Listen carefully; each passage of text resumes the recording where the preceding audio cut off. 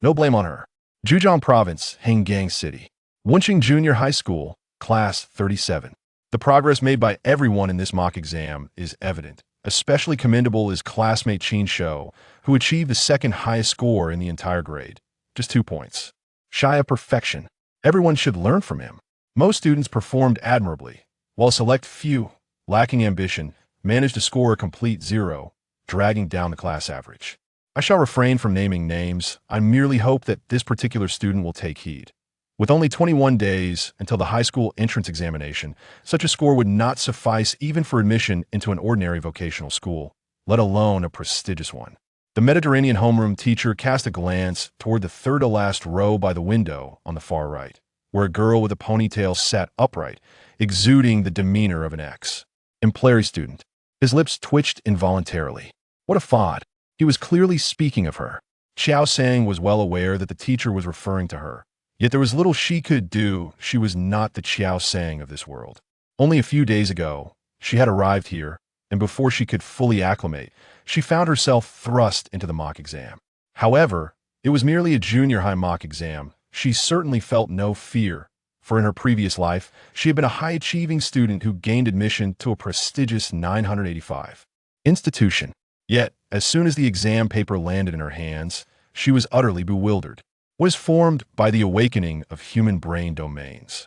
What extraordinary beings are attracted by heart scales, and what role do they play? What is the final evolutionary form of the stinky loach?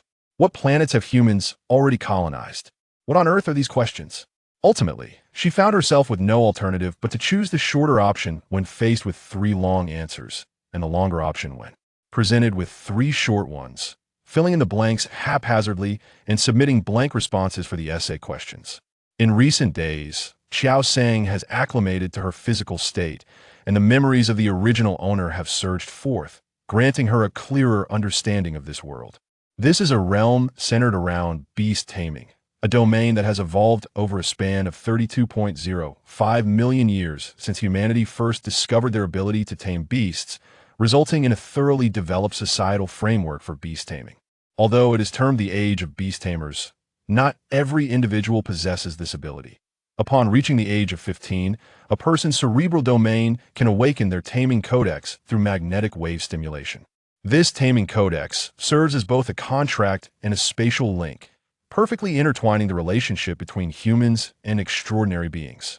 Should an individual fail to awaken their taming codex by the age of 15, it is highly probable that they will remain disconnected from the realm of beast taming for the entirety. Why their lives? Despite the extensive development of the age of beast tamers, humanity has not achieved a 100% success rate in awakening the taming codex. For instance, in the previous year, only 73 of candidates nationally were able to awaken their taming codex during the unified entrance examination, leaving 27 without this ability. Why? Even if some among them are prodigies, they are inevitably barred from enrolling in beast-taming high schools. Those who cannot tame beasts are relegated to mediocrity, destined to linger in the lower echelons of society throughout their lives. This presents a stark reality. Without the ability to tame beasts, one might struggle even to perform menial tasks. Why would one rely on human strength to transport bricks when there are extraordinary beings capable of lifting hundreds or even thousands of kilograms with ease? Such endeavors are time-consuming and laborious. The same principle applies to serving food. Even if the wages for human workers are significantly higher, restaurants prefer to employ extraordinary beings for service, as this strategy attracts a larger clientele in a world that starkly contrasts with the conventional wisdom of the past. Qiao Sang, a middle school student on the brink of her high school NCE examination, felt an overwhelming sense of urgency. Previously, knowledge was deemed the key to altering one's destiny. Now, it is the mastery of beasts that shapes one's life. Though she possessed the memories of her predecessor, that individual was academically challenged. Her grades had consistently placed her among the bottom tier of her class, and while she had made a slight improvement in the recent mock examination ranking 4th from the bottom, it was a modest success, as the previous 4th-place student had been unable to take 2 subjects due to illness on the day of the exam. With only 21 days remaining until the entrance examination, she did not dare to dream of attending a prestigious high school. She would be grateful to secure a place in any Secondary institution. Qiao Sang diligently listened to her teacher's lectures, took notes, and continued to pore over her textbooks even after class, embodying the fervent spirito. A student preparing for imminent exams. Qiao Sang, the teacher's reference to the duck egg surely pertains to you. Her deskmate, Fong Cici, whispered conspiratorially. This was not a question, but rather an affirmation. Although the teacher had not specifically named anyone, it was hard to overlook Qiao Sang's blatant display of a zero-score test, paper upon which she was taking notes, without even attempting to conceal her score. Qiao Sang nodded in acknowledgement. In her recollections, she and her deskmate shared a solid rapport, often indulging in food and outings together. A significant reason for their close friendship was that Fong Cici also struggled academically. In the last mock examination, she had taken Qiao Sang's place, ranking fourth from the bottom, while Qiao Sang remained at the very end. Impressive. I see you attempted the multiple-choice questions, yet managed to score a grand total of 0, that the difficulty must rival that of others achieving full marks, Fong Cici remarked, raising her thumb in admiration. Qiao Sang, choked with words, found herself at a loss. Could one truly blame her? If blame were to be assigned, it should be directed towards that peculiar selection process that favored the shorter option. How did you fare in the exam? Qiao Sang inquired. I scored 263, an improvement of 98 points from last time, Fong Cici replied, a hint of pride in her voice. Truly, as a student of modest standing, she only managed to gain 98 points despite taking 2 additional subjects.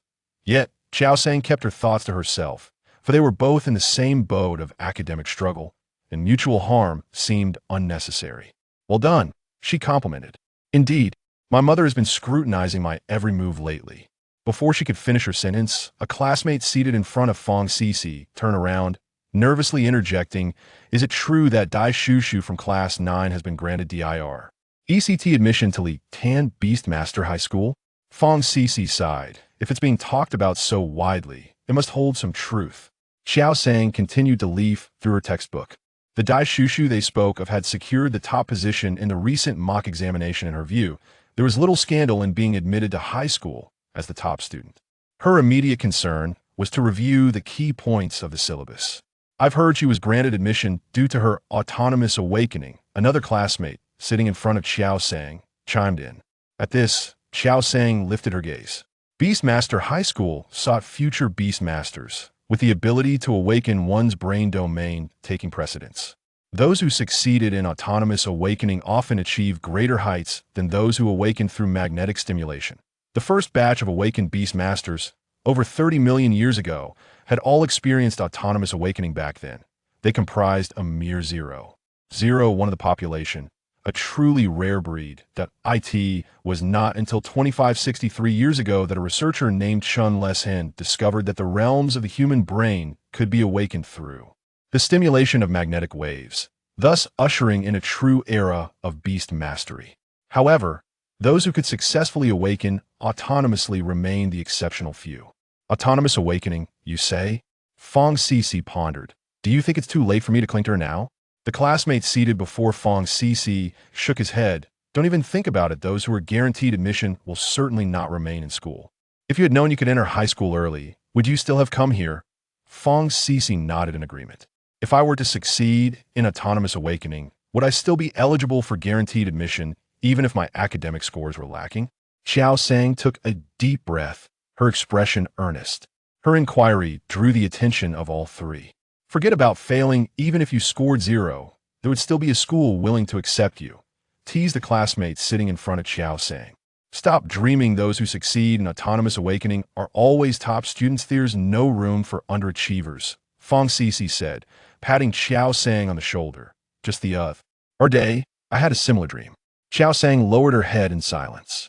The three assumed she had been disheartened and ceased their discussion on autonomous awakening. Little did they know the immense effort Qiao Sang exerted to suppress her impulse to laugh uncontrollably at the heavens. Autonomous awakening. She had successfully awakened autonomously the moment she arrived. However, at that time, she was unaware of what it truly was, mistaking it for a mere golden finger. It was only after her memories merged that she realized it was the Beast Mastery Manual that one awakens at the age of 15. It is not to be overlooked that Qiao Sang, in her original form, was rather academically challenged. Even after the merging of memories, she remained oblivious to the significant distinction between awakening through self-realization and that induced by magnetic waves. With the burden of the high school entrance examination now lifted, Qiao Sang approached her studies with a more relaxed mindset. She found herself engaging with knowledge points not merely as rote memorization, but with genuine curiosity. The deep Maori turtle belongs to the terrestrial faction, typically inhabiting arid tropical regions, with black rings surrounding its eyes, and is not adept at swimming. How could a turtle lack proficiency in swimming? If one cannot swim, what justification is there for being a turtle? Why would a turtle be classified as terrestrial rather than aquatic? The steel-willed mouse should avoid rain, as its body is prone to rust, and it thrives in sunlight. How could a creature of extraordinary attributes be susceptible to rust? If it possesses a steel-like quality, then why would it favor sunlight, knowing that exposure to moisture company old lead to oxidation and rusting? The abundance of such elementary knowledge elicited a desire within her to voice her skepticism. Yet, rather than finding the experience burdensome, Qiao Sang discovered it to be quite amusing, retaining the information effortlessly without the need for forced memorization. Soon, the school day came to an end. As Qiao Sang gathered her belongings, she was approached by a classmate wearing black-rimmed glasses. "Qiao Sang, the homeroom teacher is calling for you in the office," she informed. Qiao Sang paused momentarily, responding, "I understand." The bespectacled girl, Ma Xiao, served as the academic representative of their class and was unperturbed by the teacher's summons of Qiao Sang to the office. As one who routinely occupied the third-to-last position in class rankings, this was a familiar occurrence for Qiao Sang's original self. However, the current Qiao Sang was unaccustomed to such treatment, especially when confronted with the teacher's spittle-laden admonitions directed at her face. Qiao Sang silently took a step back. "Teacher, please remain calm." That was close. She almost called him old class. "Calm? How can you expect me to be calm? After teaching countless students, I have never encountered anyone as poor as you." The teacher intensified his verbal assault. As a top student in her previous life, Qiao Sang had never experienced such treatment. She quietly retreated another step. "There is a reason for my poor performance." The teacher narrowed his eyes. "What reason could possibly justify this?" "Actually, I have awakened my abilities, but my mind has yet to adjust." In that moment, Qiao Sang felt a sense of admiration for her own cleverness. "Oomph." The teacher scoffed. "It seems I've been too lenient with you." Qiao Sang was perplexed. What did his treatment have to do with her current situation? The teacher then retrieved a phone directory from his drawer, opened it, and dialed number. Before long, the call was answered. "Is this Qiao Sang's guardian? I am her homeroom teacher. Do you have time to come to the school?" Qiao Sang. Chapter 2. A beating in Qingqing, Building C, Room 606. After enduring nearly 2 hours of scathing criticism at school, it was only when the old teacher's stomach growled that he finally paused his admonishments. Qiao Sang went to the restroom to wash her face twice. She gazed into the mirror at her reflection. Her features were exquisite, identical to how she appeared in her previous life, albeit with a youthful fullness and a hint of baby fat. As she emerged to join the meal, her mother's voice resonated from the living room. "Dinner is ready." Qiao Sang responded and silently washed her face once more. Upon entering the living room, her mother, Yishakting, cast a piercing glance her way. "The dishes have gone cold. I just reheated them. Hurry and eat." In truth, Qiao Sang's original family bore many similarities to her own. Not only did her parents share striking resemblances, but both hailed from single-parent households. The original father was neither missing nor deceased prematurely.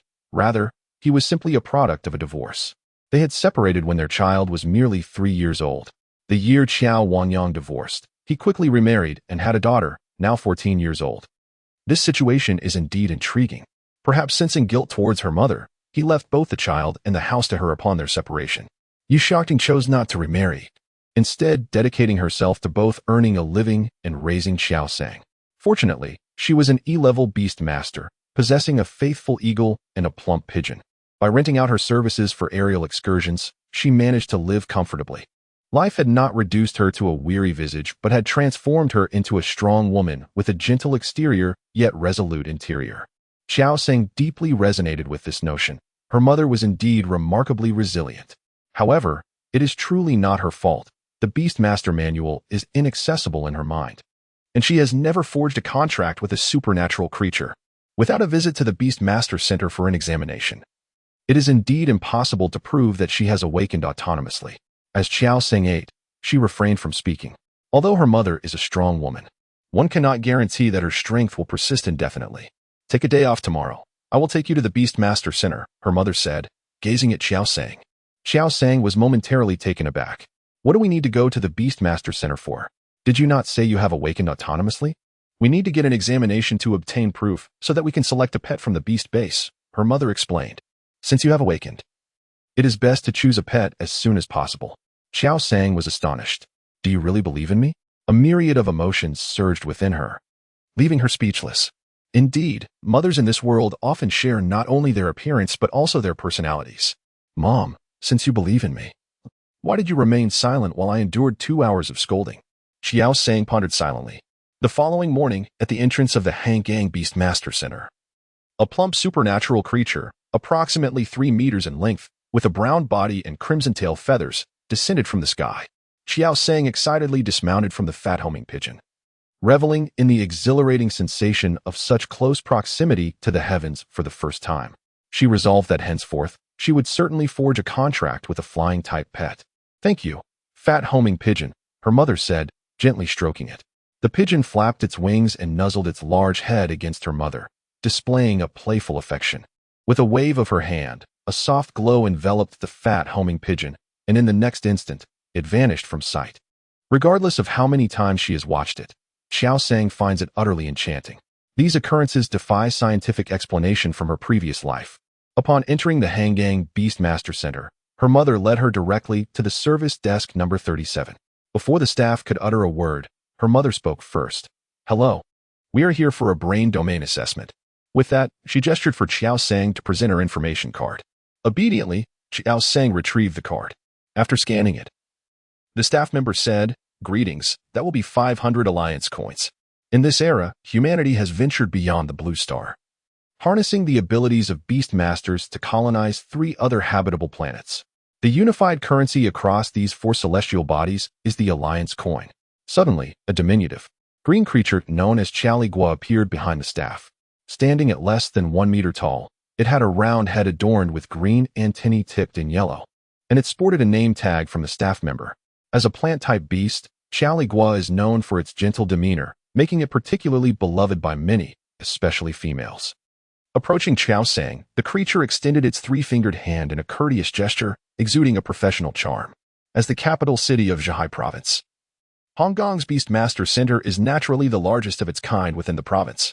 Qiao Sang followed Chaligua for several minutes until they arrived at the brain domain testing area.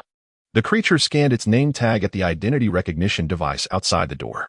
Once the door opened, it called out to Qiao Sang. Her mother calmly urged, Go on in. The mother appeared composed, yet her eyes revealed a glimmer of anticipation. It was evident that despite her faith in her child, she remained anxious until the outcome was determined. Qiao Sang followed Chaligua into the room. Before her stood a short-haired female researcher clad in a white lab coat, accompanied by a floating bubble bell. Qiao Sang had only just encountered this extraordinary creature in a book the previous day, and she was astonished to see it in the flesh so soon. The bubble bell was devoid of gender distinctions, classified as an extraordinary creature with superpowers, and was quite rare among companion beasts. Indeed, such superpowered beings were uncommon, and the companion beast facilities were limited. Perhaps only 5 or 6 would be available in a year, each starting at a staggering price of over 1 million Alliance coins. Far beyond the means of an ordinary family. Clearly, the researcher was affluent. Qiao Sang promptly categorized the short-haired woman before her as a wealthy individual. The researcher, seated before her computer and typing furiously, did not seem surprised at the entrance of Chaligua and Qiao Sang, indicating that she had received prior notification of Qiao Sang's arrival. Please, take a seat over there, she instructed, gesturing towards a nearby single sofa. Qiao Sang complied and settled onto the ordinary sofa, which held no extraordinary qualities. Bubble Bell, the short-haired researcher, called out to her companion without looking up. Ling suddenly. A blue light radiated from the Bubble Bell, and before Qiao Sang could comprehend its intent, a silver helmet connected by a multitude of wires floated over from several meters away, descending upon her head. This spectacle left Qiao Sang in awe. The ability was incredibly convenient, truly a marvel for the lazy. Do not move. The short-haired female researcher remained absorbed in her work. Yet Qiao Sang was acutely aware that the words were directed at her. The silver helmet perched upon her head did not obstruct her view. She distinctly observed the researcher's brow furrowing in response to the images and data transmitted from her device. An immediate tension gripped Qiao Sang. Surely, there could not be an issue. The researcher's serious demeanor resembled that of a stern school principal, especially with her current role and the nature of their discussion, causing Qiao Sang's heart to race. "Are you self-awakened?" The short-haired researcher inquired abruptly. Sister, is there something wrong with me?" Qiao Sang asked anxiously. "No. Do not be nervous," the researcher reassured, her austere expression softening into an awkward smile, an attempt to comfort. "It's rather intimidating." Qiao Sang felt her anxiety intensify. "This year, in our city, there are only 6 children who have achieved self-awakening, including you. You must have performed exceptionally well," the researcher continued. "Being academically gifted does not necessarily equate to self-awakening, but those who succeed in awakening are invariably high achievers." Qiao Sang thought to herself, it is possible to attribute her intelligence and talent to her academic performance, yet it seemed a stretch. She recognized the researcher's effort to ease her tension, but the attempt at conversation felt forced. "I ranked 3rd overall," Qiao Sang stated, her composure unwavering. Being 3rd in the entire school is commendable. Many who rank 1st or 2nd have not awakened, the researcher remarked, her smile somewhat stiff but her tone gentle. "I have secured the top position in this mock examination." Qiao Sang felt a wave of calm wash over her. After awakening, her brain domain would develop by 2. While those who, like her, achieved autonomous awakening typically reached around 5. It was entirely normal for sudden progress to occur. The short-haired researcher explained this to Qiao Sang after she had taken her first test. Qiao Sang remained silent for approximately 2 minutes. The short-haired researcher then looked up and called, "Bubble Bell." Bubble Bell exerted her telekinetic abilities to return the device on Qiao Sang's head to its original position. "Congratulations on your successful autonomous awakening. There are no significant issues with your brain domain. However, the fluctuations in your brain waves are rather pronounced. It is essential to rest well and incorporate more dried fruits into your diet." "Thank you," Qiao Sang replied, accepting the certificate, her heart finally feeling at ease. As she stepped outside, her mother rushed forward, her expression fraught with concern. "What was the result?" she asked anxiously. Qiao Sang sighed and handed her the document. Her mother's face turned ashen, momentarily paralyzed by fear of the outcome. "Mom, just look," Qiao Sang urged, extending the certificate slightly closer. Yi Xiangting felt a chill run down her spine. Her daughter had not only failed to awaken autonomously, but had also received a score of 0. In truth, even if she hadn't T-scored 0, her previous grades had never been sufficient to gain admission to a Beastmaster high school. The prerequisite for attending such a school was to awaken a Beastmaster Classic through magnetic waves and then achieve the required score. With a maximum score of 650 on the entrance exam, last year's cutoff was 332. If she had applied herself diligently at school, failing would have been acceptable, as at least she would have tried. Yet, her daughter had received a 0 and had lied about it. In that moment, Yi Xiangting was engulfed by doubts regarding her own parenting. She needs a good talking to, she thought. This child truly required discipline. As Qiao Sang observed her mother gazing down at the certificate, her posture involuntarily straightened. A sudden clap startled Qiao Sang. Chapter 3. Changing Houses. "Mom, why did you hit me on the back of my head?" Yi Xiangting gritted her teeth. "You've awakened successfully, so why the sighing?" "The examination sister mentioned that my cerebral waves are fluctuating greatly and advised me to rest, but with only 20 days until the high school entrance exam. This is surely hindering my studies." Qiao Sang wore an expression of innocence. "Mom, what are you doing? What are you doing? Mom, where's the strong woman you promised to be?" The only remnant of the presence that had accompanied Qiao Sang was Chaoli Gua, left in disarray by the wind. Chaoli, the Beastmaster Center prohibits running and ruckus. Initially, according to her mother's wishes, they were to visit the Hangang Pet Beast Base in the afternoon to select a pet beast, but Qiao Sang declined. As Beastmasters are the mainstream in this world, the choice of pet beast is of utmost importance, for one is likely to contract only a single pet beast in their lifetime. The ranks of Beastmasters ascend from F to SSS. An F-class Beastmaster is the most rudimentary. Upon awakening at the age of 15, one merely needs to contract a pet beast to obtain certification at the Beastmaster Center. However, to attain E-class status, one must first develop their cerebral capacity by 10%, enabling the contract of a second pet beast. Subsequently, a notary from the Beast Master Alliance must oversee a one-on-one battle. Victory is required to elevate one's status to E-Class Beast Master. Some individuals, eager to cultivate intermediate pet beasts earlier, opt for contracting extraordinary creatures with shorter evolution cycles, such as insect-type beings. As a student lacking in academic prowess, Qiao Sang felt her knowledge base was woefully inadequate, with her recollection of extraordinary creatures limited to those merely possessing aesthetic appeal. What value does beauty hold if one cannot triumph in battle? If she cannot secure victory, how can she ascend to become a higher-tier beast master? The selection of a companion beast must naturally favor those with high potential and formidable combat abilities. Qiao Sang believed that such matters cannot be rushed. Diligent preparation is essential. She opened the forum and logged into her account, aptly named Genius again and again. This identifier serves as a testament to the fact that every underachiever harbors dreams of resurgence. Rather than initiating a new thread, Qiao Sang recognized that the world of beast masters had reached a state of maturity, with countless newly awakened beast masters emerging each year. A cursory glance through the forum revealed a plethora of posts related to companion beasts. I was poisoned by a little scorpion. B-level Beast Master online teaching how to gain admission to Nanxing Beast Master University. A novice Beast Master inquires if it is feasible to form a contract with a little dragon. Her gaze lingered on the final post. It was utterly devoid of reason. To seek a dragon-type companion as one's first beast, and then publicly solicit opinions on its feasibility? The formidable nature of dragon-type beasts is universally acknowledged, excluding a few exceedingly rare creatures. Dragon-type beasts are indisputably the most expensive among all companion beasts based solely on their attributes.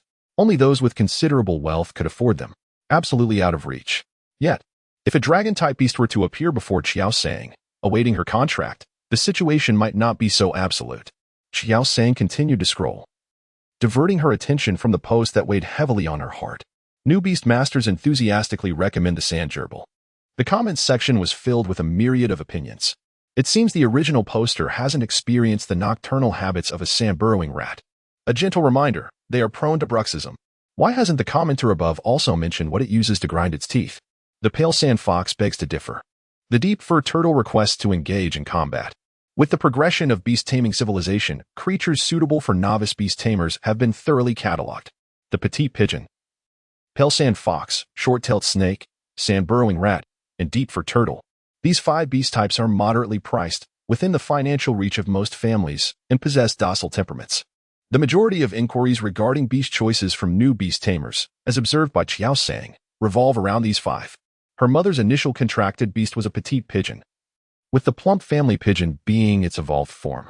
As a flying-type beast, its corpulence renders it intrinsically slower than other flying types. Its status as a prime choice for novice beast tamers is solely attributed to its capacity to evolve into the brigadier-level beast, the robust crested owl. The pale sand fox exhibits formidable offensive capabilities, yet its defensive attributes are wanting. It cannot endure sustained damage. The sand-burrowing rat is naturally adept at the burrowing technique, favoring evasion and generally averse to direct confrontation. While the deep fur turtle may lack aquatic prowess compared to typical turtles, its defensive prowess remains robust. The pale sand fox, sand-burrowing rat, and deep fur turtle are all classified as earth-type beasts, hence their frequent comparison. However, the pale sand fox's aesthetic appeal surpasses the other 2, making it a preferential choice for female novice beast tamers. The short-tailed snake, a poison-type beast, possesses venomous fangs and a hazardous, needle-tipped tail, affording it considerable combat effectiveness in its early stages. However, contracting it carries the risk of requiring a visit to the hospital. Without robust physical conditioning, few novice beast tamers would dare to form a contract with it. After much contemplation, Qiao Sang found herself at an impasse. The 5 types of beasts each bore their own shortcomings, yet their affordability and the undeniable safety of their evolutionary paths were significant advantages. Ultimately, it boiled down to financial constraints. Rising from her seat, Qiao Sang exited the room, where her mother sat on the sofa, engrossed in the television. "Mom, do we have $1,000,000 yuan?" Qiao Sang inquired. "I wish to purchase a bubble bell." Scram. "All right then. Aside from acquiring beasts through the pet base, there exist various alternative routes, such as the black market, beast gambling, and wild hunting. Beasts obtained from the black market often have dubious origins. As long as one can afford the price, any kind of beast can be procured. Gambling involves a degree of luck, and one could easily find themselves destitute, having lost even their undergarments. Seeking to contract beasts in the wild is a venture reserved for those who have reached at least the D level in beast taming. After all, the likelihood of encountering danger outdoors is considerable, and the wild nature of extraordinary creatures makes them difficult to tame. Even upon contracting, cultivating obedience is no simple task. None of these avenues were feasible for her at this moment. Qiao Sang sighed. Although her thoughts were plentiful, her options were regrettably limited. At 8:26 p.m., Qiao Sang shut down her computer, surprised by the time. It was unusual for her mother not to call her for dinner at this hour. Could she truly be upset? She prepared to head to the living room, but upon rising, her unease prompted her to seize a copy of Chronicles of Beast Masters 2 from the bookshelf. As she opened the door, she found the living room shrouded in darkness, the lights unlit. To her surprise, her mother was absent. After a moment of contemplation, confirming that her mother was not in the bedroom either, she switched on the living room lights, carelessly tossing Chronicles of Beast Masters 2 onto the nearby sofa. She then retrieved a box of matcha ice cream from the refrigerator. Just as she settled down with her legs crossed to watch television, a sound interrupted her. A door creaked open. Turning her head, their eyes met. A brief silence enveloped the air. "Come and eat," her mother said, raising an eyebrow as she placed the takeaway meal onto the dining table. So she had gone out to buy food. "You're back," Joanna remarked, glancing at the matcha ice cream in her hand, and adhering to her principle of waste minimization. She took another bite. "Mom, what made you go out to buy food today?" Joanna approached the dining table. "I had matters to attend to and no time to cook, so I picked something up on the way," her mother replied. "What matters?" Joanna inquired. Her mother paused for a moment, then said, "Joanna, let us consider moving." Joanna froze. Her eating halted as she questioned, "Why move?" Hangang City, as the capital of Zhejiang Province, boasted exorbitant housing prices. This house had been purchased by her father as a wedding gift when prices were still reasonable. Her mother took a bite of her meal, swallowed, glanced at Joanna, and after a brief silence, continued, "I just spoke with the agent. Our house, which is 133 square meters, is currently valued at approximately 53,000 per square meter, allowing us to sell it for over 7 million alliance dollars. After careful consideration, I have concluded that we might opt for a smaller house, making an initial down payment, while using the remaining funds to procure a bubble bell for you, which would still leave us with a substantial amount. Furthermore, your mother is capable of earning. And aside from transitioning to a more modest abode, our lives will remain largely unchanged." Qiao Sang was taken aback. Only a few hours had passed, and her mother had silently made such a significant decision. "Mom," she murmured, struggling to articulate her thoughts. Her mother promptly interrupted, stating, "Although your academic performance is lacking, you possess the ability to awaken independently. Your talent is evident. Our family may not be particularly affluent, but whatever type of pet you desire, your mother can certainly acquire it for you. Just promise me that you won't approach its training as you do your studies, diligently for 3 days, only to falter for 2. You must nurture it earnestly." Though Yushakting had not previously contemplated this, her daughter expressed a desire for a pet of the supernatural variety.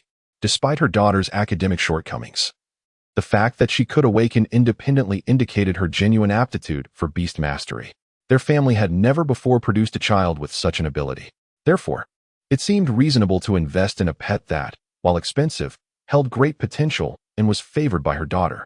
This was, after all, a responsibility of motherhood. Qiao Sang felt a tumult of emotions within her. All she knew was that she yearned for a taste of the unfinished matcha ice cream to soothe the fervor in her heart. Gazing into her mother's eyes, she smiled and said, "Mom, you've acknowledged that I am independently awakened, and my talent is clear. I can nurture any kind of pet. I was merely speaking in jest, and I have no intention of contracting a bubble bell. Please, do not sell the house." Mother stood up to pour a glass of water, and after a moment, "I knew you desired a bubble bell, your autonomy." However, Qiao Sang interrupted her, stating earnestly, "I have studied for an entire afternoon and evening, and I firmly believe that the fire-toothed dog is excellent. I wish to possess it. The bubble bell belongs to the psychic attribute, which is undoubtedly remarkable. Additionally, dragon-type, fairy-type, and ghost-type creatures are all commendable. Yet, Qiao Sang merely regarded them as rare and formidable. She did not necessarily wish to own them. It is akin to those who boast casually, wishing for a divine beast right from the start. What she truly desired was to have a creature of her own within the bounds of her capabilities. Chapter 4. Taking leave. Mother paused, pondering whether the fire-toothed dog might be too temperamental. When selecting a creature, a beastmaster undoubtedly considers attributes, talents, and potential. Yet, for a novice beastmaster, the most crucial factor is the temperament of the creature. The little chubby dove, white sand fox, short-tailed snake, sand gopher, and deep-furred turtle serve as excellent choices for fledgling beastmasters, as personality plays a significant role. Not all creatures cultivated in the breeding grounds exhibit docile temperaments or refrain from attacking humans. A novice beastmaster who contracts a creature with a fierce temperament as their first may find it impossible to command it in battle, let alone train it. Last year, a boy in Kainan City, fresh from his midterm exams, contracted a fire sparrow. Yet within mere days, the fire sparrow preferred to suffer backlash rather than continue the bond. The boy suffered severe brain damage, and by the time he returned to high school, 6 months had passed, creating a significant gap between him and his peers. Later, upon interviewing him, I discovered that the incident stemmed merely from a youthful desire for Yin KK to strike a few poses for a social media post. This revelation momentarily surged to the trending topics. Fire-type companion beasts are often characterized by their brash and capricious nature, and the fire-toothed dog is no exception. However, Qiao Sang held a different perspective. It seemed implausible that an entire breed could possess uniformly tempestuous temperaments. Surely, a few must exhibit distinct personalities. After all, if an entire species shared identical traits, it would render them devoid of individuality. Mother, you have always said that I possess a talent for beast mastery. I believe a fire-toothed dog would suit me splendidly, Qiao Sang remarked. While the fire-toothed dog may not command prices as exorbitant as those of superpowered companion beasts like the bubble bell, it still exceeds the cost of the common fat pigeon by a significant margin. The latter, a favored choice for novice beastmasters, typically retails around 30,000, whereas the fire-toothed dog hovers near 100,000. Qiao Sang was well aware of her family's financial situation, understanding that such an expenditure was feasible. Very well. I shall take you to the companion beast base tomorrow morning, her mother consented, offering no further elaboration. At the break of dawn the following day, Qiao Sang was roused by her mother. Under her mother's urging, she managed to prepare and have breakfast within a mere 10 minutes, stepping out just as the clock struck 7:06. Throughout this time, Qiao Sang kept her eyelids drooping, appearing as though she had yet to awaken fully. It was tea until she boarded the transport that she truly began to come to life. The Hangang Companion Beast Base is situated not within the city, but rather in the outskirts, over 40 kilometers away from the city center. By the time the fat pigeon arrived at the base, it was already 8:31, perfectly coinciding with the opening hours of the establishment. Due to the early hour, Qiao Sang and her mother were the only patrons present at the Hangang Companion Beast Base. Ready to procure a companion beast. No appointment is necessary, and there is no need to queue. The individual welcoming them is a woman in her 30s. How may I assist you? She inquires, stepping forward with a professional smile. We wish to purchase a fire fong dog, the mother states directly. Very well, please follow me. The staff member replies, leading the way. Clearly seasoned in her role, she provides continuous commentary, ensuring the atmosphere remains comfortable. We currently have 27 fire fong dogs at the facility, all in excellent condition. 2 of them are on the verge of evolution, while among the remaining 25, 19 have already mastered the ember ability. 7 have even learned the fireball technique, and they are several centimeters taller than their peers. Furthermore, there are 5. As she speaks, they arrive at the designated area for breeding fire fong dogs. Before Qiao Sang could approach, a sudden explosion reverberated, and a flame struck approximately 5 meters away from her. Startled, she turned to locate the source of the fire. 2 fire fong dogs, noticeably larger than the others, were locked in a standoff, baring their teeth engulfed in flames, a skill inherited by all fire fong dogs known as fire fangs. The staff member remained calm, explaining, "These 2 are the ones nearing evolution. They frequently engage in combat to assert their dominance, though their bouts typically end in a draw." As she spoke, flames flickered wildly, with another blast impacting about 4 meters from Qiao Sang, causing her scalp to tingle. The staff pointed towards the nearby bushes on the left, indicating that the recent spark was emitted by a fire fong dog, demonstrating considerable power. Qiao Sang glanced over and noticed that one fire fong dog was standing in front of another, both exuding an ominous aura.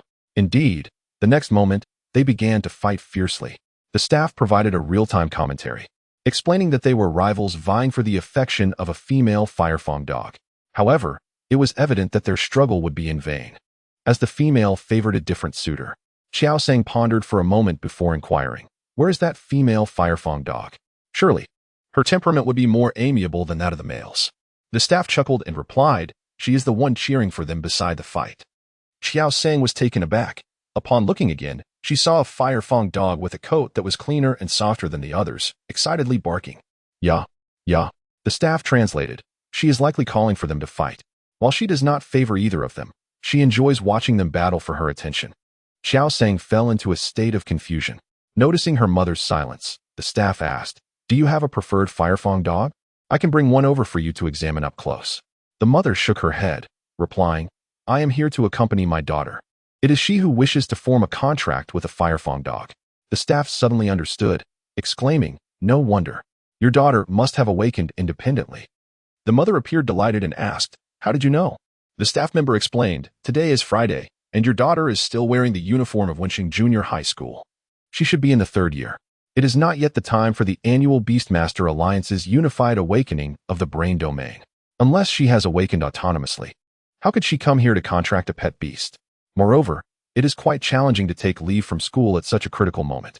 All of this was mere conjecture on her part, stemming from the fact that a girl from Wenqing Junior High had arrived 3 days prior, also having awakened autonomously, accompanied by her parents to contract a pet beast, and it just so happened that she was the one to attend to them. However, what kind of luck was it for Wenqing Junior High to produce 2 children with autonomous awakenings in the same cohort? She would certainly need to discuss with her husband about taking out a loan to purchase a property in that district, especially since their son was already in the 4th grade. The smile on the mother's face began to stiffen.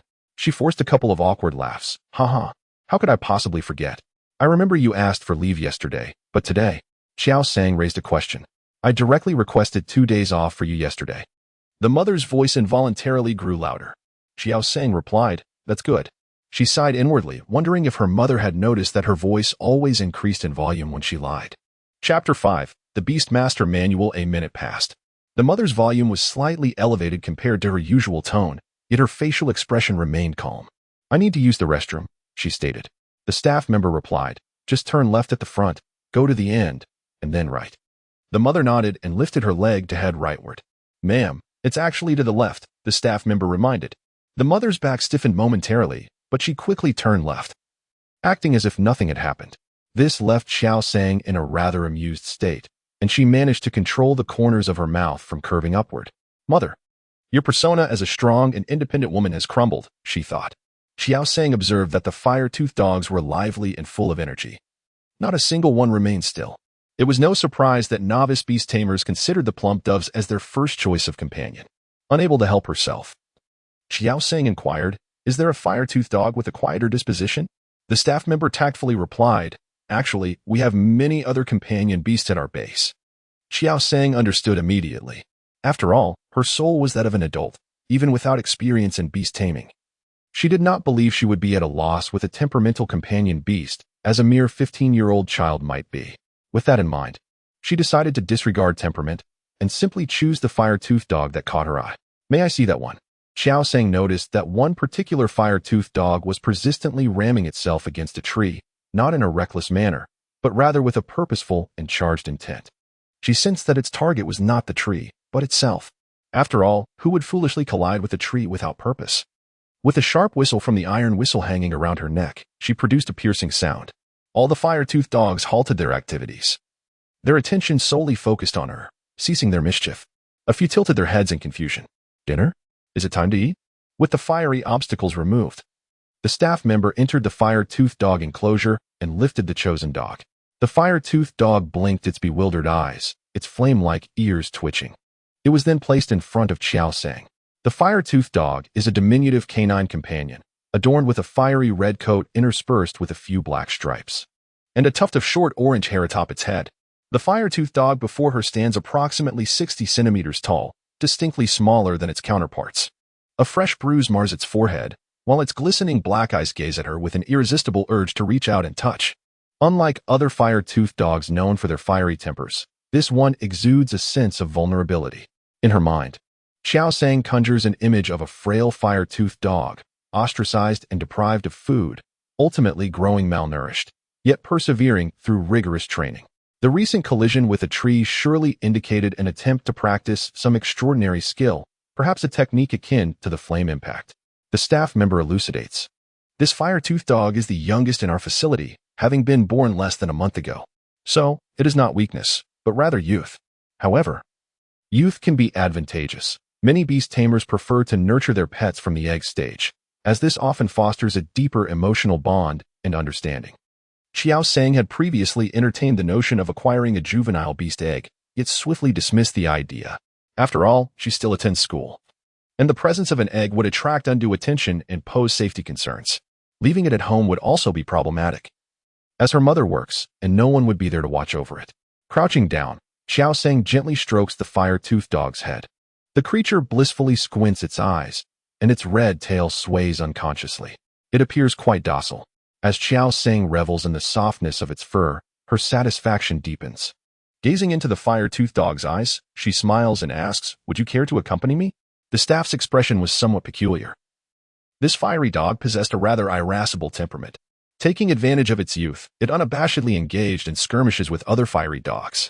The older fiery dogs, recognizing its recent arrival into the world, merely tolerated its antics, knowing it lacked even the basic spark skill and its claws had yet to fully develop.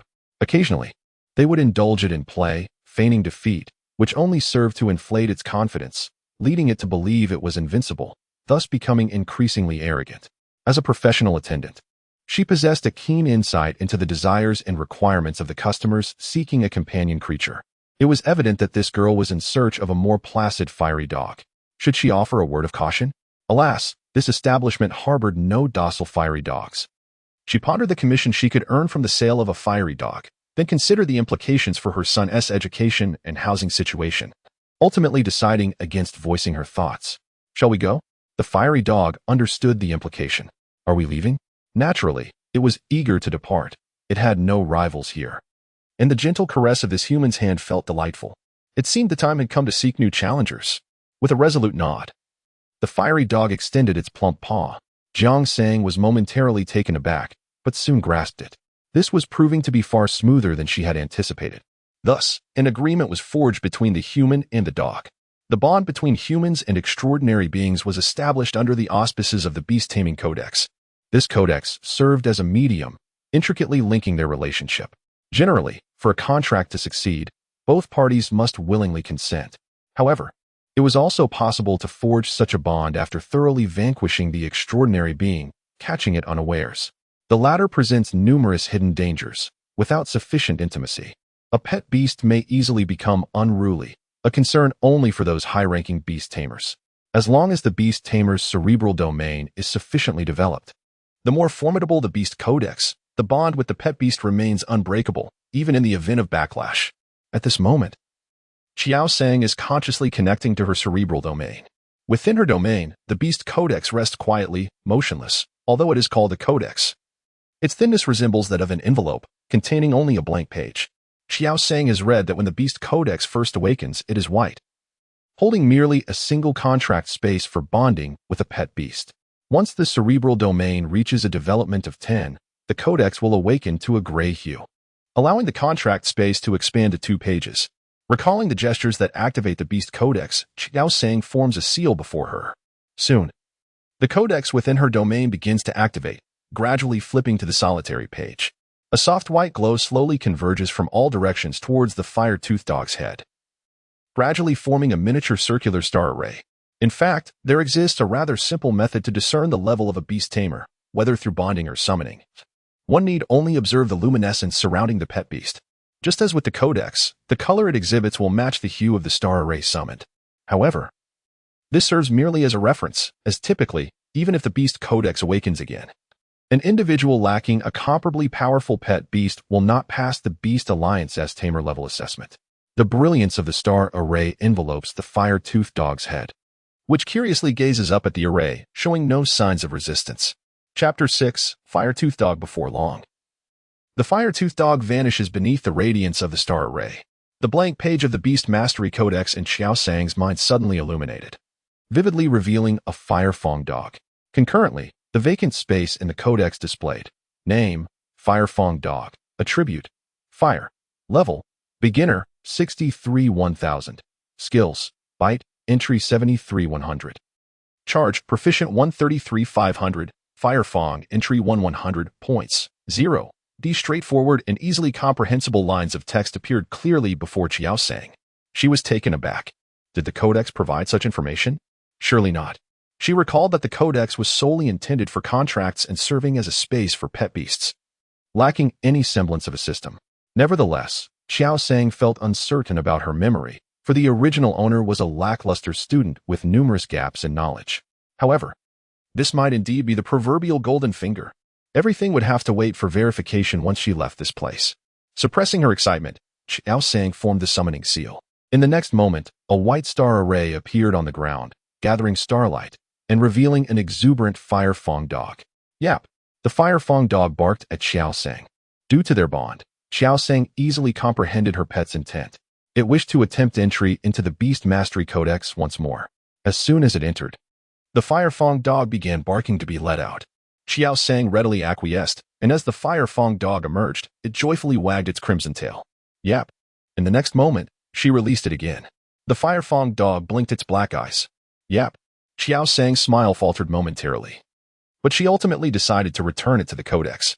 As the fiery hound emerged, its eyes sparkled with anticipation, gazing intently at Qiao Sang. Yeah, it seemed to insist. Eager to play, Qiao Sang, expressionless, replied, I am playing. Yi Xiangting, perplexed, inquired, Sang, what are you doing?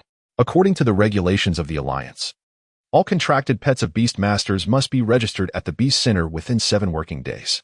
The entry of wild extraordinary beings into human residential cities is strictly prohibited. Otherwise, if they are discovered without proper registration, they will be treated as wild extraordinary creatures and taken away by the inspection department. It is not uncommon for wild extraordinary beings to attack humans. Indeed, news reports frequently cover incidents involving such assaults. To ensure human safety, particularly for ordinary individuals whose cerebral domains remain unawakened, the Alliance has enacted a ban on the presence of wild extraordinary beings within urban areas. However, extraordinary beings vary widely in type, each possessing their own enigmatic powers. While beast-type extraordinary beings are relatively easy to detect, those of the sprite or ghost variety can be elusive, often remaining hidden from sight.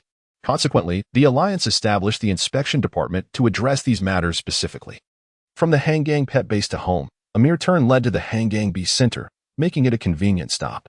At that very turn, her mother had already set off on her steed, Faith, claiming she had urgent matters to attend to, leaving behind the plump homing pigeon as her mode of transport.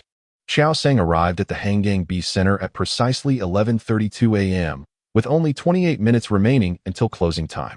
The process of information registration is not limited to a single window, as with the registration for brain domain detection. Rather, there are as many as 16 windows available for information entry. After receiving her number, Qiao Sang found a seat to settle into. The stout pigeon stood quietly beside her, while the fiery dog nestled in her arms, its eyes darting about, clearly intrigued by the surroundings. Number 06556, please proceed to window 12. Number 06556, please proceed to window 12. Qiao Sang glanced down at the number in her hand, 06557, and then checked the time, 11:52. It appeared that her turn would not come this morning. Number 06557, please proceed to window 12. It seemed that 06556 had not yet been called, as they directly summoned Qiao Sang's number instead. With a swift motion, she stood up, cradling the fiery dog in her arms, feeling fortunate today. Approaching window 12, she was greeted by a young man with a buzz cut. Hello, how may I assist you? He inquired. Qiao Sang retrieved her information card from her pocket and handed it over. I would like to register my pet. The young man took the card and placed it on the scanner. After a moment, he said, Hello, our system indicates that you are not yet a beast master. Therefore, you cannot register a pet. Qiao Sang was taken aback. Then I shall register as a beast master first. The young man replied, Please provide your brain domain certification. This was Qiao Sang's first attempt to register as a beast master, and she was unaware that such certification was required. I didn't bring it, she said helplessly. Then she raised the fiery dog in her arms. Surely, this should prove that I am a beast master? Why not? Qiao Sang questioned, perplexed. Are you ready yet? If you haven't brought everything, please clear the way. A voice filled with impatience echoed from behind. Qiao Sang turned to see a girl clad in the uniform of Sheha Beastmaster High School standing behind her. The girl cast a disdainful glance at Qiao Sang. Her elongated eyes, when viewed from above, possessed an unsettling quality. Noticing Qiao Sang's silence, she bypassed her and handed over her number slip, stating, "I am number 06556. Please attend to my matters first. I need to amend some information about my beast." Qiao Sang frowned and rose to yield her place. Acknowledging the girl's irksome demeanor but recognizing her incomplete documentation. However, the youth with a buzz cut rejected the girl, saying, "We are reordering the numbers here." He subsequently returned the information card to Qiao Sang, explaining that Beastmasters are required to provide proof with a registration photo. As the clock struck 12, the youth turned the sign at the window, smiling, "We are closing for the day. You may return in the afternoon." With that, he vacated his station. Neither of the two managed to complete their business, which was of little concern to Qiao Sang, as she had only thought of it while passing by. Yet, the girl in the high school uniform's expression soured. "It's your fault. If it weren't for you, I would have finished my business." As Qiao Sang stood to leave, a hand obstructed her path. "Hey, did you not hear me speaking to you?" Qiao Sang, bewildered, glanced around and inquired, "Are you addressing me? Is there anyone else here?" The girl's eyes widened in disbelief. At that moment, two bystanders quietly passed by. Chapter 7. The Indifferent Tail Fox, do you have something to say? Qiao Sang was compelled to ask. "If you hadn't wasted so much time, I wouldn't have come here for nothing today," the girl complained. Qiao Sang furrowed her brows and replied, "I recall that you didn't show up when it was your turn to register." The girl became animated, retorting, "If you hadn't rushed through, it would have been my turn. Do you realize that if you had just sat down for 2 seconds, I would have been there?" Qiao Sang felt a bit speechless. Is this child out of her mind? She decided to bypass the girl and leave. Although she was only 15, she possessed the mindset of an adult, while the girl before her, clad in a high school uniform, seemed like a mere child. Was there any point in arguing with such a troublesome brat? Yet, before she could take 2 steps away, the girl swiftly blocked her path again, demanding, "Where do you think you're going?" Qiao Sang regarded her coolly and asked, "Are you looking for a fight? I prefer to resolve matters through action rather than words." Engaging in a futile argument with a child held no value, but a good scuffle might indeed have its merits. If a fight was to ensue, they would step outside. If not, she would be allowed to pass. With her slightly upturned phoenix eyes, Qiao Sang typically appeared gentle and pleasant. But when she fixed her gaze on someone without a hint of a smile, she could be quite intimidating. The girl paused for a few seconds, confirming the uniform Qiao Sang wore, then cast a glance at the fire-toothed dog and the fat pigeon, gritting her teeth as she declared, "Fine, let us fight." The two proceeded to a vacant area behind the Hangang Beast Center, a space that was neither too large nor too small, where sporadic individuals were training their pets. Qiao Sang surveyed the surroundings with some surprise and inquired, "Isn't it inappropriate to be here? Shouldn't we find a more secluded spot?" The girl, after hearing this, curved her lips into a smirk. "What? Are you afraid?" Qiao Sang raised an eyebrow. "Am I not concerned about your dignity? Since you wish to engage here, so be it. Come on." The girl stepped aside with her right foot. Observing her stance, Qiao Sang placed her fire spirit dog to the side.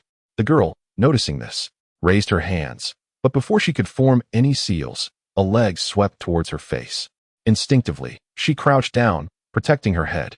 A gust of wind whooshed past her. "What are you doing?" Su Linglan exclaimed, drenched in cold sweat.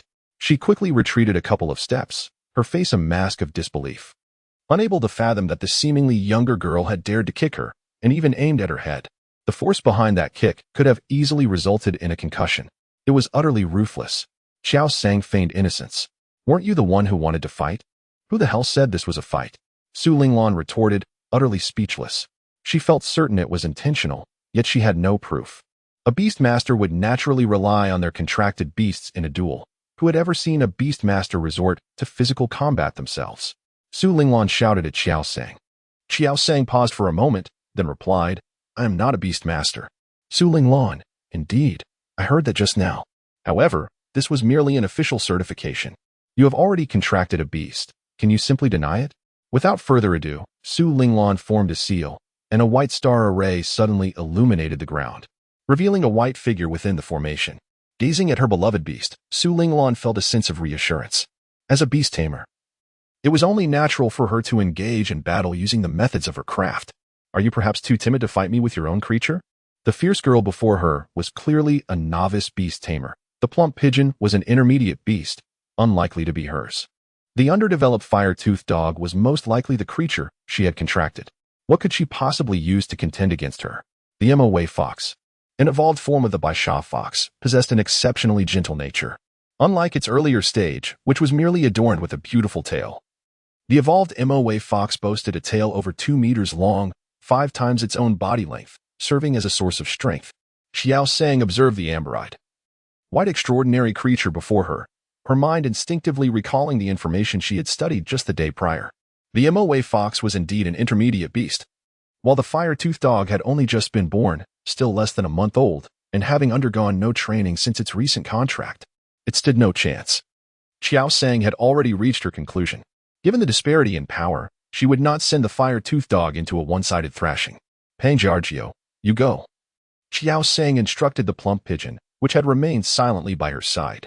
The pigeon fluffed its wings, showing no signs of refusal, and stepped forward to face the Moa Fox. Su Linglan scoffed. That isn't your beast, is it? Qiao Sang nodded in silence, not bothering to refute her.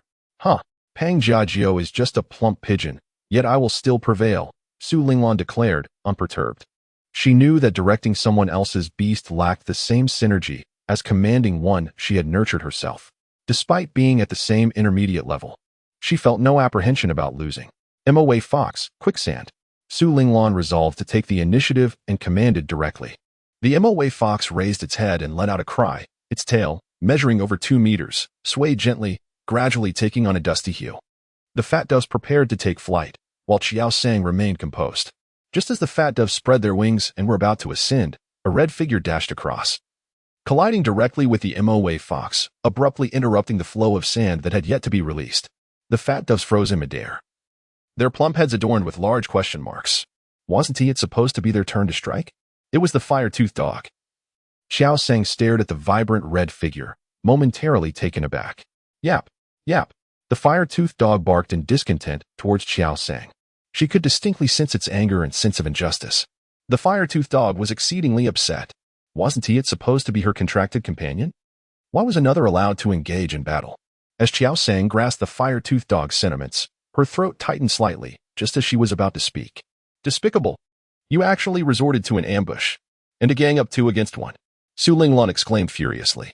Although her white sand fox had evolved into a Moa Fox, her mental capacity had only reached 7, and it would take considerable time before she could awaken her beast again, preventing her from contracting a second pet.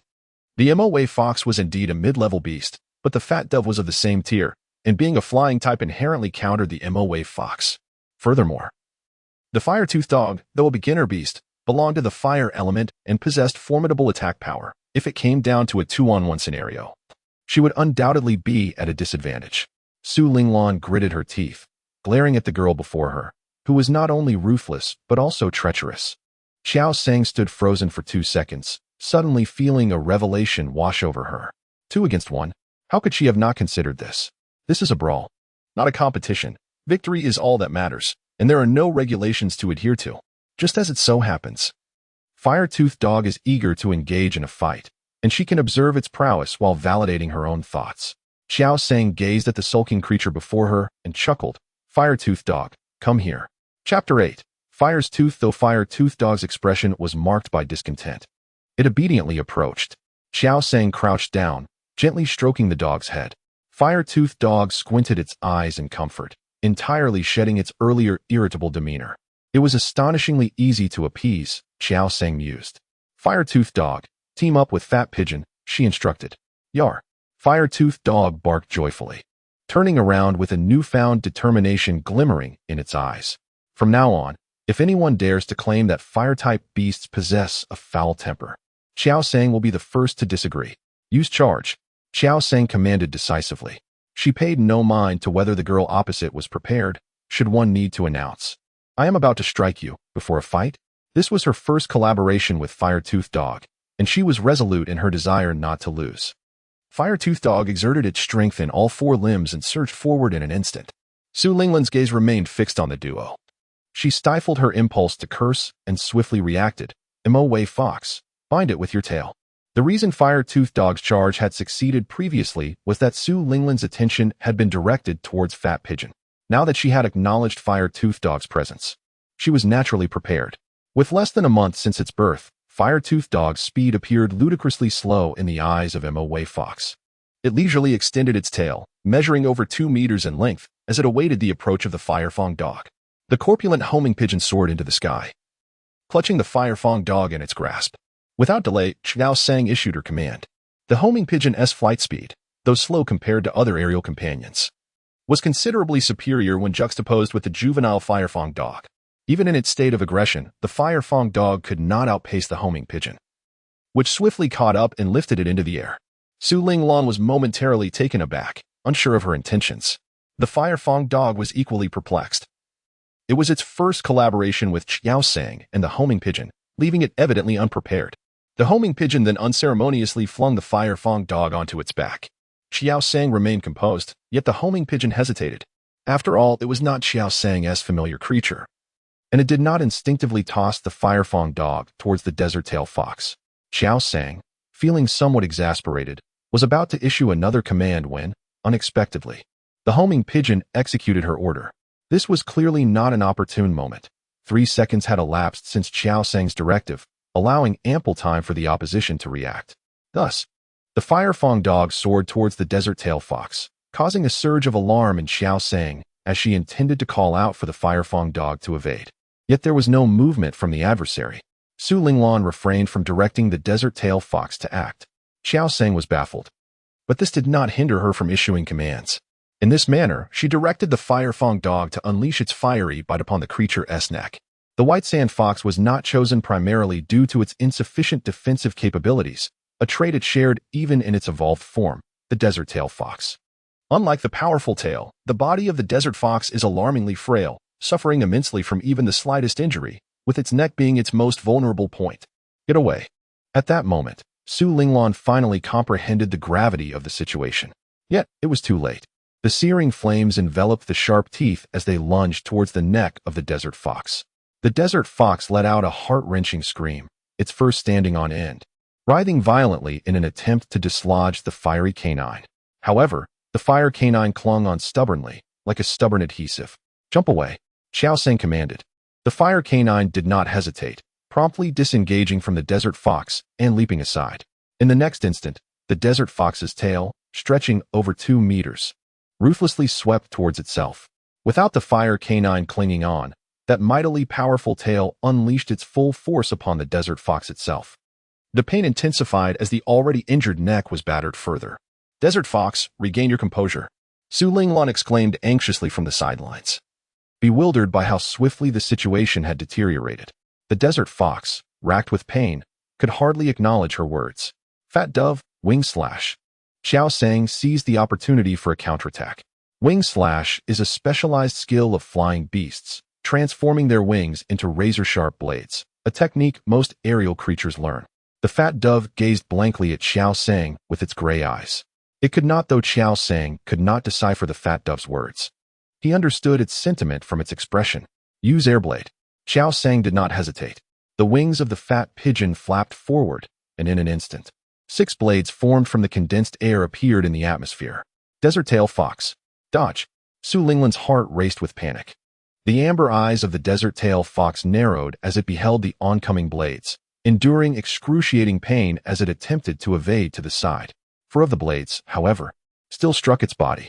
The desert-tailed fox staggered, feeling as though it would collapse at any moment. Fire-toothed dog, charge, commanded Qiao Sang. The fire-toothed dog, having been eager to leap into action, surged with vigor towards the desert-tailed fox upon receiving the order. Like the final straw that broke the camel's back, the desert-tailed fox's vision faded as it succumbed and fell to the ground, utterly crushed.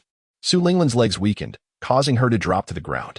Throughout the entire ordeal, the desert-tailed fox had resembled a target, relentlessly attacked. Su Linglan felt dazed.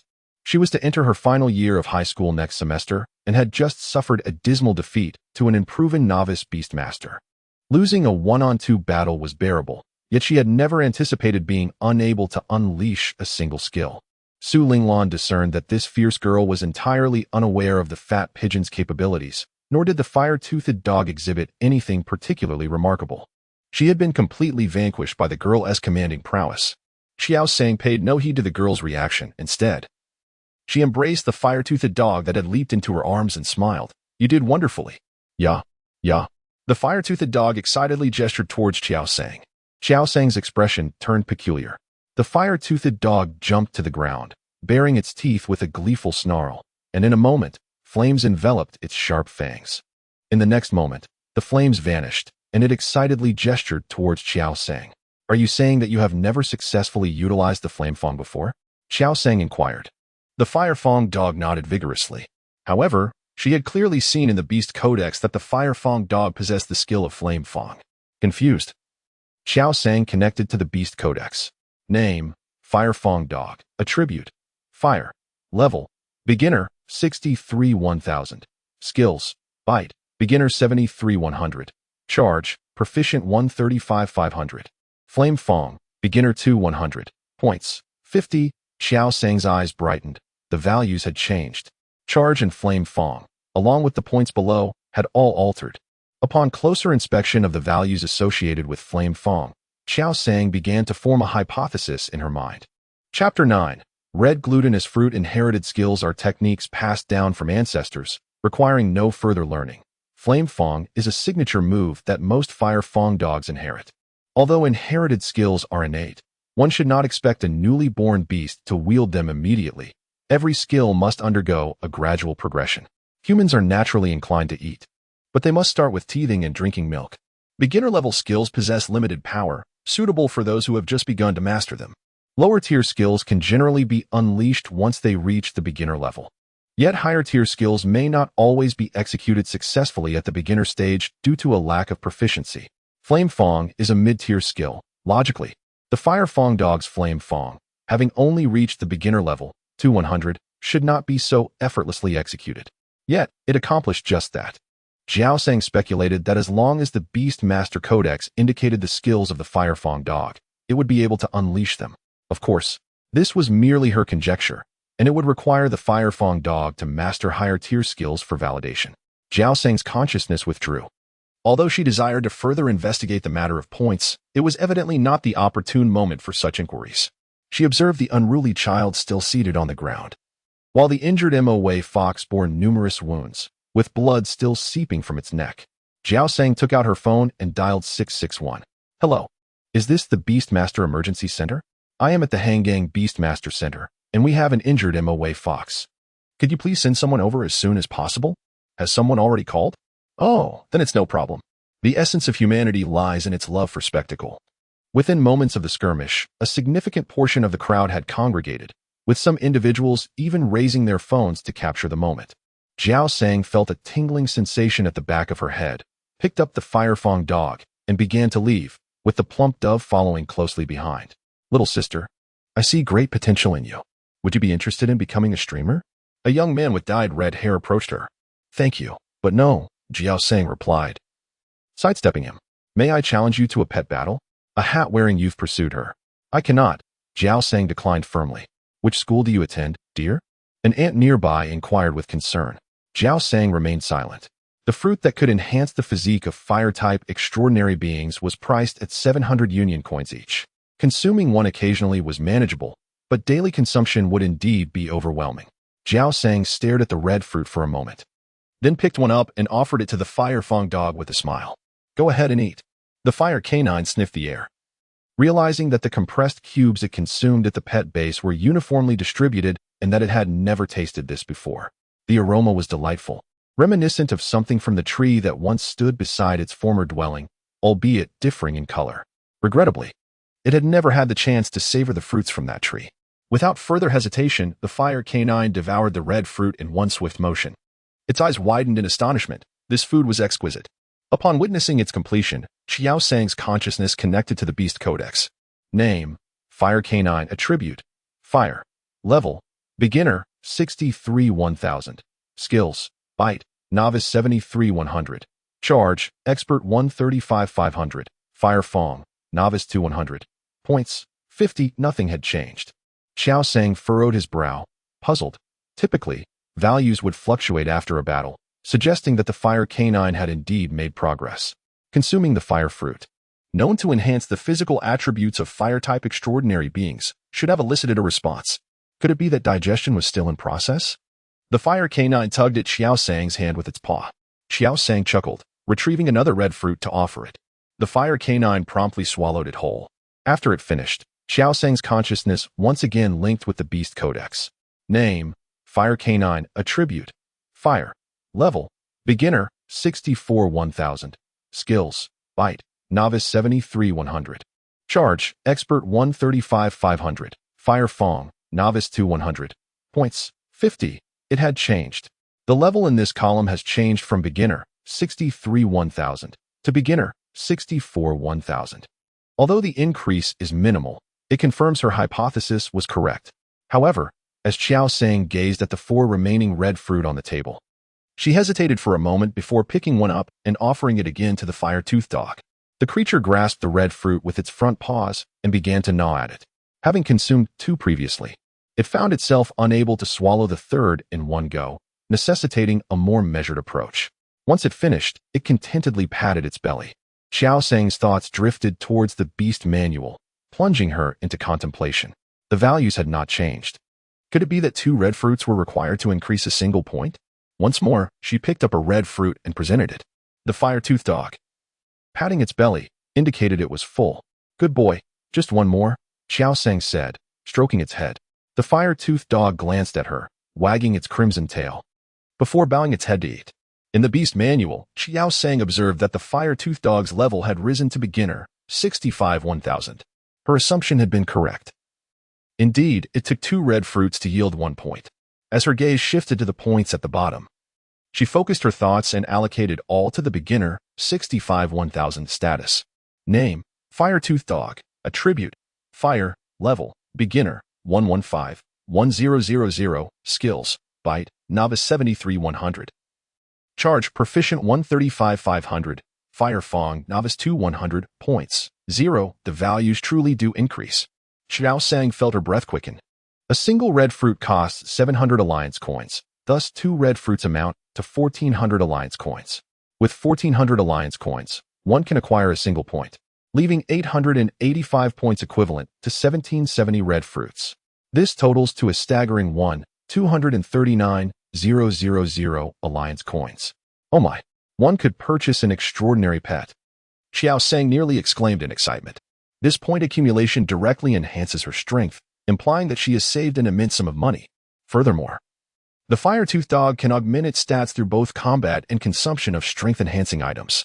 With the added bonus from points, she could potentially cultivate the fire-toothed dog into an intermediate pet at a rate 3 to 4 times faster than others. Is this not akin to possessing a golden finger? After a few moments, Qiao Sang retrieved her phone and searched for all topics related to the Beastmaster Manual. Unsurprisingly, none reflected her unique circumstances. It appeared that autonomous awakeners only possess a 3 to 6 advantage in brain development over those who awaken later, allowing for a quicker secondary awakening of the Beastmaster Manual and offering a greater likelihood of achieving higher realms. Yet there was nothing particularly extraordinary beyond that. Qiao Sang regained her composure. She had already harbored suspicions, and this merely confirmed her thoughts. Moreover, having traversed realms, possessing a golden finger was not particularly remarkable. Indeed, it was nothing extraordinary. The fire-toothed dog gazed up at Qiao Sang, its eyes filled with confusion. Why was its beast master smiling foolishly at the air? Chapter 10. Watching television as Qiao Sang was lost in her thoughts, her phone vibrated. It was a message from Fong Cici. Qiao Sang composed her expression and opened the message, only then realizing that her deskmate had sent her 8 or 9 messages since yesterday. Why didn't you come to class today? I just heard someone say that the teacher called your mother yesterday. Is that true?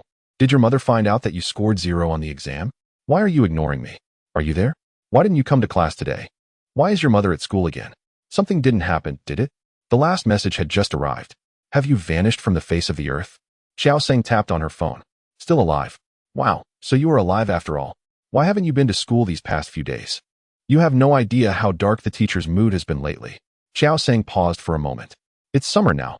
Are you sure he isn't just tanned? After a brief exchange, Qiao Sang explained the reason for her absence to Fong Cici. Fong Cici was utterly incredulous. It wasn't that she looked down on Qiao Sang. She simply believed that such self-awakening phenomena only occurred among those of exceptional talent. Generally, it was the top students who experienced this. And even those few who were disinterested in studies excelled in other areas. As for Qiao Sang, her grades were even worse than Fang Xixi's. It was utterly impossible. Qiao Sang did not argue. She simply took a photo of the proof of her self-awakening and sent it over. On the other end, there was silence. After a good 10 minutes, Fang Xixi finally responded. Qiao Sang looked down, her lips twitching slightly. Let not wealth and honor be forgotten. Qiao Sang did not forget about the chubby pigeon. She went to the cupboard to fetch the special food prepared for it and placed it in front of the bird before turning her attention to herself. Having simply prepared a bowl of fried rice to satiate her hunger, she noted that the time was already 2:07 p.m., perhaps due to the exertions of the morning. The fire-toothed dog lay curled up on the sofa, peacefully asleep. Qiao Sang chose not to disturb it. She had originally planned to visit the Beastmaster Center in the afternoon with her documentation, but upon seeing the dog in such a deep slumber, she changed her mind. Qiao Sang treaded softly to her room, picked up a copy of Extraordinary Creatures Analysis, 9th grade, Volume 2, and reclined on her bed to read. Just moments before, while perusing the Beastmaster manual and information regarding autonomous awakeners on her phone, she had come to realize that the high school entrance examination was not as straightforward as her deskmate had claimed. The exam primarily assessed written knowledge. But once awakened through magnetic wave stimulation, an additional brain domain development score would be added. Developing one would yield 20 points, while 2 would grant 40 points. Given a total score of 650, this contribution was not particularly significant. The Ministry of Education indeed places great emphasis on autonomous awakeners, issuing a series of policies annually to recruit them. However, none of these policies allowed for admission to Beastmaster High School with a score of 0. While vocational high schools accepted such candidates, Qiao Sang was not inclined towards that path. Autonomous awakeners could gain admission to Beastmaster High School through either recommendation or special admission. The recommendation process required not only a quota but also a review of the student's performance over their 3 years of junior high, with the school forwarding relevant information to the desired high school for qualification assessment. Given that Qiao Sang had consistently ranked 3rd from the bottom in her class, even if she were from an autonomous awakening school, she feared they would not have the face to recommend her. The remaining option was the special admission, which was Qiao Sang's only choice. Every year, the 108 Beastmaster high schools in Hangang City implement a special admission policy, allowing each individual to apply to 2 such institutions. Once the documentation is approved, candidates can partake in the corresponding examinations. Those who pass the special admission tests must also participate in the high school entrance examination. Only by achieving a designated score can one gain entry to a Beastmaster high school. Although the required scores differ among the various institutions, the necessity of the entrance examination remains constant.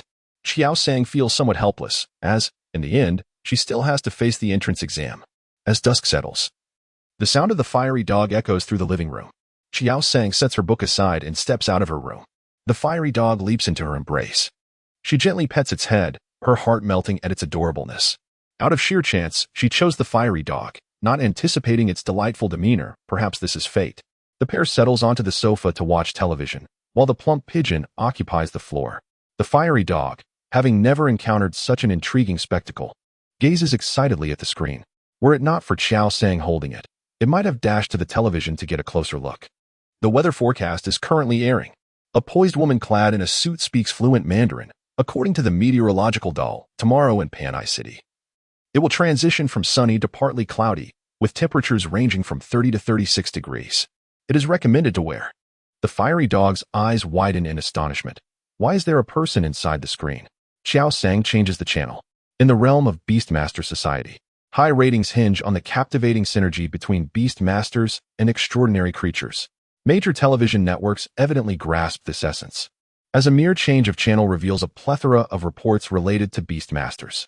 Mr. Wang Dianao, is your relationship with Ms. Luotang genuine? The journalist's microphone nearly collided with the young man's face. It was indeed true, and the young man readily acknowledged it. You are all set to participate in the grand competition in the Yuhua region. If you happen to encounter each other during the contest, will you go easy on them? Another reporter inquired. May I ask about your Jiaxiangio bear? Qiao Sang switched channels, and the scene shifted to a deep blue thunderhorn rhinoceros appearing before the firefang dog. Its gaze was fierce, and its sturdy hind legs relentlessly plowed the ground. while purple arcs of electricity coursed across its body, emitting a crackling sound as if it might leap out of the television at any moment. The Firefang dog stiffened, its fur slowly bristling. The Thunderhorn rhinoceros withstood the tornado unleashed by the Black-Winged wolf. It did not waver. It seemed poised to unleash some formidable move. Leaving one in suspense about what player Suzhou would do next, the commentator excitedly narrated. This was a replay. Various competitions were held annually across different regions, and the channel Qiao Sang was currently viewing was dedicated to broadcasting the Beast Tamer competitions in Hangang City. The camera shifted to the all-black Black-Winged wolf. Its blue eyes glimmered with menace, its body stained with blood, and it panted heavily. Due to its dark fur, the wounds were not readily apparent. Only a few drops of blood on the ground indicated its injury. The Firefang dog relaxed. The Black-Winged wolf's stamina had evidently diminished after using its tornado. Before the commentator could finish, the scene returned to the Thunderhorn rhinoceros. Its purple arcs intensified, and when they reached a radius of about 2 meters, it finally burst forth. Bang! The television emitted a violent explosion sound, rendering it inoperable. The air seemed to freeze. Qiao Sang mechanically glanced at the fire-toothed dog, her gaze vacant, and opened her mouth as if to speak, yet no words emerged. The fire-toothed dog turned and nestled into Qiao Sang's embrace, having been frightened by the enormous creature from the box moments ago. Chapter 11. Holy Water High School. Qiao Sang was heartbroken. Is this the reason for your sudden attack on the television? She lifted the fire-toothed dog's head, preparing to deliver a stern lecture. Just then, the door creaked open. The plump family dove immediately approached its mother, nuzzling affectionately. The mother surveyed the disarray in the living room and remained silent for a few seconds before turning to Qiao Sang with a gentle inquiry. Do you have anything to say? Qiao Sang promptly held the fire-toothed dog in front of her as a shield, declaring, it's all it's doing. The fire-toothed dog blinked its innocent eyes. The mother exchanged glances with the fire-toothed dog for a moment before stating, I shall deduct it from your allowance. Qiao Sang gazed at her mother with a look of reproach. Do you have any objections? Her mother inquired. With an allowance of merely 1,000 alliance coins per month, and the television costing at least 4,000 alliance coins, losing 4 months' worth of allowance was indeed a matter of concern. I visited your school, her mother continued, settling into a nearby armchair, with the plump family dove following suit. Is there something amiss? Qiao Sang asked. Fang Sisi mentioned this matter in a message she sent. Qiao Sang paused, contemplating before replying. Hangang 6th Beastmaster High School. The 6th Beastmaster High School was not the 6th-ranked school in Hangang City. It was merely named as such. Its standing among all Beastmaster High Schools in Hangang was merely average. The choice of this school was purely based on its proximity to home. If we were to consider Qiao Sang's previous academic performance, it would be quite improbable for her to gain admission to such a prestigious institution. However, she has now awakened to her potential and may indeed have a chance through special admissions. Her mother produced a brochure from her bag and placed it before Qiao Sang, stating, I believe you should give this school a try.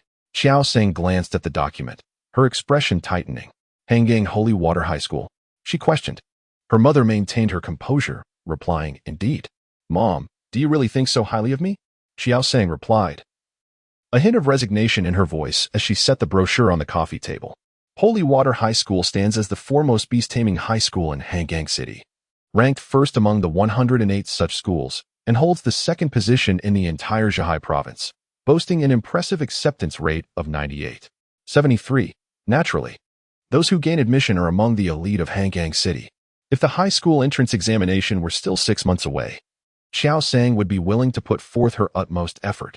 However, with only 19 days remaining until the examination, the prospect of admission appeared utterly unattainable. Given this reality, she struggled to comprehend why she should waste her time attempting to apply for a special admission to the school. Was her mother's expectation of her perhaps too unrealistic? Her mother gazed at Qiao Sang calmly and said, Just apply. You don't have to gain admission. If you put forth your best effort, I want to deduct your allowance. Qiao Sang picked up the brochure and declared, What does my allowance have to do with this? I simply wish to try. Her mother's lips twitched slightly. Then go ahead and register online right now. All right, Qiao Sang replied, picking up her fire-toothed dog and departing. Yu Xiaoting gazed at her daughter's silhouette, a fleeting smile illuminating her eyes, yet her expression darkened as she recalled the events of the afternoon at school. Qiao Sang entered her room and powered on the computer, reporting to Hangang's 6th Beastmaster School and Shengshui School. The disparity in their rankings was significant.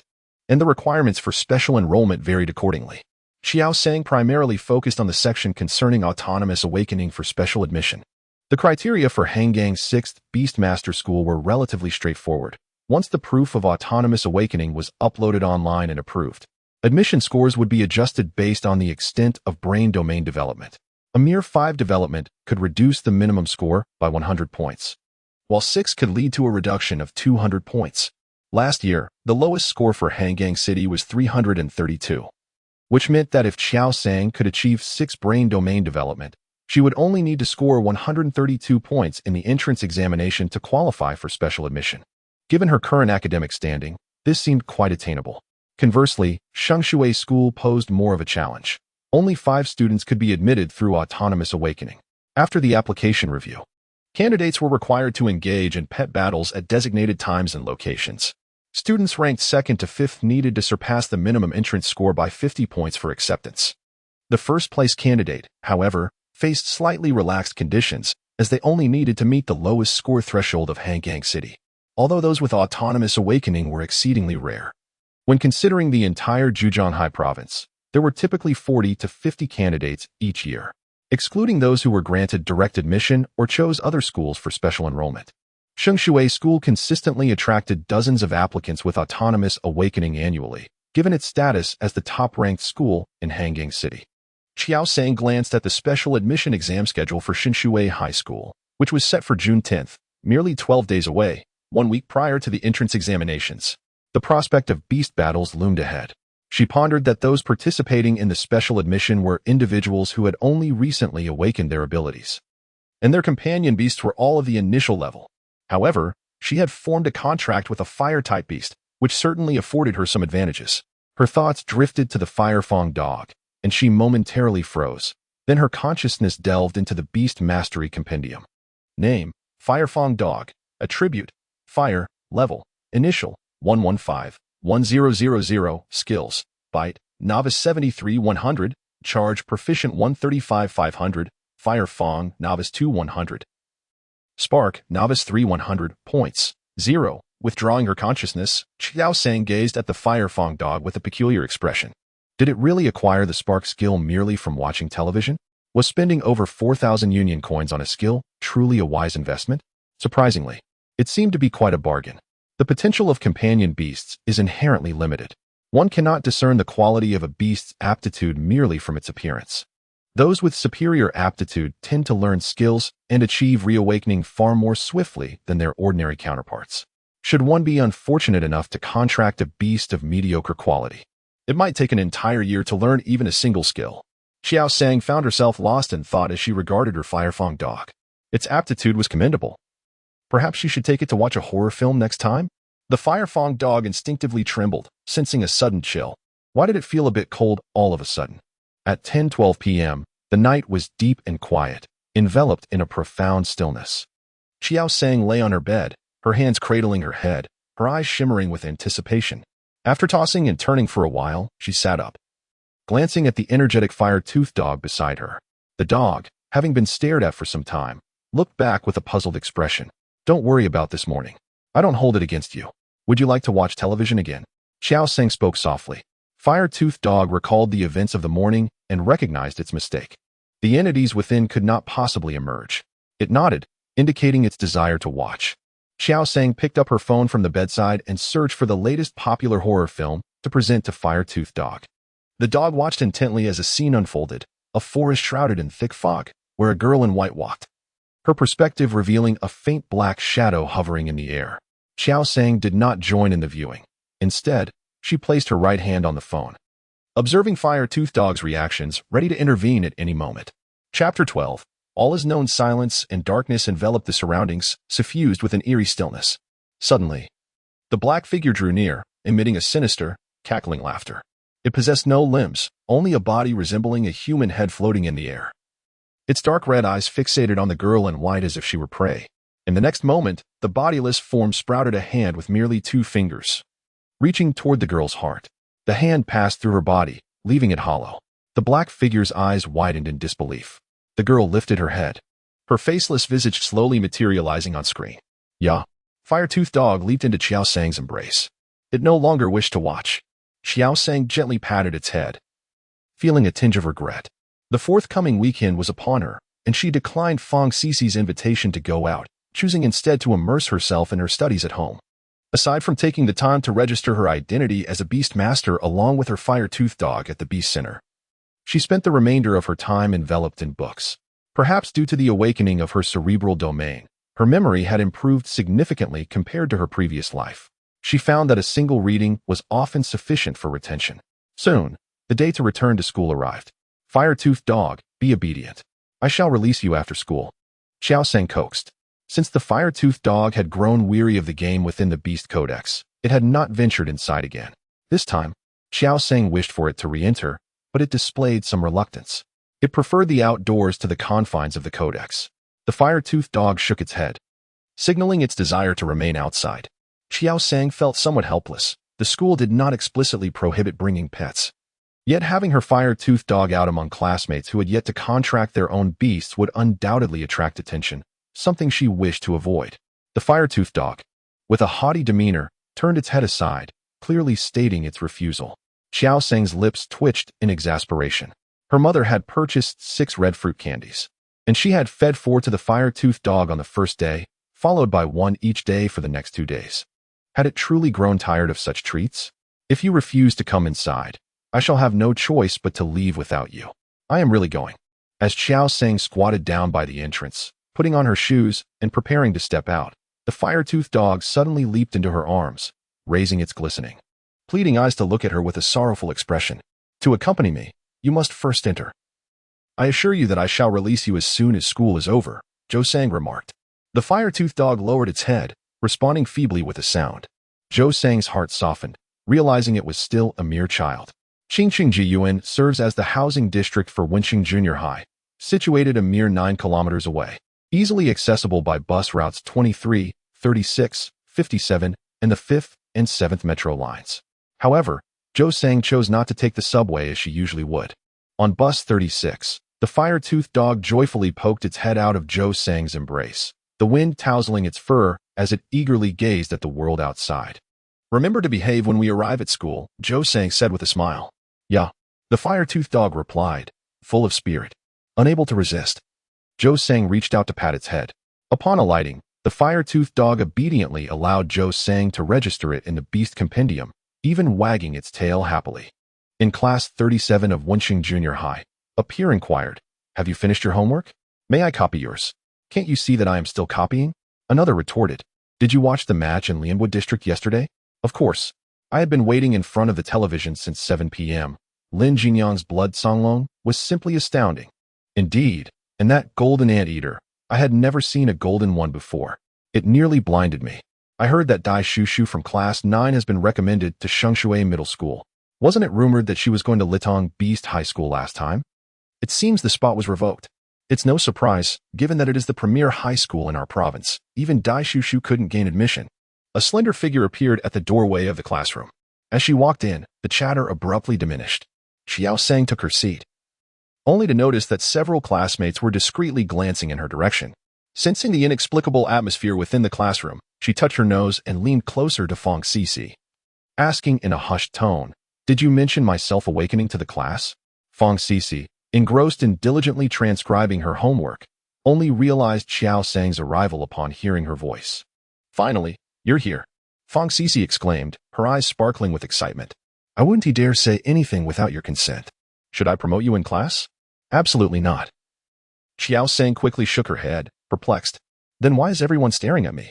Your mother has visited the school twice, and then you took a day off, which has led everyone to speculate whether something is wrong with you, Fang Cici clarified.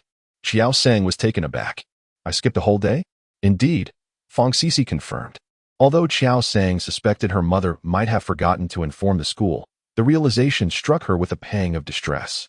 She hoped the homeroom teacher wouldn't summon her to the office for a verbal reprimand. At that moment, Fang Cici added, moreover, everyone knows you scored 0 on the recent mock exam.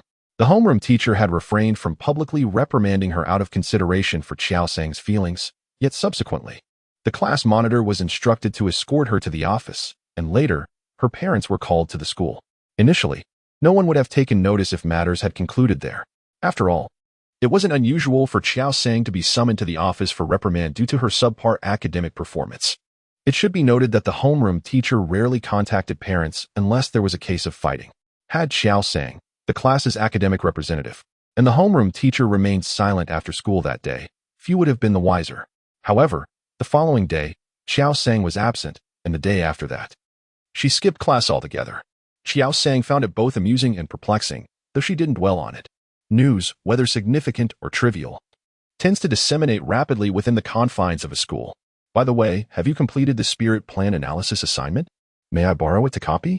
Fong CSI inquired, nudging Qiao Sang's arm. I haven't been here, so how would I know about any assignments? Besides, wouldn't it be embarrassing for the fourth worst in the class to copy from the third worst?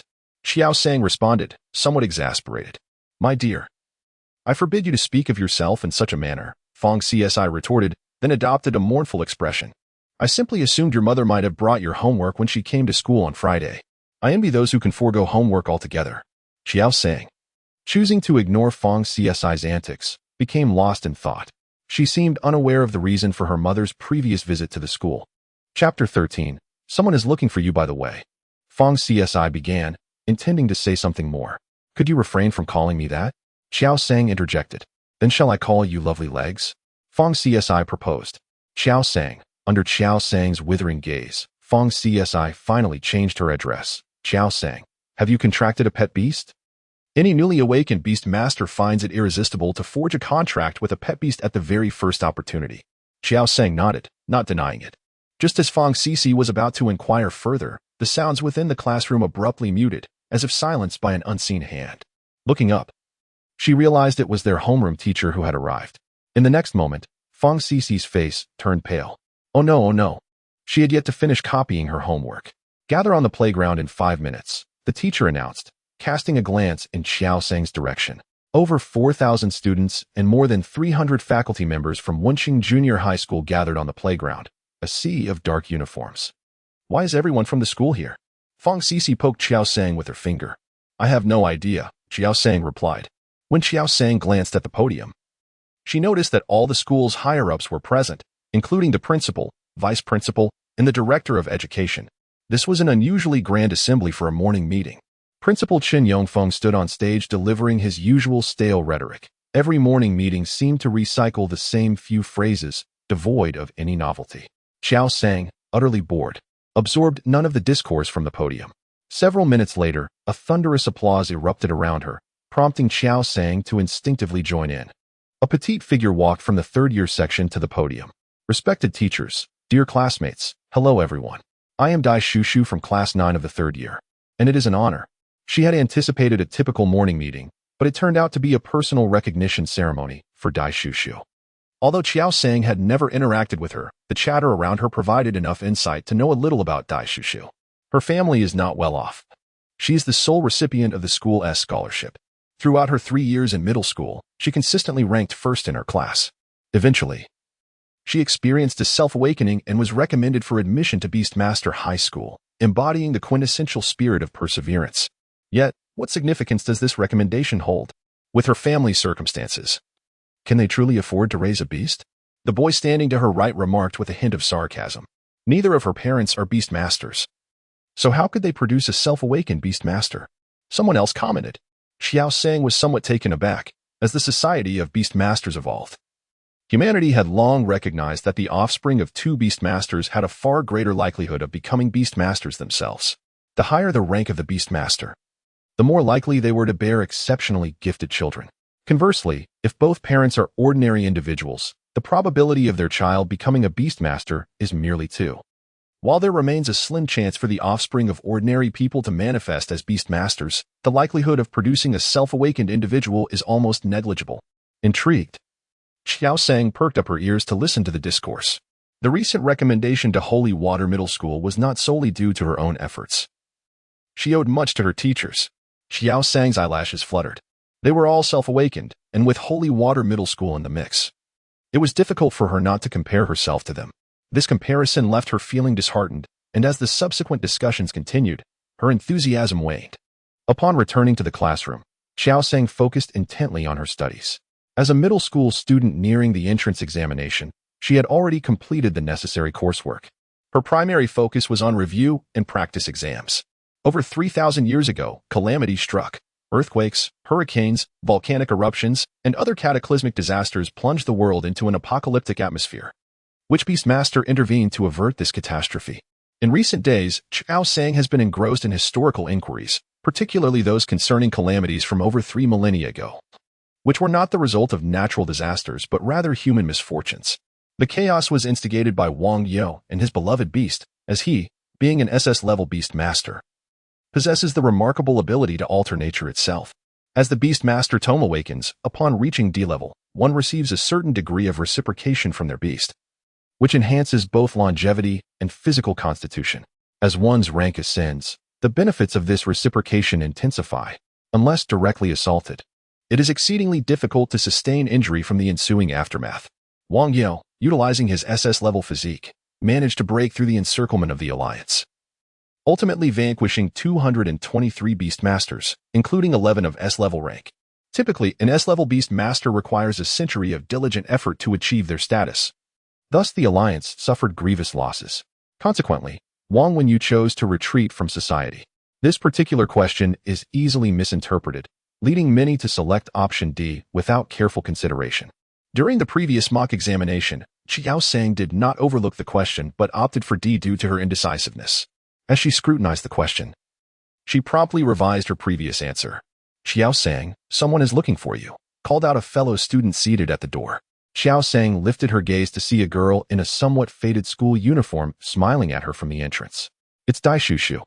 When did you become acquainted with her? Fang Sisi inquired, astonished. Dai Shushu, a prominent figure within the school, naturally attracted the attention of her classmates, all heads turning in her direction. I don't know her, Qiao Sang replied, equally perplexed. She stepped outside, asking, what brings you here? With a face full of bewilderment. She was certain that her past self had no connection with Dai Shushu. One was an academic overachiever while the other was a slacker, and they belonged to different classes. As graduation approached, she could not fathom why the other would seek her out. I apologize on behalf of my mother, Dai Shushu stated. She possessed a delicate, flower-like appearance, and due to malnutrition, she appeared fragile, as if a mere gust of wind could carry her away. What is it? Qiao Sang raised an eyebrow. After a moment of silence, she inquired, what did your mother say? Dai Shushu displayed a look of regret. Just some harsh words. My mother did not mean it. My aunt also said some things. She paused. It was just that the teacher saw us on the verge of fighting, which prompted my aunt to leave. I felt a bit guilty. Qiao Sang, expressionless, replied, the teacher asked my mother to leave. What does that have to do with you? Dai Shushu tucked her hair behind her ear.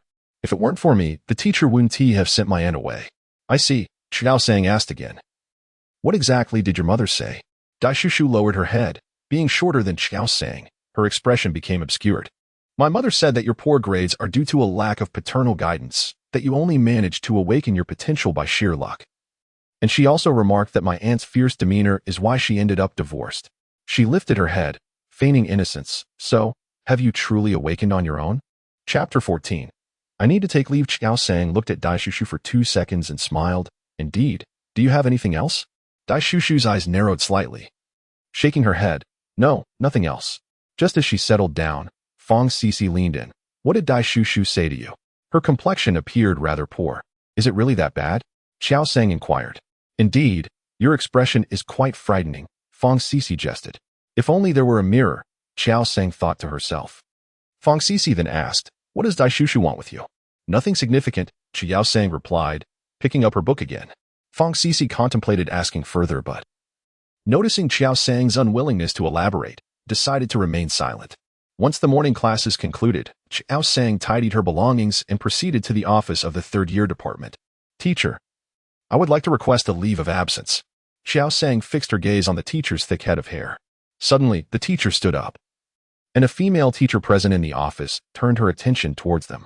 The teacher, suppressing his surprise, asked, do you realize what you're saying? With only a few days left until the high school entrance examination, you're asking for leave? I have yet to discuss your previous absence with you. Qiao Sang earnestly replied. If you do not grant my leave, I will have no choice but to skip class. I will make up for the reflection paper. The teacher's temples began to throb with tension as he questioned, does your family know about this request? Qiao Sang smiled and said, last Friday, my mother came to the school, You were there too. She tilted her head and asked, "Why did you send my mother away?" He shared an office with the head teacher of Class 9. That day, Dai Shushu from Class 9 had come to the school with her mother. Coincidentally, at the same time as Qiao Sang's mother, Dai Shushu had just been accepted into Shengshui High School, and the director was there to offer congratulations. The focus in the office was primarily on Class 9. At that moment, Qiao Sang's mother explained that her daughter had spontaneously decided to contract a pet beast out of excitement and had momentarily forgotten to request leave. Children may tell lies, and adults often do not grasp the situation, thus they naturally believe them. This should have been a joyful occurrence, yet unexpectedly. The attention of the entire office was drawn in, leading to a series of inquiries that laid bare Qiao Sang's secrets. Dai Shushu's mother offered some scornful remarks, igniting a quarrel between Qiao Sang's mother and herself. Meanwhile, Dai Shushu wept quietly. As the cherished darling of the school, she could not be allowed to feel wronged. Hence, the director of education intervened, requesting Qiao Sang's mother to step outside. The homeroom teacher considered himself a competent educator, lacking in interpersonal skills. He diligently dedicated over 20 years to his profession, finally achieving the position of homeroom teacher. Yet, in that duration, the initial fervor he possessed had long since faded, and he found himself hesitant to voice any objection when parents of his students faced unequal treatment. However, he believed he had committed no wrongdoing, merely remaining an observer in the unfolding events, feeling no need to explain the process to a child. After a moment of contemplation, the teacher remarked, "It is not a matter of expulsion, but rather a request for your mother to regain her composure." Qiao Sang chuckled softly, replying, "I understand.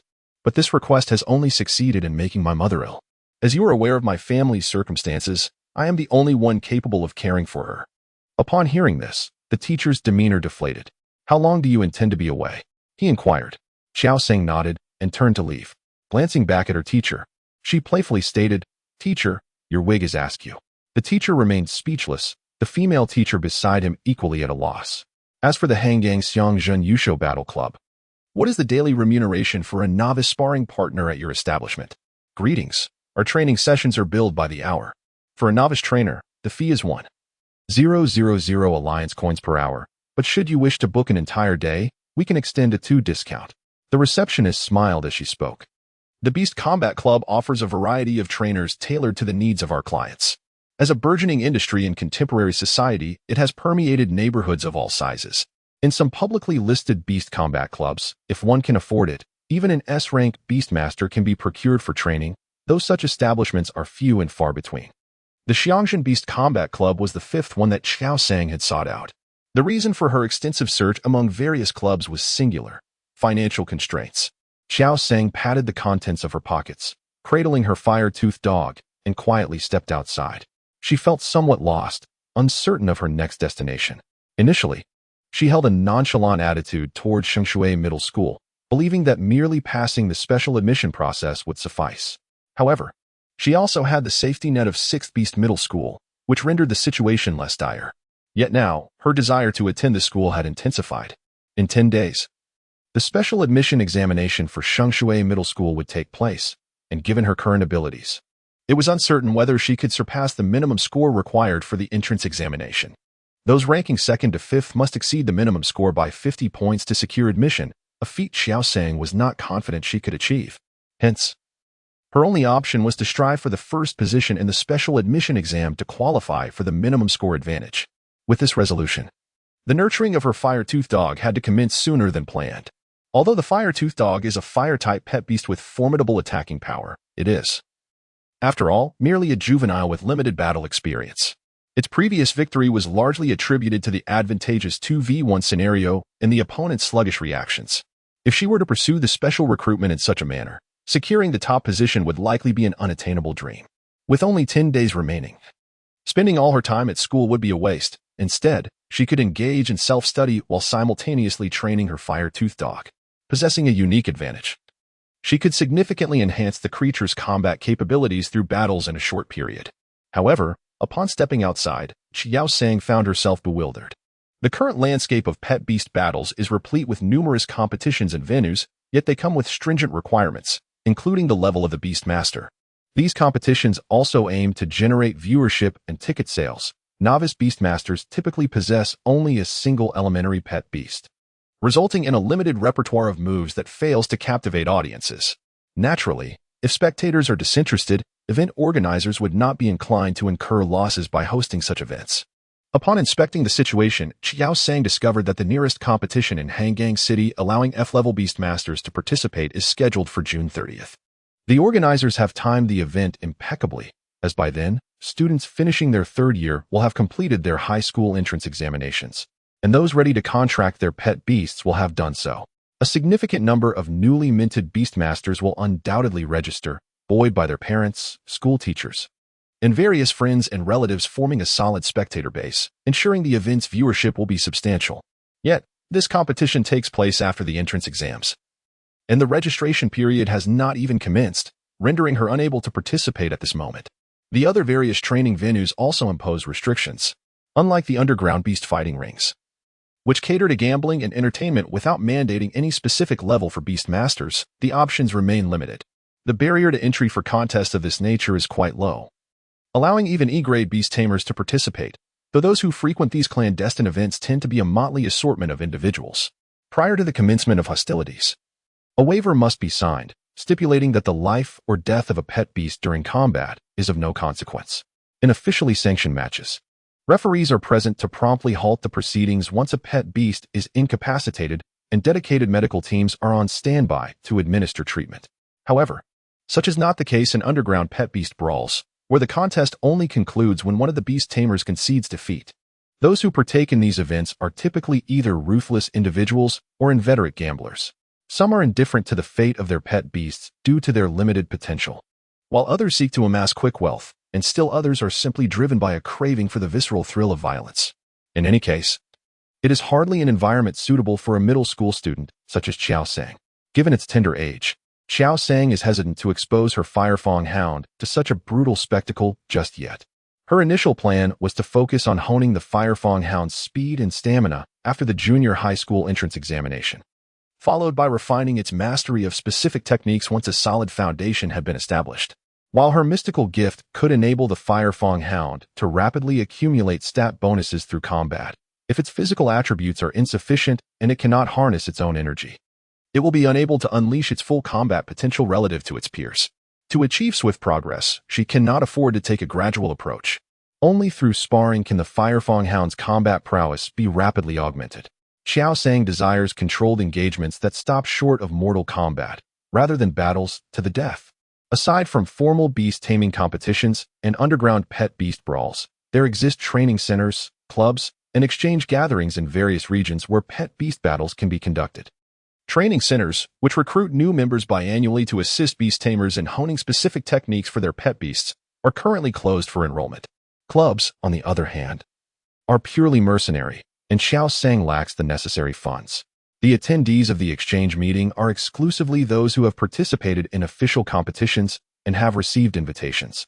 Most individuals engage in casual Pokemon battles with friends, but none of the acquaintances of Qiao Sang have even awakened their psychic domains, let alone participated in Pokemon battles. Upon reflection, it seems that there is not a single venue in the entirety of Hangang City where the Firefang dog can engage in a proper battle. Could one simply approach a random passerby on the street and say, "I wish to challenge you to a Pokemon battle"? What if they happened upon a grade D or higher Beastmaster? They might not even know how they met their demise. 5 minutes later, she strolled in the direction of her home, Firefang dog cradled in her arms. Afterward, she slung her backpack over her shoulder and stepped outside. Near Hong Kong's 37th Beastmaster High School at Nanha Park, a vendor called out, "Classmate, would you like some barbecue?" Qiao Sang glanced at the time. It was 4:27 p.m., with about an hour remaining until the school day concluded. "I'll take 10 skewers of lamb," she responded as she approached the barbecue stall. "Would you like it spicy?" the vendor inquired, her smile widening at the prospect of business. "Not at all," Qiao Sang replied, shaking her head. "Are you a student of this school? I feel like I haven't seen you around," the vendor continued, her hands busy with the preparation, yet still engaging in conversation. "I thought so. A girl as beautiful as you would certainly not be forgettable if I had seen you before," she added with a chuckle. Qiao Sang offered a polite smile. Compliments had been a part of her life since childhood. She had once felt shy about them, but as she grew older, she became indifferent. 5 minutes later, Qiao Sang received her lamb skewers and offered one to the drooling Firefang dog. Yar! The Firefang dog exclaimed joyfully, eagerly receiving the skewer and lowering its head to feast. What is the name of this Pokemon? I've never seen it around here, the vendor inquired. Her curiosity piqued. The ant gazed at the Firefang dog, unable to suppress her curiosity. There exists an insurmountable chasm between beast tamers and ordinary individuals, dividing them into two distinct realms. The circumstances faced after 9 years of compulsory education are starkly different. However, despite the elevated status of beast tamers in society, ordinary people are still stratified. There are those with power, those without, those with wealth, those in poverty, the self-employed, and the wage earners. Such power and wealth are often predetermined by birth. If one is not born into privilege, it is exceedingly difficult for an ordinary person to access information about extraordinary creatures post-education. Even if information proliferates widely, with all channels broadcasting it, ordinary individuals lack the time and energy to delve into such knowledge, as merely providing for their families presents its own challenges. This ant, standing before me, clearly belongs to the lower echelons of ordinary society. The Firefang dog, hearing its beast tamer introduce it, let out a timely bark. The ant smiled and remarked, "It looks so well behaved. My son is in middle school. When he graduates, I will buy him one of these." Qiao Sang hesitated, her thoughts momentarily stifled. While her words held some truth, her Firefang dog, despite its mischief, was indeed quite obedient. The moment bore a weight of reflection.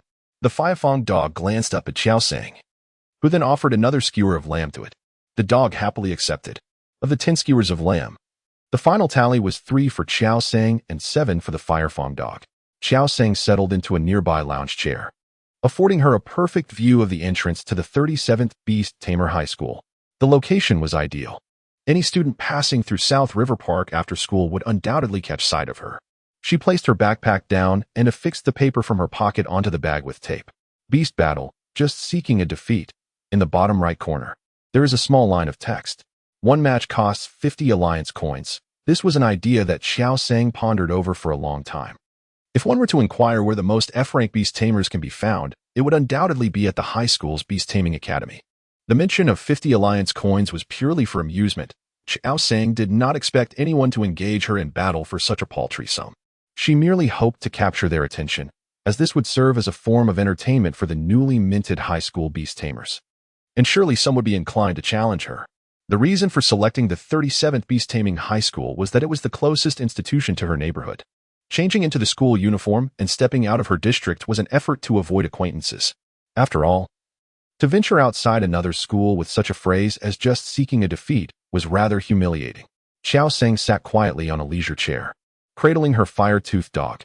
Although the classes at the 37th Beast Taming High School had not yet concluded, there were still a few others present in South River Park. As they passed by Qiao Sang, they could not help but glance back. The message emblazoned on her backpack seemed rather incongruous with the image of this young girl. "Yeah." The fire-toothed dog, noticing the attention, bared its teeth and barked. Well, with this fire-toothed dog in the mix, the image certainly aligned. Chapter 16. Intuition. At 5:30 p.m., the 37th Beast Taming High School dismissed its students. By 5:33 p.m., groups of students, 2 or 3 together, emerged from the school gates. "Is this where the battles take place?" a deep voice inquired, breaking the silence that Qiao Sang had maintained while reading for nearly an hour. As she finally awaited her first challenger, she raised her head and beheld a robust figure towering before her. A serpent-like beast, thick as a fist and adorned in earthy hues, coiled around his waist, ascending to reveal its triangular head at the nape of his neck. This was a long-tailed serpent, an evolved form of its shorter counterpart. Qiao Sang glanced at it for a moment before retrieving a pen from her backpack, quietly scribbling a few words on paper. "For novice beasts only." The tall individual clicked his tongue, offered no further comments, and turned to leave. With the arrival of one, another soon followed. This time, a sunny-looking young man approached Qiao Sang, scratching his head awkwardly. "If I win, do I get your contact information instead of a reward?" he inquired shyly. Qiao Sang readily agreed. Beside him stood a friend with a spiky hairstyle, wearing an expression of eager anticipation. "Let us battle over there," the friend suggested, pointing towards a white poplar tree in Nana Park. They were currently at the entrance of the park, bustling with students leaving school, an unsuitable locale for a duel. Following his indication, Qiao Sang nodded in assent. The trio made their way to the secluded spot beneath the poplar tree, where for about 20 meters in every direction. They were shielded from prying eyes. "I'll act as the referee," the spiky-haired friend volunteered. Qiao Sang had no objections. The young man formed a summoning gesture. And beneath a white star formation, a round, stout dove, approximately 80 centimeters tall and entirely brown, materialized on the ground. While ordinary stout doves typically measure around 60 centimeters. This one was evidently well-bred. "Jiang Lu, is it all right if the girl attacks first?" The spiky-haired friend inquired. Different competitions possess distinct rules. Some determine in advance who initiates the first attack, while others are indifferent to the order of action. As the referee, Hedgehog Head designated Qiao Sang to take the lead. Without hesitation, Qiao Sang promptly declared, "Fire-Tooth Dog, use Spark." With that, Fire-Tooth Dog leaped from Qiao Sang's embrace, its gaze sharpening instantly, and unleashed a fireball the size of an infant's fist, glowing a vivid orange. Faced with this sudden onslaught, Jiang Lu refrained from issuing commands, while the plump dove remained unfazed. As the spark was about to descend upon it, the dove nimbly sidestepped to the left twice, evading the attack. Recognized for its slower speed, this dove, however, demonstrated commendable reflexes, executing minimal movements to avert the assault, suggesting it had undergone targeted training. As Qiao Sang assessed the situation, he continued to issue commands. "Charge." Fire-Tooth Dog propelled itself forward with all its might, leaping into the air to utilize its howl. Jiang Lu finally issued his first command. The plump dove flapped its diminutive wings and took flight. Fire-Tooth Dog, lacking training, exhibited a lackluster attack speed. By the time it reached halfway in its charge, the dove was already airborne. The howl, a relatively mundane skill, failed to inflict direct damage during combat and could only momentarily disrupt the opponent. To Qiao Sang, the sound was merely jarring. Yet it caused Fire-Tooth Dog to falter momentarily, its speed slightly diminishing. "Empty strike," Jiang Lu promptly commanded. The aerial strike is an exclusive skill of flying companion beasts, akin to the ground-based collision of terrestrial creatures. However, unlike the latter, which solely relies on the physical prowess of the beast's limbs, the aerial strike harnesses the flow of air to generate an impact far exceeding that of a typical collision. The stout dove retracted its wings, and the surrounding air swirled with a whistling sound as it surged directly towards the Fire-Fong Dog. Instinctively, the Fire-Fong Dog attempted to evade the oncoming stout dove. "Do not move," commanded Qiao Sang at that moment. Should the aerial strike connect, the damage would undoubtedly be significant, yet upon hearing Qiao Sang's command, the Fire-Fong Dog resolutely restrained its body, choosing to obey her words. It was quite astonishing. Hedgehog Head widened his eyes in disbelief at the unfolding scene. Both Qiao Sang's command and the Fire-Fong Dog's reaction struck him as utterly preposterous. Setting aside the command itself, was the Fire-Fong Dog truly so obedient? If it were the second or third contracted beast, it might be understandable, but this was clearly the first companion beast of a novice beast master. Among 1,000 novice beast masters, one would be hard-pressed to find a single individual who had contracted a fire-type beast in their school of over 3,000 students. Only 2 had the audacity to make a fire-type beast their first companion. Fire-type beasts are notoriously temperamental and undisciplined. How could one possibly manage to keep a fire-type beast obediently standing still, awaiting a hit, were it not for the ongoing battle? Hedgehog Head would have rushed over to seek guidance from this remarkable young woman. "Now, jump." Qiao Sang calmly observed the situation, issuing her command just as the stout dove was about to collide with the Fire-Fong Dog. Without hesitation, the Fire-Fong Dog leaped into action the very moment Qiao Sang's command was given. Jiang Lu was momentarily rendered speechless by the scene before him. How did the Fire-Fong Dog leap onto the back of the small fat dove? Fire-Fong, attack its wings. Taking advantage of the opponent's momentary inattention, Qiao Sang issued the next command. The Fire-Fong Dog bared its fangs, and flames immediately surged forth as it ruthlessly sank its teeth into the small fat dove's right wing. "Dove!" The small fat dove emitted a heart-wrenching cry, and after that agonizing roar, its body plummeted heavily to the ground. "Ah, fat!" Jiang Lu exclaimed in shock. The Fire-Fong Dog jumped down from the small fat dove, turning to Qiao Sang with an expression of exhilaration. "Finally, a spark," Qiao Sang stated calmly. Under the attack of a spark the size of an infant's fist, the small fat dove whimpered and fainted. Silence enveloped the surroundings. About 5 seconds later, the girl with the hedgehog-like hair awkwardly inquired, "What is your name?" Qiao Sang wins. The hedgehog-haired classmate announced the final result. "How did you determine the timing for the Fire-Fong Dog to leap onto the small fat dove's back?" Jiang Lu approached, his expression complex. The girl before him appeared even younger, yet her combat awareness was remarkably strong. In the midst of the airstrike's speed, calculating the jump's timing was no easy feat. If the small fat dove rushed towards the fire fang dog, it would be too late for it to leap. One must consider the speed of the small fat dove's approach. Moreover, the fire fang dog would need to avoid any hesitation, even for half a second, to successfully land on the small fat dove's back. All of this relied on the trust and command between the beastmaster and their companion. Qiao Sang replied earnestly. It's intuition. Jianglu. Chapter 17. Don't you know? The two remained silent for a while. Qiao Sang stood silently to the side while the hedgehog had exchanged glances with Jianglu. Curiously, Jianglu inquired, "What is wrong with your eyes?" The hedgehog had replied, "You're just too foolish." Resisting the urge to facepalm, he managed to utter a single word, "Money." It was only then that Jianglu realized and hurriedly retrieved 50 alliance coins from his pocket to hand over.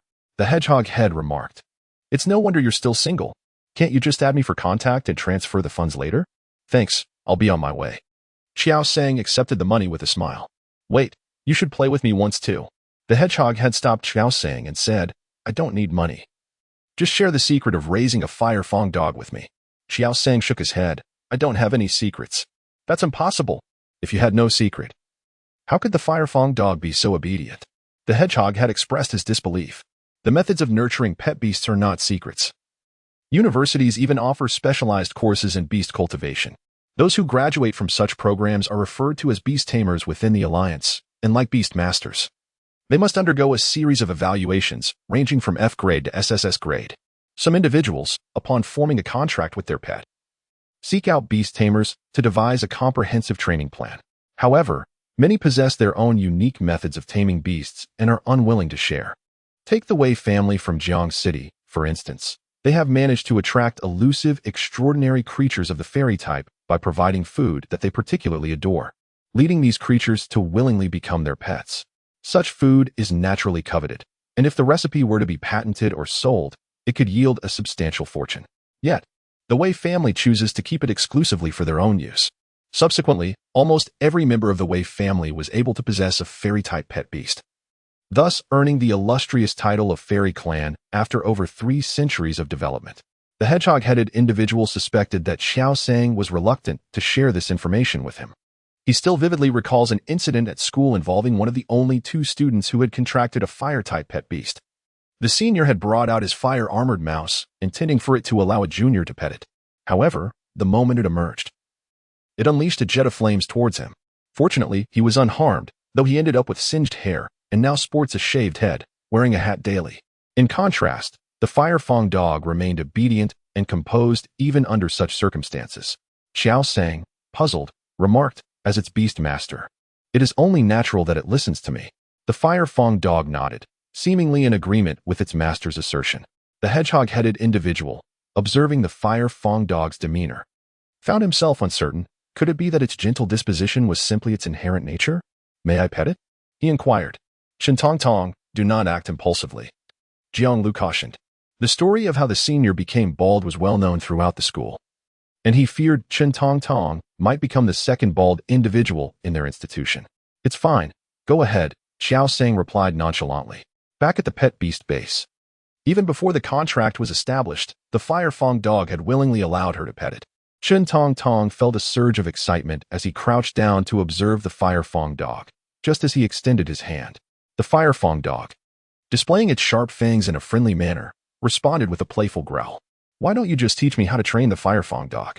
"I don't need any secrets," Chen Tong Tong said as he stood up. "Agreed," Qiao Sang replied amicably. Though the fire fang dog had only been by her side for 3 or 4 days, it had nonetheless provided her with some insights into nurturing. Jianglu, observing the resolution between the two, stepped forward and declared, "I shall officiate this match." Qiao Sang nodded in agreement. Chen Tong Tong summoned forth his own companion beast, and Qiao Sang fell silent as she beheld the extraordinary creature before her. A brown, worm-type pet, resembling a 10-centimeter long tuft of grass, writhed on the ground. However, its true worth lay in its potential for evolution. Was this not akin to offering her a monetary gift? "You may take the lead this time," Qiao Sang suggested, harboring a fear that a mere spark from the fire fang dog could swiftly conclude the battle. Such disdain, this sense of being underestimated, frequently proved advantageous for him in combat. Swift as the wind, the Firefang dog found itself ensnared by threads before it could even make a move. Despite its attempts to break free, it remained bound.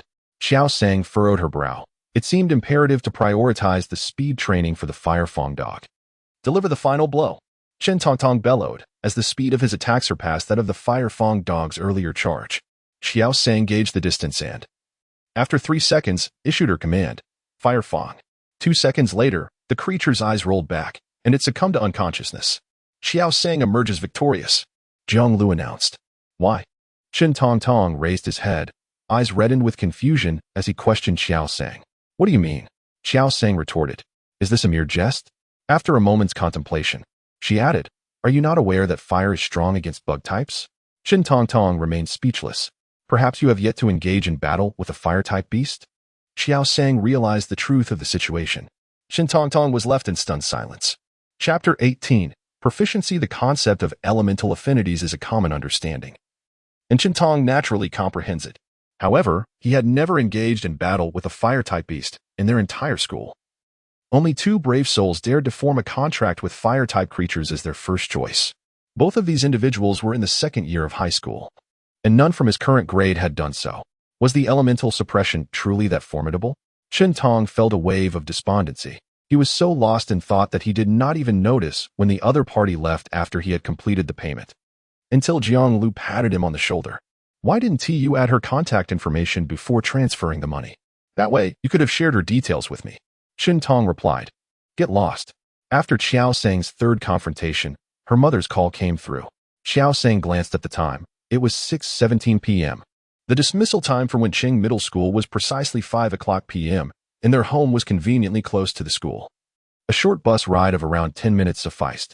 Typically, even with a leisurely pace, she would arrive by 5:30 p.m. I understand, she said. After hanging up, Qiao Sang tore off the paper that had been affixed to her backpack. She was quite dissatisfied with today's results. During the peak hours of school dismissal, time was limited, and by the time she completed her 3 battles, most of the students had already departed. The efficiency was far too slow. Qiao Sang pondered for a moment, her consciousness drifting into the Beastmaster's manual. Name, Firetooth Dog. Attribute, Fire. Level, Beginner, 115-1000. Skills, Bite, Novice 74-100. Charge, Expert 138-500. Firetooth, Novice 5-100. Spark, Novice 5-100. Points, 55. The values of all skills appeared to be slightly inflated. However, why was this point total not a multiple of 3? Could it be that defeating different beasts yields varying points? As Qiao Sang contemplated the data before her, a sudden thought struck her. Firetooth Dog, use Firetooth, she commanded. Upon checking the Beastmaster manual once more, she noted, Name, Firetooth Dog. Attribute, Fire. Level, Beginner, 115-1000. Skills, Bite, Novice 73-100. Charge, Expert 135-500. Firetooth, Novice 6-100. Spark, Novice 3-100. Points, 55. The value following Firetooth had indeed increased. This suggested that practice alone could enhance skill proficiency, independent of attacking a target. She had initially misjudged. Skill proficiency was cultivated through practice and did not necessarily require a target to improve. However, if a skill-less proficiency could be enhanced simply by casting it once, wouldn't every beast eventually attain a remarkable level of expertise? Qiao Sang was uncertain about others' skill proficiency, but it seemed that hers indeed increased with each release. To validate her hypothesis, she instructed Firetooth Dog to cast Firetooth once more. Upon the release of the Firefang Hound, it was unsurprising that the value of its Firefang ability had increased from 6 to 7. Qiao Sang fell silent for a moment, then exited the Beastmaster manual and instructed the Firefang Hound to unleash Firefang 100 times. The hound nodded, seemingly brimming with confidence. However, reality proved to be harsh. After the hound executed Firefang for the 4th time, it became lethargic. The ability's value plateaued at 10. It was evident that the release of skills necessitated both energy and stamina, and currently, the Firefang Hound could only perform the ability a few times. Having already engaged in 3 consecutive battles, its energy and stamina had been significantly drained. Qiao Sang assessed the situation and concluded that under optimal mental conditions, executing Firefang 10 times in succession should not pose a problem. if it unleashed the ability 10 times in the morning and another 10 in the evening. The proficiency of Fire Fang would surely reach mastery within 5 days. But could a pet's skill advance from novice to mastery so swiftly? Certainly not. Fire Fang was an intermediate skill, and transitioning from novice to mastery typically required 5 to 7 months. Yet the Fire Fang hound could achieve this in just 5 days. This was evidently the power of a golden finger. With this advantage, how could she possibly fear not securing the top spot in the Holy Water Secondary School's special recruitment? By then, with all skills mastered, what could they possibly use to compete against her?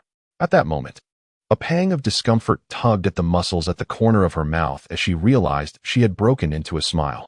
The Fire Fang hound, with its tiny paw, pointed toward a distant barbecue stand. Qiao Sang glanced over and realized she too was hungry. After all, how could she not be enticed by the wafting aroma of cumin from afar? No, dinner's already prepared at home. Qiao Sang demurred, resisting the temptation. Yamcha, with its dewy eyes, gazed up at Qiao Sang. The little fellow was actually cajoling her. Only 2 skewers then, Qiao Sang conceded. Yamcha nodded gleefully. Arriving at the barbecue stand, Qiao Sang ultimately consumed 5 skewers, while Yamcha devoured 15. On the way back, Qiao Sang said earnestly, when it's time for dinner later, you must feign that you're still hungry and finish your meal, understand? Yamcha responded, followed by a contented burp. Qiao Sang. While pet beasts can occasionally indulge in human food, they must consume specially prepared, energy-rich meals to develop properly and receive adequate nutrition. Her mother prepares all of the pet's food at home, which requires a significant amount of time. If Yamcha were to fill up on lamb skewers and be unable to eat what her mother made, Qiao Sang shook her head, not daring to dwell on the thought. By subway, it would only take about 10 minutes to get home, but for Yamcha's sake, Qiao Sang opted to take the bus. On the number 66 bus, perhaps due to the exhaustion of its energy and the fullness of its belly, Yamcha lay quietly by the window, gazing at the scenery outside. Chapter 19. Ghost type. The bus traveled smoothly, and the sun was likewise descending, the golden hues of the sunset gradually fading from the surfaces of the skyscrapers. Jiyang Station has arrived. Passengers alighting, please gather your belongings and exit through the rear door. The electronic announcement blared. At this stop, the number of people on the bus suddenly increased, filling all the seats and leaving 5 or 6 people standing. After the bus resumed its course for 3 minutes, Fa-Tooth, without warning, turned its head and barked at the passenger beside Qiao Sang. The person seated next to Qiao Sang was a female student clad in the uniform of the 37th Beast Taming High School. Having boarded the bus at the same stop as Qiao Sang, the female student glanced at Fa-Tooth but remained silent, merely shifting slightly away. Qiao Sang turned Fa-Tooth around, inquiring, "What's wrong?" Fa-Tooth gazed at the female student. "Woof?" It tilted its head, appearing equally perplexed. "Do you realize you might frighten others?" Qiao Sang said, stroking Fangtooth's head. "Woof." Fa-Tooth responded crisply, turning back to the window to resume admiring the scenery. Upon witnessing this, the female student offered Qiao Sang a friendly smile, saying, "I'm fine." Qiao Sang noticed the additional 10 or so centimeters that now separated them, and was about to say something when Fangtooth turned around once more, baring its teeth in the direction of the female student, appearing ferocious. Startled, the female student instinctively began to rise. Indeed, this Fa-Tooth clearly hasn't been properly trained. It's common for beast tamers to carry their pet beasts with them, and there's absolutely no issue with it. It's also common for pet beasts to act on their own. These individuals merely perceive her as youthful, and had she been of a slightly older age, they would not have dared to voice such opinions. Nonetheless, it is indeed the first instance of such a situation arising with Fire-Tooth Dog on the bus. "What troubles you?" Qiao Sang inquired, directing her gaze towards Fire-Tooth Dog. Fire-Tooth Dog, with an air of pride, turned its head away, choosing to avert its gaze from Qiao Sang.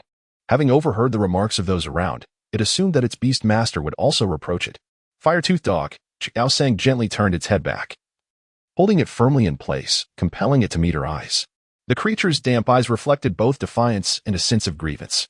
Qiao Sang stared into its eyes and earnestly stated, "I believe in you, and you must believe in me as well.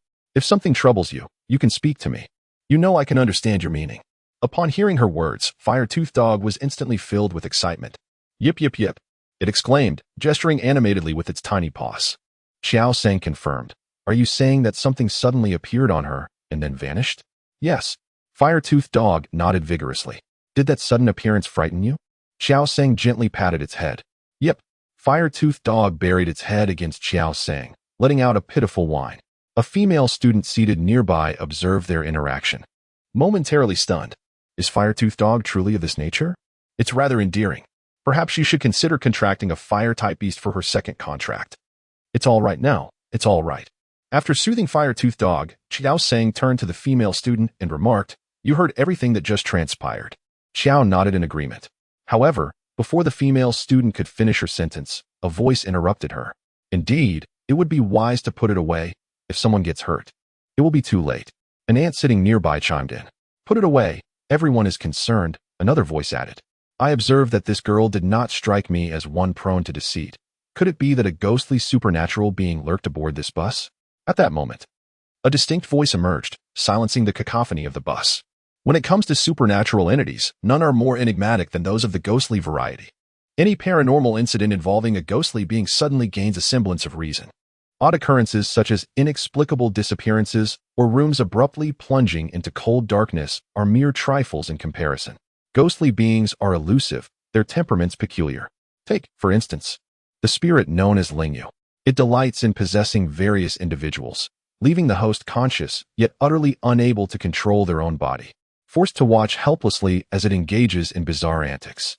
Jumping, dancing, or diving might be tolerable, but encountering a spirit that revels in streaking would truly be a stroke of misfortune. Among those who both adore and detest Lingyu are the members of the police force. This spirit not only possesses the living, but also has a penchant for the deceased. 2 years ago, mysterious corpses would inexplicably appear outside the police station in Guang City. Upon examination, it was found that the bodies had been dead for varying durations, some for a day, others for a year, and even 10 years. Among them was the much-discussed school belle, Lu Baiqian, from a missing persons case 3 years prior. Surveillance footage revealed that it was Lingyu controlling the corpse to make its way to the police station. Initially unrecognized, it was only when Lingyu drifted out of the body, revealing its own short stature, that the truth was uncovered. To speak of love, it is indeed a love that mysteriously aids the police in uncovering corpses that elude their grasp. As for hatred, the bodies that have perished just a day or two prior may also be drawn to it, thereby disrupting the sanctity of the initial crime scene. Then there is the ghost lantern, which appears beside those who have lost their way, guiding them towards the correct path, albeit at the cost of consuming a portion of their vital essence as a form of exchange. It may seem as though this spectral entity possesses an understanding of reciprocity. Yet that is far from the truth. The ghost lantern has simply deemed her lost. The myriad manifestations of spectral entities are indeed too numerous to recount. It is fortunate to encounter those who merely indulge in mischief, but should one cross paths with a malevolent wild spectral entity, the consequences could be dire. In an instant, the passengers aboard bus number 66 found themselves engulfed in trepidation. Chapter 20. The door opens. The bus veered slightly. The driver feigned calmness as he navigated the vehicle. Yet the beads of sweat trickling down his forehead betrayed his anxiety. How much longer until the next stop? A voice broke the silence. The interior of the bus fell into stillness once more. Could you let the Firefang dog scent your aura? Perhaps it can discern the location of that entity. In the hushed atmosphere, Qiao Sang suddenly spoke. The female student had yet to respond when the man with the square jaw beside her scoffed. Even if there were indeed a wild spectral entity aboard, are you certain you wish to search for it while the vehicle is in motion? What if you provoke it and something untoward occurs? Can you bear the responsibility? Indeed, let us wait until the bus reaches the next stop. Another voice chimed in. This matter requires the assistance of the inspection department. We ought not to complicate things further. Indeed, what is the telephone number for the inspectorate? Let me make a call. It seems to be 669. But that is the control department. The passengers on the bus were discussing this back and forth. It is not of the ghost type. Qiao Sang stated. How do you know it is not? Someone inquired. You were the one who said there was movement, and now you are saying it is not. Are you toying with us? A square-faced man exclaimed. Qiao Sang looked directly at him and chuckled. Sir, I believe you have been singling me out from the very beginning. The square-faced man's eyes widened as he roared. I am only 24 years old. Sir, your voice is rather loud, Qiao Sang remarked, picking at her ear. The square-faced man glared menacingly at Qiao Sang, his expression fierce. Had it not been for the Firefang hound in front of Qiao Sang, he might have resorted to physical violence in the next instant. Why is it not of the ghost type? A female student then asked. That Annie's pet is a magnetic armored rodent. If there were any ghost-type supernatural creatures nearby, its tail would be in a lightning shape. However, its tail is currently pointing straight down, Qiao Sang explained, pointing to the pet on the shoulder of the Andy sitting next to her.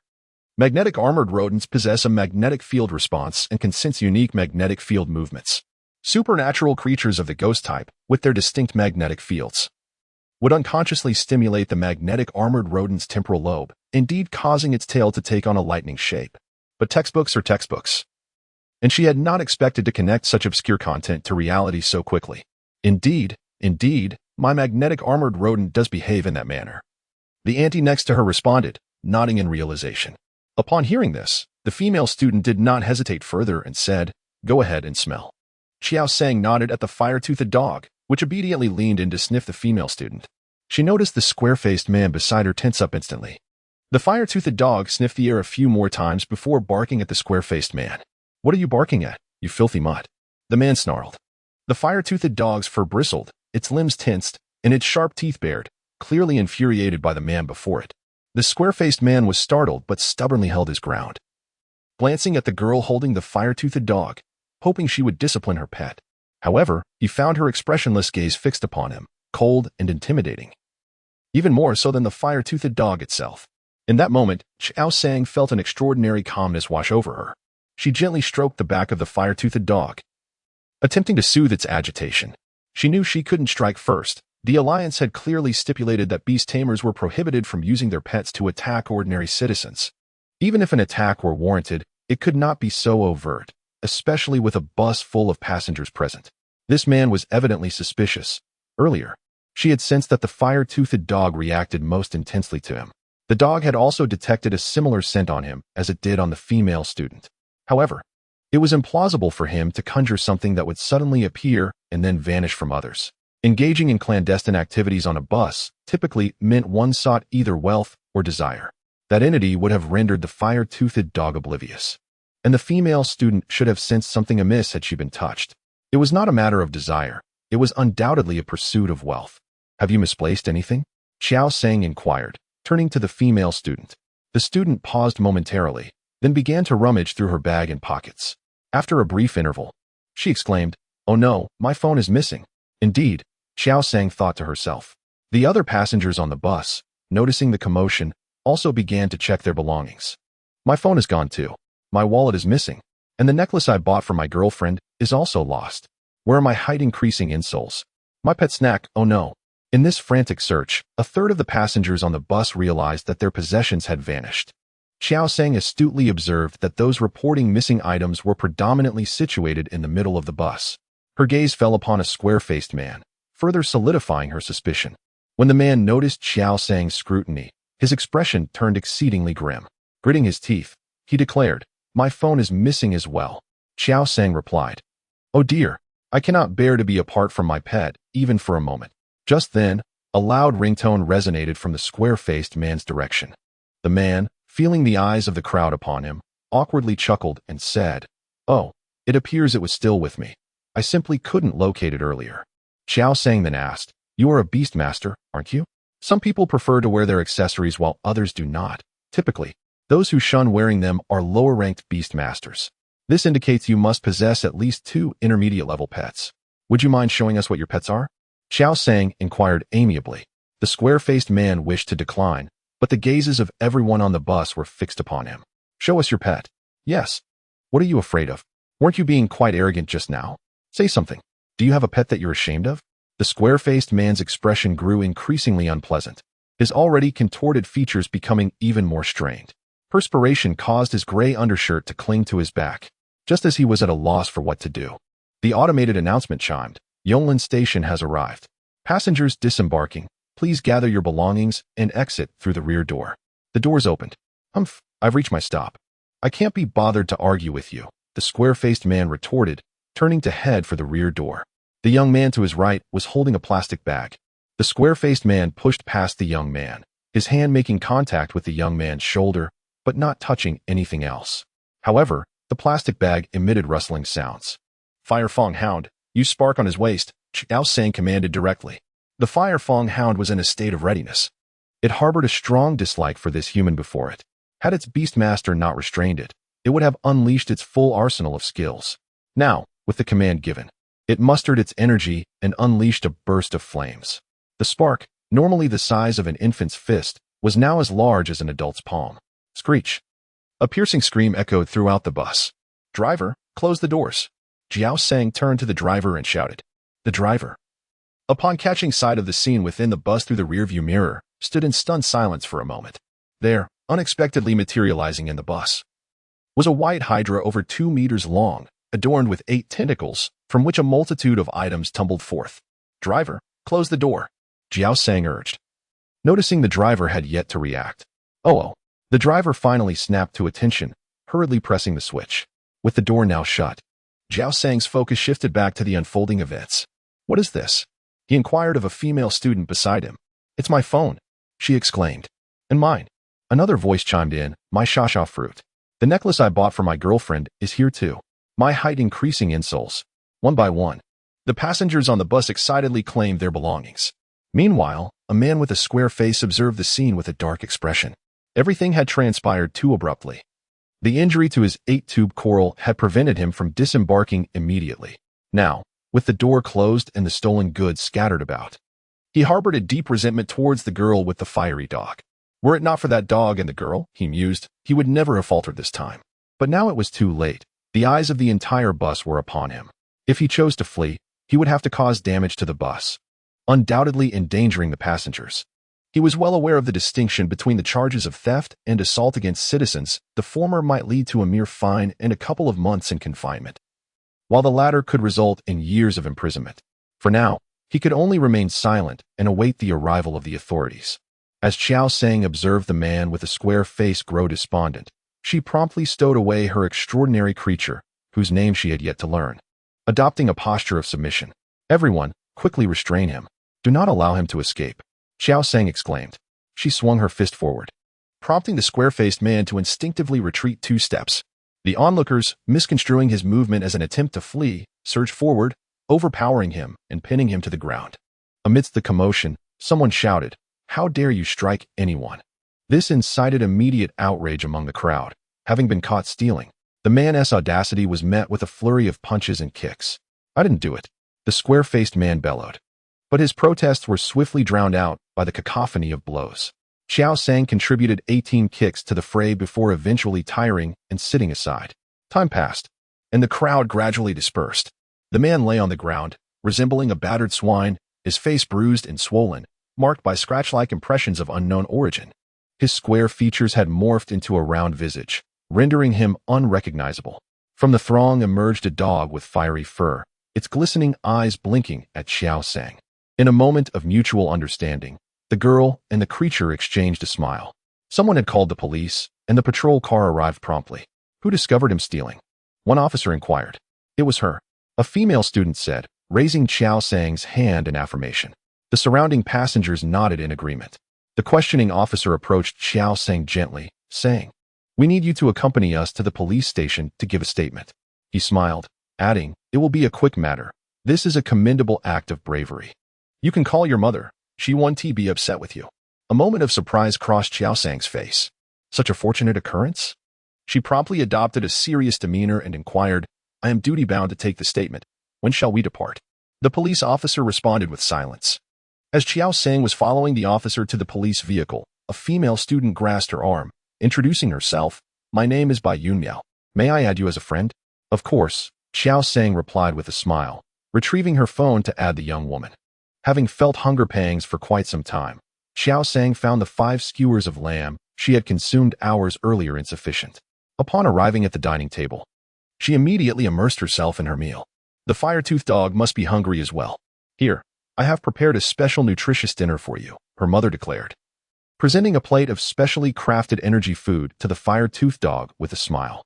However, Qiao Sang found the food in her mouth suddenly tasteless. She paused, her brow furrowed with concern as she glanced over. The fire-toothed dog remained oblivious to her gaze. It fixated on the energy meal, barking happily before devouring it. Qiao Sang exhaled in relief, grateful that her fears had not materialized. Once she finished her meal, she noticed that the fire-toothed dog had already polished off its energy dinner and was wagging its tail expectantly beside her. Qiao Sang was a bit taken aback. Had the fire-toothed dog developed a larger appetite than usual? Not dwelling on it, she cradled the creature and made her way to her room, where she opened her computer to investigate the name of the extraordinary being she had encountered on the bus. Without knowing its name, she could only search based on its physical characteristics. Does anyone know what extraordinary being possesses 8 white tentacles and the ability to become invisible? In a world teeming with countless extraordinary beings, many shared similar traits. After a thorough investigation lasting several minutes, Qiao Sang finally stumbled upon the answer she had been seeking. Chapter 22. Training Plan. The 8-tubed coral, a water-type creature, is an evolved form of the hidden coral worm. Its ability to become invisible is not merely a skill, but rather an intrinsic characteristic. Qiao Sang gazed at the description of the 8-tubed coral, momentarily at a loss for words. Is this not akin to a chameleon? Yet, the Beastmaster world truly lives up to its name. The chameleons of my past life pale in comparison to such extraordinary effects. On the bus, the 8-tubed coral was seen with its upper body pressed against the face of a man with a square jaw, while the remaining 8 tentacles floated gracefully in the air. Despite the close proximity of so many passengers, not a single person seemed to notice. Pondering this, Qiao Sang conducted further research on the 8-tubed coral.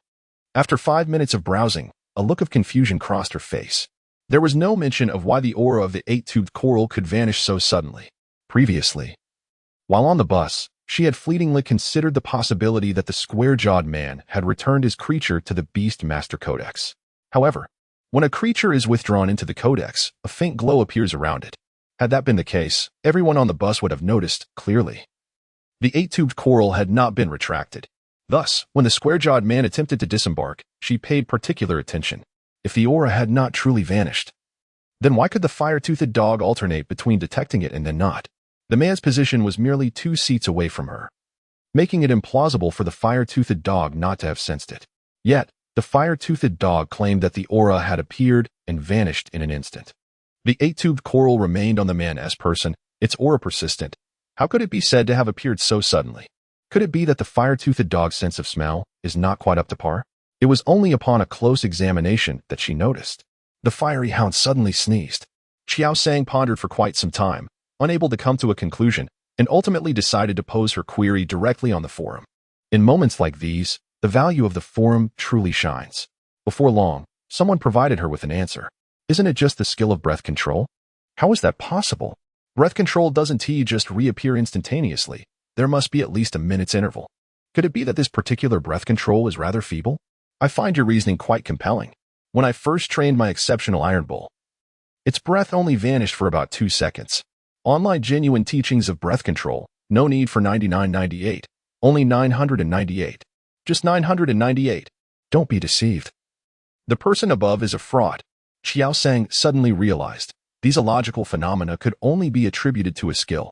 The skill of breath control, aside from specific locations, is hardly applicable in everyday scenarios, which explains why it never crossed her mind. If the fiery hound possessed skills that could obscure visibility, like a sandstorm, in conjunction with breath control, it would undoubtedly be a formidable combination. Unfortunately, it did not possess such abilities. As it stood, there was no necessity for the fiery hound to learn this skill. Qiao Sang closed her computer and turned her gaze towards the fiery hound. She had not forgotten the task she intended to undertake that evening. Fiery hound, unleash the power of your fiery fangs as many times as you are able. The hound, though oblivious to its trainer's motives, obediently nodded. 3 minutes later, the fiery hound lay on the ground, panting heavily. Qiao Sang calculated that it had executed a total of 13 strikes. This was more than she had anticipated, though it could also be attributed to having recently consumed an energy meal. As Qiao Sang contemplated entering the Beast Mastery Codex, the fire-toothed dog weakly barked at her. Understanding immediately, Qiao Sang rose and made her way to the kitchen, retrieving 2 red fruit from the refrigerator, which she then juiced and poured into a bowl. However, this time, she controlled the quantity, allowing the fire-toothed dog to consume only 1 every 2 days. Each red fruit cost a staggering 700 alliance coins, and consuming them daily was simply unsustainable. Today, seeing the fire-toothed dog in distress, Qiao Sang could not resist and took out 2, with 50,000 alliance coins at her disposal. A little indulgence was not out of the question. The fire-toothed dog cradled the bowl with its front paws, eagerly slurping the juice until it was satisfied and let out a contented bark. Watching the fire-toothed dog's joyful demeanor, Qiao Sang could not help but stroke its head. Though it appeared happy, the dog was indeed quite fatigued, soon collapsing onto the ground in slumber. Qiao Sang gently lifted it onto the bed, covering it with a blanket. Before returning to her desk, she realized that training without a plan would be inefficient, so she resolved to draft a training regimen.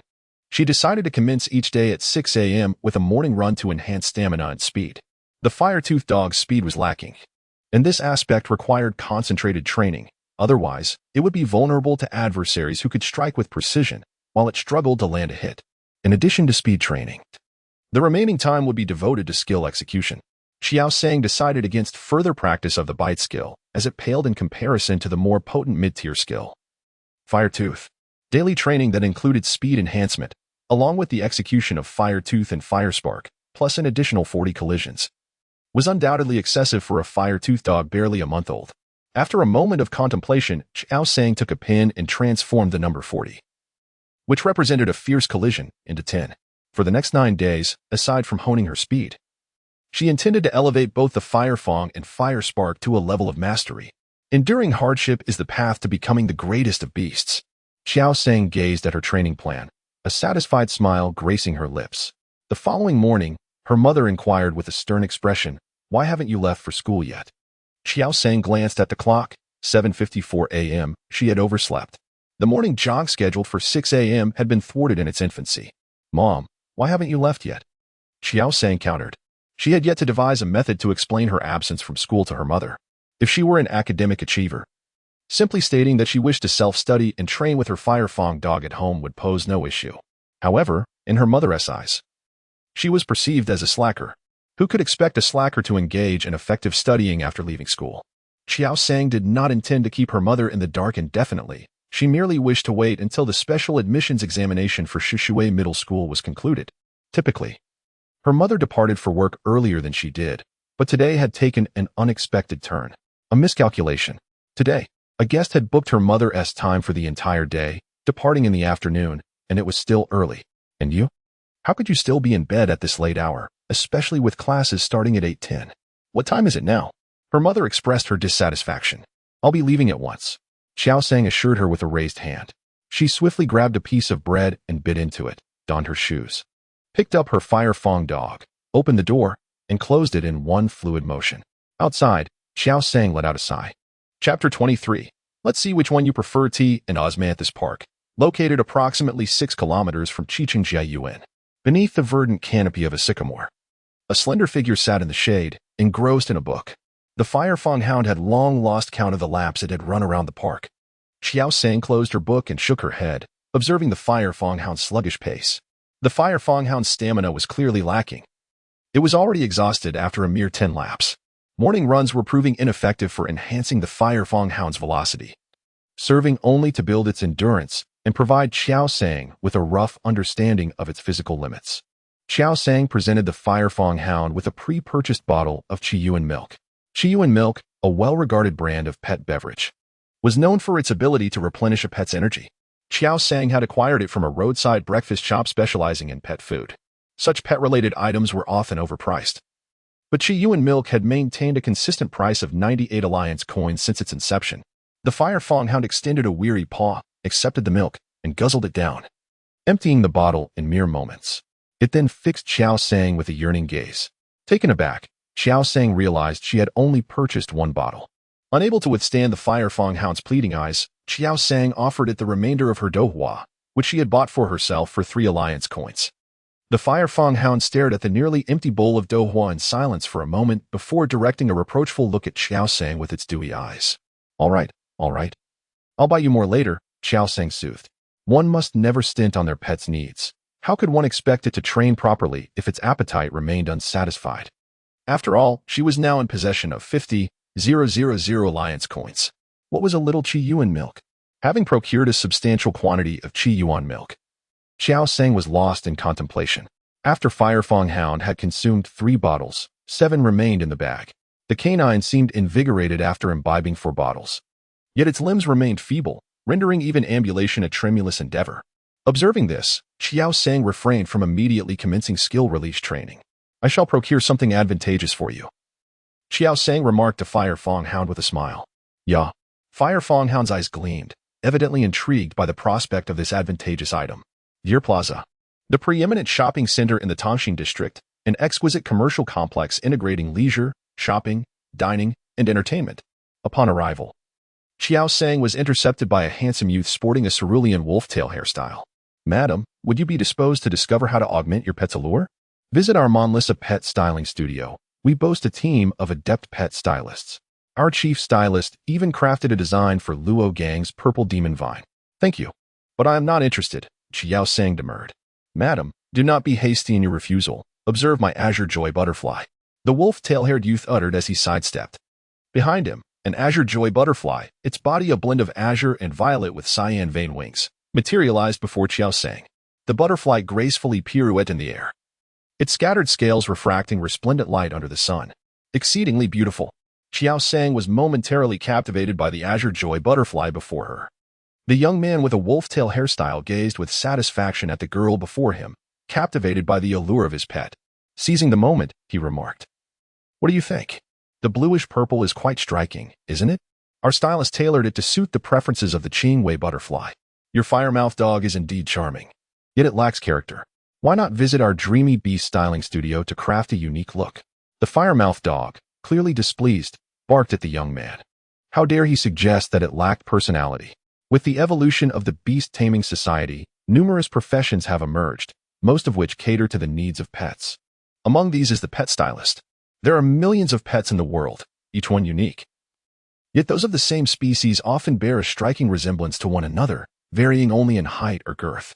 With the advancement of information dissemination, pets of unusual colors have finally come into public view. Without the spread of information, one might go through life without ever encountering a pet of such rarity. Indeed, rarity enhances value. While the worth of a uniquely colored pet may not rival that of a dragon-type creature, its selling price can compete with that of fairy-type pets. In the case of particularly rare breeds, the price could exceed 100-fold. Thus, the profession of pet stylist came into being. No uniquely colored pets? Not a problem. They can be dyed. While this may sound appealing, very few professional beast tamers would choose to have their pets colored. The reason is quite straightforward. The color fades. A pet can sustain injuries during a match, and the loss of a bit of fur or the fading of its dye can render the entire styling effort futile. Despite the aforementioned, certain renowned beast tamers find themselves unable to resist the allure of aberrant coloration, while ice-type creatures inherently possess a significant advantage over water-type counterparts. The silver frost centipede, under a barrage of high-pressure water jets, suffered a substantial loss of its golden luster, rendering it woefully disheveled. This, in turn, adversely affected the mentality and performance of competitor Lin Ruochu, ultimately leading to her defeat. While it is true that Qiao Sang was momentarily captivated by the verdant allure of the azure joy butterfly, it was never to the extent of compelling her Fire Fonghound to undergo a chromatic transformation for mere aesthetic purposes. The Fire Fonghound's crimson coat of flames is already a sight to behold. What a lack of discernment on the part of some. "No, thank you," Qiao Sang reiterated, declining the offer. Seeing her resolute stance, the wolf-tailed youth ceased his entreaties and instead intercepted a passing young woman. "Madam, might you be interested in discovering how to enhance your pet's allure? Come, allow us at the beauteous beast of dreamland." Qiao Sang, accompanied by her Fire Fonghound, ascended to the third floor, where a retail establishment specializing in pet accessories awaited.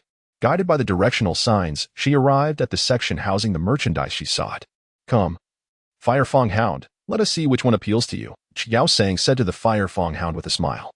The Fire Fonghound gazed inquisitively at the array of items before it, which included beaded strands and an assortment of bracelets in various styles and hues. "Woof." The Fire Fonghound gestured with its paw toward the string of azure beads. Qiao Sang picked up the beads and weighed them in her hand, only to feel her appendage descend a considerable distance of 50 centimeters. "Perhaps a bracelet would be more suitable. This may not be the best for your cervical spine," Qiao Sang remarked, casting a glance at the Fire Fonghound's neck. Fire Fonghound? Chapter 24. A meeting of minds. Weight training is the method Qiao Sang conceived to enhance the Fire Fonghound's velocity. The augmentation of speed is inextricably linked to both explosiveness and cadence. If its velocity can be cultivated to a level commensurate with its usual pace while encumbered with weights, then upon removal of the weighted rings, Houndo's alacrity would assuredly experience a substantial augmentation. However, judicious encumbrance constitutes training, whereas excessive burdening imposes strain on Houndo's physique. Qiao Sang recalled perusing in a fitness periodical from her previous existence that the most judicious range of encumbrance at inception ought to be between 8 and 20 of one's own body mass. Houndo's weight is 19 kilograms, yet the weighted beads she selected approximate 25 kilograms. Qiao Sang deposited the weighted beads and, as she prepared to examine the weighted rings, a shop assistant approached. "May I inquire if there is anything you wish to procure? I would be delighted to provide a recommendation." Qiao Sang did not demur. "I wish to acquire weighted accoutrements for Houndo." The shop assistant responded with a smile. "In that case, a gravity necklace would be most suitable. The latest OM-8 model gravity necklace, recently introduced under the aegis of the Ever Creation Group, permits adjustment of the gear according to the pressure tolerance of the pet beast, and can be utilized by pet beasts ranging from neophyte to advanced levels. Your Houndo could employ it for at least 6 years. Such advanced technology?" Qiao Sang inquired with piqued interest. "What is the price?" "It could purchase 3 Houndos." Qiao Sang cast a silent glance at Houndo. "Never mind. I shall purchase the gravity ring instead." Qiao Sang demurred. The shop assistant maintained her enthusiastic demeanor, picking up a black gravity ring from the rack, and said with a smile, "If your Houndo is just beginning to utilize a gravity ring, I would recommend this 10 kilograms gravity ring. Black complements Houndo's appearance nicely." "Might it be excessively heavy?" Qiao Sang inquired. Qiao Sang understood. In the current era of beast masters, she ought not to rely on the scientific rationale of her past life to elucidate matters. Under the persuasive efforts of the sales staff, Qiao Sang ultimately purchased 3 gravity rings weighing 10 kilograms, 15 kilograms, and 20 kilograms, expending a total of 3,500 alliance coins, accompanied by her Firefang dog. Qiao Sang settled into a leisure chair at the center of the mall and adorned the creature's right foreleg with the 10 kilograms gravity ring. "How does it feel?" she inquired. Following the gaze of her Firefang dog, she observed that the virtual screen, which had previously displayed advertisements, was now showcasing the grandest event of the Alliance, the Global Interstellar Alliance Beast Master Cup, commonly referred to as the Interstellar Cup. This prestigious competition is exclusively for the elite beast masters selected from 4 planets and is held once every 3 years. On Blue Star alone, the population exceeds 7 billion, while the combined populace of the other 3 planets totals over 38 billion.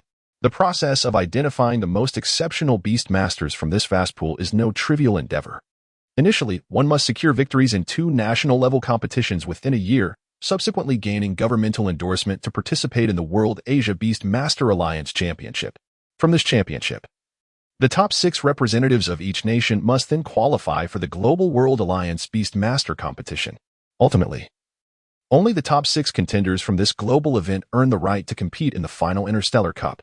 The screen displayed the ongoing Interstellar Cup, featuring a gentleman of refined appearance clad in a white trench coat, accompanied by a colossal heavenly toad measuring approximately 60 meters in height. The colossal toad, cloaked in a deep, somber gray-black hue, fixed its solemn gaze ahead, donning a pair of custom black sunglasses that exuded an aura of both coolness and enigma. The audience, capable of accommodating 300,000 souls, erupted into a deafening chorus of cheers, fervently chanting the names of Linya and the gigantic toad. The waves of sound cascaded over the competition grounds, filling the air with electric fervor. Qiao Sang, captivated by the scenes unfolding on the screen, felt an exhilarating surge within her, igniting the passion inherent in her identity as a beast master. Was it not the pinnacle of her aspirations to participate in the Interstellar Cup at least once in her lifetime? She turned her attention to the fire-toothed dog, who remained entranced by the display. At that moment, she sensed an unspoken connection between them. Gently grasping the fire-toothed dog's face, she earnestly proclaimed, "Fire-toothed dog, believe in me. One day, we too shall stand upon that stage." The fire-toothed dog, bewildered, listened to its beast master's words with a perplexed expression. "That stage? What stage?" it questioned. Unperturbed, the fire-toothed dog, with a burst of enthusiasm, raised its paw to point at the screen, barking excitedly. Qiao Sang replied, "Are you suggesting you want to buy sunglasses?" The fire-toothed dog nodded vigorously, while Qiao Sang mused, "You were just watching sunglasses, not the competition?" The creature tilted its head in confusion. "What competition?" In that moment, Qiao Sang could only exclaim in exasperation, "Forget the connection."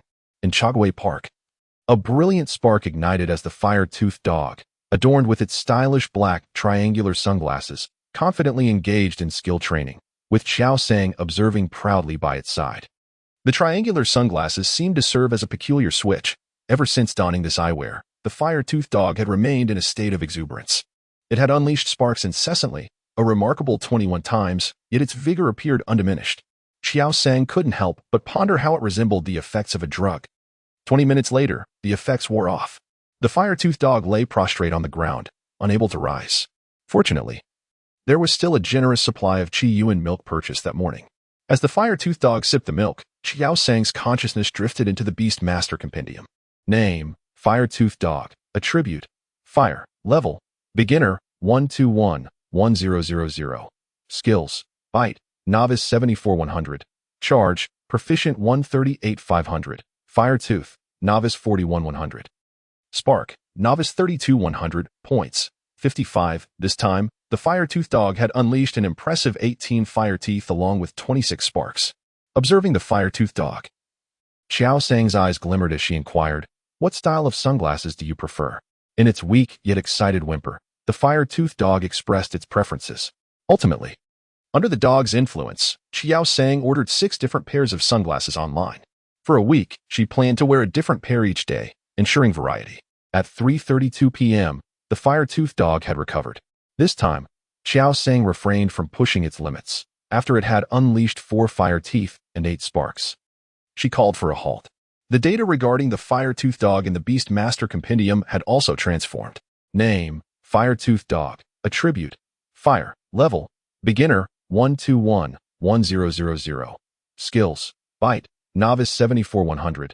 Charge, Proficient 138-500. Fire Fong, Novice 45-100. Spark, Novice 40-100. Points, 55. Fire-toothed dog. We shall now commence weight training, Qiao Sang announced. Chapter 25. A good meal. We will begin with 2 laps to warm up, Qiao Sang continued. The fire-toothed dog adjusted to the weight ring relatively quickly. Walking posed no significant issue.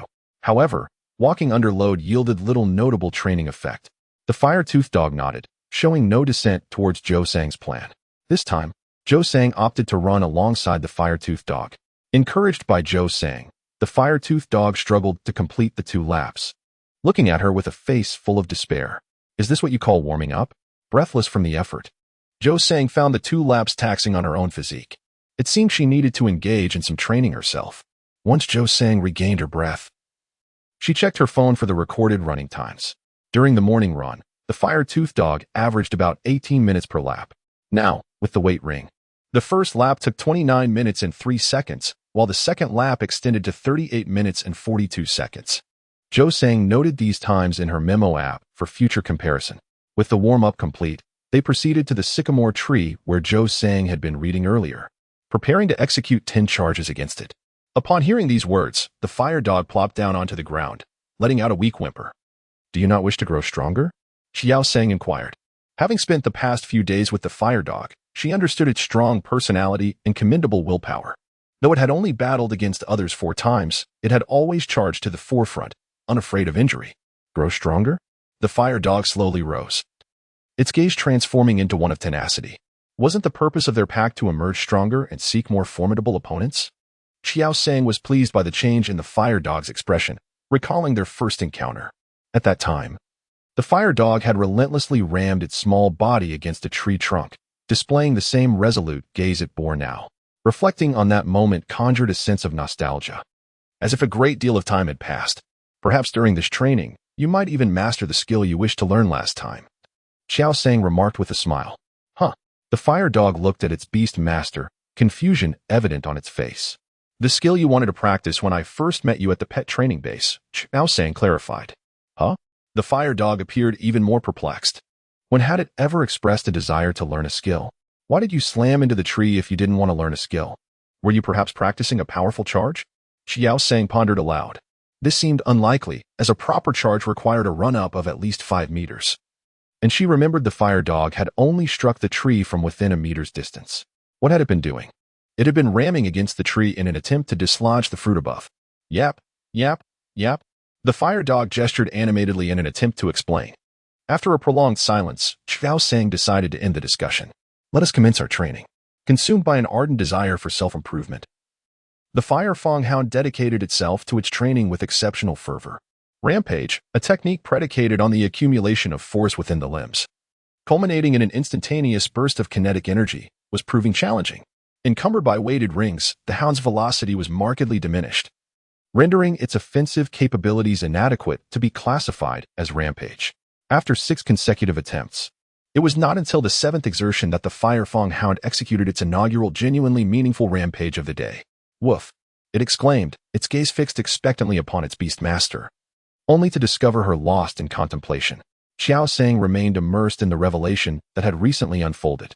She mused that her Firefang hound possessed a certain naivete, having dedicated so much effort to striking a tree merely to dislodge its fruit. Could it be that the provisions at the pet center were insufficient? How could such a diminutive creature expect to dislodge fruit through brute force? Why not employ rampage directly upon the tree? As it was, repeated impacts had failed to yield any fruit and had only resulted in a headache. Why had it not simply climbed the tree? "Woof, woof, I'm all right," Qiao Sang responded. "Woof."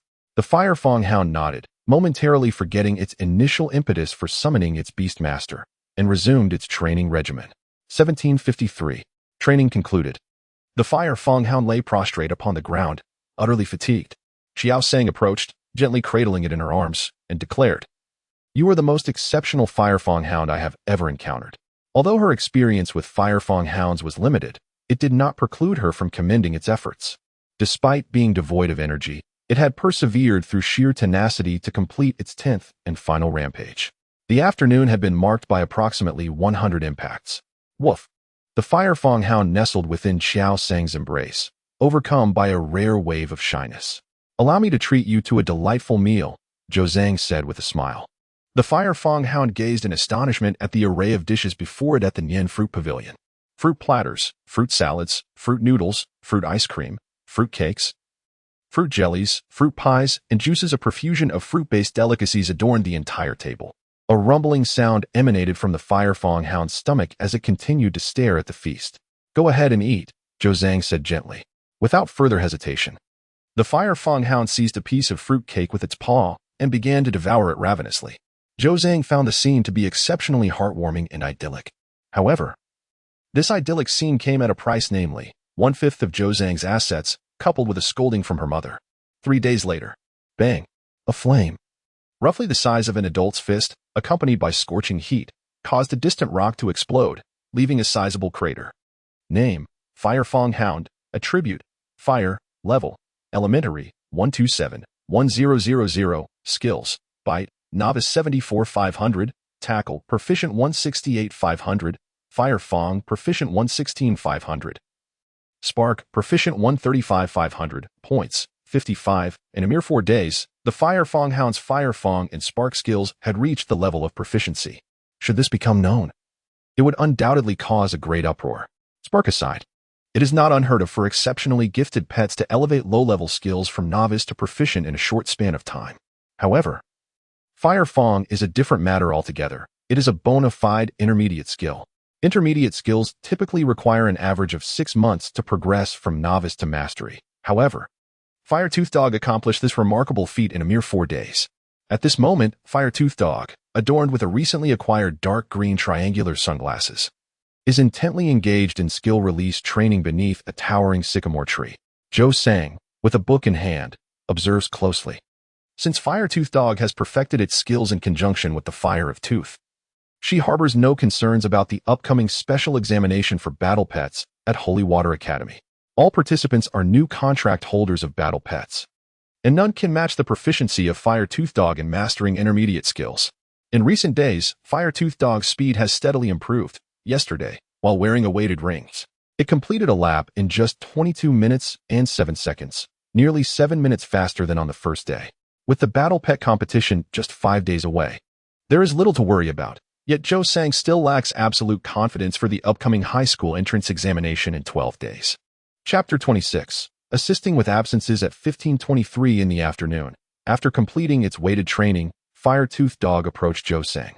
Having adapted to the training regimen over the past few days, Firetooth Dog's stamina has significantly increased, allowing it to stand steadily even after the session.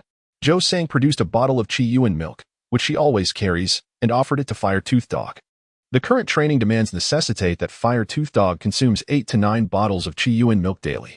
Watching Firetooth Dog down 3 bottles in quick succession, Zhou Sang felt a pang of economic anxiety. her funds were dwindling rapidly. Within less than a week, her alliance currency had plummeted to around 30,000, and she anticipated that by day's end, her assets would begin with a 2. She must devise a strategy to earn more. Nevertheless, her primary focus remains on the entrance examination. Financial pursuits can wait. Once Fire-Toothed Dog finished its Qiao milk, Qiao Sang boarded bus number 28 with it. In the New Sea bookstore, the atmosphere buzzed with activity, primarily populated by students, given that it was a day of rest. As Qiao Sang descended the stairs after selecting her books, a voice called out to her. Beauty, knight, heroine, the one with the fire-toothed dog. Only then did Qiao Sang turn her head, realizing that she was the sole person in the vicinity with such a companion. Approaching her was a girl sporting a bun hairstyle, complemented by wispy bangs, who hurried over. Why have you been ignoring me? The girl complained. Her face seemed somewhat familiar to Qiao Sang, though she struggled to recall where they had met. Yet, she was certain they had crossed paths before. The fire-toothed dog barked, evidently recognizing the girl. You know her? Qiao Sang asked, surprised. Oh, it's you. I didn't notice before, she said calmly. I recognized you right away, especially your conspicuous fire-toothed dog. The girl replied with a smile. Qiao Sang blinked, signaling her to continue. It suddenly dawned on her, this was Bai Yunmiao, the girl who had sat next to her on the bus the day she received 50,000 alliance coins. I haven't been keeping up with my messages lately, Qiao Sang explained. I've been busy training my fire-toothed dog in reading. I truly haven't had much time for my phone. The heroine is different. You can resist the urge to check your phone, unlike me, Bai Yunmiao admired. Afterward, she noticed the materials in Qiao Sang's hands and curiously asked, why are you buying the high school entrance exam papers? Isn't the exam just around the corner? Qiao Sang responded with a question, isn't the entrance exam related to your purchase? Wait, Bai Yunmiao exclaimed, realizing the implication. Unlike the restrained volume from earlier when she called out, this time the voice burst forth unreservedly, resonating starkly in the serene bookstore. The readers around her furrowed their brows and turned to look. Bai Yunmiao hastily covered her mouth, then, in disbelief, gazed at Qiao Sang and whispered, Are you still a middle school student? Do I not appear to be one? Qiao Sang replied, slightly disheartened. Is it that I seem older? No. I merely hadn't expected it. Bai Yunmiao quickly shook her head. Upon reflection, the girl before her indeed appeared younger than herself. It was simply that she had never associated her with a middle school student. Who could have anticipated that the one who uncovered the theft of the 8-tube coral and contracted the Fire Fong dog was, in fact, a middle schooler? The fact that a still-enrolled middle school student could contract a pet beast indicated something remarkable. It signified she was an independently awakened genius. Such talent was unheard of in their school. No wonder she had the audacity to contract a fire-type pet beast as her first and managed to train the Fire Fong dog to be so obedient. Bai Yunmiao discreetly assessed the Fire Fong dog nearby. Why are you still taking the high school entrance examination?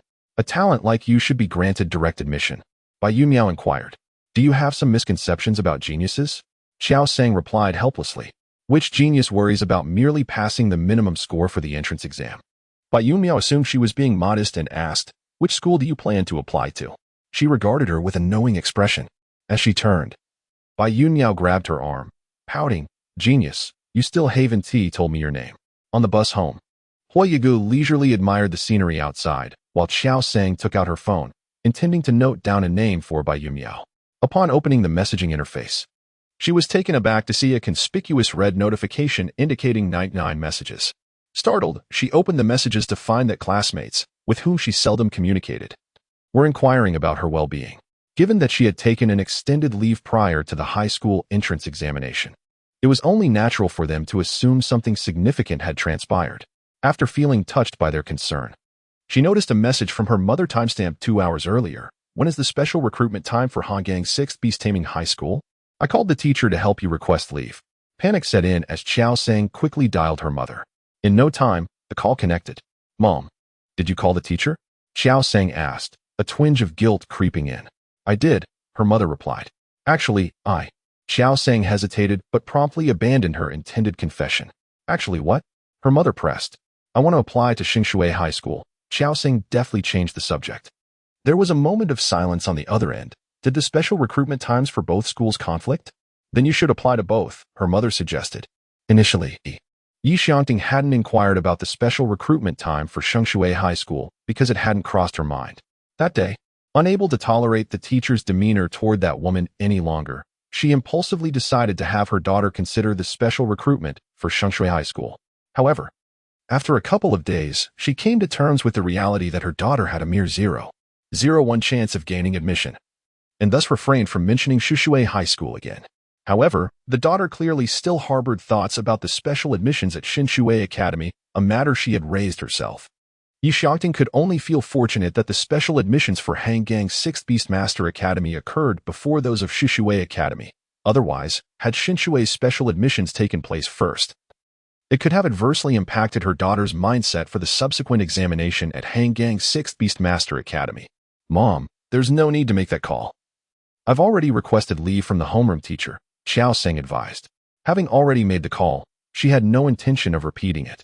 Were it not for her daughter, she would prefer to avoid any interactions with these teachers altogether. Chapter 27.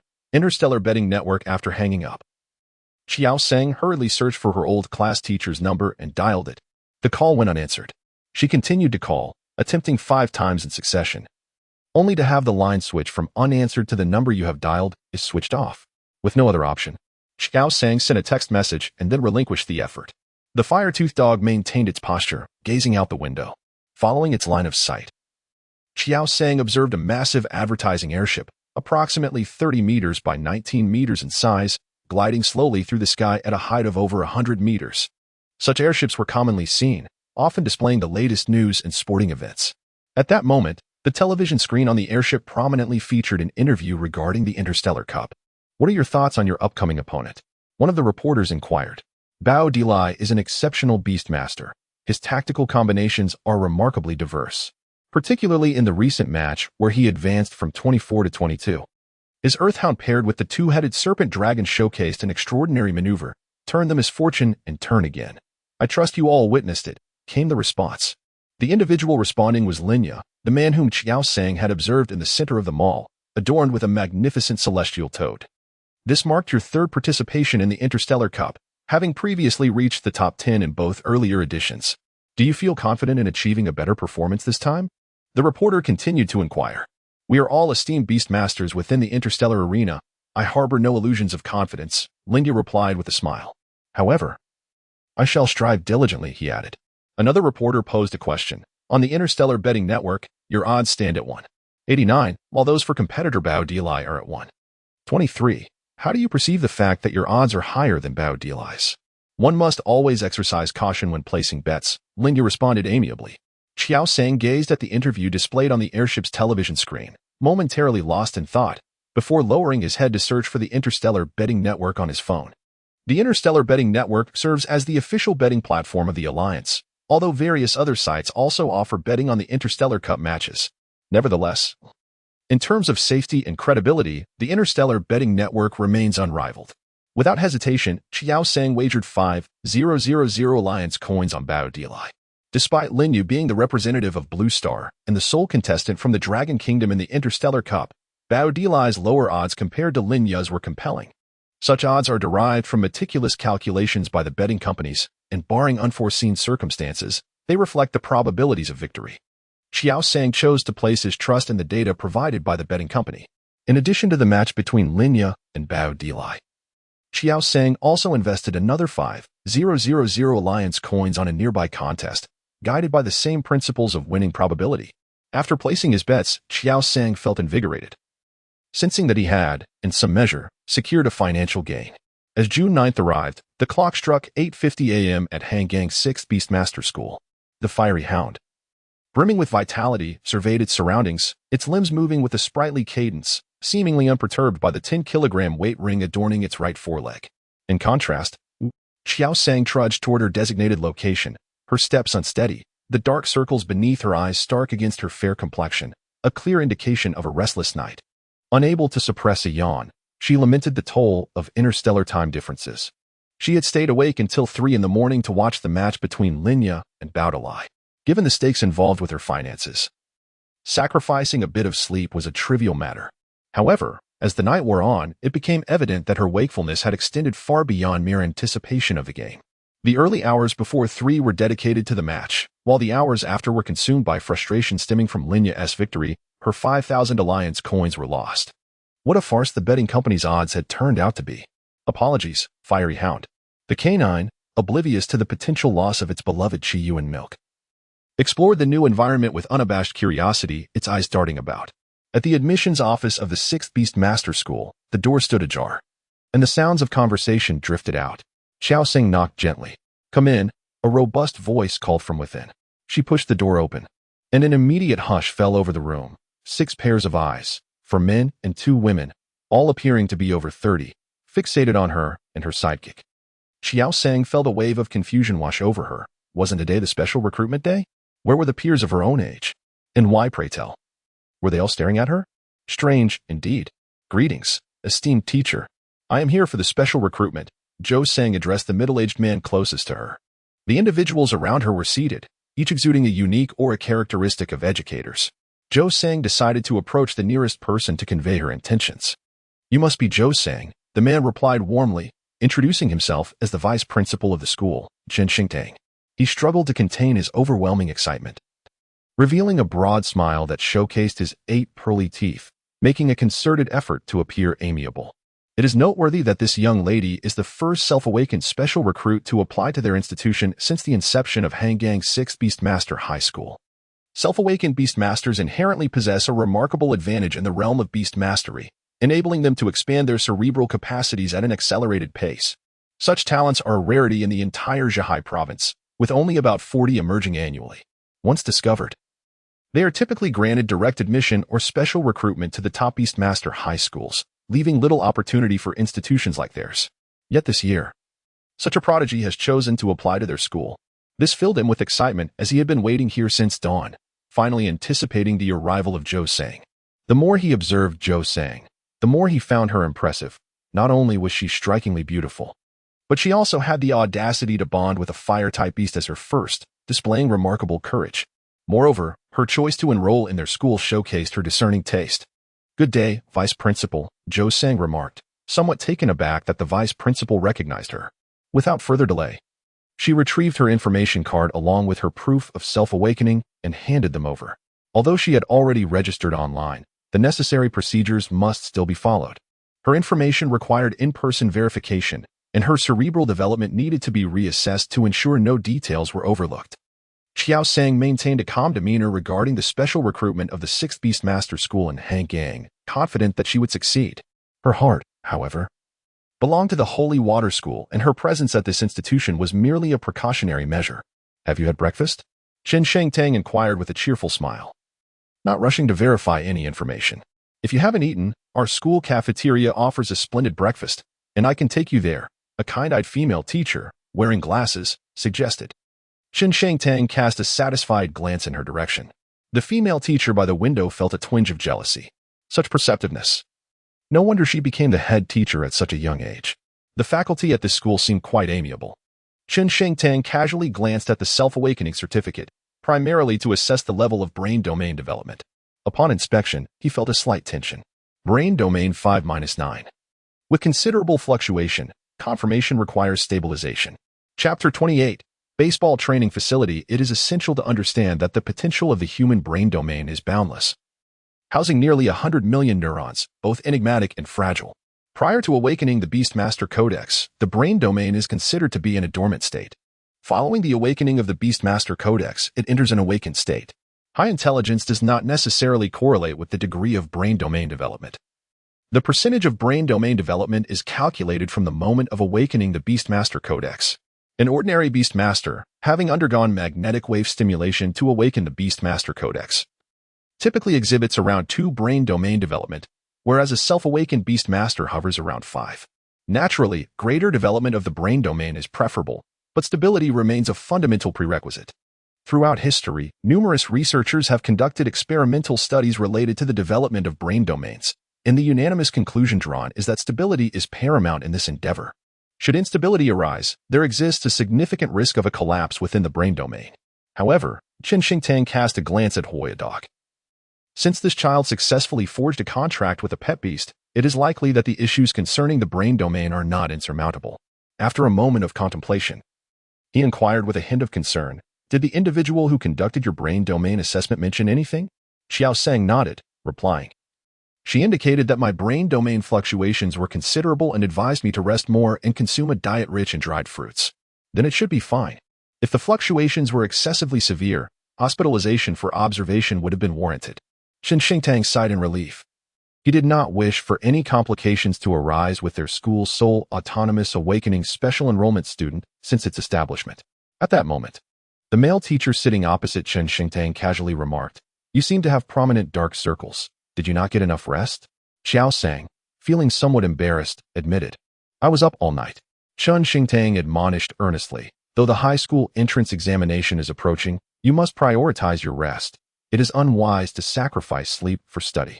Qiao Sang, feeling a twinge of guilt for having stayed up all night due to the loss of 5,000 alliance coins, nodded silently in agreement.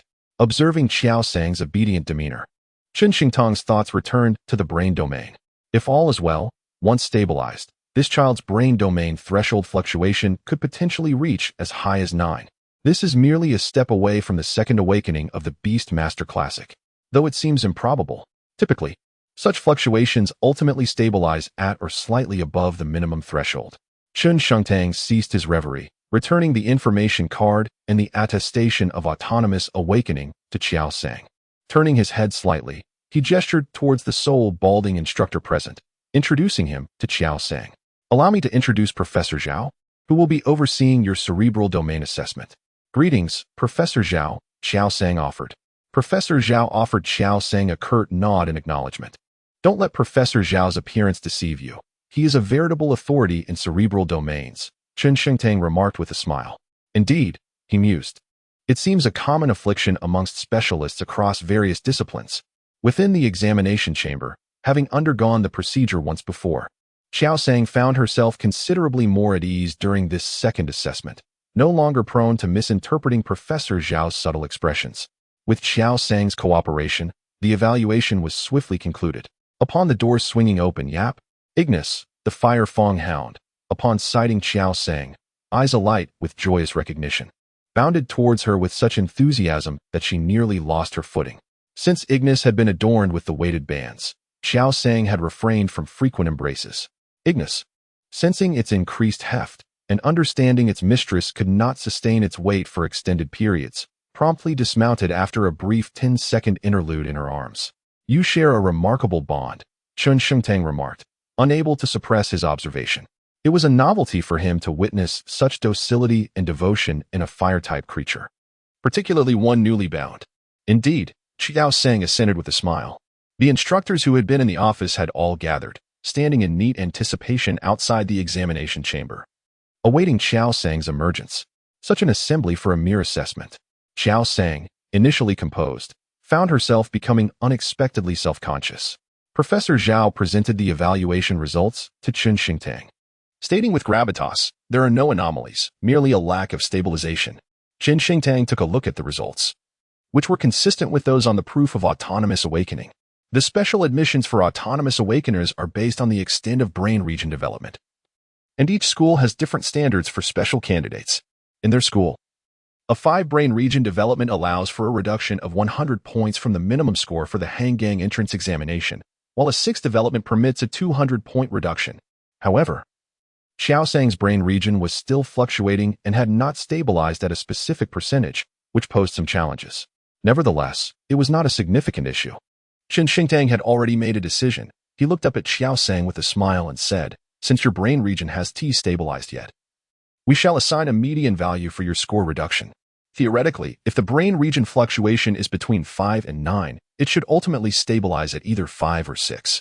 Yet, Chen Xingtang decisively declared her brain region to be at 7. The nearby teachers were not surprised by this statement. This was the first autonomous awakening beast master to enroll in their school since its establishment. Whether the entrance exam score was reduced by 100 or 200 points was inconsequential. What truly mattered was the affirmation of their school's stance. As long as she aimed for Hangang 6 Beast Master High School, the doors would be wide open for her. Qiao Sang naturally understood the implications.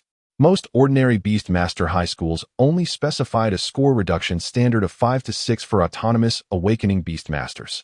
This was because, over 5 years, a province might not see a single student with a brain region awakening of 7 or above. Even if such a student existed, They would certainly not apply to an ordinary Beastmaster high school. It would be disingenuous to say she was not moved. This indicated that she could potentially have a reduction of 300 points from the minimum score for the entrance exam, essentially conveying that she had already been admitted. "Thank you," Qiao Sang remarked.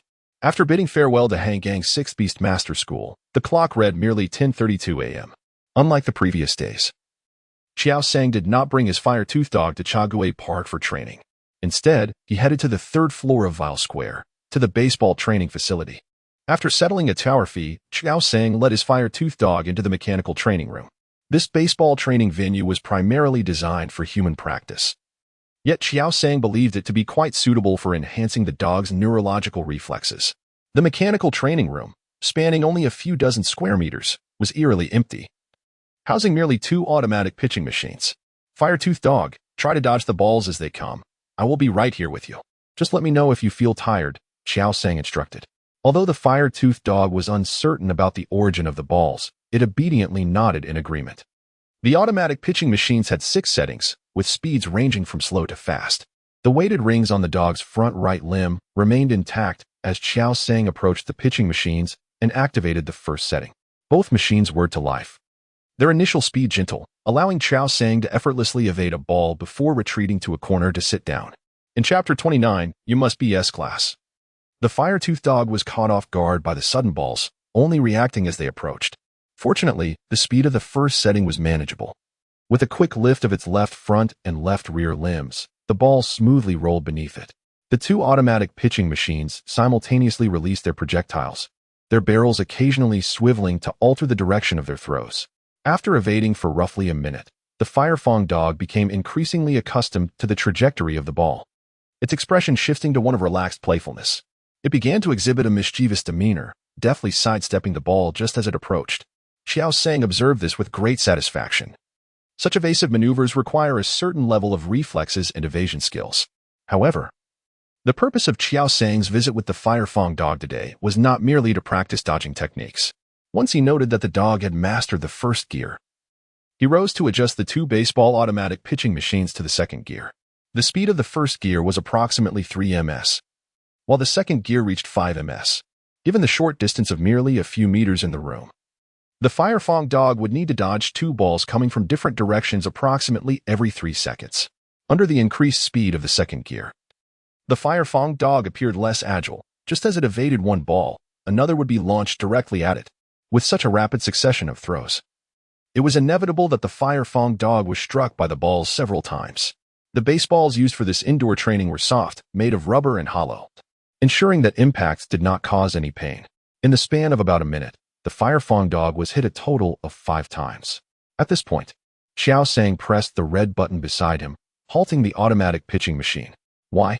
The Firefang dog tilted its head in confusion, looking up at its master. "Why have you stopped?" "I wasn't finished playing yet." Qiao Sang crouched beside the Firefang dog and unfastened the weight ring from its right front leg. Smiling as he said, "Today is not merely for play. I am here to assess the results of your training over the past few days and to determine your speed limits." Woof. Upon hearing these words, the fire-toothed dog exerted its hind legs to rise, and with its recently liberated right foreleg, it patted its chest. It was eager to showcase its prowess to its beast master. Observing the fire-toothed dog's spirited demeanor, Qiao Sang couldn't help but stroke its head, encouraging it with a gentle, "Go for it." The fire-toothed dog felt a surge of fervor as it dashed to Qiao Sang's backpack, rummaging through it to retrieve 7 pairs of sunglasses. After a moment's hesitation, it selected a pair of dark green triangular sunglasses to don. "Yar." Qiao Sang recognized that the fire-toothed dog was ready to unleash its true capabilities. "Go for it," he encouraged once more, before stepping up to the baseball pitching machine and setting it to the second gear. With the weight ring removed, the fire-toothed dog instantly transformed, its speed now on an entirely different level. The balls launched at the second gear posed no threat to it, and it effortlessly evaded them. 2 minutes later, Qiao Sang adjusted the baseball pitching machine to the third gear. At this setting, the velocity of the balls doubled to 10 ms. Remarkably, the fire-toothed dog managed to avoid every single ball. Although Qiao Sang was aware of the dog's progress, witnessing it firsthand filled him with immense satisfaction. After another 2 minutes, Qiao Sang elevated the machine to the 4th gear. The speed escalated from 10 ms to 20 ms. Caught off guard, the fire-toothed dog was struck by the first ball in the 4th gear, followed swiftly by the second and third. It appeared that the dog's neural reaction speed had a limit of around a dozen meters per second. Assessing the situation, Qiao Sang prepared to turn off the baseball pitching machine. Yar. The fiery hound was in a state of urgency. Don't stop. It can still go on. Qiao Sang was taken aback, not expecting the hound to notice her presence amidst the relentless onslaught of balls. Since the fiery hound had chosen to persist, she naturally refrained from intervening.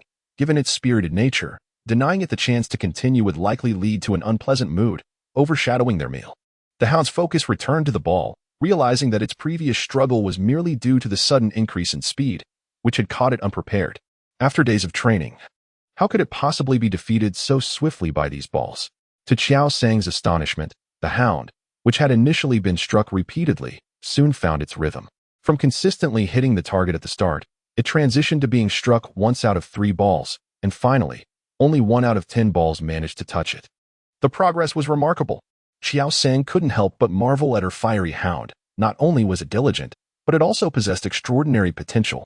After 30 minutes, the hound had improved to a level where it was struck only once for every 45 balls.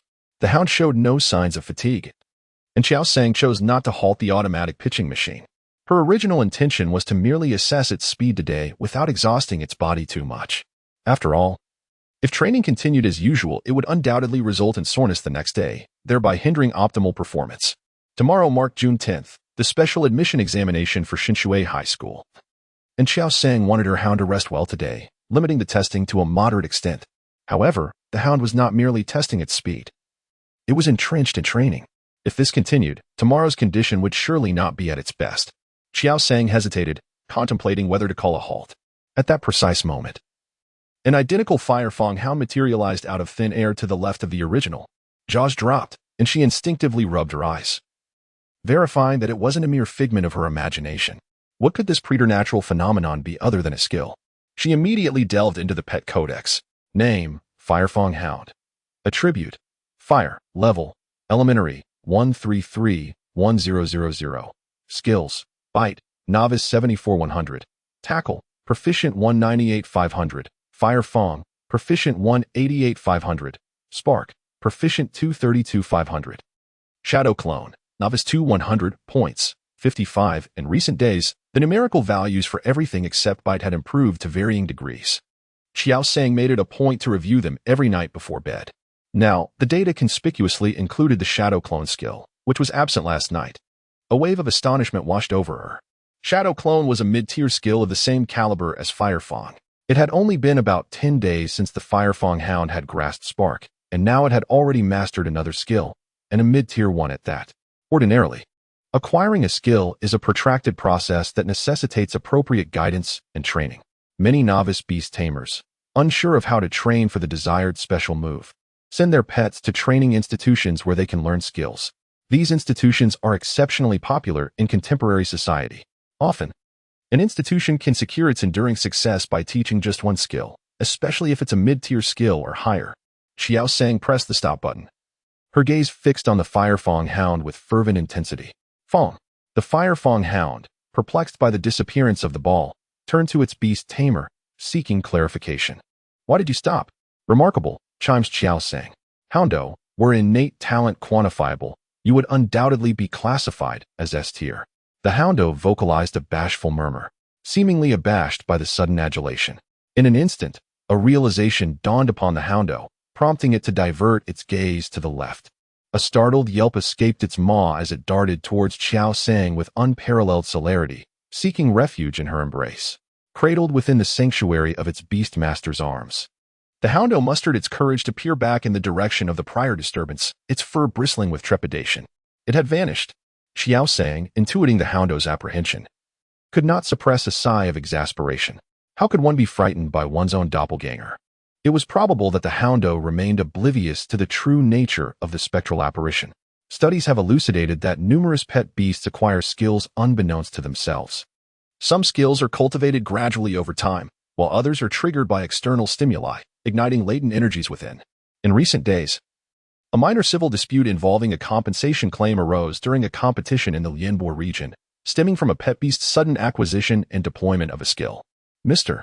Wang of Yueqing, accompanied by his lay-faced seed, was spectating the competition from seat 16 in row 21 of section B.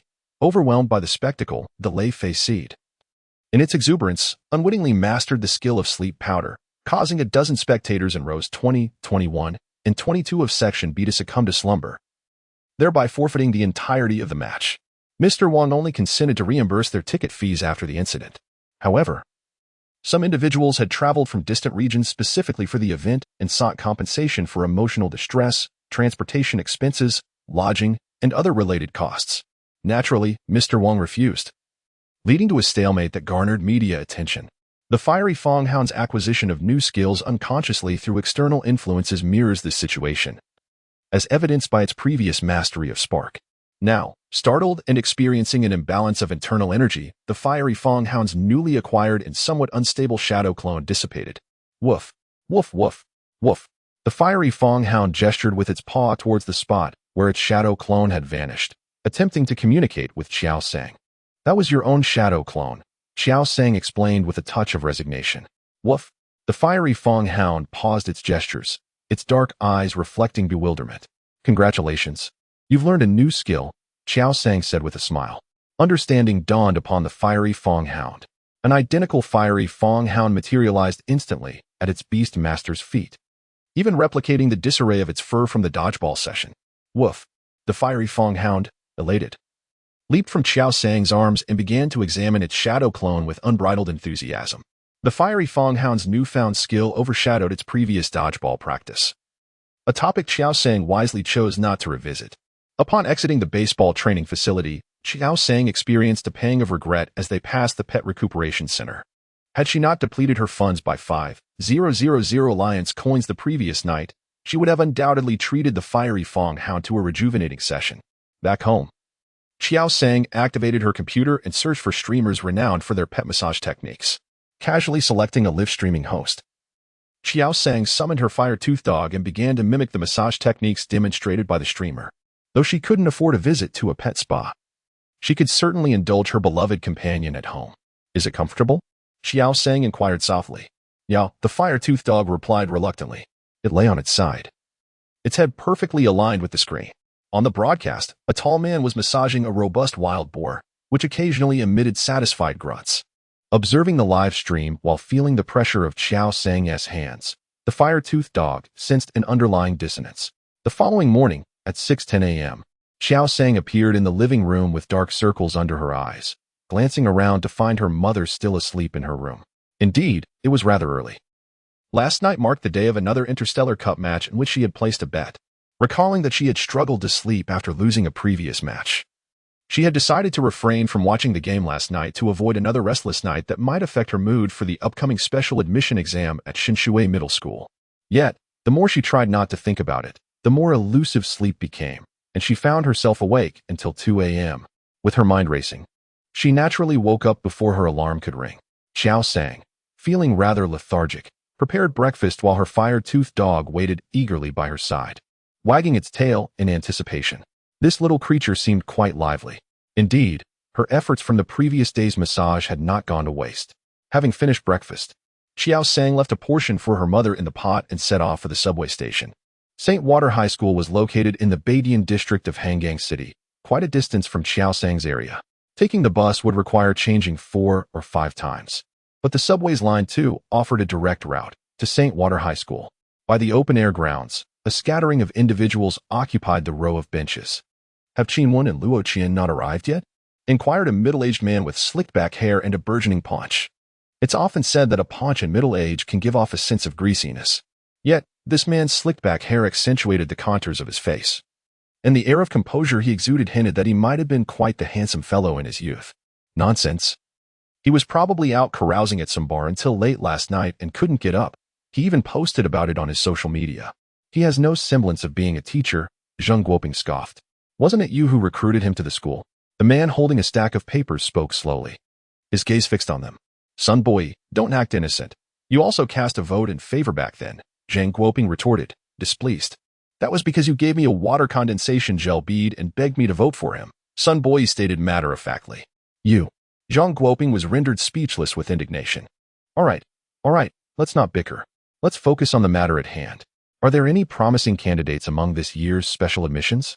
The middle-aged man with the slicked-back hair mediated, steering the conversation to a different topic. The truly exceptional talents have already been recommended, Zheng Guoping said, his tone still tinged with anger. Actually, there might be one. Sun Bo Yi's gaze lingered on a particular line on the paper. You know Lu Lianye from Titan Junior High, right? He was in the news about half a year ago. The one who awakened spontaneously in his third year of junior high? Qinwen inquired.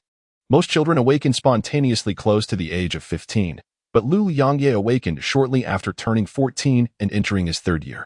If it weren't for the fact that the junior high school entrance examination of that year had already concluded and the enrollment quotas for each school had been allocated. With classes already underway, Lu Lianye might have been able to skip grades and enter a beast-taming high school. Why wasn't he recommended? Qinwen followed up. It said that he didn't attend school much after his spontaneous awakening, so his academic scores suffered, Sun Bo Yi explained. Qinwen understood. Probably contracted a pet beast and couldn't stand the monotony of just studying. If that's the case, he's quite the promising talent. Lu Lianye has had his contracted pet beast for over half a year now, so his strength must be superior to his peers. Outside the gates of Holy Water Middle School, Qiao Sang sat by the flower bed, lost in thought. She had arrived too early. The gates were still closed.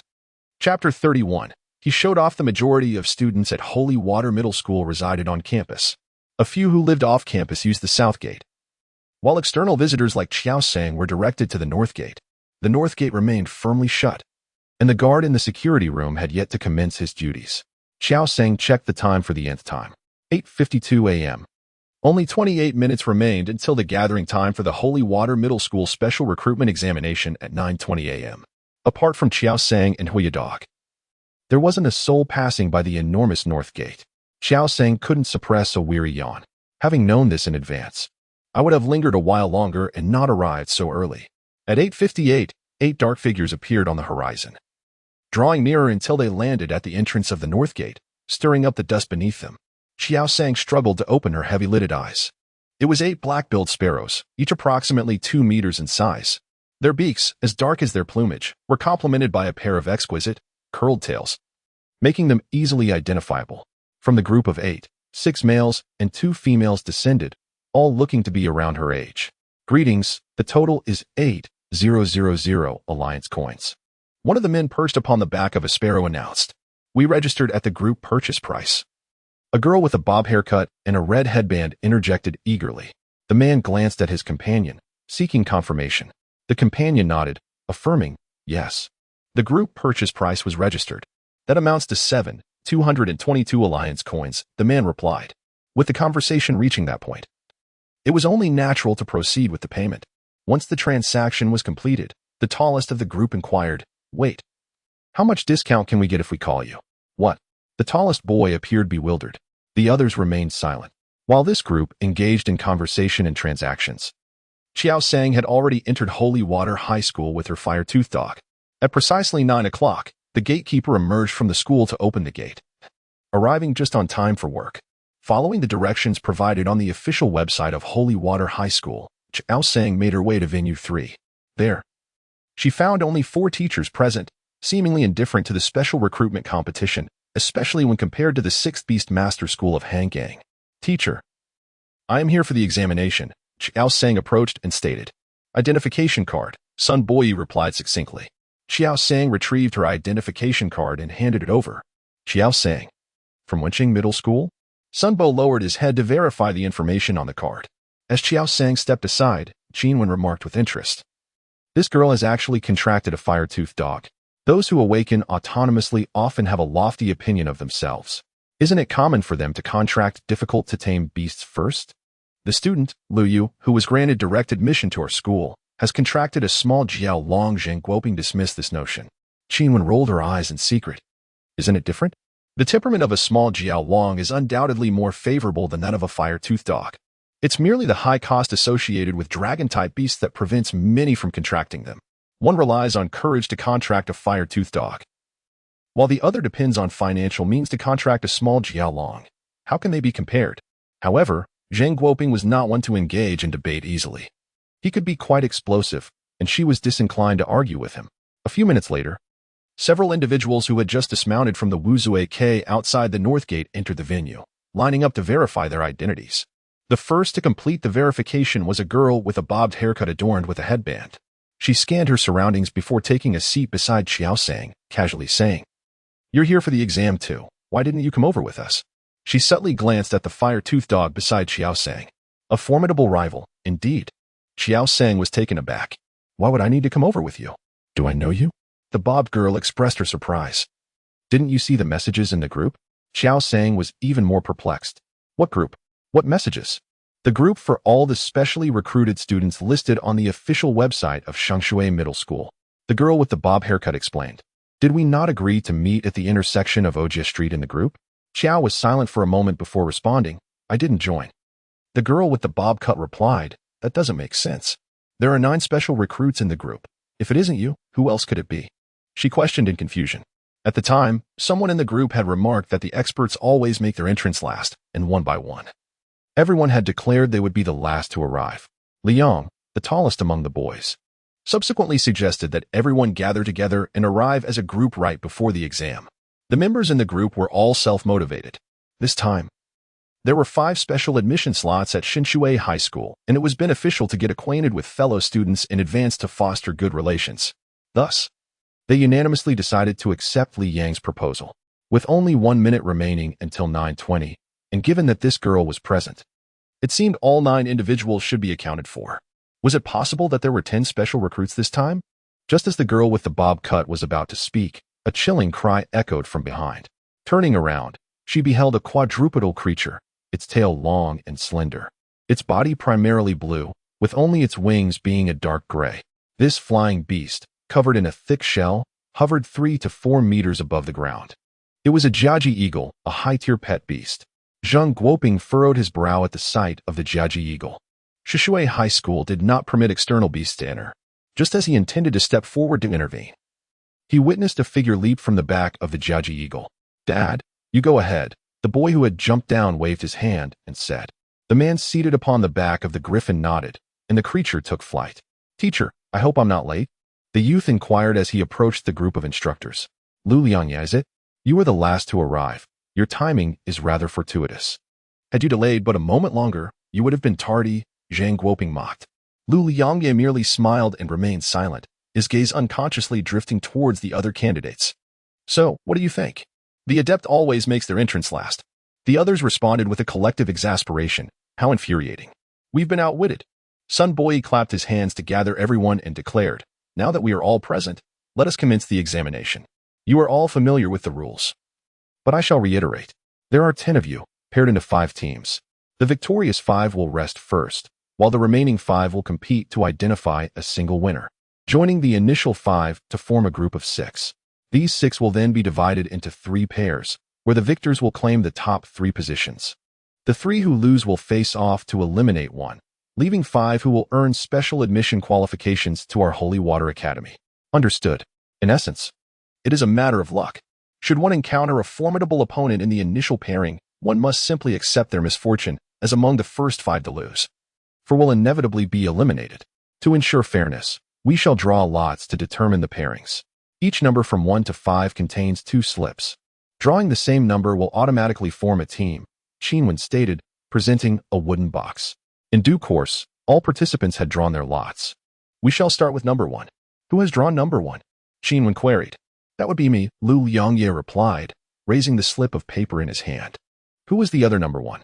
Qinwen continued to inquire. At that moment, a delicate white hand was raised beside her.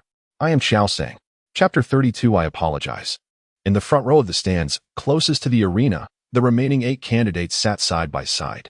One handsome boy among them asked, "Who do you think will win?" "The girl, of course. Her pet beast is a firefang dog," Zheng Yining interjected. She had just approached to engage in conversation and observed closely that the bond between the firefang dog and the girl appeared harmonious. Quite contrary to the online rumors suggesting that novice beast masters treat their fire-type pets as mere subordinates. It seemed that commanding the firefang dog in battle would pose no significant challenge. "Not necessarily. Do you know who that Lu Liangye is?" Li Yang chimed in on the discussion. "The Bane King. The one in the group who claims that true experts are always the last to arrive," Li Yang remarked. "Last September, he awakened his abilities independently. Hagang Urban News reported on him. had the previous entrance exams not concluded. He would likely be a first-year student at Litong Beastmaster High School by now, Li Yong explained. Then how did he end up participating in the special recruitment exam for Qinshui High School? The handsome boy was astonished. It was not that he looked down upon Qinshui High School. Rather, Litong Beastmaster High School was the only institution in Zhebai province that overshadowed Qinshui. After all, who would choose the second best when the first was right before them? Furthermore, even if he had chosen Qinshui, it should have been through a guaranteed admission. How could he be here for a special recruitment exam? Does this not imply that one of the 5 spots is undoubtedly reserved for him? Who knows what Lu Liangye, this pretentious individual, is thinking? Zheng Yining listened to the conversation while observing the girl on the field with a tinge of sympathy. Although she had a firefang dog, her opponent was the one most likely to clinch the first place. What a stroke of bad luck to face him in the very first match. On the arena, Qiao Sang retrieved a pair of dark green triangular sunglasses from her backpack and placed them on the firefang dog. This was the color and style that the firefang dog favored the most. After days of rigorous training, all efforts culminated in this significant examination. Such a crucial duel necessitated the immediate deployment of their secret weapon. With a spirited demeanor, the firefang dog donned the sunglasses and, with a confident toss of its head, exuded an aura of coolness that transformed its presence entirely. The battle rules were stipulated as a 1v1 contest, where each participant would send forth their respective beasts and engage in combat upon my command. A contender would be disqualified upon falling or losing the ability to fight. Sun Boyi remarked. This format, which lacks a predetermined order of attack, is currently a popular style of competition that emphasizes surprise and tests whether the Beastmaster chooses to observe the unfolding events or to strike first. Qiao Sang thought to herself, this person is rather irritating. As he concluded his pre-match address, a creature predominantly in pale blue materialized within the White Star formation. Its mouth exhibited a yellow hue, and it bore a white collar around its neck, with pairs of forelimbs and tail fins on either side. Supported by its tail due to the absence of hind legs, it stood upright. It was a water-type creature, the water circle catfish. Alas, the girl was in dire straits. Not only was its strength formidable, but its attributes also countered hers. Do you have any confidence in facing the water circle catfish? My ground-type Pokemon has also been defeated. Oh dear, I sincerely hope I do not encounter him in the next round. Several candidates in the stands were fervently discussing the situation. Zheng Yining sighed, feeling sympathy for the girl in the arena. Such misfortune. Just then, Sun Boyi issued the command to commence the battle. Confuse it and resolve the situation directly, Qiao Sang commanded first. In the next moment, the firefang dog charged forward with impressive speed. Sun Boyi assessed it internally. Resolve it directly? How? Lu Liangye, listening, couldn't help but chuckle. In fact, he laughed heartily. Haha, use water gun and don't let it get too close. The entry-level water gun only had a range of about 2 meters, while the water circle carp could spray water up to 5 meters, clearly demonstrating a mastery level. The firefang dog deftly evaded the attack. In a moment of distraction, it seemed to multiply into 2. The water circle carp was momentarily bewildered, unsure of which target to aim for. The 2 firefang dogs swiftly flanked the water circle carp, revealing their fangs engulfed in flames. Envelop yourself in the water circle, Lu Liangye commanded calmly. Isn't that fire a bit too intense? Questioned Li Yong, who possessed a certain level of knowledge. Is it? I'm nearsighted. The handsome young man squinted seriously at the arena. Li Yong, the firefang dog, surrounded by flames, had already sunk its fangs into the water circle. And contrary to typical outcomes, the two did not cancel each other out. In the next instant, the water circle shattered, and the fangs viciously clamped down on the head of the water circle carp. Circle! Circle!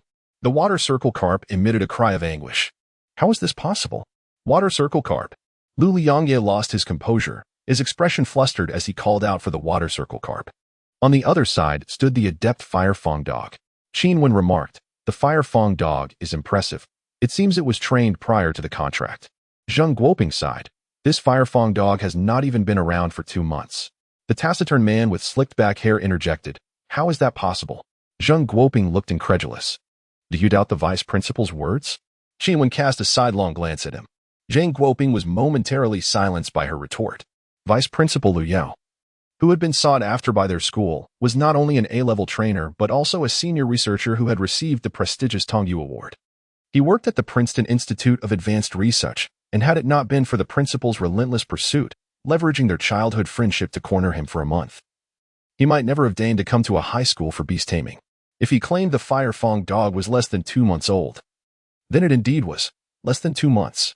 Zhang Guoping observed with a peculiar expression as the Fire Fong dog, now released from the water circle carp, stood proudly, despite its green-tinted sunglasses obscuring its eyes. With an elevated chin and a posture that exuded confidence, it seemed eager for the world to know of its victory. Could this Fire Fong dog truly be less than 2 months old?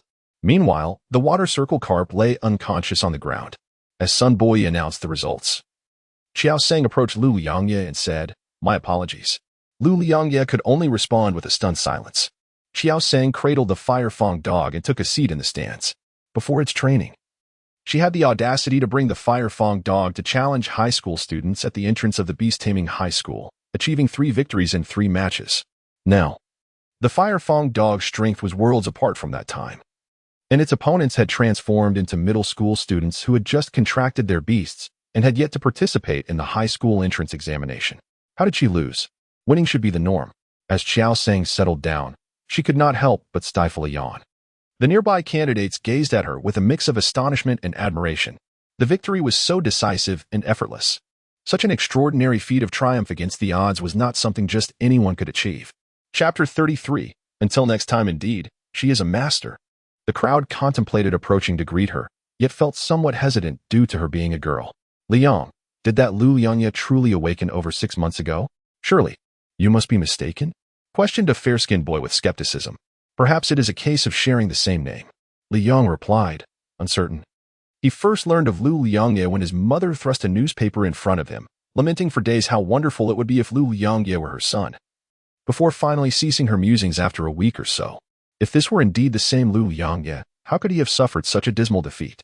Upon reflection, the Lu Liangye before him seemed slightly taller, a tad darker, and perhaps not as handsome as the one portrayed in the newspaper.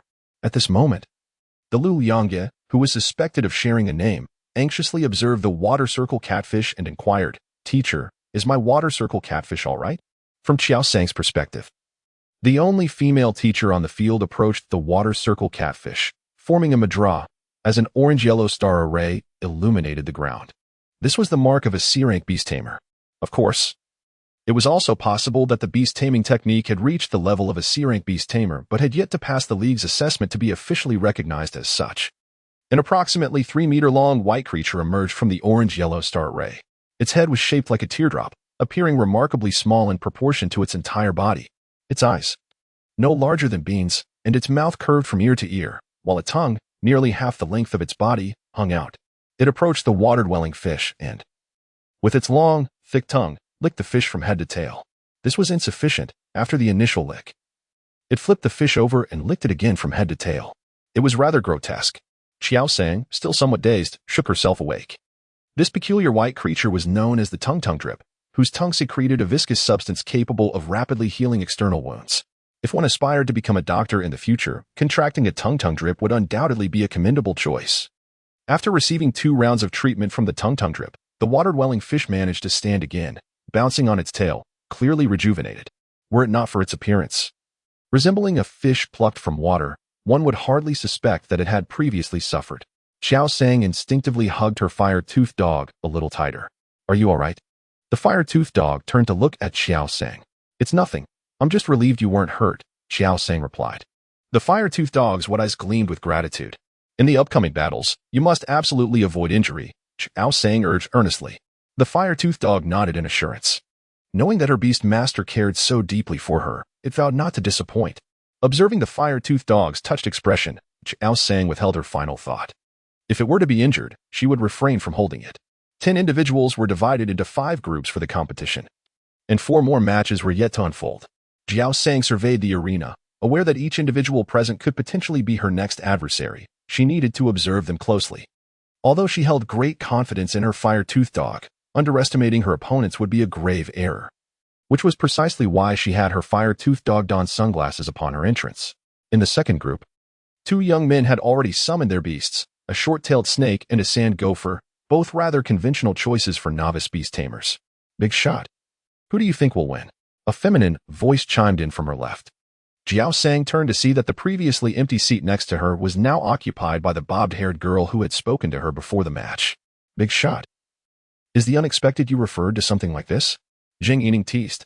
The short-tailed snake inherently held an advantage over the sand gopher, much like how the water circle carp is superior to the fire-toothed dog.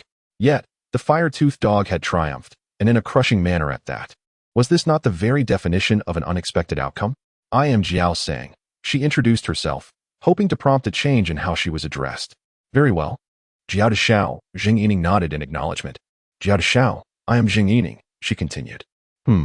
The results of the match unfolded without any surprises, just as Qiao Sang had predicted. At the moment the sand gopher emerged from its burrow, the short-tailed snake's fang struck true, rendering the sand gopher unconscious. The third match featured Zhang Yining against a young man, with Zhang Yining's companion being a long-eared cat. Its dorsal side, coalescing with its tail, exhibited a delicate roseate hue, contrasted by its ivory underbelly. Its elongated ears, surpassing those of common rabbits, stood erect like a pair of antennae. Emerald orbs languidly narrowed, almost melting the few girlish sentiments harbored within Qiao Sang's heart. The male student possessed a soaring swine.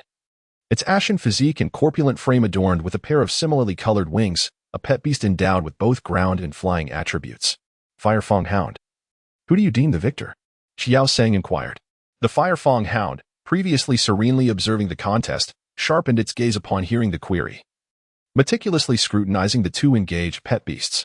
After careful deliberation, it favored the seemingly more robust and aerial soaring swine. 16 minutes elapsed, and the soaring swine lay prostrate, unable to rise. Fang, the Firefang Hound uttered in dejection. It had misjudged the situation. Although the soaring swine you favored appeared stronger, it possesses a notable vulnerability. Its stamina is deficient, and its velocity is sluggish. By gradually exhausting it, its stamina will eventually deplete. Observe how the long-eared cat initially evaded its attacks, only to strike once the soaring swine's energy waned, Qiao Sang elucidated to the Firefang Hound. Fang. The Firefang Hound exclaimed, its eyes widening in comprehension. So that was the strategy.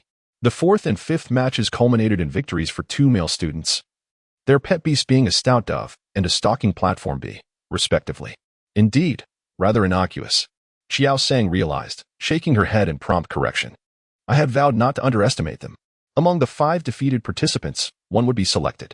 The duration of the contest did not extend as Qiao Sang had anticipated. The elimination round concluded swiftly and decisively. The victor was indeed Lu Liangye. This confirmed for Li Yang that this Lu Liangye was the one his mother had spoken of.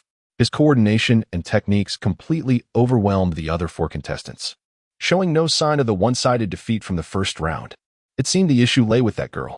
Li Yang glanced at the leisurely approaching girl, silently praying that he wouldn't have to face her first. He still hoped to make it into the top 3. As Qiao Sang arrived on the field, Lu Liangye approached her, issuing a stern warning. Next time we meet, I won't lose. Qiao Sang responded cooperatively, hopefully. Lu Liangye felt underestimated, though he lacked tangible proof. The drawing of lots was conducted as before, with 10 individuals divided into 5 groups, those with matching numbers forming a team. Qiao Sang drew her lot and glanced at it. Number 1. An auspicious number. Who else got number 1? Qinwen inquired. I did, Lu Liangye responded. Me too, Qiao Sang added. All eyes turned towards them. Lu Liangye was taken aback, thinking, although I said next time, I didn't expect it to be so soon. Chapter 34. Words of encouragement in the same venue, on the same day, discussing the same individuals, the conversations took a completely different turn. How long do you think he can last? Although the pronoun he was used without specifying whether it referred to a female or male. Those nearby understood who was being discussed. 3 minutes, perhaps. I'd say 2 minutes. With the initial experience, surely at least 5 minutes. Is there no possibility of winning? One of the candidates defeated by Lu Liangye inquired. Are you still here? The astonished individual who had spoken for 5 minutes turned abruptly. Bubbles. As Sun Boyi announced the commencement of the battle, Lu Liangye, with a grave expression, swiftly issued commands. The water circle catfish raised its forelimbs slightly, and dozens of translucent spherical bubbles immediately manifested in the air, densely clustering between the water circle catfish and the fiery dog. The transparent bubbles reflected shades of blue and red, echoes of movement. In truth, it was the fiery dog that initiated the assault, even before the bubbles had fully emerged. The fiery dog had already propelled itself forward at an astonishing speed. The bubbles subsequently encircled the fiery dog. Fire is averse to water. Some fire-type creatures even go an entire year without a bath due to their disdain for water. Yet, the fiery dog showed no hesitation. charging boldly into the midst of the bubbles. It moved with remarkable speed, its maneuvers exceptionally agile, evading dozens of bubbles that failed to touch a single strand of its fur. What good is sheer quantity? At best, they served as immobile obstacles. The water circle catfish continued to elevate its forelimbs, controlling the energy output. The bubbles not only obscured the fiery dog's form, but also hindered some of the water circle catfish's vision. Dodge quickly. A frantic command from the beast master pierced through the air. Just as the water circle catfish intended to comply and evade, a violent force struck it, sending it hurtling backward before it could lower its limbs. Circle. As the water circle catfish was flung away, it experienced both agony and confusion. How had it been sent flying? The final blow. Qiao Sang uttered the first words of this confrontation. A searing flame coalesced into a form the size of an adult's fist, striking mercilessly toward the still wailing water circle catfish. The aquatic circle fish struggled for 2 seconds before falling silent. Aquatic circle fish. Lu Liangye dashed towards his beloved pet. Noticing its lack of response, he exclaimed, "Teacher, teacher." Qin Wen approached the aquatic circle fish calmly and reassured, "It's all right, just give it a lick." With that, she summoned her tung-tung. Goodness, did you all just witness that? Indeed, Lu Liangye was incapacitated in less than 2 minutes. That fire-toothed dog is formidable. Not just that, but the beast master too. Initially, she didn't even issue commands, yet that fire-toothed dog launched an attack. Typically, novice beast masters like them rely on their opponent's commands during battles to determine their next move. For instance, if the opponent calls for a spark, one would instinctively know whether to defend, evade, or initiate a counterattack. However, that girl made no commands at the outset, and yet the fire-toothed dog executed a powerful charge. The subsequent coordination and outcome clearly indicated that the dog wasn't disobeying her orders, but rather attacking with her tacit approval. Such scenarios are typically only seen in prestigious competitions, where high-ranking beast masters study their opponent's pets in advance, devising a series of strategic maneuvers to keep their opponents guessing during the match. This is also why major competitions usually do not dictate who attacks first, as it adds an element of excitement. Additionally, some seasoned beast masters do not devise tactics through prior research of their opponents, but instead place full trust in their pets, allowing them to act freely and only issuing commands during crucial or unexpected moments. However, the aforementioned circumstances are typically undertaken by adept beast tamers. Yet, the girl before us is merely a neophyte. What is her designation? Lu Yao inquired. Qiao Sang, from Wenqing Junior High, Sun Boi responded, glancing at the candidate dossier he held. If my memory serves me right, Wenqing Junior High appears to have had a student directly admitted to our institution this year. Zheng Guoping remarked. A commoner, you say? Is it truly possible in this era for an ordinary individual to give birth to a child with independent awakening capabilities? What is the degree of her cerebral development? Zheng Guoping inquired, his countenance etched with astonishment. 5%, Sun Boi stated. This child is quite promising. Provided there are no complications with her junior high school examination results, let us admit her into the advanced beast taming class, Lu Yao declared. Would that be prudent? Even if she is an independently awakened beast tamer born to commoners, her cerebral capacity is a mere 5%. Our advanced beast taming class was established to contend with Li Tan, and various factors must be taken into account, such as the quality of the beast she has contracted, her personal combat prowess, and her. Zheng Guoping's words trailed off as Sun Boi fixed him with an incredulous stare. What is it? Am I mistaken? Zheng Guoping countered, his tone laced with displeasure. Sun Boi languidly responded, the vice principal stipulated that if there are no complications with her junior high school examination results. Do you believe that someone who has been directly admitted still needs to take the junior high school examination? Zheng Guoping. Oh. You were referring to that person named Qiao Sang. Regardless of whether it is the Firefang Hound or her personal combat performance, it seems that there would be no issue with her entering the advanced beast taming class. Nevertheless, I have been looked down upon. How vexing. At this moment, Qiao Sang, the subject of the discussion, was extracting Qiyuan milk from her satchel to give to the Firefang Hound. After 2 rounds of competition, she has firmly secured one of the 5 special admission spots at Holy Water High School. However, her ambition extends beyond mere participation. She aspires for the top position. The distinction between 2nd and 5th place lies in the necessity to surpass the minimum score by 50 points, whereas the 1st place merely requires meeting that threshold. She is acutely aware of this disparity. 50 points. Now, she stands just a step away from that elusive mark. The fire-toothed dog, adorned with triangular sunglasses, reclines comfortably in its seat, cradling a glass of milk while sipping contentedly. The second round has just commenced, featuring the contestants, the chubby dove and the long-eared cat. Yeah, yeah, yeah, yeah, yeah. The fire-toothed dog sits upright, one paw clutching the milk and the other energetically cheering. After a few calls, it takes a sip before resuming its enthusiastic support, directing its encouragement towards the chubby dove, having a congenial relationship with its home's chubby dove. Whenever it finishes its own meal, the chubby dove eagerly receives the energy meal the fire-toothed dog offers.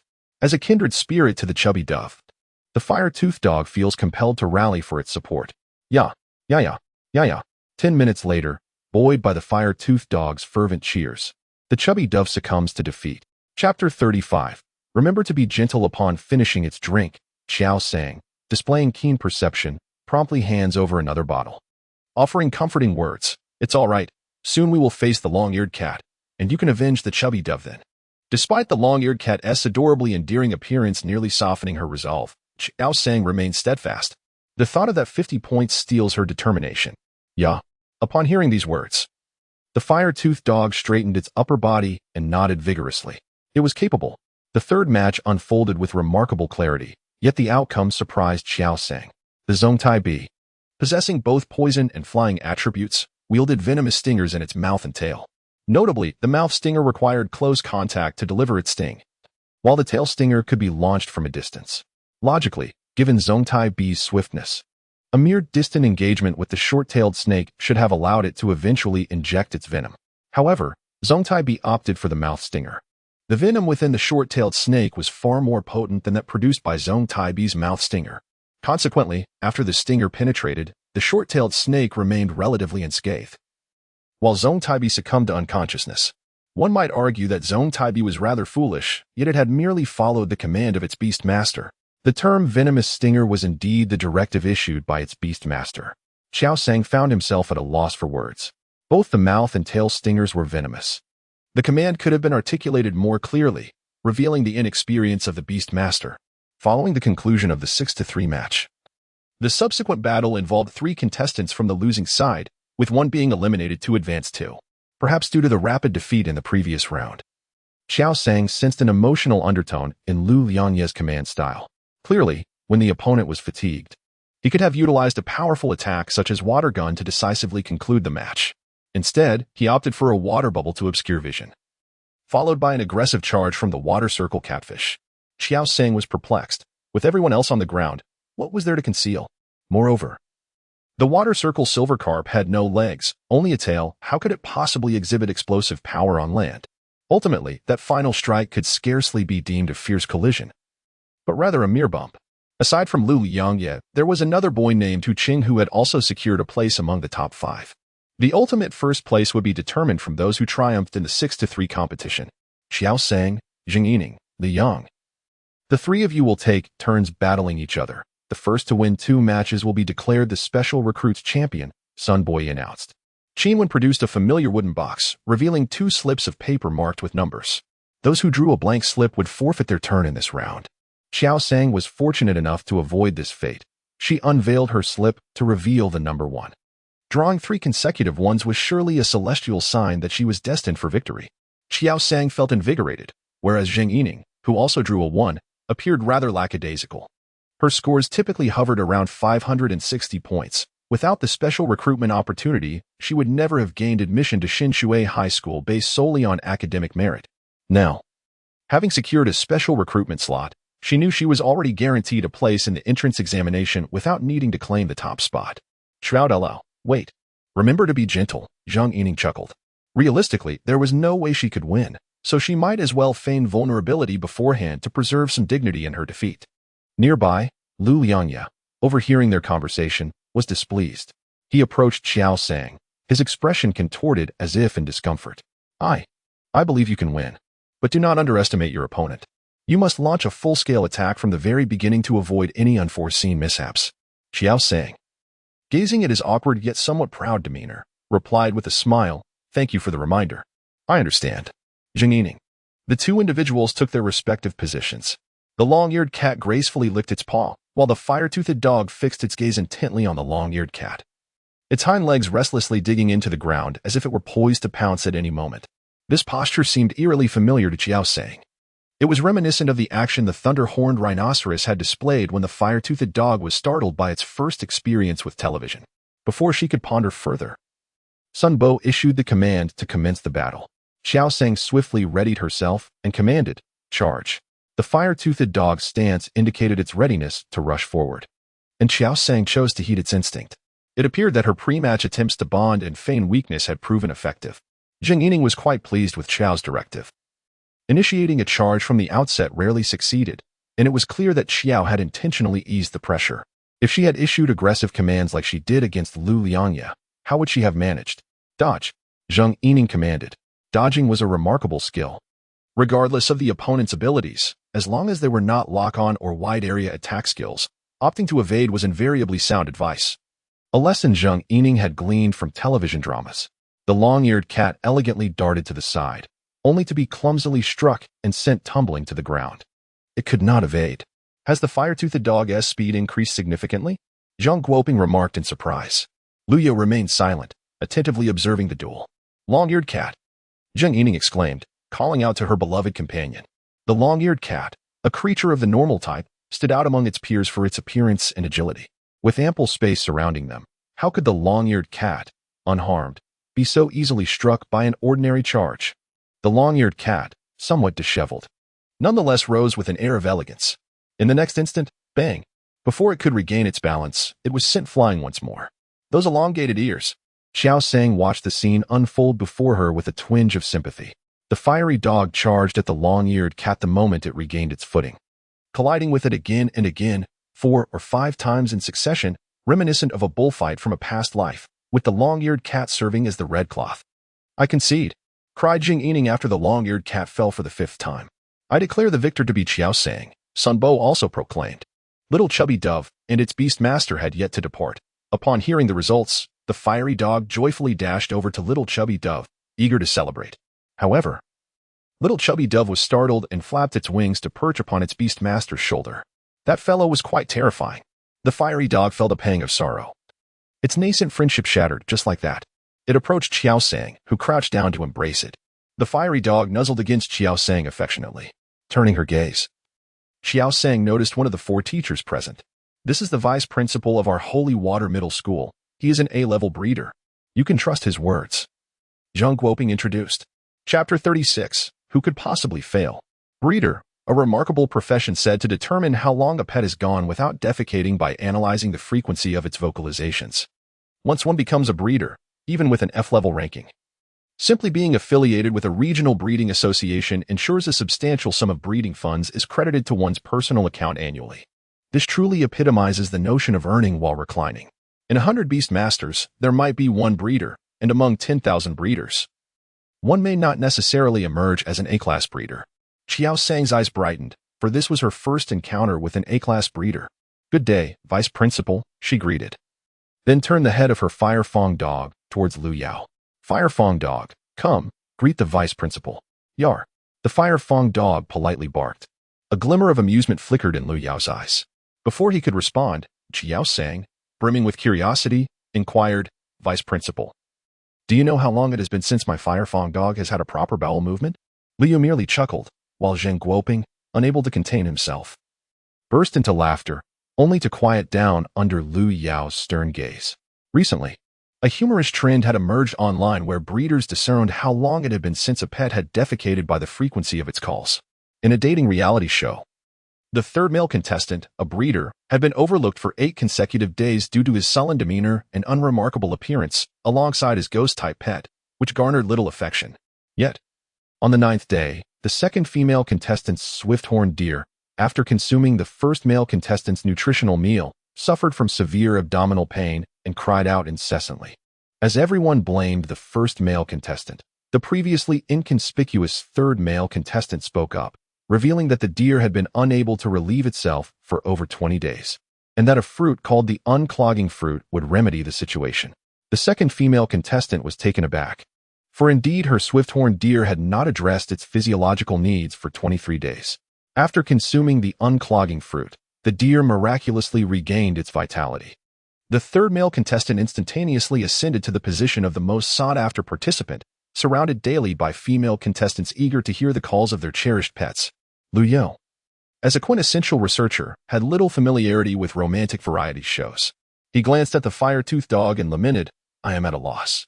Lu Yao, the old scholar, was oblivious to this particular reference, whereas Zhang Guoping had watched that dating show alongside his wife. It was not merely the frequency of the calls that provided insight, clearly. The third male contestant had employed his ghostly pet to eavesdrop on the ladies' conversations. Qiao Sang had only heard of the reference and, having never seen the dating show, was unaware of the specific context. She felt somewhat disappointed but concealed her emotions, instead posing another question. What would happen if the fire-toothed dog soaked in those herbs for half a month? Lu Yao elucidated, "If I am not mistaken, the fire-toothed dog is on the verge of reaching a critical state, akin to a prelude to skill awakening. This likely pertains to a speed-related ability. Herbs such as vitality grass and comfort powder can invigorate fire energy, and soaking for half a month might facilitate an early breakthrough of this critical point." Qiao Sang was astounded. Within a mere span of a few days, the fire-toothed dog had already mastered 2 skills, Spark and Shadow Clone. Now, another one? This must be a prodigious fire-toothed dog. Excitedly, Qiao Sang turned to the fire-toothed dog and said, "Come on, fire-toothed dog. Express your gratitude to the vice principal. The guidance of an A-level breeder is not something just anyone can receive." "Yeah." The fire-toothed dog barked decisively. Although it did not comprehend terms like critical point, vitality grass, or prelude, it knew that expressing gratitude to its master was always the right course of action. Amidst Lu Yao's attempt to interject, a heart-wrenching wail erupted from the long-eared cat, startling Qiao Sang. She turned to witness the creature huddled in anguish, its forepaws shielding its face as tears streamed down its cheeks, portraying a scene of profound distress. The fire-fanged dog also noticed the long-eared cat's state, wondering if it had been responsible for its tears. Qiao Sang, feeling a tinge of remorse, approached Jing Yining and inquired softly about the long-eared cat's condition. Jing Yining turned with a wry smile and explained that the cat possessed a severe aversion to uncleanliness and was traumatized upon awakening to find itself covered in lickitung saliva. Qiao Sang was understanding. The fire-fanged dog breathed a sigh of relief, glad it wasn't to blame. Zheng Yining addressed Sun Boi, stating that the long-eared cat's current state would prevent it from participating in the upcoming battle. She then asked if she should forfeit. Recognizing that she was already among the 5 specially admitted students and deeming it unnecessary to continue the competition, especially with Qiao Sang present, whom she believed was unlikely to lose to Li Yang, she chose to concede.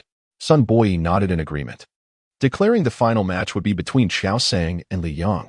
Originally, Zheng Yining, as the loser, would have faced Li Yang after Qiao Sang's match. However, with Zheng Yining's direct forfeit, Qiao Sang and Li Yang were set to confront each other. Li Yang, he also wished to forfeit. Having reached the top 3 through special admission, his objective was accomplished.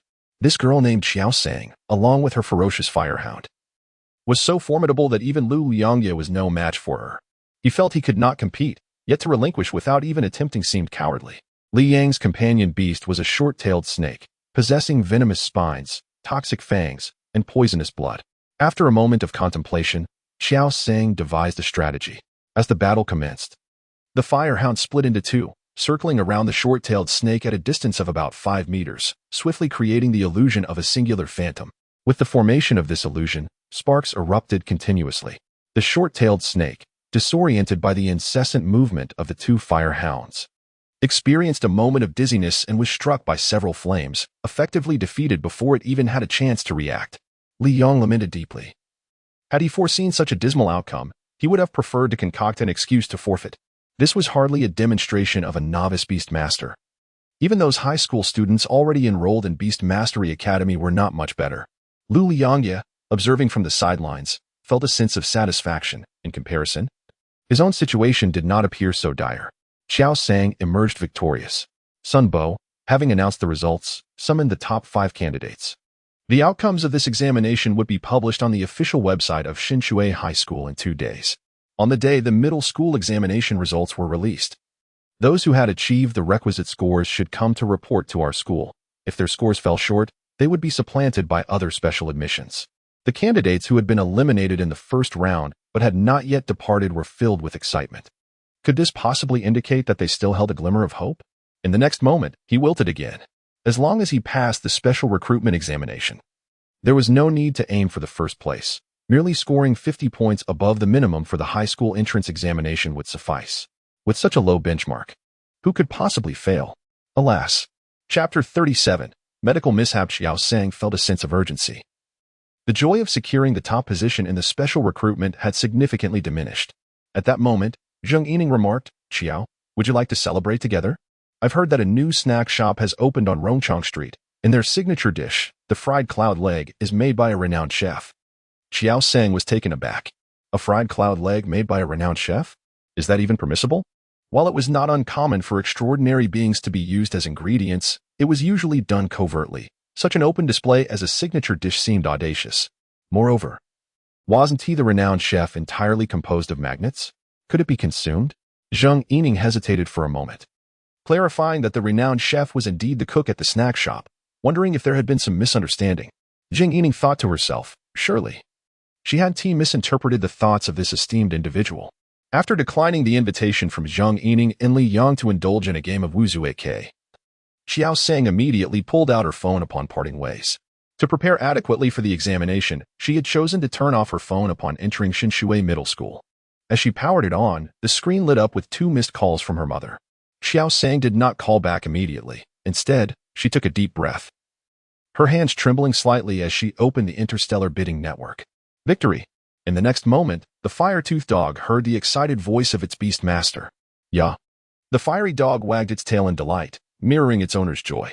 Qiao Sang calculated her losses. She had lost 5,000 alliance coins in her previous bet on Bao Lai, and although she had won 200 alliance coins this time after excluding her principal, she still faced a loss of 3,800. She decided against further contemplation. Her mother had not inquired, and Qiao Sang felt no need to divulge anything. Especially since her middle school entrance exam was still uncertain, it was best not to indulge in premature elation. Later that evening, at her desk, Qiao Sang reviewed the answers to several practice papers she had just completed, which were from last year's entrance exam in Hanwen City. Both Hanwen City and Hangang City were part of Zhehai Province, and aside from a few differing emphases, the papers were largely similar. Once she finished checking, a sigh escaped her lips. The commotion in the living room caught her attention. The fiery dog and the plump pigeon were squabbling. A smile crept into Qiao Sang's eyes as she listened to the joyful noise. These 2 little creatures were indeed enjoying themselves. Half an hour later, having corrected all the questions, she opened a shopping website. She recalled the vice principal's instructions: 3 bundles of vitality grass, 2 pounds of sure powder, 7 ounces of fire nitrate, and 6 ounces of red honey. Typing vitality grass into the search bar, Qiao Sang was soon met with a purchasing page. Her eyes widened in disbelief at the price: 3,888 alliance coins. Undeterred, she scrolled through several pages, only to find the same exorbitant price repeated. Was there truly no price variation for this item? She selected the option to sort by price from low to high, and at the very top of the page, glaringly, was a listing for 38 alliance coins. The disparity in prices made her hesitate. Could she really take the plunge? After a moment's struggle, driven by a glimmer of hope, she clicked on it. However, upon reading the reviews, she was dismayed to find a consistent stream of negative feedback. Has the merchant's conscience been devoured by dogs? Is this truly vitality grass? I fed my beloved cotton bunny, and after a week, it has become quite emaciated. What was purported to be vitality grass seems more akin to common weeds. This is nothing but a counterfeit product. I purchased a genuine vitality grass for comparison, and to my surprise, the imitation bears a striking resemblance. Indeed, it is a knockoff. Qiao Sang then researched sure powder, calcine nitrate, and red honey. Sure powder costs 2,600. Calcine nitrate 68.89, and red honey, the cheapest at 19.99 per pound. This implies that a single bath for my fiery dog would cost over 10,000 alliance coins. Qiao Sang quietly closed her computer. In truth, the upcoming high school entrance examination holds greater significance, and matters concerning my fiery dog should be set aside for now, especially since it detests water and is not fond of baths. At 10:32 p.m., my fiery dog, exhausted from play, has drifted off to sleep. Habitually, I entered the Beast Master manual before bedtime. Name: Fiery Dog. Attribute: Fire. Level: Beginner 1361000. Skills: Bite, Novice 74-100. Charge: Proficient 204-500. Fire Fong, Proficient 188-500. Spark, Proficient 256 500, Shadow Clone, Novice 5 100, points, 109, last time. My fiery dog gained 55 points after 3 battles in the 37th Beastmaster Academy, but this time, it only accrued 54 points after 4 battles. The points awarded for defeating each pet vary, suggesting that the points gained are indeed contingent upon the strength of the opponent. With such thoughts, Qiao Sang succumbed to slumber. Today has been exhausting. The following day at Wenqing Junior High School, when Qiao Sang appeared in class 37 with her backpack, the classroom erupted with excitement. Where have you been all this time? What is the matter? Can't you say you had family matters? What do you mean by family matters? Couldn't it be that a relative had something going on? Everyone missed you. Without you, the teacher only picks on me and Fong Cici. The one speaking was Guolin, who had long held the position of second to last in class. The student in last place had essentially been given up on by the teacher. After the classmates expressed their sentiments and dispersed, Fong Cici, with a serious tone, said, "Qiao Sang, you've changed." Qiao Sang was taken aback and asked, "How have I changed? You used to tell me whenever you had a good reason to take leave, but now you've learned to sneak off without letting me know." Fong Cici lamented. Qiao Sang replied, "I'll include you next time." Fong Cici shook her head. "What next time? There are hardly any days left at school. If I take leave, my mom might just break my legs." By the way, Fong Cici leaned in, lowering her voice, "I need to tell you something, but you mustn't tell anyone." Seeing her earnest expression, Qiao Sang nodded. "Go ahead." Last week, our old teacher, for reasons unknown, went to get a hair transplant. And as a result, Fong Cici couldn't contain her laughter. The anesthetic was mistakenly switched with a hair loss treatment. Qiao Sang paused for a moment and said, "How could that even happen? The colors of the two substances are completely different." The anesthetic administered to Old Ban was the pet of Gigi Yin, a dermatologist under a new contract, who was still somewhat unfamiliar with these matters. As explained by Fong Cici, Qiao Sang inquired, "How do you know this?" Her expression was peculiar. Could it be that the incident regarding Old Ban's wig had prompted him to undergo a hair transplant? No wonder he had subsequently ceased answering calls and had turned off his phone. This medical mishap seemed rather grave, for one must understand that for middle-aged men, hair is akin to life, especially for those who require wigs. Tell me honestly, how many people have you mentioned this to? Qiao Sang cast a skeptical glance at Fong Cici. Fong Cici paused, counting on her fingers. Lucia, Chen Zhanzhan, Wu Huanjun, Guo Linze, Xie Jiayi. Chen Yu. Qiao Sang responded, "So it seems everyone within our circle is aware." She expressed her disbelief. "Isn't it better to share joy than to keep it to oneself?" Fong Cici remarked with a smile. Qiao Sang could no longer contain her laughter, exclaiming, "You make a valid point." They both erupted into laughter.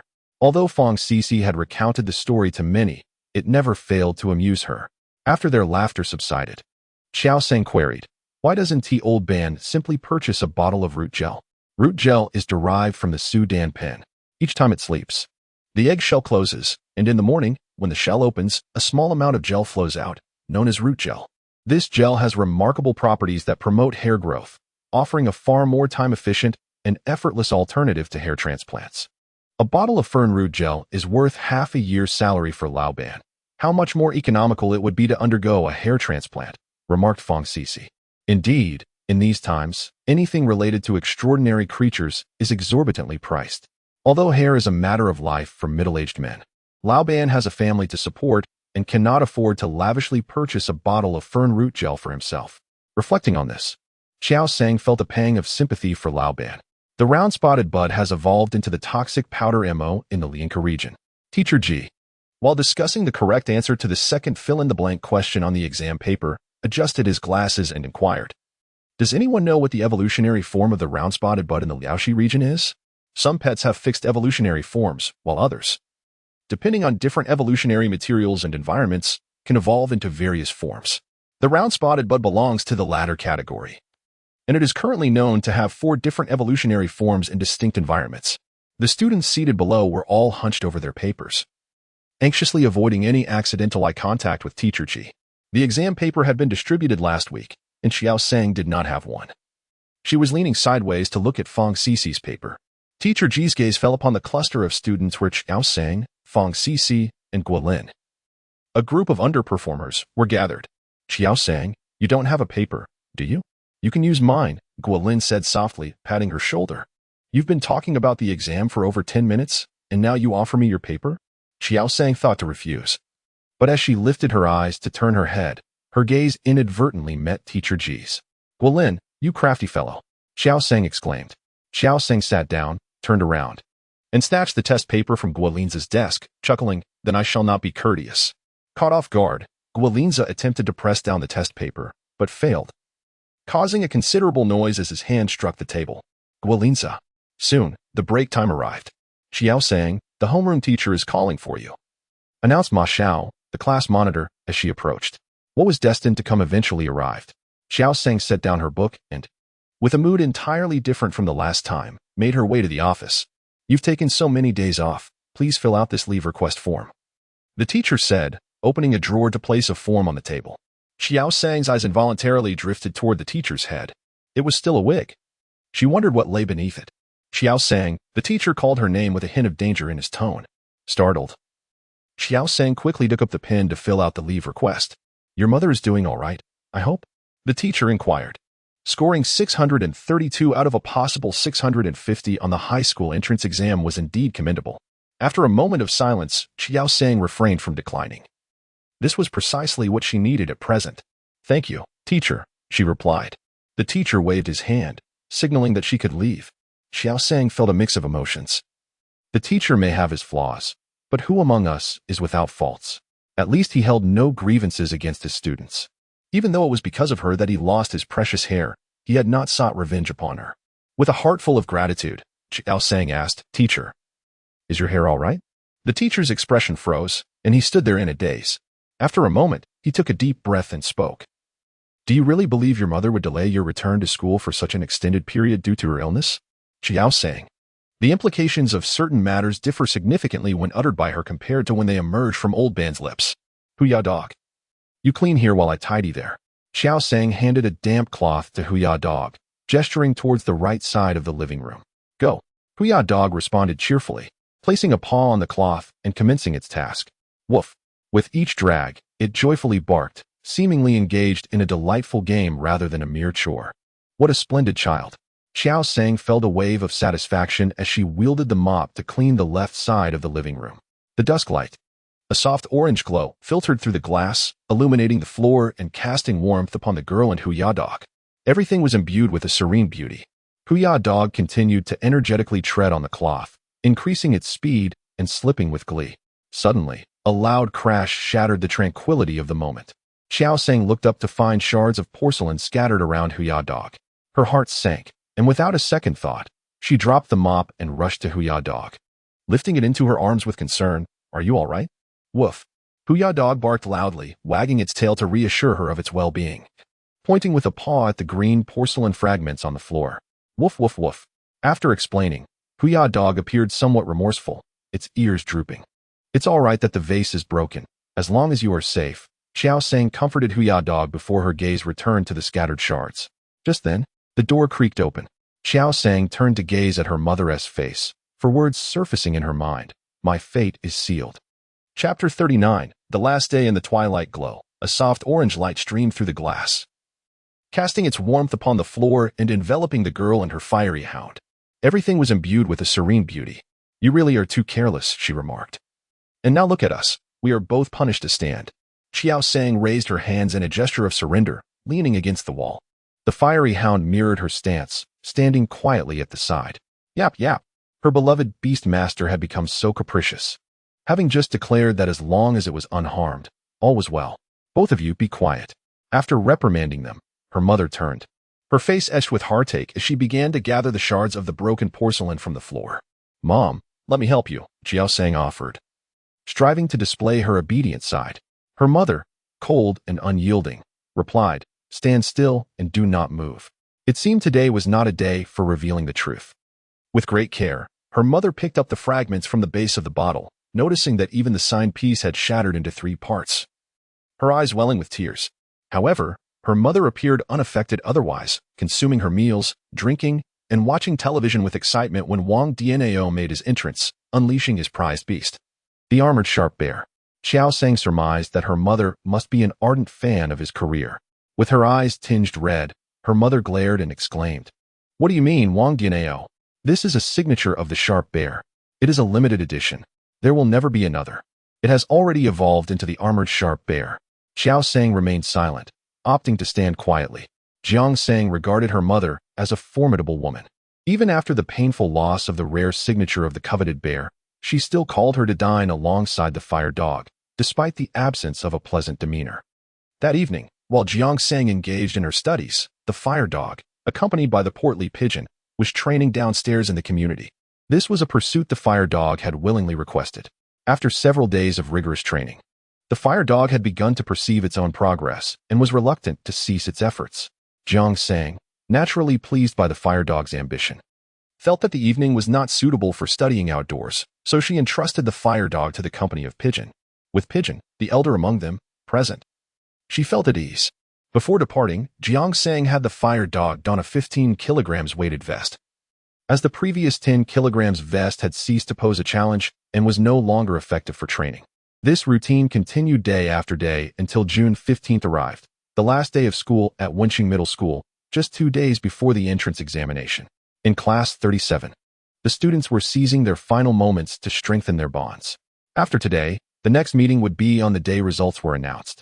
And once they left Wenqing Middle School, aside from those who would attend the same high school, even the closest of friends would likely not cross paths frequently. Jiang Sang, have you decided which school you will attend? Fang Sisi inquired. St. Water High School, Jiang Sang replied candidly. Ha ha ha, you are quite humorous, Fang Sisi responded with laughter. Why don't we all aim for Hamu B's taming school? That way, we can look out for one another, suggested a classmate seated in front of Fang Sisi. Hamu Beast Mastery High School is a private institution where examination results hold little significance. As long as the financial requirements are met, admission is assured. How much is the tuition for a semester? Fang Sisi expressed her curiosity.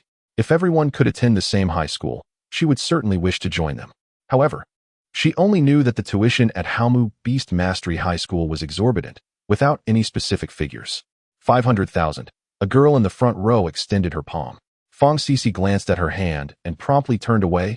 Qiao Sang, where were we just now? The girl in the front row was left speechless. Just as Fang Sisi was about to continue the conversation, a sudden exclamation from a boy on the other side of the classroom broke the moment. What? Your dad actually arranged for you to receive a lousy.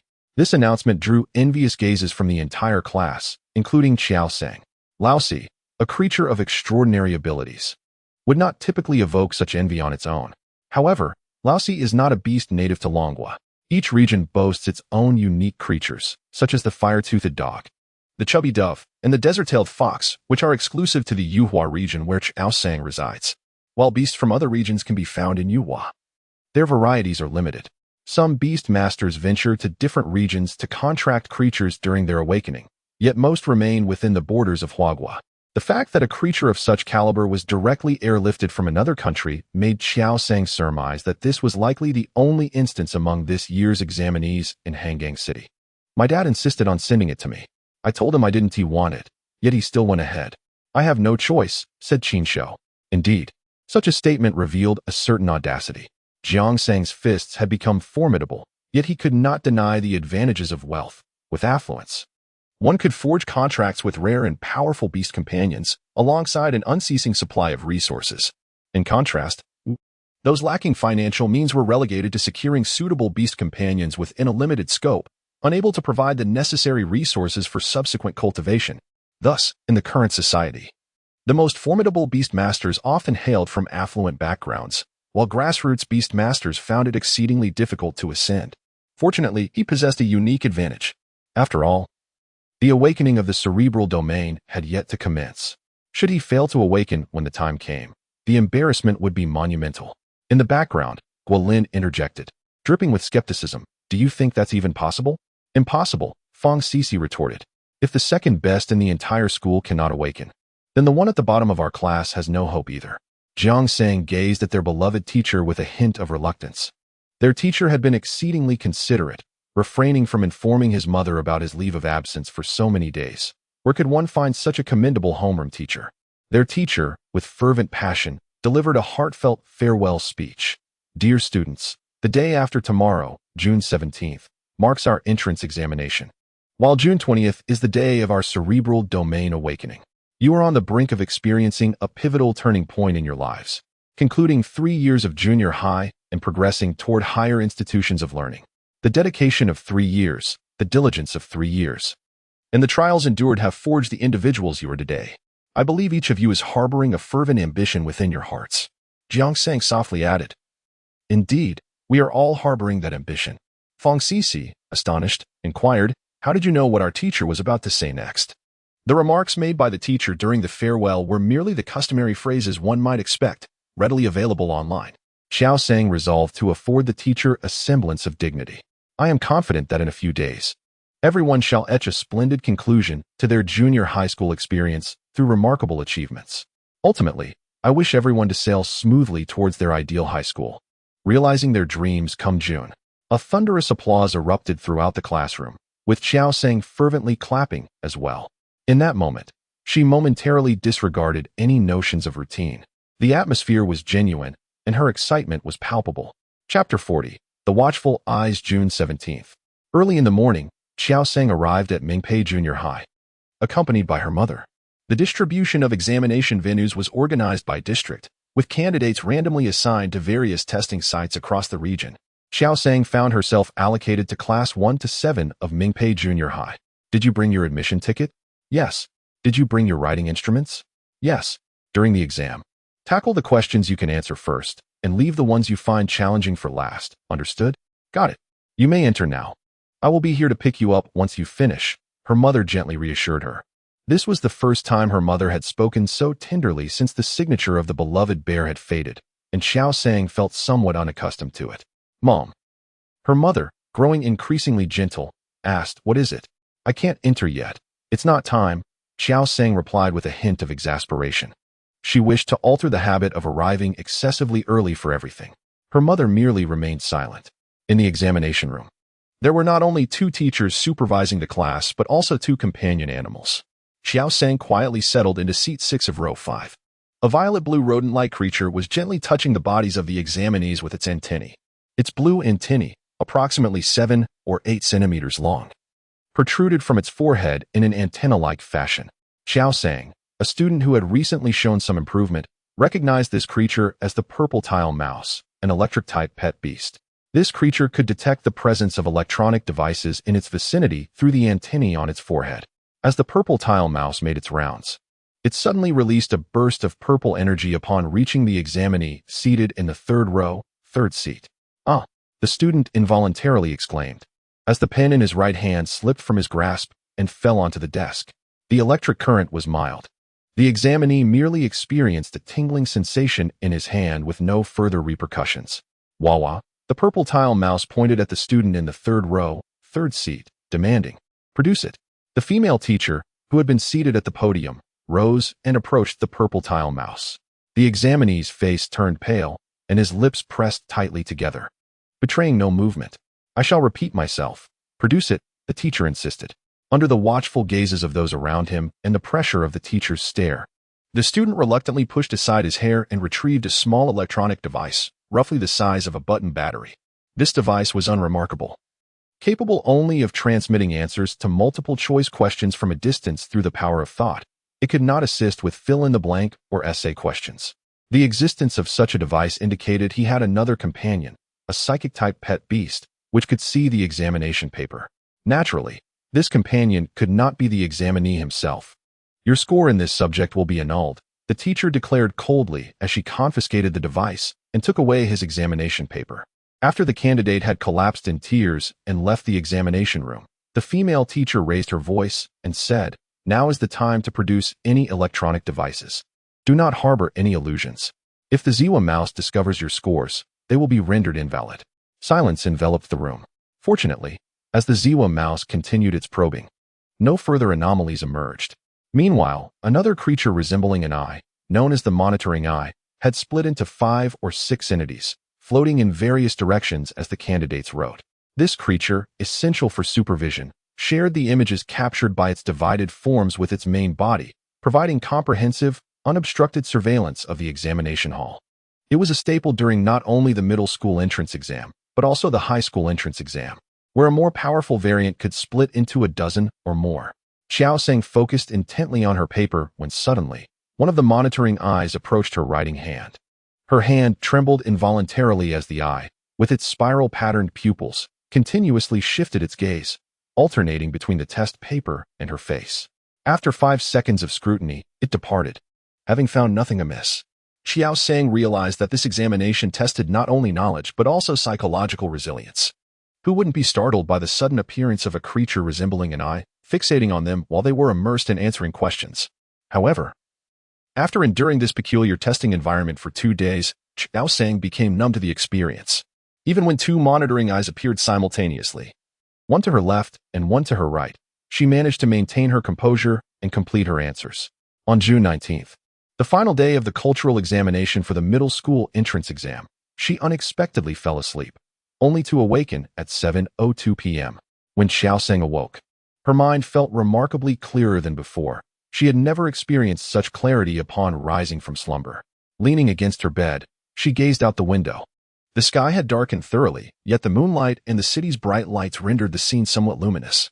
The room was dim, and the faint light seeping through the crack in the door indicated that the living room was also shrouded in darkness. The surroundings were tranquil, and her beloved Hoya dog was not by her side. An inexplicable sense of emptiness enveloped her as she stood and peered down at the community's courtyard.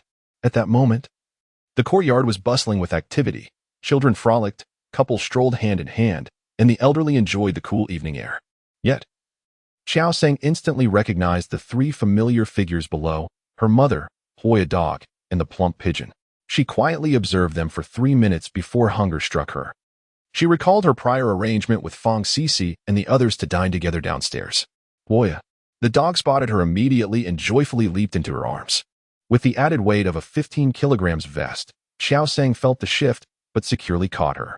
"Mom, I'm stepping out for a bit," she announced. "All right." Her mother nodded in response. Qiao Sang had already informed her mother of her dinner plans with Fong Cici, so her mother did not inquire further. 20 minutes later, Qiao Sang arrived at the hot pot restaurant, cradling Hoya dog. "Wow, Hoya dog!" 2 exclamations erupted from table 27. Alongside Fong Cici, her companion Lucia awaited her. Their agreed-upon time was 7 o'clock, and though they were over half an hour late, Fong Cici and Lucia had forgotten to question her tardiness. As their full attention was captured by Hoya dog. "You actually contracted Hoya dog," Lucia exclaimed in astonishment. "Qiao Sang, how could you be so inconsiderate? You only show us the fire-toothed dog now," Fong Cici remarked, gazing at the seemingly well-behaved fire-toothed dog.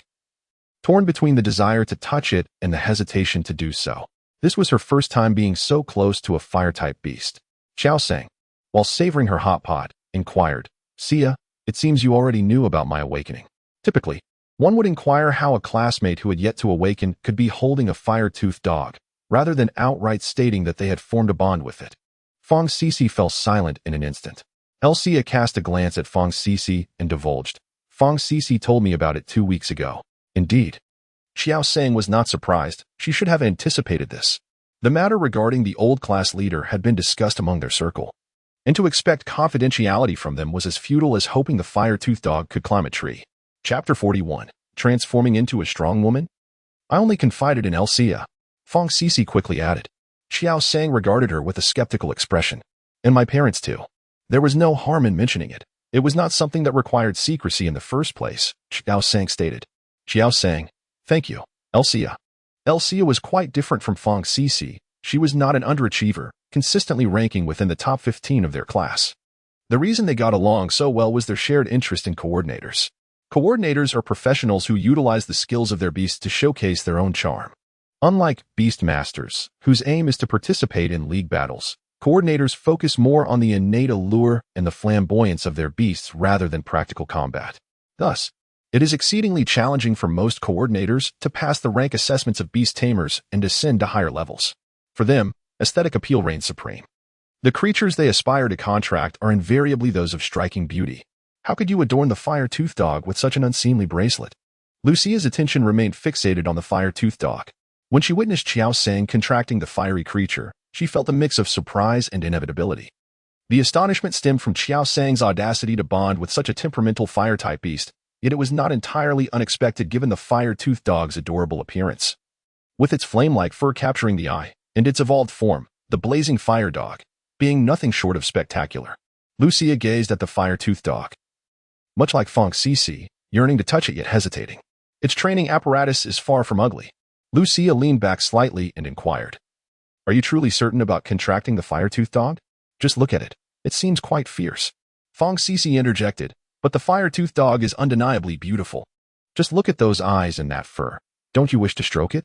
Indeed. Lucia's eyes sparkled with excitement. The two exchanged glances filled with longing directed at Qiao Sang. Qiao Sang turned her gaze towards the fire-toothed dog, silently seeking its consent. The fire-toothed dog comprehended its tamer's intent. With a bark, it turned toward Fong Cici and then lowered its head. This gesture unmistakably indicated its acquiescence for Fong Cici to pet it, prompting her to eagerly extend her hand. "Wow, the texture is truly delightful." Lucia looked on with envy, eager to reach out as well, but the fire-toothed dog suddenly turned its head away, displaying a haughty refusal. It certainly did not forget that this individual had just remarked on its training prop's unattractiveness and even called it fierce. Before Qiao Sang could suggest anything, Fong Cici spoke up, declaring, "I have made my decision. The fire-toothed dog is simply splendid." "Lucia." Qiao Sang. The fire-toothed dog puffed out its chest, clearly pleased with the compliment. Qiao Sang cautioned, "Do not act impulsively. Take a moment to reconsider." Fong Cici responded earnestly, "I am not being impulsive. Just look at your fire-toothed dog. It is both well-behaved and adorable, and the key point is that it feels wonderful to the touch. I want one too." The fire-toothed dog stood even prouder. Qiao Sang. What could she possibly say? Would she assert that the fire-toothed dog was neither well-behaved nor adorable, or that it lacked a pleasing texture? Such a statement would surely offend the creature. Moreover, Fong Cici spoke the truth, however. Qiao Sang recalled the other fire-toothed dogs she had encountered at the Hangang Pet Beast base and felt certain that if Fong Cici were to see them, her opinion would undoubtedly shift. After finishing their hot pot meal and exchanging a few words wishing for a smooth awakening tomorrow, Qiao Sang bid farewell to Fong Cici and Lucia. Tomorrow marked the day when the school arranged for students to undergo a unified stimulation of their cerebral awakening. And as a self-initiated awakener, Qiao Sang was naturally exempt from attending. Upon returning home and placing the fire-toothed dog on the floor, Qiao Sang suddenly realized that she had been carrying the fire-toothed dog the entire way. It was worth noting that the creature bore a 15 kilograms weighted ring on its right limb. Could it be that her strength had inexplicably surged? That seemed implausible. She had not engaged in any exercise recently. Even after the recent high school entrance examination, when she had held the fire-toothed dog, everything had felt quite normal. Could it be that within those few hours, she had transformed into a veritable powerhouse? As Qiao Sang entered the living room, she extended her arms to embrace the chubby pigeon, whose bewildered expression left her momentarily perplexed. Despite her efforts, she found herself unable to lift it. After several attempts, straining to the utmost, her face flushed with exertion, yet the plump bird remained steadfastly unmovable. Qiao Sang reached a conclusion. It seemed she had not suddenly transformed into a superhuman, but had indeed gained a notable increase in strength. Still puzzled, she could not fathom the reason behind this sudden surge of power. It wasn't until she opened the Beastmaster's codex before bedtime that her confusion deepened. To her astonishment, the previously tranquil room was suddenly filled with the echoes of traditional Chinese culture. Qiao Sang was taken aback. The codex had inexplicably expanded to 2 pages. In addition to the page containing the contract for the fire-toothed dog, there was now an additional blank contract space. Her mind momentarily stalled as she exited the codex and promptly summoned the fire-toothed dog, which had been peacefully sleeping beside her. In the next instant, a gray star formation illuminated the bed, and the fire-toothed dog appeared, lying sideways and drooling within the array. Gray, 2 pages. Had the codex awakened once more? Qiao Sang's emotions surged, leaving her in a state of exhilaration. Could she truly be the legendary genius? The development of the brain domain has long been a subject of research for scholars throughout history. Aside from traditional meditation, there has been little that could safely enhance the development of this domain. Meditation is a course offered in Beastmaster High School. Before awakening the brain domain, meditation is futile. Most students resort to magnetic wave stimulation to catalyze their awakening, requiring a period of recuperation before they can begin meditating. Thus, meditation typically commences during high school, and Qiao Sang had yet to engage in any such practice. Yet, her brain domain had undeniably strengthened. Even though the detection report confirmed that the maximum fluctuation of brain waves is merely 9, she has managed to develop it to an astonishing 10. Under normal circumstances, such an occurrence is virtually impossible. As Qiao Sang observed the drooling fire fong dog, a realization dawned upon her. Indeed, it appears that geniuses are often those who have traversed dimensions. However, even with the awakening of the Beastmaster Manual, Qiao Sang had no immediate plans to contract a new pet beast. The Firefang dog had only been with her for a short while, and during this summer, she intended to focus on nurturing it while also earning some money. After all, she currently lacked even the ability to give the Firefang dog a proper bath. Contracting a second beast would likely be beyond her means. Yet, an idea began to take shape in Qiao Sang's mind. The second pet beast could very well be raised from an egg. By the time it hatches, the Firefang dog would have matured, and she might have earned enough money by then. Most importantly, if the second pet were to see her the moment it was born, would there be any need to worry about its disobedience? Chapter 42. Examination results for her second pet. Qiao Sang had a preference for creatures belonging to the plant or water elements, particularly those capable of learning healing skills. A team with a healer would undoubtedly experience a significant increase in safety, enabling them to venture further into the wilds where extraordinary beings lurked.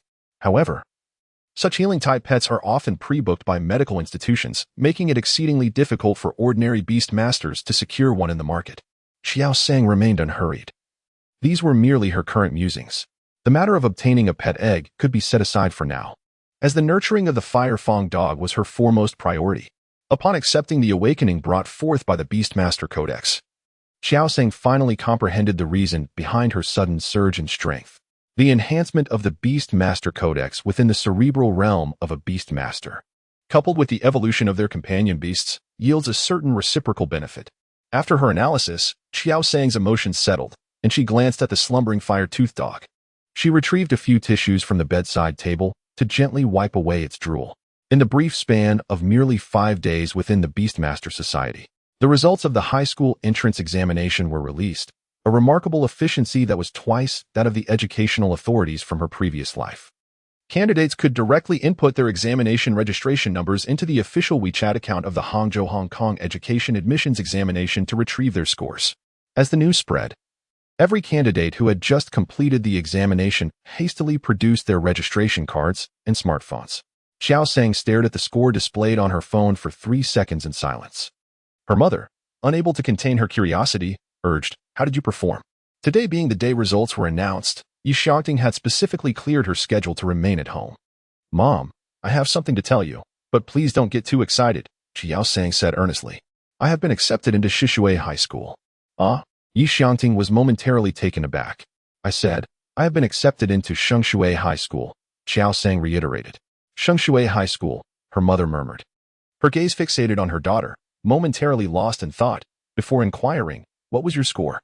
With a smile, Qiao Sang affectionately stroked the fire-toothed dog and replied, 359 points. "Thanks to the fire-toothed dog, I secured the top position in the special admission for Shengshui High School last time.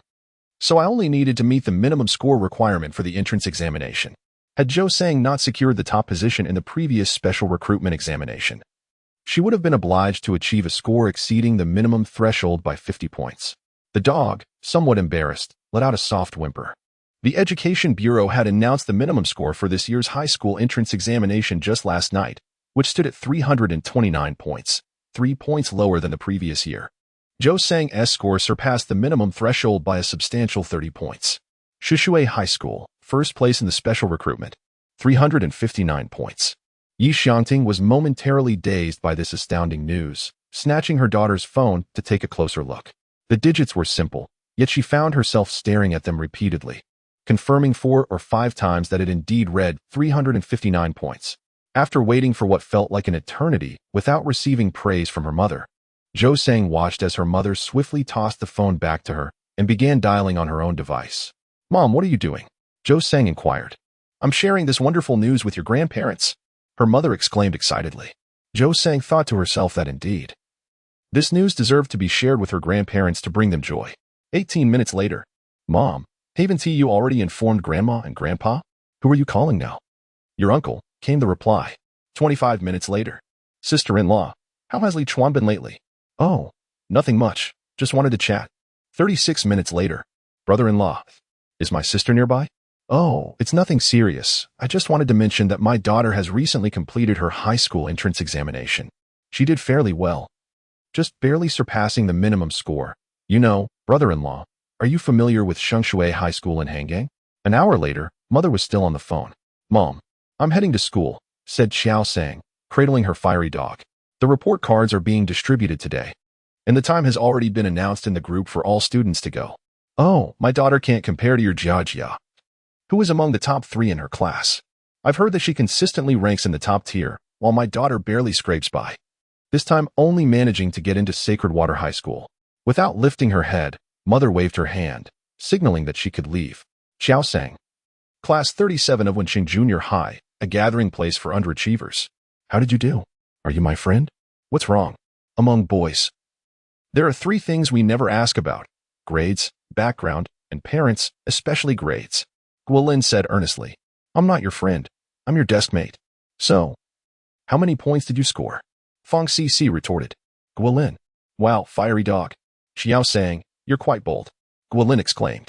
As students who had successfully awakened their mental domains had already contracted their pet beasts, Qiao Sang boldly brought her fiery dog into the school. She thought that since everyone had already contracted their pets, it wouldn't attract too much attention, yet she underestimated the allure of fire-type beasts. You're not doing too badly yourself, with a short-tailed snake contracted, Qiao Sang remarked, glancing at the short-tailed snake coiled atop Guolin's head. Although the short-tailed snake was one of the choices for novice beast masters, its popularity remained the lowest among the 5 recommended pets for newcomers due to its toxic nature. Generally, those who contracted it were the bolder novice beast masters. But that can't compare to you. Guolin spoke with sincerity. Although the short-tailed snake is of the poison type, it possesses a docile temperament, requiring only a modicum of caution from the beast master. Conversely, the fire fang hound is liable to turn on its own beast master at a moment's notice. Qiao Sang offered a silent smile. She had barely taken her seat when she noticed Fong Cc hastily moving to the adjacent spot. What's wrong? Qiao Sang inquired, puzzled. Nothing, Fong Cc replied, her voice trembling. The fire fang hound had recognized Fong Cc and offered a friendly greeting. Seeing the fire fang hound obediently nestled in Qiao Sang's arms, Fong Cc sighed deeply and lamented, I understand now. It's not that fire fang hounds are well-behaved. It's that your fire fang hound is well-behaved. Fong Cc cast a resentful glance at Qiao Sang and recounted, when I first entered the fire fang hound base, I nearly lost all my hair. I finally managed to pick out a quiet one to contract, but as soon as I touched its head, a spark shot out, and my newly purchased dress was ruined. Qiao Sang paused for a moment before responding, perhaps the fire fang hound you found wasn't quiet enough. Fong Cc replied mournfully. It was quiet enough. It was the only fire fang hound sleeping. Qiao Sang. Chapter 43. She forgot all about it. I want to evolve it into a Bashui butterfly. It's absolutely gorgeous. As she spoke, Fong Cc reached for her phone to show Qiao Sang a picture of the Bashui butterfly. I know, but to evolve it into a Bashui butterfly, you'll have to take it to the Beiluan region, right? Qiao Sang stated. The Beiluan region was not a short distance from their Yuhua region. The Beiluan region is exactly the kind of environment that it needs. No, I specifically consulted with the trainer. It is sufficient to remain in an environment of minus 40 degrees for just 1 hour. At that time, I will hire an ice-type pet to create the necessary conditions. Fong Cc explained. Seeing that Fong Cc had thoroughly considered the matter, Qiao Sang nodded and inquired about the inevitable question that follows the midterm examinations. How did you perform this time? Fong Cc shrugged and replied helplessly, I scored 304 points, which only qualifies me for vocational high school. Before Qiao Sang could formulate a comforting response, she heard Fong Cc retort, what about you? Are you serious? Fong Cc's eyes widened in surprise. When the report card arrives, I will show you, Qiao Sang chuckled. Before Fong Cc could utter another word, a sudden commotion erupted in the classroom. It turned out that Qin Shou had entered with his rare pet, Lousy. When Qiao Sang entered with her fire-type dog, everyone chose to observe from a distance. After all, it was well known that fire-type pets had volatile temperaments, and it was unwise to approach them too closely. However, the temperament of Lousy was unfamiliar to them. The mere fact that it was an exotic creature from abroad was enough to ignite their excitement. Qiao Sang glanced over and saw Qin Shou surrounded by a throng of classmates, leaving no space for even Lousy, let alone Qin Shou himself. Guolin, who had previously made snide remarks, rushed over, calling out, Shogo, Shogo, let me have a look. It was then that Qiao Sang finally caught a glimpse of Lousy, standing at approximately 80 centimeters tall. It sported a pair of bull-like horns and had light red eyes adorned with fin-like markings that resembled eyeshadow, trembling slightly as it nestled in Qin Shou's arms. appearing as though it had just been startled by the crowd. Meanwhile, the homeroom teacher was distributing the report cards. "Where is Xiejiai?" Qiao Sang inquired. Xiejiai was Fang Cici's deskmate, and last time she had wanted everyone to apply together to Haomu Beastmaster High School. Fang Cici glanced at the empty seat in front of her, turned her head slightly, and whispered, "You weren't here the day the brain domain awakening took place." But Xiejiai failed her awakening. Qiao Sang paused for a moment, rendered speechless. Each year, only 73 of candidates succeed in the brain domain awakening during the high school entrance examination, leaving 27 unable to awaken. If this ratio is distributed across various schools, it would not be surprising for a few in their class to have unsuccessful awakenings. Given that both of Xiejiai's parents were Beastmasters, it would stand to reason that her chances of awakening should have been considerable. This failure must have dealt her a significant blow. Yet, reality can be so unpredictable. For instance, Dai Shushu, a child of ordinary parents, was able to awaken successfully, while Xiejiai, a child of Beastmasters, faced failure. Soon, the homeroom teacher called upon Qiao Sang. As she approached to collect her report card, she inadvertently found herself unable to pull it towards her with a single tug. Qiao Sang raised her gaze, perplexed, towards the homeroom teacher. To her surprise, the teacher's face radiated joy, his wig bobbing with his laughter. He then positioned her to face her classmates and announced loudly, "Let me share some news. Our classmate Qiao Sang has diligently studied and, true to expectations, has been admitted to Qingshui High School." At this proclamation, the entire class was taken aback. Diligently studied? The same Qiao Sang who frequently dozed off in class, failed exams, and had been absent from school recently? They had never harbored any expectations for her. Moreover, Qingshui High School, the institution that consistently ranked third from the bottom. Qiao Sang? Qingqing Jia Yuan. Her mother hummed a tune in her own room. Qiao Sang pushed open her mother's bedroom door, only to find the bed and floor strewn with an assortment of clothes, bags, and shoes. "Mom, what's going on?" Qiao Sang momentarily forgot her purpose for entering the room, captivated by the scene before her. "Oh, come now, don't be so silly. You've been accepted into Qingshui High School, haven't you? I've invited some people to a banquet at Yujing Hotel the day after tomorrow. Which outfit do you think would look best on me?" Her mother explained. Qiao Sang replied, "Mom, really? How could it not be? After all, it's a momentous occasion to celebrate, and I want to make it special. By the way, I'm going to hang a banner. What do you think we should write on it?" Her mother asked while trying on clothes in front of the mirror. Feeling helpless, Qiao Sang had a sense of what was coming but sought confirmation. "Did you tell my homeroom teacher about my acceptance to Qingshui High School?" What could Qiao Sang say? As long as her mother was happy, that was enough. Yet, the speed of her mother's actions was astonishing. It seemed she had already called everyone they knew. In the following hours, Qiao Sang assisted her mother in selecting outfits. After much deliberation, they finally settled on a dress that matched the color of their dog, Hoya. In the afternoon, while her mother went for a beauty treatment, Qiao Sang took her report card and traveled by subway to Qingshui High School to confirm her enrollment. This marked the official confirmation of her admission to Qingshui High School. On June 26th, at Yujing Hotel, her mother, dressed in a red gown and with her hair elegantly styled, called out, "Qiao Sang, come here. This is your Aunt Ping Ping, who used to hold you when you were little." "Hello, Aunt," Qiao Sang greeted politely. Qiao Sang's attire was no different from her usual style. Yet the fiery-haired dog in her arms had received quite the makeover. Its flame-like fur was meticulously groomed, and a gentlemanly black bow tie adorned its neck, complemented by matching black triangular sunglasses perched on its face, presenting an undeniably dashing appearance. Qiao Sang, now grown, found Aunt Ping Ping conversing with her, although her gaze was irresistibly drawn to the fiery dog. Before they could exchange many words, her mother had already ushered Qiao Sang to another table, where familiar faces awaited. "Hello, teacher," Qiao Sang greeted with a smile. "Ah, Qiao Sang, when I first laid eyes on you, I knew you were destined for academic excellence. Out of all the students I have taught, you are the only one who has awakened your own potential. You have indeed made me proud by gaining admission to the finest high school in Hanggang," her homeroom teacher remarked with a beaming smile. "Oh, it's all due to her diligent studies that she achieved such results," Qiao Sang replied modestly.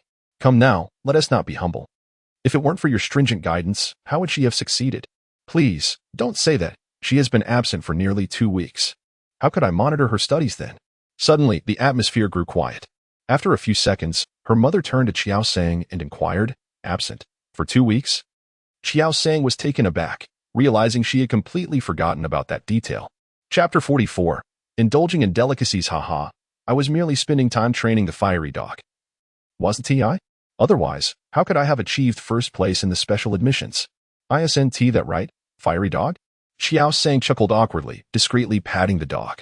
Now that graduation had arrived, explaining things to her homeroom teacher was no longer crucial. Providing a satisfactory explanation to her mother was of utmost importance. Tooth. The fiery dog nodded earnestly, responding with great cooperation. Before the mother could speak, the old teacher interjected. It is indeed remarkable to receive a special admission as the top student. He cast a cheerful glance at Qiao Sang while addressing her mother. How is your health? Qiao Sang's mother? Qiao Sang's body tensed. The old teacher was undoubtedly being intentional. Her mother, with a knowing glance at Qiao Sang, turned and smiled. I am quite well. Mom, and called for me. I must go over, Qiao Sang declared, seizing the opportunity as someone at another table summoned her, and she swiftly departed. Aunt, did you call for me? Qiao Sang sighed in relief as she approached the nearby banquet table. Most of those seated there were relatives from her mother's side. Her mother had 3 brothers and 1 sister. Apart from her third brother, Qiao Sang's third uncle, who remained nearby, the others, including her eldest uncle, second uncle, and younger aunt, had all ventured to different provinces for their pursuits. The third uncle resided not in Hangang City, but rather in Qitong Town, located over 90 kilometers away. Qitong Town, Qiao Sang's ancestral home and her mother's birthplace. The third uncle had spent his entire life in this small town, solely to take care of her grandparents. With the third aunt accompanying him throughout, they had 2 children, and their eldest son was already in college, yet they had never taken the time to travel for leisure. For Qiao Sang, the relatives on her mother's side felt closer, particularly with the family of the third uncle. Qiao Sang, would you like to come and visit during the summer vacation? Your grandparents miss you dearly. Had it not been for their poor health this time, they would have insisted on coming to see you, the third aunt remarked with a smile. Aunt San is not a beastmaster. She lacks the connection with beasts that comes from the Beastmaster's codex and the reciprocal bond with companion creatures. The marks of time are particularly evident on her face. All right, I will visit in mid-July, Qiao Sang agreed, providing a specific time frame. In truth, she had already planned to spend the summer vacation at her hometown without needing her aunt's suggestion. Qiao Sang's residence is on the 6th floor, and training her fire-fang dog at the foot of the apartment complex proves inconvenient. As a fire-type creature, even a minor flame could inadvertently damage the community's greenery. However, things are different in Qitong Town. The house in her hometown boasts a spacious backyard. A bus ride to the nearby Tanan Township leads to a small grove, an ideal training location. To Qiao Sang, the upcoming competition is not merely a contest, but a straightforward tally of points. Very well, I shall await your arrival, Aunt San replied with a smile, her gaze shifting to the creature nestled in Qiao Sang's arms. Is this your contracted companion? How adorable, she said, reaching out to stroke it. The fire-fang dog squinted its eyes in contentment. Seeing this, Qiao Sang felt a sense of relief. Sometimes, winning the affection of a companion creature is indeed an enigmatic endeavor. Hesitant to call upon her fire-fang dog for assistance, she diligently cleaned every corner of her home by herself. Once the house appeared spotless, Qiao Sang's lingering worries began to dissipate. With the high school entrance examination behind her and her acceptance into Shishui High School secured, the past could finally be put to rest. She took her fire-fang dog downstairs, intending to continue their speed training as usual. Yet, the fire-fang dog shook its head in discontent. After all the effort it put into looking so dashing, was it really worth it to sweat during training? I can't believe you care about your image so much, she remarked. Qiao Sang knelt down and affectionately stroked the fire-fang dog, chuckling softly. Typically, the fire-fang dog eagerly sought training, but this time, reluctant to compromise its appearance, it showed no desire to practice. Naturally, Qiao Sang did not press the matter further. The fire-fang dog fidgeted slightly. I will take you to enjoy something delicious, Qiao Sang declared as she lifted the fire-fang dog into her arms. Yeah? Came the puzzled response from the fire-fang dog. Haven't we just eaten? More food? It turned its head contemplatively. Well, perhaps it wouldn't be so bad. Without protest, the fire-fang dog followed Qiao Sang to a local eatery. Boss, 3 skewers of the super spicy grilled wings, please. Coming right up. Qiao Sang found a vacant spot to sit, cradling the fire-fang dog in her embrace. Yeah? The fire-fang dog blinked its glistening eyes. Is 3 enough? That should suffice, Qiao Sang replied with a smile. She continued, once we finish eating, you should attempt to unleash sparks, concentrating your energy into a single point before releasing it. Her purpose for this outing was not merely to indulge in food, but to experiment with her theories regarding skill development. Blessed with a unique talent, Qiao Sang need not worry about the proficiency of her skills. Thus, she had recently contemplated how to teach the Fire Fong dog new abilities. The vice principal of Holy Water Middle School had suggested certain herbal baths, yet she lacked the funds to pursue such remedies. Conventional institutions dedicated to skill acquisition were also beyond her financial means, and there were no elders in her vicinity with similar fire elemental beasts to guide her. Consequently, the development of new skills would have to rely solely on her own creative experimentation. Many skills were available for elementary fire-type creatures, yet the Fire Fong dog had only mastered Flame Bite and Sparks in its repertoire. A few days ago, Qiao Sang instructed the Fire Tooth dog to attempt to compress its energy before releasing a spark. However, aside from a slight increase in power, there was no substantial difference. A spark remained just a spark. This led Qiao Sang to ponder the extraordinary and outrageously spicy grilled wings. The oil drizzled upon them was no ordinary spice. It was extracted from the seeds of the plant-type creature, pepper vine. Even beasts that were not of the fire element could potentially expel flames after consuming it. One could only imagine the explosive energy that a true fire-type creature would unleash upon ingestion. When combined with the process of condensing, compressing, and releasing energy, the results would undoubtedly differ. Although the fire-toothed dog did not fully grasp the intentions of its master, the exercise of condensing energy to release a spark was hardly a daunting challenge for it. It hardly broke a sweat, given that its appearance would remain unaffected. The fire-toothed dog readily nodded in agreement. Soon, the extraordinary spicy grilled wings were presented. The wings, enveloped in red oil, were crispy on the outside and tender within, exuding an irresistible aroma. Instantly, the fire-toothed dog's appetite was ignited, its paws reaching out to snatch a skewer for itself. Qiao Sang swiftly took 3 skewers in hand. Huh? The fire-toothed dog queried, perplexed. Aren't we supposed to eat? We're going outside to eat, Qiao Sang replied. Consuming them in someone else's establishment would hinder their practice of compressing and releasing skills. If it were to uncontrollably unleash flames, it would likely have to stay behind to wash dishes and settle the bill. Chapter 45. Meteor Shower. Qiao Sang led the fire-toothed dog to a nearby alley. The fire-toothed dog sensed something amiss, yet the tantalizing scent of the extraordinary spicy grilled wings dulled its instincts. Without much contemplation, Fong-Tooth Hound accepted the proffered roasted wing from its beast master, sinking its teeth into a generous bite. The tender meat was quite palatable. Fong-Tooth Hound's eyes sparkled with delight. But just as it was about to take another bite, it yelped.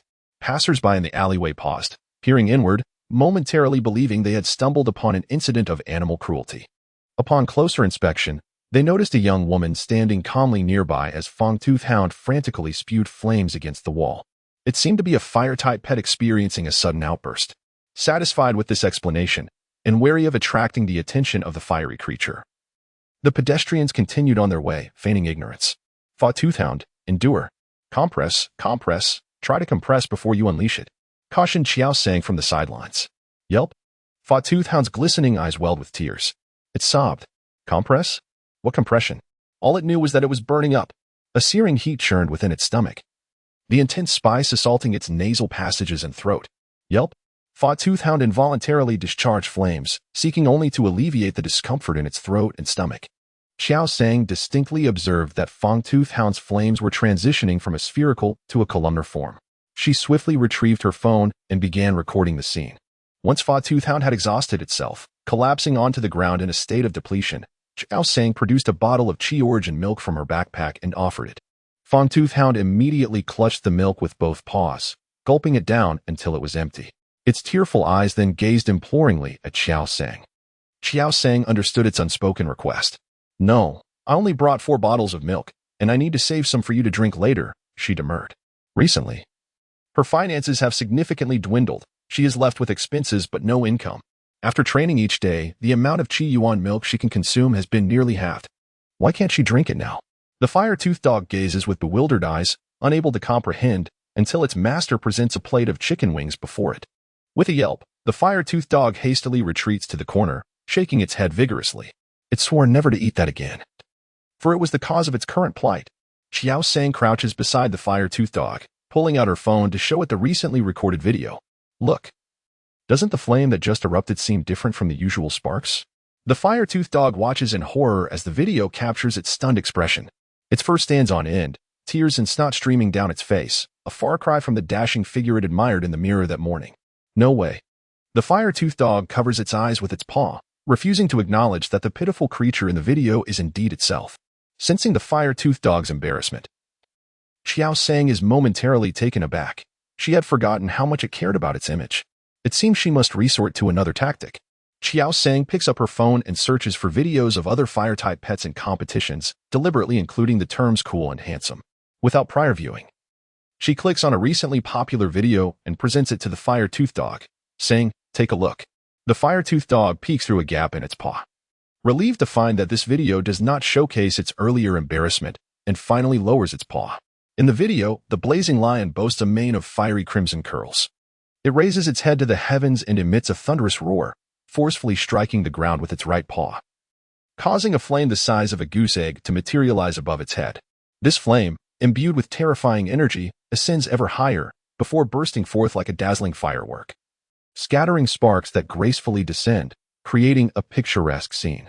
The fire-fang dog, captivated by the visuals, is soon jolted from its reverie as the sparks collide with the ground, unleashing a series of heart-stirring explosions that devastate the serene imagery. Dust and debris fill the frame, and as the cacophony subsides and the haze dissipates, the once vibrant landscape lies in ruins. Pockmarked craters mar the ground, and the opponent's form is cloaked in char, rendering it unrecognizable. The enchanting tableau has swiftly transformed into a scene of horror. The fire-fang dog remains transfixed by the unfolding spectacle. Upon concluding the video, Qiao Sang is momentarily taken aback. Although she intended to showcase dazzling fire-based skills, this was not the high-level technique she had envisioned. She had hoped to display simpler skills such as flame bursts, fireballs, or fire shockwaves, abilities that even novice beasts could master. Contemplating a change of video, she notices the fire-fang dog still enraptured by the previous display. A spark of inspiration ignites within her, and she tempts, "Would you like to learn?" The fire-fang dog's eyes light up, gazing at its master with fervent longing. She had guessed correctly. Qiao Sang silently applauds her own cleverness. The intention behind the display was to inspire you to grasp a new skill. Did you not notice how the sparks emitted were different from before? This roasted wing is the key to unlocking the energy within you. If you diligently follow my guidance, you will undoubtedly master the meteor shower of flames showcased in the video, Qiao Sang encouraged. Mastering the art of the Martian rain is an unattainable endeavor, however. Acquiring certain basic fire-type skills remains a possibility. The fire-fang dog nodded solemnly in response to its trainer's words, completely oblivious to its disheveled appearance in the video and the tantalizing aroma of roasted wings. Its sole focus was to master this awe-inspiring technique.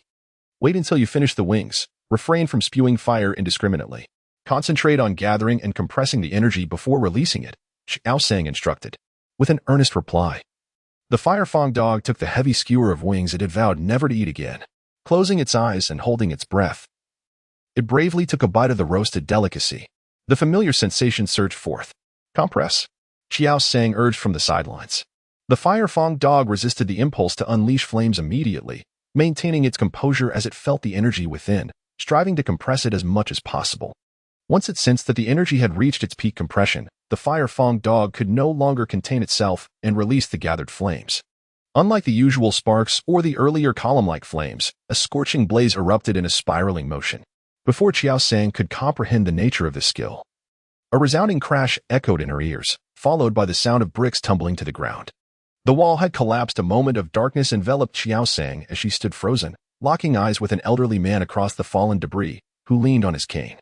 The fire-fang dog, reveling in the power of its flames, momentarily forgot about the milk needed to quell the spiciness, turning with excitement to await its trainer's praise. Yet, before it could admire its creation further, it found itself lifted off the ground as Qiao Sang hurriedly carried it away. Huh? The firehound looked utterly bewildered. Wasn't it supposed to learn new skills? Why was it running away? Qiao Sang felt an acute sense of panic. Did that elderly gentleman just see her? Surely he did. He must have remembered her appearance. After all, she was so strikingly beautiful. Chapter 46, exhausted in body and mind, Qiao Sang clutched the firehound and ran 2 blocks in one breath before finally halting. The firehound gazed up at its beast master with a look of confusion. "Let us change our training venue," Qiao Sang panted. 5 kilometers away lay the open pet training ground. Qiao Sang opened her panel. Name, Firehound. Attribute, Fire. Level, Beginner, 152-1000. Skills, Bite, Novice 74-100. Charge, Proficient 334-500. Fire Fong, Minor Achievement 539-2000. Spark, Minor Achievement 659-2000. Shadow Clone, Novice 42-100.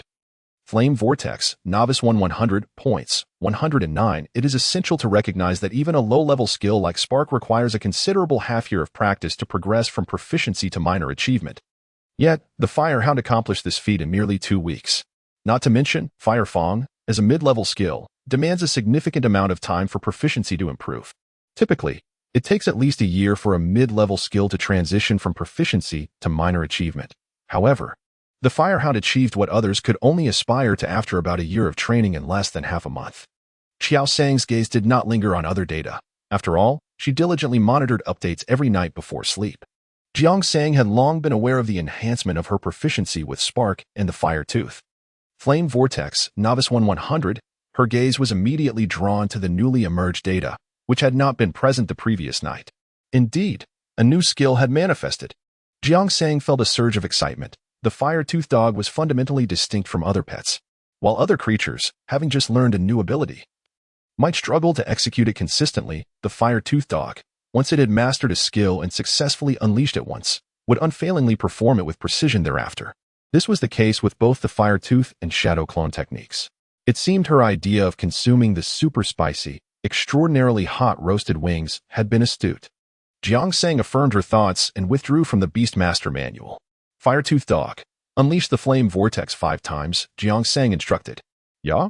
The fire-toothed dog tilted its head in confusion.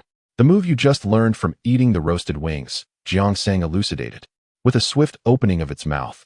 A swirling, searing flame materialized in the open field. In no time, the 5 flame vortexes were successfully executed. Yeah, the fire-toothed dog wagged its tail, its eyes gleaming brightly as it focused intently on its Beastmaster. Today's skill development experiment had been remarkably successful. The success rate of the flame vortex was indeed 100, just as she had envisioned. As Qiao Sang turned to take a step forward, her right foot suddenly felt heavy. Looking down, she discovered that the fire-toothed dog was tugging at her pant leg. Yeah. The fire-toothed dog, noticing that its master had halted, quickly released its grip and began gesturing with its paws. It still had not yet learned the meteor shower skill. Qiao Sang, what should I do if my pet takes things too seriously? Qiao Sang could only crouch down to explain. You just learned a new skill, and that's already impressive. Everything takes time. We can practice meteor shower next time. I must quickly distract the fire-toothed dog. Even if we stay here practicing meteor shower all night, there would be no progress whatsoever. If a high-level skill could be mastered so swiftly, could it still be considered high-level? The classification of meteor shower as a high-level skill indicates that its power is directly proportional to its difficulty. Arf! The fire-toothed dog took a step back, shaking its head. It wanted to practice meteor shower. How could that be allowed? It aspired to be the unrivaled fire-toothed dog. With a sigh, Qiao Sang offered the now-cold grilled wings. What else could be done if the fire-toothed dog was so determined? Naturally, one could only accompany it. The fire-toothed dog stiffened, mustering the courage to take a bite of the grilled wings. In the next moment, arf! Chiching Jia Yuan. 7:30 p.m. The fire-toothed dog lay weakly on the sofa, appearing utterly dispirited. The pigeon, Jiao Pang, approached with concern, gently nudging it with its head. Is the fire-toothed dog all right? The mother inquired. Mother, is this what you call all right? Qiao Sang sat cross-legged nearby, watching television. The fire-toothed dog had devoured 6 super spicy grilled wings in its quest to master meteor shower, yet only 3 bottles of its special milk remained. Even if the fire-toothed dog could endure the spiciness, its fervent release of flames far outpaced its recovery. Unable to afford the special milk, the mother could only buy 7 or 8 bottles of water for it to drink. The fire-toothed dog had spent an entire afternoon in tireless exertion, its throat raw and hoarse, yet it showed no signs of mastering the Martian rain technique. While it failed to grasp that skill, the proficiency of its flame vortex surged by an impressive 45 points. Eventually, the fire-toothed dog succumbed to fatigue. Qiao Sang, observing from the sidelines, felt helpless. The fire-toothed dog was quite obstinate. Attempting to hinder its practice would yield no results. It could only learn through its own trials. And all she could do as its beast master was to refrain from interference. The room is tidied up quite well. You may now discuss your request for a 2-week leave, her mother remarked. The fire-toothed dog responded with a muted acknowledgement, casting a fleeting glance at Qiao Sang. Her mother rose to fetch a glass of water from the kitchen, gently offering it to the fire-toothed dog, while saying, "Drink some water first." Qiao Sang felt a twinge of discomfort, sensing her mother's gaze as if it bore reproach for her treatment of the fire-toothed dog.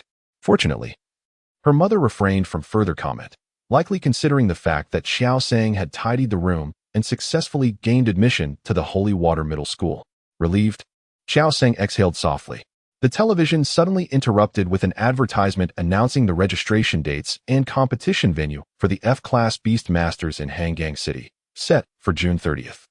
As the visuals transitioned to the prizes for the top 3 contestants, Qiao Sang leaned forward in anticipation. The third prize, a moonlight motorcycle of the latest BD 7800 model, accompanied by 50,000 Alliance coins. The second prize, a water-type evolution stone along with 100,000 Alliance coins. The first prize, a random pet egg paired with 200,000 Alliance coins. Qiao Sang's breath quickened. The first prize seemed tailor-made for her. Whether it is a pet egg or Alliance coins, both are what she currently desires. Before Qiao Sang could memorize the website for registration, her mother had already picked up the remote and changed the channel. "Mom," Qiao Sang involuntarily exclaimed. On the screen, a woman clad in a professional suit was delivering the news.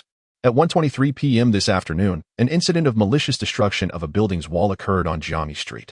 Chapter 47, The Sucking Ghost Treasure. As the news anchor reported, corresponding surveillance footage appeared in the upper left corner. The footage, taken from a distance, only vaguely captured a silhouette near the alley entrance. Upon closer inspection, it became somewhat indistinct. Yet it was still discernible that it was a girl accompanied by a red pet beast. Her mother squinted at the television and inquired, "Doesn't that person resemble you a bit?" Qiao Sang forced herself to remain calm, responding, "Perhaps attractive individuals tend to look somewhat alike." Her mother replied with silence. The Firefang dog gulped down the water in its cup, and upon raising its eyes, it noticed the broadcasted image. "Yaya, Yaya." The Firefang dog pointed at the television with astonished expression. "How did it get on TV?" Noticing this, her mother asked, "What is the Firefang dog saying?" "Yaya, Yaya, Yaya." The Firefang dog frantically explained in its still raspy voice. "That's not what I meant. It's about me appearing on television with my beast master." Her mother turned to look. Qiao Sang translated, "It says I am right." Firefang dog. 4,663 Alliance coins. Since winning a substantial sum on the Interstellar bidding platform for the second time, Qiao Sang decided to withdraw all her winnings. Fearing she might succumb to temptation and gamble again, she mused that the funds should suffice to repair the wall. In her mind, she calculated that only the central portion of the wall, which had been damaged by the fire-toothed dog, needed to be restored. With this thought, she naturally set aside 1,000 Alliance coins from the 4,663 Alliance coins on the table. After estimating the compensation, Qiao Sang took out paper and pen. Dedicating over half an hour to compose a letter of remorse, approximately 500 words in length, she placed the letter and 3,500 Alliance coins into an envelope and picked up her phone to summon a delivery service. The DD Rapid Delivery Service was known for its efficiency within the city, adept at swiftly delivering both meals and items. Unlike conventional delivery personnel from her previous life, those eligible to register for DD Rapid Delivery were leisure-time beast tamers. Some beast tamers took advantage of their spare time to accept orders for extra income. Typically, these deliveries involve pets, eliminating the need for the beast tamers to be physically present. Should fortune favor them, an order might be taken by a beast tamer with a superpowered pet, enabling items to be delivered with precision in under 10 seconds. 2 minutes later, Qiao Sang was startled. The fire-toothed dog trembled its paw, pointing towards the windowsill. Following its gaze, Qiao Sang beheld a black creature the size of a basketball, with dark red eyes fixed intently upon her. Noticing her attention, it bared its teeth, revealing a pair of snowy white fangs. Subsequently, its limbless body abruptly sprouted a hand with only 2 fingers, which it then used to tap on the window. Qiao Sang steadied her nerves, for it was merely a sucsigui bow. The sudden appearance of a ghostly creature could indeed be quite alarming, yet it seemed that the Firefang dog was somewhat overreacting. Logically, the Firefang dog should not possess such timidity. Qiao Sang opened the window. "Yeah." The Firefang dog darted to the bedside, peeking out cautiously to gaze at the sucsigui bow. The sucsigui bow floated in, grinning widely to reveal its fangs, and then, with its 2-fingered hand, delved into its own body. Soon, a mobile phone was extracted. After a few simple operations, Qiao Sang's phone displayed a notification indicating that a DD courier had arrived. She handed over the envelope along with 150 alliance coins. Didi required users to set a service fee, which would be accepted upon agreement from the other party. Qiao Sang had designated the amount as 150 alliance coins. The destination was the street office on Jiangyi Street, not far from her home. After receiving the envelope and coins, the Suxigui Bao tucked them into its own body. Once more, it displayed its fangs politely before floating away. Yeah. Only after the Suxigui Bao had departed did the Firefang dog reveal its body, anxiously questioning its master. How could that terrifying creature have appeared here? Qiao Sang pondered the Firefang dog's words and recalled that the Suxigui Bao was indeed a character from the horror film she had shown to the Firefang dog. It seemed that the Firefang dog had remembered it until now. The Firefang dog appeared to be rather timid. How would it confront any ghostly creatures in the future? Should she allow the Firefang dog to indulge in more horror films for practice? Or perhaps take it on an excursion to a haunted house? The Firefang dog inexplicably sensed a chill in the air and shuddered slightly. The following morning, Qiao Sang awoke to the barks of the Firefang dog. Ya. The Firefang dog barked energetically, showing no trace of the weakness and fear it had displayed the previous night. Qiao Sang turned over and mumbled, "Let me sleep a little longer. It's a rare holiday after the grueling exams. What meaning does life hold if I cannot wake up naturally?" Ya. Observing her still in slumber, the Firefang dog took matters into its own paws and tugged at the blankets with its mouth. After a brief scuffle, Qiao Sang found herself deprived of a meaningful morning, once again at the open training grounds for pets. The Firefang dog devoured a super spicy grilled wing and practiced its fire-breathing technique. Qiao Sang watched with a sense of guilt, the irritation from being awake and dissipating entirely. Her beloved pet had risen early to train and even summoned her from sleep. Enduring the torture of the extreme spiciness to master the fire meteor technique she had whimsically mentioned. This left Qiao Sang, as a beast master, feeling quite ashamed. In a moment of contemplation, she struggled to devise a solution. The Firefang dog was clearly determined to master the fire meteor technique. Yet it was nearly impossible for a novice beast to learn advanced skills. Acquiring new abilities was not akin to gaining proficiency. She lacked the requisite golden touch. Everything depended on their own efforts. The Firefang dog had nearly exhausted its energy and approached its master, panting. Qiao Sang promptly offered it a bottle of extraordinary source milk. Today, only 3 bottles of Qiyuan milk were purchased, after compensating 3,500 alliance coins. Her remaining assets dwindled to a mere 1,013 alliance coins, following her indulgence in the extraordinarily spicy roasted wings and Qiyuan milk. She found herself with a scant 689 alliance coins. This amount would barely last 2 days at most. Qiao Sang could only place her hopes on the upcoming Baixing competition, which, on June 30th, exclusively allows registration for F-level Beast Masters. Last night, Qiao Sang had already signed up on her computer, reviewing the registration criteria and rules. Yet she held little expectation of securing first place. The Baixing competition permits any individual still classified as an F-level Beast Master to register.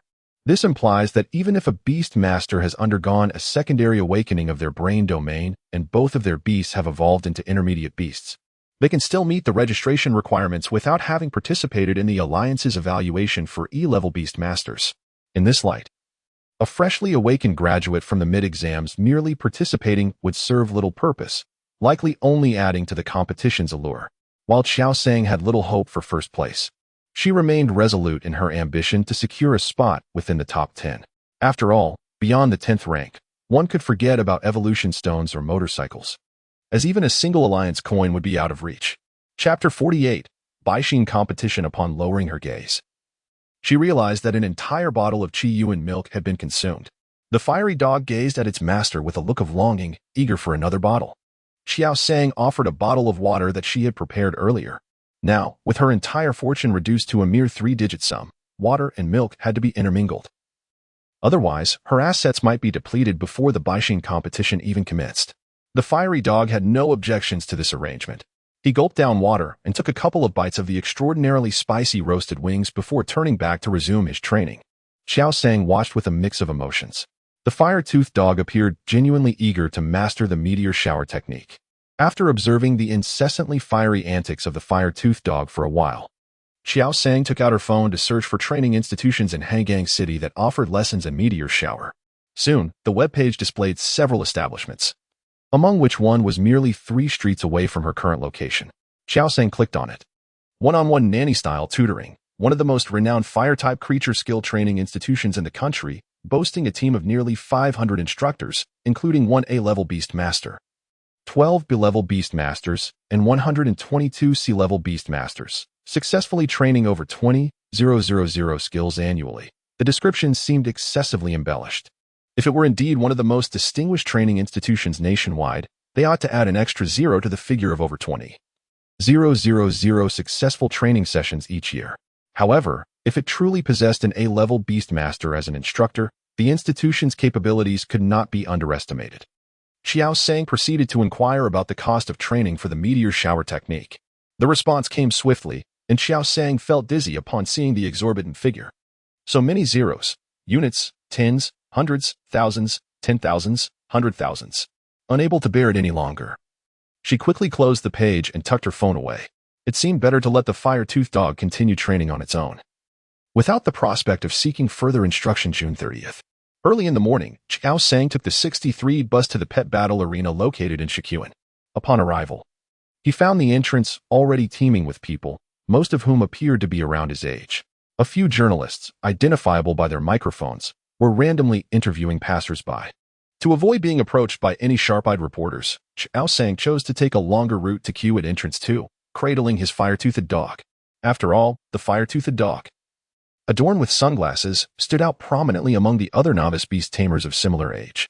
The sunglasses were not a personal choice of the fire-toothed dog, but rather a thoughtful gesture from Qiao Sang. After the recent Mars rain training yielded no progress, the fire-toothed dog seemed to lose a bit of confidence, becoming much quieter. Thus, Qiao Sang decided to adorn it with sunglasses, though the fire-toothed dog remained taciturn. The sunglasses at least revived its spirit. After queuing for over 20 minutes, Qiao Sang confirmed his name and received his contestant badge before heading to Zone D, Row 11. Qiao Sang. Someone in Seat 5 of Row 11 waved enthusiastically. Qiao Sang settled beside Fong Cici, inquiring, "How many from our class came besides you?" The previous night, Fong Cici had reached out to Qiao Sang via her phone, revealing that they all signed up for the Baixin competition on June 30th, which led to this encounter. It was her first time seeing the fire-toothed dog in sunglasses. How cool is that? Fong Cici thought, expressing her admiration aloud. Typically, if someone praised the fire-toothed dog, it would puff out its chest proudly and bark in delight. However, now it merely straightened its posture without making a sound. The fiery canine yearns to make a sound and bask in the limelight. However, after indulging excessively in super spicy grilled wings these past few days, her throat is sore. In truth, she wishes to convey her burgeoning size. This transformation is visibly apparent. The cottony expressions all convey a singular sentiment. Yet it feels rather uncomfortable to hear her own beast master articulate it. After a leisurely chat lasting around 20 minutes, the surrounding seats gradually filled with spectators. With the thunderous crackle of fireworks, the Baixin competition was officially inaugurated. "What number are you?" Fong Cici inquired. "Number 123, and you?" Qiao Sang retorted. Qiao Sang added, "Shouldn't you head to the waiting room to queue up? I believe your turn will come soon." Unable to hold back, Qiao Sang offered this reminder. The preliminary matches in the Baixin competition are not decided randomly. Rather, they proceed in a sequential manner, with competitors facing off as per their assigned numbers, 1 against 2, 3 against 4, and so forth. Surely not. There are still 5 more pairs before me. I plan to head backstage when the 5th match begins. I wish to observe the competition a bit longer, Fong Cici replied. Although Qiao Sang felt a twinge of unease about this, she refrained from voicing further objections. Fong Cici's reasoning was not without merit. Once the host concludes the event introduction, it would indeed take considerable time to progress through several more matches. 16 minutes later, they rushed down the aisle toward the backstage area. Out of the total 16 minutes, approximately 10 were consumed by the host's introduction. The remaining time was almost a minute per match. Initially, Qiao Sang had anticipated that her turn would not arrive until the afternoon or even the following day. However, it now appeared that she would undoubtedly be called upon by the morning. Competitor number 11, Fong Cici. Competitor number 11, Fong Cici. The MC at the pet arena announced Fong Cici's name twice, yet she remained absent. "Let us extend our felicitations to the MC," began, intending to declare contestant number 12 the victor by default, when a voice interjected through the headset. "Let us extend our felicitations to contestant number 11, Fong Cici, as she makes her resplendent entrance." Since the commencement of the Baixin tournament, the MC had been reciting the contestants' numbers and names with unwavering formality. This marked the first instance of the word resplendent being added to a contestant's introduction.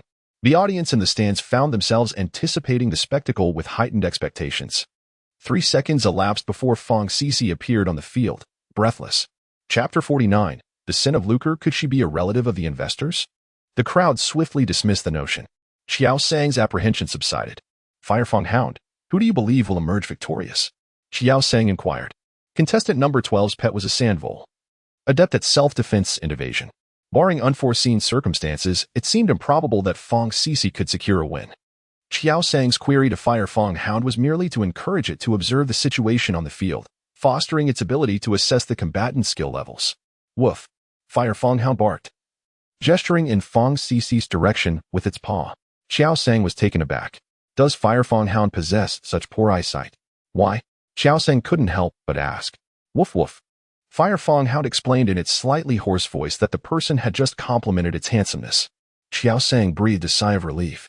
So it wasn't a matter of poor eyesight. After all, contestant number 12, Zhang Shua, is 16 years old and has a year of experience in beast mastery, while his opponent, Fong Cici, only recently became a beast master. Shadow, what do you think of the trend of this game? The middle-aged commentator, sporting a slicked-back hairstyle, inquired of the handsome young man beside him. Typically, commentary for pet competitions is divided into primary and secondary roles. The primary commentator is generally sharp-eyed and eloquent, tasked with fervently relaying the unfolding events of the match. In contrast, the secondary commentator is often a guest invited by the organizers, usually someone with a significant following, responsible for analyzing strategies and tactics from a professional standpoint, aiding the audience in grasping the nuances of the competition. This time, the guest invited to the Baixin competition was the recently popular Shadow. He had captivated the audience at a major tournament in the Yuhua region not long ago with his striking appearance and indomitable spirit until the last moment. Although he ultimately ranked among the top 24, his popularity surpassed that of some top 10 contenders. I believe, before Shadow could articulate his thoughts, the match had already concluded. He continued, it seems my commentary is unnecessary. 21 seconds. Not entirely unexpected. Qiao Sang nodded in agreement. It is rather disheartening. Hui Yagu remained silent, but nodded several times in concurrence. Fong Cici, as a good friend, pondered whether she should offer some comfort. She had come to participate without aspirations of going far, merely to join in the excitement and broaden her horizons. Soon, Fong Cici adjusted her mindset. She pointed at the 7th group's match and laughed. Ha ha ha, that long-haired turtle looks so foolish, just standing there motionless while getting hit. Qiao Sang remarked. The match lacks any real excitement. Most of the spectators in the stands were friends and family of the competitors, and as participants continued to be eliminated, the audience dwindled significantly. My goodness, is that a small dragon? Which young master has come to play? Didn't he, the host, mention? His name is Lu Yu. Among the Lu family and Han gang, apart from the Lu group, which other family possesses such grandeur? This time, the Lu group is also one of the investors in the competition. Isn't it likely that they invested for their young master? Qiao Sang fixed her gaze on the little dragon beast on the field. This was her first encounter with a dragon-type pet in reality. The scales, the sharp claws, the horns, exuded an unmistakable aura of wealth. The competition unfolded without surprises, and the little dragon beast claimed victory with an overwhelming advantage. There is a reason why dragon types are widely recognized as the most formidable attribute. Their defensive and offensive capabilities far exceed those of ordinary pets. Fortunately, they are rare and develop slowly with lengthy evolution cycles. Otherwise, ordinary beast tamers would stand no chance. Contestant number 67, Lu Yu, has just achieved a remarkable victory, and it seems he is indeed a seed player in this competition. The commentator praised Lu Yu. And while Qiao Sang agreed with the latter part of the statement, she found the former somewhat inflated. Although the little dragon beast is a dragon type, it is still a novice pet. Compared to the previous matches, it was impressive but not particularly memorable. Qiao Sang set her phone down and began watching the video she had just recorded. If they continue winning, there is a high probability they will become rivals later on. As a competent beast tamer, analyzing opponents and formulating strategies is also part of the curriculum. Qiao Sang, could you send me the video you just recorded? I was so focused on the match that I didn't manage to record it, Fong Cici suddenly remarked. Do you also have an affinity for the little dragon beast? Qiao Sang inquired. Her inquiry was not without reason. There had already been over 30 matches, yet Fong Cici had not considered recording any videos. What a pity. The little dragon is simply too unattractive for my liking. Did you not notice the adorable mushroom earlier? Especially that adorable cry when it was defeated and fell over. I must see it again, Fong Cici exclaimed excitedly. Qiao Sang. She had forgotten that Fong Cici was quite the aesthetics enthusiast. After several more matches, the first F-grade Beastmaster contestant, Guodichi, who possessed an intermediate pet, finally made his appearance. This was a truly dominating battle. Guodichi's poison butterfly flapped its wings, releasing a cloud of toxin that incapacitated the opposing white sand fox. Qiao Sang noted her observations while watching the recorded video on her memo pad. What do you think of the poison butterfly? Fong Cici inquired from the side. Qiao Sang was momentarily taken aback, not expecting Fong Cici to engage her in this discussion. Fong Cici continued, I am not asking about its abilities. I am inquiring about how you perceive its appearance. Qiao Sang. Chapter 50. Reflections on Publishing. I wish to share a few thoughts. First, allow me to introduce myself, a chronic procrastinator and a sufferer of laziness. The inspiration for this work stemmed from my newfound passion for reading Beastmaster stories. In my quest for a suitable female-oriented narrative in this genre, I found the offerings to be scarce and often set in antiquated backdrops. Thus, I resolved to embark on the journey of penning one myself.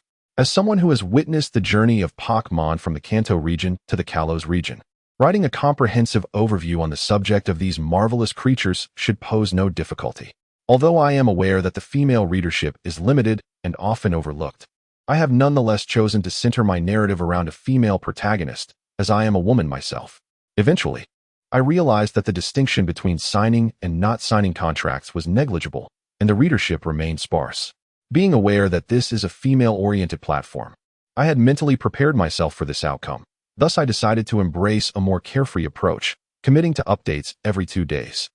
After indulging in this liberating routine for half a month, I was approached by an editor who requested that I maintain my updates during the promotional phase.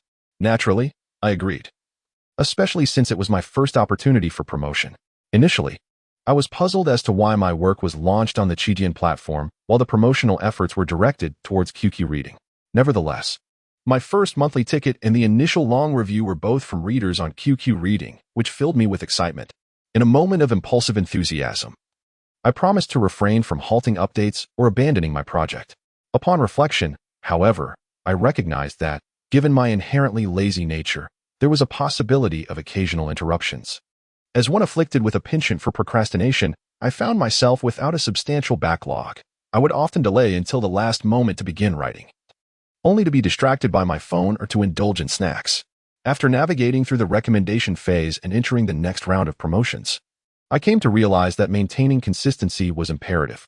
Throughout this period, I contemplated taking a day off more times than I can count, as I felt that my optimal writing rhythm was one update every 2 days. Yet, due to the continuous influx of votes and comments from readers, I persevered.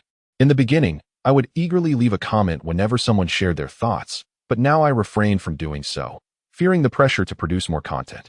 Although the readership in the realm of female literature may not be vast, the transition from solitary engagement to daily interactions is a significant achievement for me. Recently, an editor approached me regarding the release date of May 23rd, which feels alarmingly soon as I have yet to prepare any manuscripts. With the impending launch, I am expected to deliver an abundance of content, yet I find myself unprepared as the 22nd approaches, and I have not even begun to store my writings. Nevertheless, there is no need for panic. I have resolved to indulge in coffee this evening to fuel my creativity for a more prolific output tomorrow. Moreover, I have come to realize, albeit with a touch of melancholy, that I am somewhat relieved by the prospect of not needing to produce 2 updates daily. I am aware that the number of readers will likely diminish post-launch, yet I assure you, I will not abandon this endeavor. If the performance is favorable, I will strive to accumulate material for a substantial update. Conversely, if the results are lackluster, I shall maintain a steady rhythm of updates, albeit with fewer entries, reflecting the spirit of a writer who embraces a leisurely pace. I have a strong desire to express my gratitude to the readers whose presence I have come to cherish, though it may not be entirely appropriate to include such acknowledgments in my launch statement. I shall reserve my heartfelt thanks for a future occasion. As for my preferences in romantic literature, I am particularly drawn to tales of profound and tumultuous love. Lastly, I humbly request your support for the initial subscription, given that the work released on the 23rd will be the product of my caffeinated labor. Thus concludes my launch statement, perfectly encapsulated. Chapter 51. Interview. The vibrant coloration of the butterfly of the poisonous bar, with its brilliantly hued wings, unmistakably indicates its toxic nature. In contrast, the wings of the snow butterfly resemble translucent gossamer, imparting a sense of purity and elegance. Indeed, the bashwai butterfly is quite exquisite. The competition continues to progress efficiently. Let us invite contestant number 105, Panjiashu. I will head to the waiting area first, said Qiao Sang. At this rate, it should be her turn in about 10 minutes. Yes, go ahead. I shall capture the splendid of your fire-toothed dog. Fong Cici nodded in agreement. Upon hearing this, the fire-toothed dog promptly adjusted its sunglasses with its paw. Upon reaching the backstage waiting room, Qiao Sang did not wait long before a staff member wearing a headset called her name, directing her to the competition arena. Let us welcome contestant number 123, Qiao Sang. As she stepped into the arena from the passageway, she momentarily felt disoriented. The perspective from the audience and standing in the center of the arena as a contestant felt strikingly different. The fire-toothed dog also appeared bewildered. Noticing the multitude of eyes fixed upon it, silently, it puffed out its chest, striving to stand more upright. To everyone's surprise, Qiao Sang's companion beast was indeed a fire-toothed dog. It is quite rare for a 15-year-old novice beastmaster to contract a fire-type beast as their first companion. What do you think, Showdown? Inquired the middle-aged commentator, slicking back his hair. Indeed, Qiao Sang's choice is quite audacious, at 15. I would not have dared to engage with fire-type beasts, Showdown jested about himself. It seems that contestant Sun Jie is in a precarious situation. I wonder what his companion beast is, remarked the middle-aged commentator as he observed the unfolding scenario. Most F-rank beastmasters, who typically possess only a single primary beast, carry their companions with them to showcase their identity as beastmasters. However, there are individuals who prefer to keep their beloved beasts tucked away in their beast manuals, preserving an air of mystery. Contestant number 124, Sun Jie, is evidently one such person. Despite being present for half the day, he has yet to summon his creature, enhancing his enigmatic presence. The referee, noticing the lack of response from contestant 124, prompted him to summon his beast. After a moment of struggle, Sun Jie finally called forth his companion. A familiar silhouette emerged before Qiao Sang, creating a striking visual impact for the audience. It appeared that there was little suspense regarding Qiao Sang's performance in this match. As the commentator's words echoed, the Fire Fong dog unleashed a fiery vortex, swiftly concluding the contest. Sun Jie, unfortunately, was not fortunate. Had he not faced Qiao Sang, there might have been a chance for a more competitive battle. The Baixin competition attracted not only the audience present but also viewers streaming online. Isn't this just a one-sided slaughter? Because it's inexpensive. I need the link to those sunglasses for the Fire Fong dog within a second. Link request 1. Link request 10,001. Link request 10002. The creature wished to admire its recent prowess on the battlefield.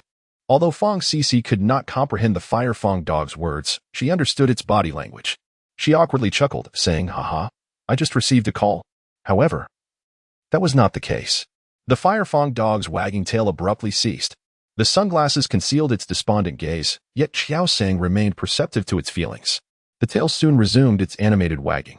Fong Cici observed this with admiration etched across her face. Indeed, she is the first to boldly contract a fire-type beast, skillfully mastering the Fire Fong dog. Although the F-rank Beastmaster competition was rather dull and lacked excitement, Qiao Sang remained in the arena for an entire day. She was accustomed to thorough preparation for any undertaking. At 7:20 p.m., Qiao Sang reviewed the notes she had meticulously recorded on her phone. A total of 21 Beastmasters were documented, among which only contestant number 67, who possessed a little dragon, was an exception. The rest were F-rank Beastmasters already wielding intermediate beasts. Most of the novice Beastmasters, like Qiao Sang, were merely participating in a day of competition. Among the recent graduates of Class 37, apart from Qiao Sang, the other 4 competitors had all been eliminated. Qiao Sang, you must persevere. You are the last hope of our class. If you encounter a contestant named Zhao Hai, remember to avenge me. Although they had graduated, the class group chat remained active, with eliminated classmates tagging Qiao Sang one by one. Yet, Qiao Sang had not yet appeared in the chat. She was occupied strategizing with the Fire Fong dog, analyzing their opponents. The screen was inundated with comments from the video stream. Yep. The Fire Fong dog barked in frustration. Qiao Sang reached out to close the comment section. And only then did the Fire Fong dog contentedly focus on the video. After finishing the video, it barked again, prompting Qiao Sang to replay it for him. It wasn't until she replayed it 3 times that the Firefang dog ceased its barking. As the video concluded once more, the Firefang dog tapped the screen with its paw. The following day, at the entrance of the beast fighting arena in the Sheik Garden, Qiao Sang was immediately confronted by a blockade upon her arrival. Dear Qiao Sang, I am a journalist from Rui Xin Times. Would you kindly spare a few minutes for an interview? Each competition held in various locales inevitably brings forth a handful of contestants who become the subject of much discussion. Following yesterday's live broadcast, Qiao Sang has undeniably emerged as one of these discussed participants. This is not merely due to the finesse displayed in the competition, but rather because, as a novice beast master, he audaciously formed a contract with a fire-type creature as his first. I apologize, but I must return to the competition, Qiao Sang firmly declined. Everyone was captivated by your bravery in forming a bond with the fire-type creature and the impressive entrance of Fire-Tooth Dog. We are all eager to learn more about your relationship with Fire-Tooth Dog. We sincerely hope you will not refuse, the journalist from Rui Xin Times said earnestly. Is that so? Qiao Sang and Fire-Tooth Dog both felt a wave of shyness. Then you all. Suddenly, someone called out, it's Lu Yu. The previously sincere journalist and his team vanished from Qiao Sang's view, rushing towards the direction of the voice calling Lu Yu. Qiao Sang. Fire-Tooth Dog. Chapter 52. Have we won? The number of qualified F-grade Beastmasters is plentiful, and the preliminary rounds of the competition, which took place yesterday, are still ongoing. However, only a little over 60 contestants remain, and the preliminary rounds can be completed within an hour at most. Qiao Sang arrived at Row 9, Zone C. Bai Yunmiao had also registered for this by Xian competition and successfully passed the preliminary rounds. Thus, the two who had both advanced agreed to meet. Qiao Tiankai. I have inquired and learned that those who pass the preliminary selection will have their names randomly shuffled on the large screen. The individuals paired together will then form a group, Bai Yunmiao remarked, pointing at the screen above the arena. Ever since she discovered Qiao Sang's name, Bai Yunmiao has affectionately referred to her as Qiao Tiankai online. Qiao Sang nodded. Such random assignments of opponents by the system are indeed quite common in various competitions. Why are you so elegantly dressed today? Qiao Sang inquired. To be precise, it should be described as splendid. Bai Yunmiao sat gracefully in her seat. Her makeup and hair impeccably styled, adorned in a little black dress complemented by a pair of vibrant high heels. Truly an ensemble fit for an evening gala. Isn't this to look good on camera? I watched yesterday's replay online, and it was utterly mortifying. I looked dreadful. It didn't capture even a third of my beauty, Bai Yunmiao lamented. Indeed, the unfiltered live broadcast can sometimes serve as a harsh mirror. Bai Yunmiao continued, moreover, there are half as many contestants today. I believe there is a high probability I will be interviewed. Interview. Qiao Sang recalled the recent events, feeling a lump form in her throat, and she chose to remain silent. Within the arena, Qiao Sang unexpectedly spotted someone she recognized among the participants of Group 9, Dai Shushu. Had she not seen her here, Qiao Sang might have almost forgotten about her.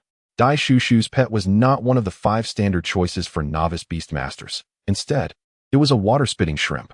Water-type pets are not all amphibious extraordinary creatures. Even those capable of moving freely on land often cannot unleash their full potential. Due to venue restrictions, few beast tamers are willing to allocate their first contract slot to a water-type companion. Qiao Sang found herself intently observing the match. Indubitably, she still regarded Dai Shushu as a rival in her heart. After 56 seconds, contestant Qingqing emerged victorious. Qiao Sang was momentarily taken aback. This was entirely contrary to her expectations. She had yet to commence her analysis of the battle capabilities between Dai Shushu and the water shrimp when the match abruptly concluded. The opposing creature, the chubby dove, had landed 2 consecutive hits, rendering the water shrimp incapacitated. It was an extraordinarily mundane preliminary match. Was Dai Shushu truly this inept? Qiao Sang felt somewhat disoriented. Why had she once perceived Dai Shushu as a formidable adversary? At that time, they were both self-awakened, the only distinction being cultural points. Indeed, cultural points. Dai Shushu remained a formidable rival.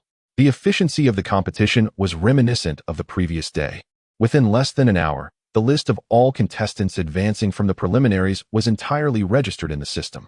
The large screen above the arena displayed the contestants' photographs in a frenzied disarray. After 6 seconds, the images stabilized. All teams were organized, and Qiao Sang spotted her opponent among them. The individual in the photograph had small, bean-sized eyes and a slightly receding hairline, bearing a face that seemed older than his actual years. Xie Jianin. Qiao Sang recognized him at once. He was one of the 21 beast tamers noted in her memorandum. Fortune favored her. Her diligent research had not been in vain. The competition for the top 64 would soon commence. The skill level of those who advance through the preliminary rounds is slightly superior to those who do not, resulting in an extended duration of matches, from a mere minute to now 2 or 3 minutes, to determine a victor. The middle-aged commentator, sporting a slicked-back hairstyle, inquired of Sha Duo about who he believed held a greater chance of victory in the match between Qiao Sang and Xie Jianin. On the field, both Qiao Sang and Xie Jianin had taken their positions. As a member of the third group, Qiao Sang had arrived backstage at the announcement of the commencement of the first Group S match. Indeed, her turn came swiftly thereafter. Xie Jianin had been an F-tier beast master for 3 years, and in terms of both experience and strength, he appeared to have a distinct advantage over Qiao Sang. As Sha Duo shared his insights, it was a pity that so many competitors had to face opponents with intermediate-level beasts. I recall that Xie Jianin's beast was a long-tailed serpent. The thought of such a charming young lady potentially losing to a rather unattractive man pained my heart. After all, he was merely 18, still a boy. The audience present began to murmur, their sentiments overwhelmingly in favor of Qiao Sang. Despite the current emphasis on strength, among F-tier beast masters, support naturally gravitated towards the more aesthetically pleasing competitor. Moreover, the fire-toothed dog contracted by Qiao Sang was still fresh in everyone's memory, as it was the only fire-type beast to make an appearance among the beast masters in the 100 new competition. As the referee issued the command to deploy beasts, a gray star array illuminated before Xie Jianin. The energy of the fire-toothed dog coalesced within, preparing for action. The night prior, it had engaged in extensive strategizing with its beast master, determining how to approach various opponents and battle scenarios. A crimson-hued beast with an oval head and a dorsal stripe of ebony stretching from its crown to its tail emerged from the gray star array. Where's the dark-skinned one? Hoya wondered, perplexed by the variance from its beastmaster's description. Qiao Sang was rendered speechless by the opponent's beast. A fire chain snake. A basic fire-type beast. After she dedicated hours to studying the intermediate long-tailed snake yesterday, he pits her against a basic fire-type? Deploying a beast of the same element as Hoya when he knows she only has one fire-type beast, he must not think much of Hoya. Indeed, Xie Jianin held Hoya in low regard, or rather, Qiao Sang. His second beast, the fire chain snake, had been contracted for 2 months. As a beastmaster with 2 beasts, he intended to give both a chance to compete. A recent junior high graduate who had just contracted a beast was no match for either of his. As soon as the referee signaled the start, Qiao Sang commanded, execute the original plan. Simultaneously, Xie Jianin ordered a flamethrower. Hoya had already been accumulating energy internally, allowing it to unleash its skill faster than the fire chain snake. That's minor completion, fire spark, exclaimed the commentator from the sidelines, astonished. The fire chain snake's flamethrower had barely materialized in its mouth, traveling no more than a few centimeters, when Hoya's fire spark struck it head-on. The collision of the 2 forces resulted in a violent explosion. The center of the explosion, the fire chain serpent, endured a tremendous impact. The firehound, disregarding the fallen fire chain serpent, swiftly manifested 4 shadow clones, poised to encircle the opponent. Following the strategy devised with its beast master the previous day, the next step was to use 2 shadow clones to confound the adversary, while the original and another shadow clone. Victory for competitor Qiao Sang. The judge announced at that moment. The firehound, whose encirclement had yet to be completed, halted in unison. 1. Chapter 53.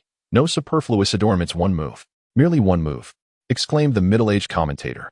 What is your perspective on this match, Shadow? He inquired. A single strike to secure victory holds little significance at this level of competition. The duration was too brief, and the atmosphere lacked intensity. The audience failed to perceive any semblance of professionalism. It is at moments like these that the commentators and guests must play their roles. Shada continued his analysis. The firehound's attack speed and the potency of its moves surpassed those of the fire chain serpent, particularly its remarkable speed. It executed its skill almost instantaneously as soon as competitor Xie Jianin began issuing commands. The middle-aged commentator, listening attentively, held a divergent opinion. While he acknowledged the importance of attack speed, he believed the crux of victory lay in that spark. That spark represented a minor mastery of skill. Had it been merely a rudimentary spark, its power would have been insufficient, and the explosion would not have generated enough force to incapacitate the fire chain serpent. He recalled that the records indicated competitor Qiao Sang was a fresh junior high school graduate. Meanwhile, the host continued with the proceedings, introducing the names of the fourth group of competitors, while the audience remained abuzz, still discussing the recently concluded match. Perhaps he believed that even the fire chain serpent could secure a victory. It feels akin to a player sacrificing themselves in a game. Could there have been some clandestine dealings? The fiery hound is inherently strong, so what is peculiar about its victory? If there were to be match fixing, one would expect at least a few exchanges, yet the defeat was swift and decisive. Moreover, what purpose does engaging in illicit matches serve in such minor competitions? In today's era, numerous events attract considerable viewership, particularly those of larger scale, with various media outlets and online platforms vying to cover them. For competitions exclusive to A-level beast tamers, the online audience can easily reach into the hundreds of millions. Any beast tamer who has graced such events can amass a substantial following, consequently elevating their market value exponentially. Not to mention, achieving a notable ranking in such prestigious contests is of paramount importance. Instances of match fixing are typically confined to events of that caliber, where manipulative capitalists or aspiring beast tamers seek to orchestrate behind the scenes. In contrast, events like the Baishin competition, which relies on the contestants' friends and family to bolster viewership, render any form of match fixing utterly meaningless. At this moment, Qiao Sang, cradling the fiery hound, had just taken a seat. "Qiao Tian, you are so impressive. I scarcely had time to process your victory," Bai Yunmiao remarked. "To be honest, I was equally taken aback," Qiao Sang replied. "Ya." The fiery hound nodded, indicating its shared bewilderment. Haha, the expression on the fiery hound's face upon realizing its victory was utterly hilarious. "It's a shame I didn't record it. You can check online later. It would make for an excellent meme," Bai Yunmiao continued with a laugh. "Yeah." The fiery hound suddenly seemed restless. Isn't the online record merely a showcase of its charming demeanor during the competition? What has become of its expression? How could it be perceived as humorous? Qiao Sang was also curious. During the battle, the fire-toothed dog had its back turned to her, leaving her oblivious to its expression. The competition proceeded with remarkable efficiency. When it was time for the 20th group of contestants to enter, Bai Yunmiao retrieved a mirror from her crossbody bag for a quick glance. She then produced a comb from her bag and meticulously styled her airbags. Qiao Sang couldn't help but exclaim, "You even brought a comb." Bai Yunmiao replied earnestly, "As a refined beast master, one must always be mindful of their appearance in front of the camera." Qiao Sang thought to herself that it was the first time she had heard the term refined used to describe a beast master. It seemed more fitting for a coordinator. After all, coordinators not only focus on their beast's images but also manage their own appearance. She sensed that Bai Yunmiao possessed potential as a coordinator. Bai Yunmiao was the 25th contestant, and her opponent was not listed in Qiao Sang's notes. "Fire-toothed dog, who do you think will win?" Qiao Sang inquired as usual. The fire-toothed dog pointed towards the sky, indicating the figure of the chubby dove that it had a fondness for. Qiao Sang believed that Bai Yunmiao had not praised the fire-toothed dog's handsomeness. So the fire-toothed dog's choice of a potentially victorious beast seemed to be a fair judgment. Bai Yunmiao's beast was a golden vine, approximately 90 centimeters in height, with a small, round, bluish-green body and golden-yellow eyes devoid of pupils, merely resembling small beans. It sported a vine-like tendril about 5 centimeters long atop its head, giving it a somewhat silly and adorable appearance. On the field, both sides had already engaged in sparring for 2 minutes, each expending a bit of their stamina. The flight altitude of the small fat dove has slightly diminished. The golden vine swayed its head dramatically, and several blades formed by leaves surged toward the small fat dove in the sky. Flapping its wings in a panic, the dove narrowly evaded the onslaught. Just as it thought it could breathe a sigh of relief after the barrage of leaf blades had ceased, 2 tendrils emerged from the index fingers of the golden vine, binding it securely. In the next moment, the dove's perspective abruptly shifted by 180 degrees. With the tendrils' manipulation, the small fat dove plummeted headfirst onto the ground. Bai Yunmiao emerged victorious. The referee announced the result, while Huiyagu shielded his eyes, unable to bear the sight. Qiao Sang observed Huiyagu, who was covering his eyes. Could this be a case of bad luck? Bai Yunmiao's hairstyle was a meticulously arranged bun, every strand pinned in place, unruffled unless subjected to vigorous activity. Satisfied with the compliment, Bai Yunmiao produced a mirror and comb to style her airbangs anew. As the morning competition drew to a close, participants and spectators gradually exited the arena.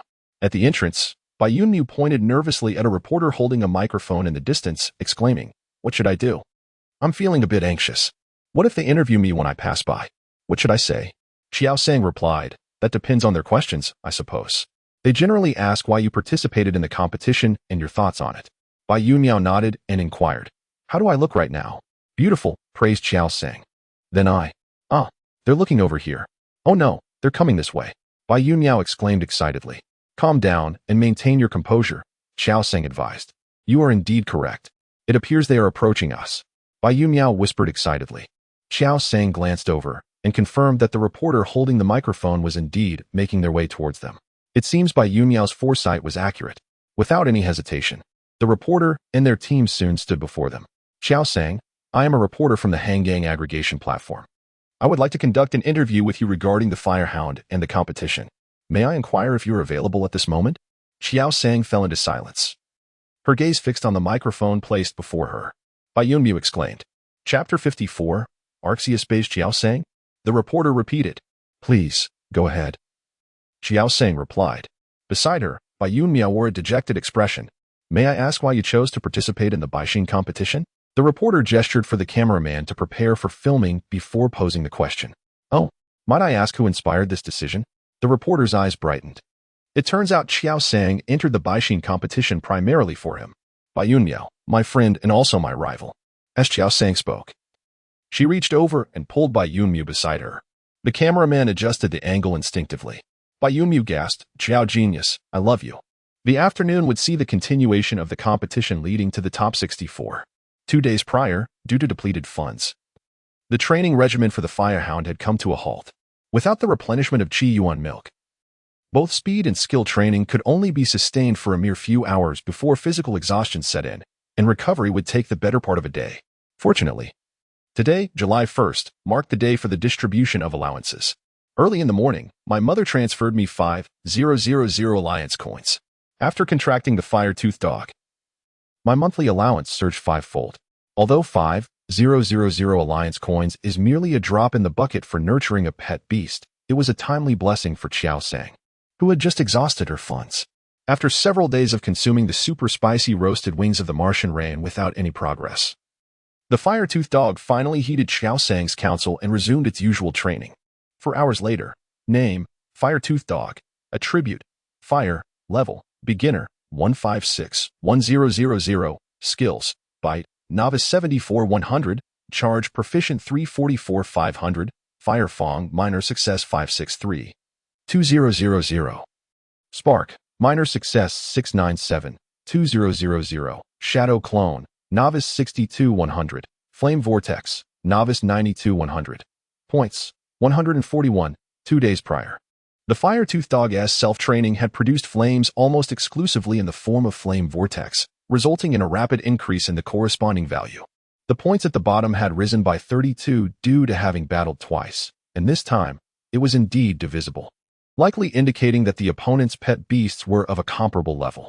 After observing for a while, Qiao Sang sensed something was amiss. 5 minutes later, she realized, why were there so few bullet comments? Typically, although the viewer count was modest, the barrage of comments would cover half the screen. Today, however, there were only a handful of sporadic remarks. After a moment, a comment drifted by. "Brothers, you hold the fort. I must take my leave.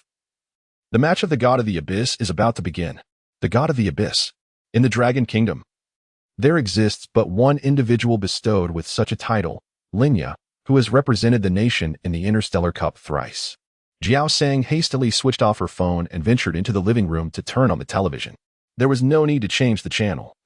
Once the Interstellar Cup commenced, virtually every broadcast was dedicated to it. On the screen, a bird-like creature adorned with orange feathers and crowned with purple, possessing a short black beak and 3 protruding, pillar-like structures on its back, hovered in the air, panting heavily. Its entire form was enveloped in terrifying lightning, generating a formidable magnetic field. Even through the screen, one could sense the sheer power emanating from it. Qiao Sang instantly recognized it as the Imperial Beast, the purple-crowned electric falcon.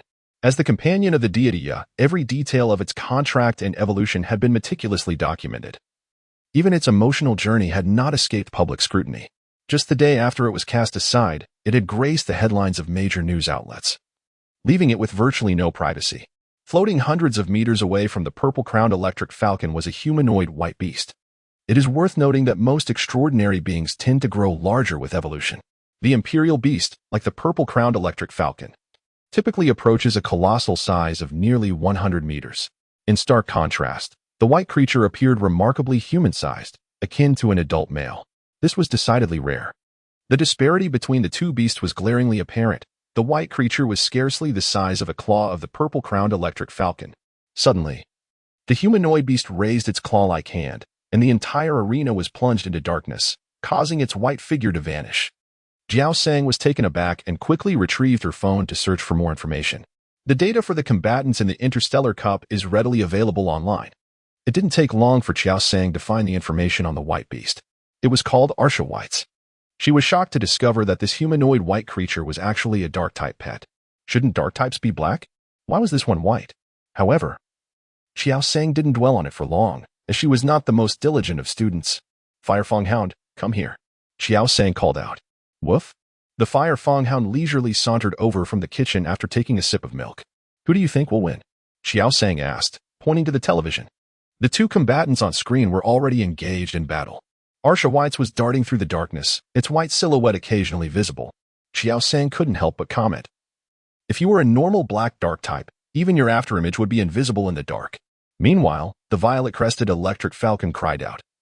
And terrifying bolts of lightning descended from the sky, resembling fiery, electric serpents that darted through the dark environment conjured by Whites. The thunder rumbled, a truly frightening spectacle. The Firefang Hound watched for a moment before making its assessment. Woof. It barked earnestly, pointing at the violet-crested electric falcon. Qiao Sang suddenly had a bad feeling. Yeah, is he going to lose? On the television, the two beasts clashed for 3 or 4 minutes before the lightning energy gradually waned. The white figure was still faintly visible in the darkness. Evade. Qiao Sang finally heard Lin Ya's command after watching for so long. A void materialized abruptly above the violet-crested falcon, from which a pallid, clawed hand emerged. Within its grasp, a sphere of malevolent energy, whirling at an incredible velocity, was coalescing. In a heartbeat, this energy crashed with brutal force upon the violet-crested falcon's head. Chirp. Heavens! What is this spectacle? An Arceus has materialized above the violet-crested falcon. 2 Arceus. Was the Arceus from the Black Mist merely an illusion? The commentator exclaimed with fervor. As the violet-crested falcon plummeted from the sky, the preceding black mist dissipated, leaving no trace of the spectral white figure. From the void, a figure slowly emerged, none other than Arceus itself. Let us extend our congratulations to Klicka for securing victory in this match. He becomes the second contender to enter the top 10 of this year's Interstellar Cup. As the commentator's words echoed, Qiao Sang turned her gaze towards the seemingly innocent Firefang Hound beside her. An immature notion suddenly sparked within her mind. Perhaps she could utilize the Firefang Hound to predict the outcomes of future Interstellar Cup matches before placing her bets. Chapter 55. The third, this notion, once conceived, became increasingly irresistible. Qiao Sang promptly retrieved her phone and began searching for the roster of the next Interstellar Cup match. Postle vs. Chun-Mo. Each Interstellar Cup match adheres to a 6v6 format. The beast tamers participating in the Interstellar Cup are, in 99 of cases, Grade S beast tamers possessing 7 beasts. Thus the lineup for each match remained shrouded in mystery prior to commencement. Among the 7 beasts, one is invariably designated as the idle beast. This adds a layer of complexity for spectators seeking to analyze the lineups and elemental affinities before placing their wagers. However, Qiao Sang did not share this particular predicament. She directly searched for posters of Peso and Chun-Mo with their respective pets on her phone and presented them before the fire-toothed dog. Who do you think is stronger and would prevail? The fire-toothed dog began to compare earnestly. Earlier in the morning, it had believed the chubby dove would win. But it lost. Just moments ago, the large bird it pointed to also met defeat. It was a rare opportunity for its master, the beast tamer, to trust it enough to pose such a question. This time, it would not betray that trust and would prove its worth. With determination. The fire-toothed dog studied for a while and pointed to the more robust Peso with a bark. Qiao Sang nodded and subsequently placed a bet of 1,000 Lions coins on Chun-Mo through the Interstellar Betting Network. On July 2nd, the screen above the arena displayed the list of participants advancing from the 64 to the top 32 in the Baixing competition. In the central position of Zone C, Row 9, it was a rare sight to see the Golden Vine being released. Qiao Sang remarked in surprise. She had encountered Bai Yunmiao a few times as well. Casting a glance at the golden vine, Qiao Sang noticed that its previously solitary tendril was adorned with a pink bow, clearly prepared for an interview. Don't mention me. What about your fire-toothed dog? It seems expressionless. Could it be that you upset it? Bai Yunmiao leaned in, speaking in a hushed tone. The reputation of fire-type pets was quite formidable among novice beast tamers. Even though the fire-toothed dog had appeared obedient, the slightest hint of displeasure from it still sent shivers down Bai Yunmiao's spine. The fire-toothed dog coldly nodded in acknowledgement. So handsome, Bai Yunmiao exclaimed. The fire-toothed dog restrained the corners of its mouth from curling upwards and raised its head at a 45-degree angle. As the inaugural match commenced, Qiao Sang surveyed his surroundings and inquired, why are there so many fewer people today? He had just watched the final match. Wasn't Yashin defeated? He remarked. In the previous 2 Interstellar Cups, he reached the top 10, yet this time he has fallen short, likely leaving most unable to accept the outcome and disinclined to attend. Bai Yunmiao responded. Qiao Sang understood. As the sole representative of Longhua from Blue Star, all hopes were pinned on Linya. And the emotional fallout from this loss was undoubtedly 1,000-fold more severe than the disappointment felt when the national football team failed to qualify for the World Cup in the past. Setting aside other considerations, one could argue that the sentiment during that time was one of resigned despair. With the populace harboring little expectation and lamenting their team's failures with fervent frustration. Yet now, Longhua harbored great expectations for Linya. Guoichi, having effortlessly secured victory in his previous match, now found himself ensnared in a predicament.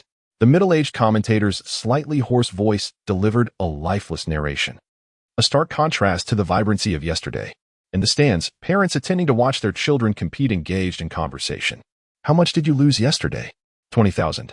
And you? 100,000. So, do you still feel inclined to watch the match today? I'm not in the best state. I fear staying home might let my wife discover my losses. The inquirer glanced at his companion's bloodshot eyes and nodded in understanding. 20,000 is no small sum. Does your wife know?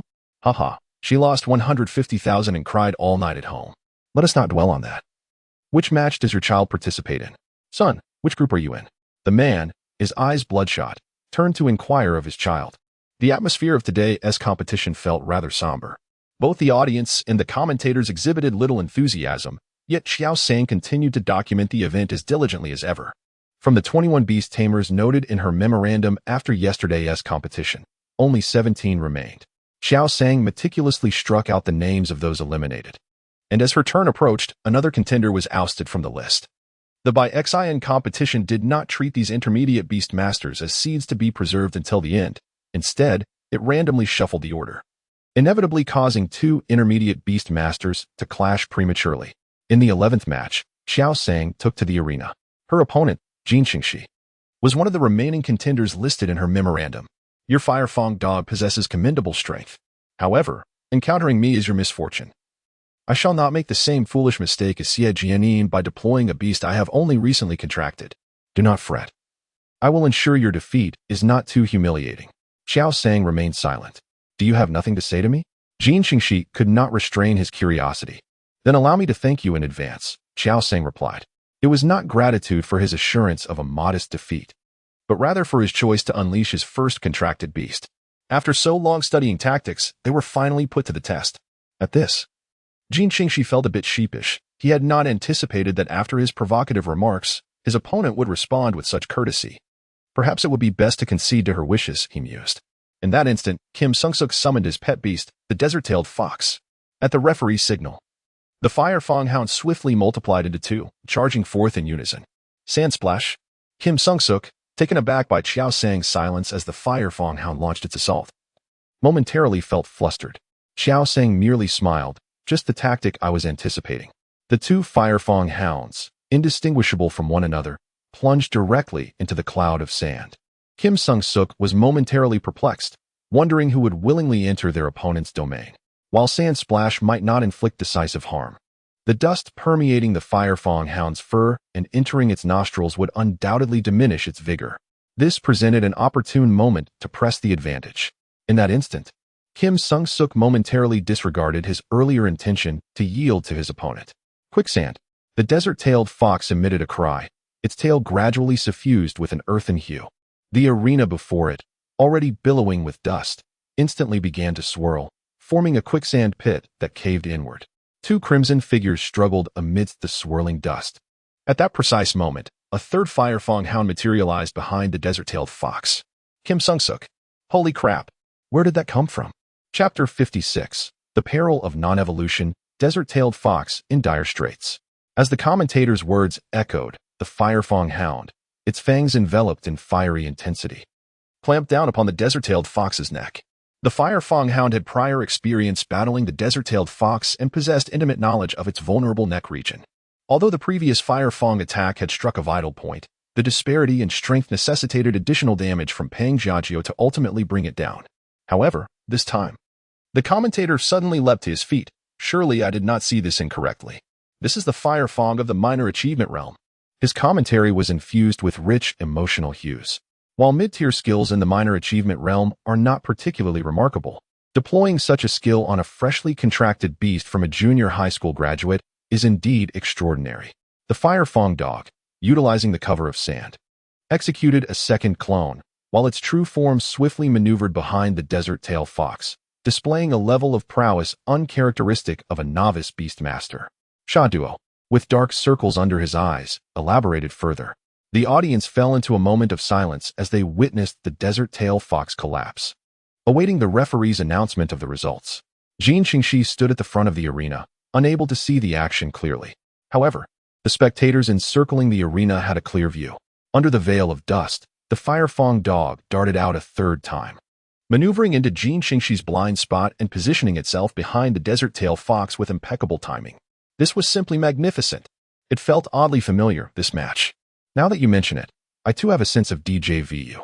Do you not think it bears a resemblance to the final match of the God of the Abyss yesterday? Goodness, it truly does. The crowd collectively recalled the heartbreaking battle from the previous day. Although the two fights were worlds apart, the tactic of feigned distraction followed by a sneak attack was reminiscent of that Arshu White's. The audience's gaze converged in unison towards the center of the arena. Qiao Sang single-handedly ignited the atmosphere. Now, let us welcome, the competition continues. Qiao Sang sat down, cradling the icy fire-toothed dog. Qiao genius. The fire-toothed dog is incredibly handsome. Moreover, how do you feel like you've deciphered your opponent's moves? Bai Yunmiao expressed her admiration. The fire-toothed dog maintained a stoic expression. I haven't deciphered anything. I merely conducted some preliminary research, Qiao Sang replied. She had watched 2 of Jin Qingxi's matches. Jin Qingxi was an aggressive player. Once he identified an opponent's flaw, he would relentlessly exploit it. She only needed to feign a weakness, and he would focus entirely on that. Had it not been for the inspiration drawn from yesterday's match with Yushin, she would have prepared an alternative strategy. Of course, this plan hinged on the premise that the Moa Fox would employ the skill Sand Splash. However, intermediate pet skills were limited. In the first 2 matches, Jin Qingxi had commanded the Moa Fox to use Sand Splash, making it highly probable that her new strategy would be effective. The outcome was quite favorable. Xiao genius. The commentator just said that the fire tooth is at the minor transformation stage. Is that true? Bai Yumiao inquired.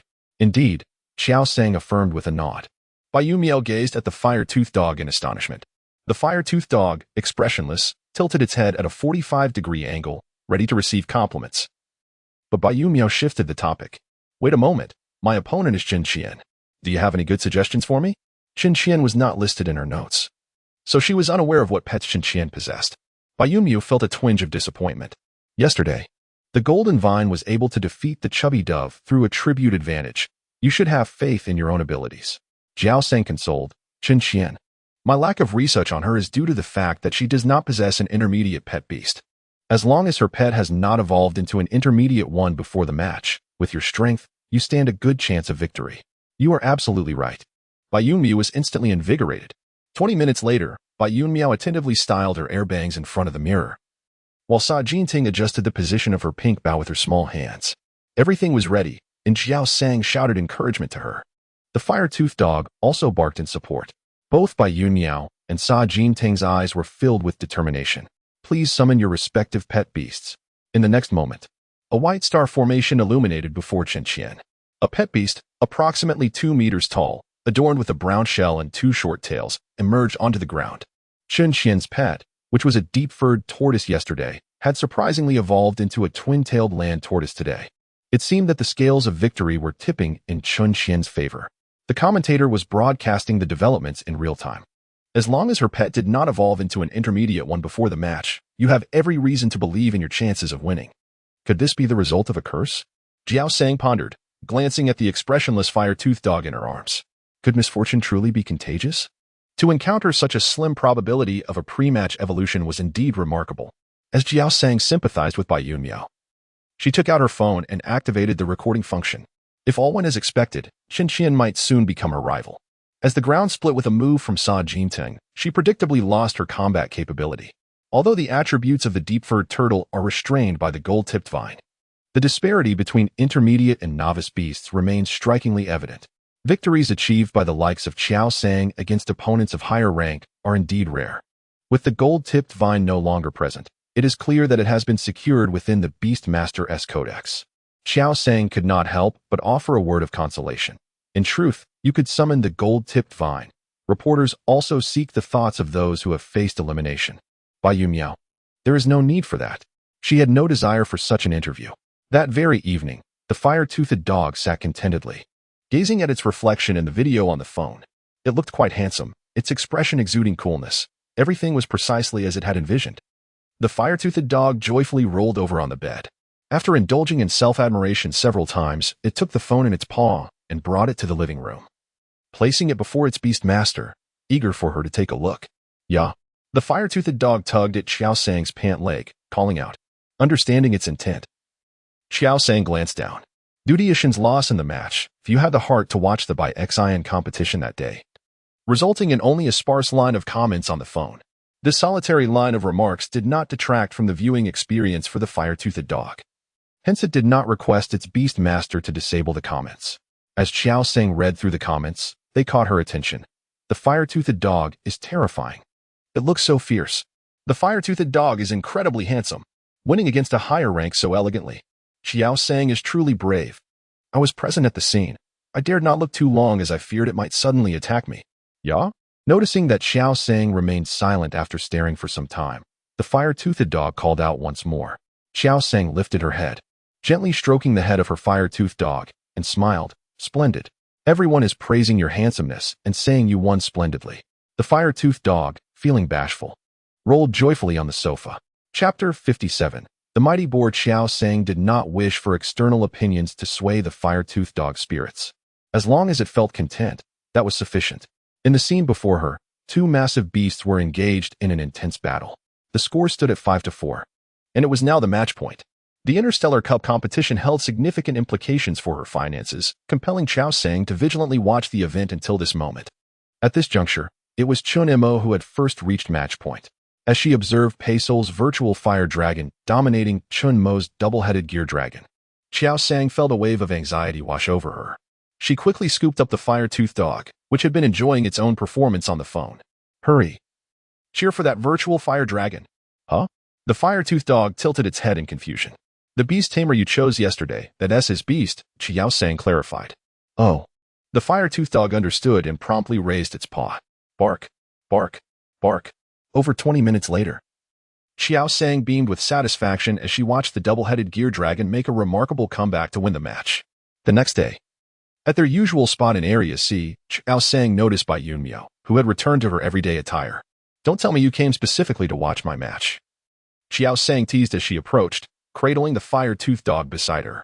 "Haha, I really did come just to see you," Bai Yunmiao replied with a smile. Qiao Sang paused for a moment, taken aback. The location of the Baixin competition is situated in Shiquan, a suburban area that, despite its proximity to the city, still requires a considerable amount of time to reach from the urban center. Those who lose the competition are generally reluctant to return, viewing it as a waste of time. This was the case for Fang Sisi. To her surprise, Bai Yunmiao, whom she had known for only a short while, was willing to dedicate time to watch her compete. Qiao Sang felt a surge of emotion. Just as she was about to speak, Bai Yunmiao interjected. "Actually, my parents had an argument, and I didn't want to stay at home, so I came here." Qiao Sang was taken aback. "What happened between your parents?" she inquired. Qiao Sang continued, "Ultimately, it depends on your own intentions." Bai Yunmiao, with a pained expression, replied, "I haven't figured it out yet. I am about to enter my senior year of high school, and I still have a year before college. I haven't even begun to contemplate this matter." A sense of uncertainty regarding future plans is a common challenge faced by most high school students. In a previous life, high school students merely needed to focus on their grades and choose their majors based on their examination scores after the college entrance exams. However, in this beast-taming society, one must plan ahead. Isn't your golden vine about to evolve? Qiao Sang asked. Yes, Bai Yunmiao sighed. Qiao Sang understood. It was no wonder her parents had argued over this issue. The golden vine has two evolutionary forms. One is called the withering vine, known for its formidable combat capabilities, with the potential to learn a skill that inflicts damage on the target while allowing for self-recovery. However, its surface is covered in folds reminiscent of toad skin. If one wishes to use the withering vine to participate in coordination competitions, there is a 99% chance of being eliminated in the first round of preliminaries. After all, the coordinator relies on the splendid appearance and skills of their companion beasts as the foundation of combat. The withered vine clearly does not meet the aesthetic standards. In contrast, its alternative evolutionary form, the sweet binding vine, emits an enchanting fragrance, and its pink leaves resemble a grass skirt, making it quite endearing. However, its offensive capabilities are exceedingly feeble, rendering the aspiration to pass the Alliance's assessment and elevate to a higher-ranked beast master with it rather unrealistic. One must contract a second, more formidable companion beast and cultivate it into an intermediate beast to participate in the evaluation. Consequently, this path significantly delays one's progression to becoming an E-rank beast master compared to others. The time and effort invested by an F-rank beast master are primarily dedicated to their first contracted companion, which is indisputable. If you find yourself indecisive, you might consider consulting the views of the Golden Cascade Vine, suggested Qiao Sang. She believed that the Golden Cascade Vine would likely favor evolving into the Sweet Binding Vine. The previous day's appearance adorned with a pink bough indicated its penchant for beauty. Bai Yunmiao paused for a moment, realization dawning. You are correct. After several days of competition, only 32 contestants remained, and the audience area appeared increasingly sparse. Nevertheless, the organizers had invited numerous guests and media to maintain the event's excitement. In the guest area, one newly invited guest inquired, were there any standout competitors in this competition? There is a contestant named Ho Xiangyu, age 17, with two intermediate companion beasts, a snow butterfly and a scale control leech. At 17, specializing in ice and psychic abilities. He must be from Litan Beast Master High School. Which other school could boast such a remarkable 17-year-old? There was another named Liu from Holy Water High School, who had contracted a little dragon. Suddenly, a guest beside them spoke up, causing an immediate silence among the guests present. None of them had ever contracted a dragon-type beast. Today, Qiao Sang's opponent was not listed in her notes. However, any beastmaster capable of battling with a basic beast up to this point must possess a certain level of skill. Could it be? Wait, please take it easy. The girl wearing a hat said, her face flushed. Qiao Sang was momentarily taken aback. It was her first time encountering someone so timid during a competition. All right, Qiao Sang replied. The girl smiled gratefully and then summoned her beast. A creature, entirely snow-white with well-developed biceps and an upturned nose, appeared on the ground. Huh. The snow-white beast flexed its arms, showcasing its muscular physique. Qiao Sang thought to herself, it's actually a mighty pig. This is so inconsistent with its beast master's image. She was completely oblivious to the fact that the fire-toothed dog in front of her, wearing sunglasses, was provocatively grinning at the mighty pig, which was equally inconsistent with its own image. The two beastmasters stood quietly as their beasts locked eyes, fiercely staring each other down. When the referee signaled the start of the match, the girl in the hat and Qiao Sang simultaneously issued the command to charge. With their respective beastmasters' call, both beasts surged forward with great force. The atmosphere was charged with intensity as the two beasts collided mercilessly, neither side yielding. In the next moment, the mighty pig was sent flying backwards. The fiery hound stood firm, its expression icy as it adjusted its triangular sunglasses with a paw. The mighty pig had succumbed to defeat, and contestant Qiao Sang emerged victorious. The referee announced the results. Piggy. A girl wearing a hat ran towards the mighty pig, her voice tinged with tears. Qiao Sang felt an inexplicable pang of guilt towards her. They had clearly agreed to go easy. Little did he anticipate that the mighty pig would be so fragile. The fiery hound's experience in delivering powerful charges was indeed considerable. Daily, it donned weighted rings and rammed into trees with vigor. Thus, knocking out a novice beast was hardly surprising. Yet, the opponent was a fighting-type beast renowned for its strength, which made the situation somewhat unusual. Chapter 58. No. In the guest seating area, This fiery hound possesses extraordinary power, not only strength, but its speed. Reflexes and techniques are on an entirely different level compared to other beasts of the same class. A guest who had witnessed the recent match remarked, and its beastmaster. If not for the documents presented, it would be hard to believe this is a novice.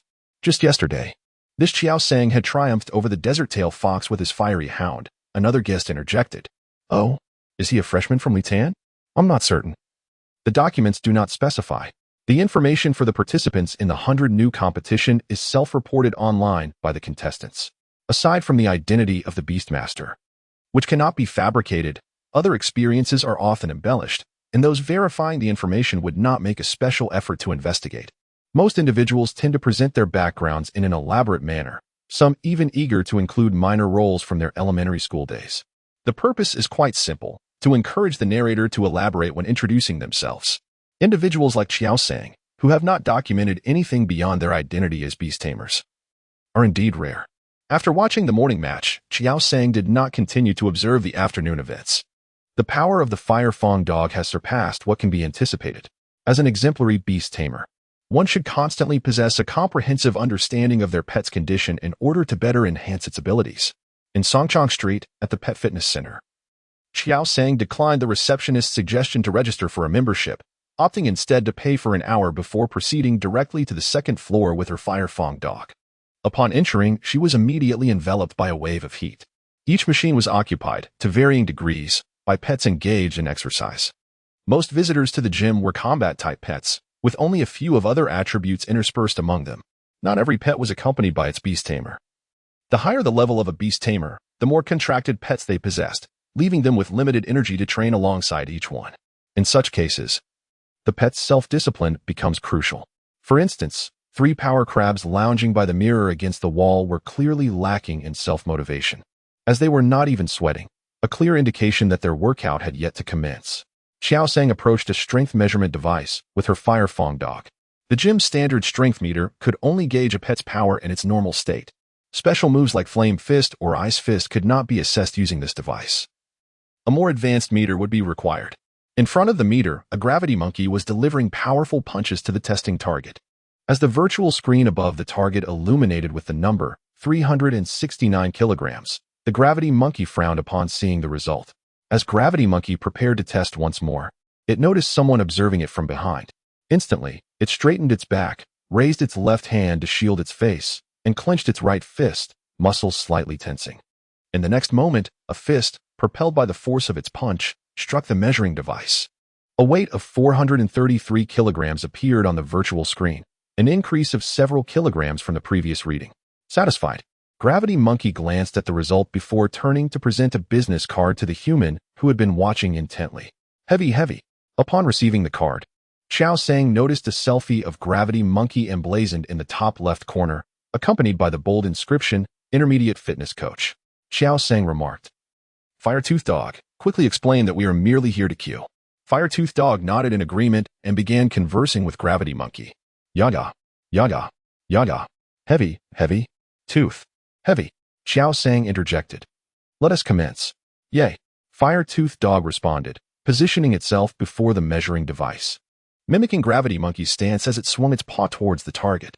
The reading displayed 13 kilograms. Qiao Sang paused, contemplating the figure on the virtual screen. Something seemed amiss. Firetooth Dog's training primarily focused on skills, with speed being the exception. Thus, a mere 13 kilograms of raw strength was to be expected. Quickly, she approached a nearby muscular man, evidently a fitness enthusiast, inquiring if Firetooth Dog could attempt a forceful strike on the measuring device. The muscular man glanced at the diminutive Firetooth Dog, approximately 60 centimeters tall, and replied, certainly. At that moment, Lu Gangin, who stood beside the muscular man and was swinging his fists at another measuring device, perked up upon hearing the conversation. His eyes sparkled with determination as he retreated several dozen steps, preparing to charge forward. The muscular man twitched at the corner of his eye and shouted, "You mustn't. While others may not break it, you will certainly ruin it." Qiao Sang recognized the truth in his words, yet the fiery dog was displeased. It approached the measuring device and stepped back a dozen meters. Due to the nature of the pet gym, the space was several times larger than an ordinary gym. Even with the fiery dog retreating, its powerful charge would not disrupt the training of other pets. The fiery dog felt belittled. Never had it been underestimated since its birth. It was determined to prove its ability to shatter this contraption. For seconds later, Qiao Sang gazed with satisfaction at the numbers displayed on the virtual screen. 128 kilograms. This exceeded her expectations significantly. The fiery dog-esque charge was at a proficient level, yet it surpassed the strength of a typical novice pet at the same rank. Although puzzled by the discrepancy, the purpose of testing the fiery dog's strength had been fulfilled. "Let us go," she said, squatting down to pick up the fiery dog. However, the fiery dog retreated 2 steps, shaking its head. It had yet to break the device. How could it possibly leave? Qiao Sang assumed that the fiery dog simply wished to continue testing, eager to try several more times. The fiery dog had always been diligent, holding itself to high standards. Despite her preoccupation with studies during her middle school entrance exam preparations, the fiery dog had conscientiously trained itself daily in the community courtyard. With this thought, Qiao Sang felt a sense of pride and said, "You may continue then. Just let me know when you wish to leave." She was fully prepared to extend their time. The fire-toothed dog solemnly nodded. In its eyes, underestimating itself was tantamount to underestimating its beast master. For the sake of its master, it would strive relentlessly. The fire-toothed dog gathered its strength, feeling the energy within it bubbling fervently along with its determination. With unwavering resolve, it exerted its limbs and charged forcefully towards the strength tester.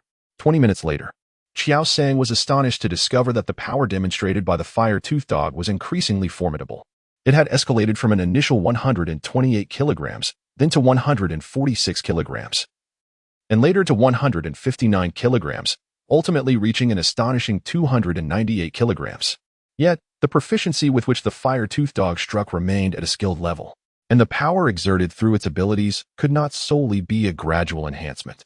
With the consumption of energy and stamina, the fire-toothed dog ought to be growing more fatigued instead. The fire-toothed dog had once again gathered its strength. Suddenly, Qiao Sang recalled the words spoken by the vice principal of Holy Water Academy not long ago. The fire-toothed dog was now in a state approaching a critical point, akin to a prelude to skill awakening. Enlightenment washed over Qiao Sang. Could it be? Simultaneously, the fire-toothed dog felt the energy within it surging even more fervently. A blazing flame abruptly enveloped its body, wrapping it tightly from head to tail. The fire-toothed dog had an inkling that this time, it would succeed. In a daze, it seemed to hear its beast master's anguished cries ringing in its ears. No. Chapter 59. The First Group Battle List Clang. The strength tester shattered into pieces, and the specially designed pressure-resistant target was pierced through by the flames. Emitting a charred scent, the fire-toothed dog gazed contentedly at the results before it. She turned her head, eager to boast to her beast master, only to find her standing there, dazed and motionless, as if struck by lightning. "Ya?" The fire-toothed dog hurried over, concerned. Surely, her beast master had suddenly lost her wits? Qiao Sang stood there in a stupor for quite some time before accepting the harsh reality. If the heavens were to grant her another chance, she vowed she would never set foot in this pet fitness center, not even a single step. No, not in any pet fitness center. Under the watchful gaze of everyone present in the pet fitness center, Qiao Sang tremblingly took out her phone and dialed a number. "Hello, Mom." An hour later, guided by her mother, Qiao Sang exited the pet fitness center. "This is the 3rd time in a month," her mother remarked. Qiao Sang knew precisely what her mother was referring to. Once it was the television, once a porcelain vase, and once the force measuring device. What her mother did not know was that there was also that incident with the wall in the alley. "It's all my fault," Qiao Sang confessed. The television was broken while she was watching it with the fire-toothed dog. The porcelain vase was damaged due to her dog-esque cleaning antics. And the measuring device was a result of her dog-esque testing. And as for the alley incident, of course, it was your fault. Her mother replied with a sigh. "The cost will be deducted from your allowance each month, 2,000, until it is fully compensated." Qiao Sang's mind raced. Her mother had just compensated 34,000 alliance coins. At 2,000 per month, that would mean deductions for over a year and 5 months. What a tragedy this was. At 7:30 p.m., Qiao Sang diligently researched the remaining competitors in the Bixian competition. After today's competition, the top 16 have emerged. If she triumphs tomorrow, she shall secure a place among the Elite 8. It is important to note that while the rewards for the 4th to 10th positions may not be as lavish as those for the top 3, there is a uniform prize of 30,000 alliance coins, which would adequately compensate for her losses today. Qiao Sang gazed at the freshly compiled list, noting that among the 16 contenders, only 4, including herself, possessed only beginner-level beasts. The remaining 12 competitors had advanced to intermediate-level beasts, with 3 among them owning 2 intermediate beasts each. In total, there were 15 intermediate beasts, as long as she did not encounter any of them. Qiao Sang immersed herself in contemplation for over an hour. At that moment, the fire-toothed dog barked beside her. Looking down, Qiao Sang saw 3 pairs of sunglasses in yellow, purple, and green neatly arranged on the ground. The fire-toothed dog glanced between its master and the sunglasses, its expression one of distress. "Let us go with this one," Qiao Sang said, pointing to the purple sunglasses. Throughout the competition, the fire-toothed dog had been switching between various sunglasses, exhibiting a mild case of indecision, and each time, it was Qiao Sang who made the final choice. The fire-toothed dog picked up the sunglasses selected by its master and turned to check its reflection in a nearby standing mirror. Qiao Sang found the fire-toothed dog's antics amusing, but suddenly remembered something. Realizing she had forgotten to check what skill had awakened in her beast amidst her preoccupation with her lost money. Creature, Firefang Hound. Attribute, Fire. Level, Novice, 160-1000. Abilities, Bite, Elementary 74-100. Tackle, Proficient 466-500. Firefang, Adept 609-2000. Spark, Adept 745-2000. Shadow Clone, Elementary 72-100. Flame Vortex, Proficient 118-500. Blazing Charge, Elementary 100. Points, 220. Over the past couple of days, the Firefang Hound had been unremitting in its training, resulting in incremental improvements across all metrics. Flame Vortex had progressed from elementary to proficient. The point tally had increased by 80 directly after vanquishing the desert-tailed fox, with an additional 14 gained from defeating the Herculean boar. The points awarded for the 2 desert-tailed fox encounters were not uniform. Qiao Sang surmised this was because the initial victory over the desert-tailed fox was a joint effort between the Firefang Hound and the plump pigeon. And despite the Firefang Hound delivering the final blow, it only received a partial allocation of points. Furthermore, the points obtained from defeating the Herculean boar differed from previous encounters with novice creatures, presumably due to disparities in strength. Qiao Sang's gaze gravitated towards the final ability listed, Blazing Charge. This skill was reputed to be among the more challenging to master within the intermediate tier. Seeking formal instruction from an institution specializing in Blazing Charge would likely entail a 6-figure investment. If she had possessed the financial means to procure medicinal herbs for the Firefang Hound's therapeutic baths, costing upwards of 10,000 alliance credits per session, a fortnight's course would have amounted to nearly 160,000 alliance credits. Qiao Sang paused, momentarily taken aback. By that reckoning, it seemed she had actually turned a profit. The following day, at the Shook Garden Pet Arena, Qiao Sang spotted by Yunmiao in her usual spot. "What is the matter? Have your parents quarreled again?" Qiao Sang inquired with a smile as she settled beside her. Cradling her firehound, "Jiao Genius, you are truly astute." Bai Yunmiao responded with admiration. "So what is the cause of the dispute this time?" Qiao Sang pressed. "It's still about yesterday's incident. I asked the opinion of the golden vine, which wished to evolve into the sweet, not vine.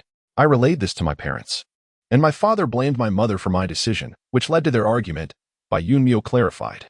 Qiao Sang remarked, "Such an authentic portrayal of married life." Before she could ponder how to offer comfort, Bai Yunmiao exclaimed, "Jiao Genius, why do I feel you are different from a few days ago?" Qiao Sang was taken aback and asked, "In what way?" "Your expression has changed. A few days ago, you exuded the calmness of a master. But today you seem to radiate joy," Bai Yunmiao observed, leaning closer with a playful smile. "Have you encountered some good fortune? You've noticed that?"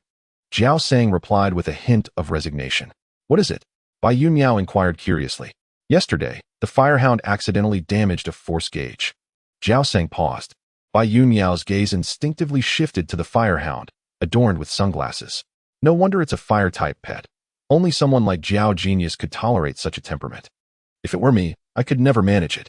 Even if I were to further develop my mental domain and contract a second pet, I would certainly avoid the fire type. Then it learned the flame charge, Qiao Sang continued. "Goodness." Bai Yunmiao's eyes widened in astonishment. Would it be possible to summon 10,000 of such fire-type beasts?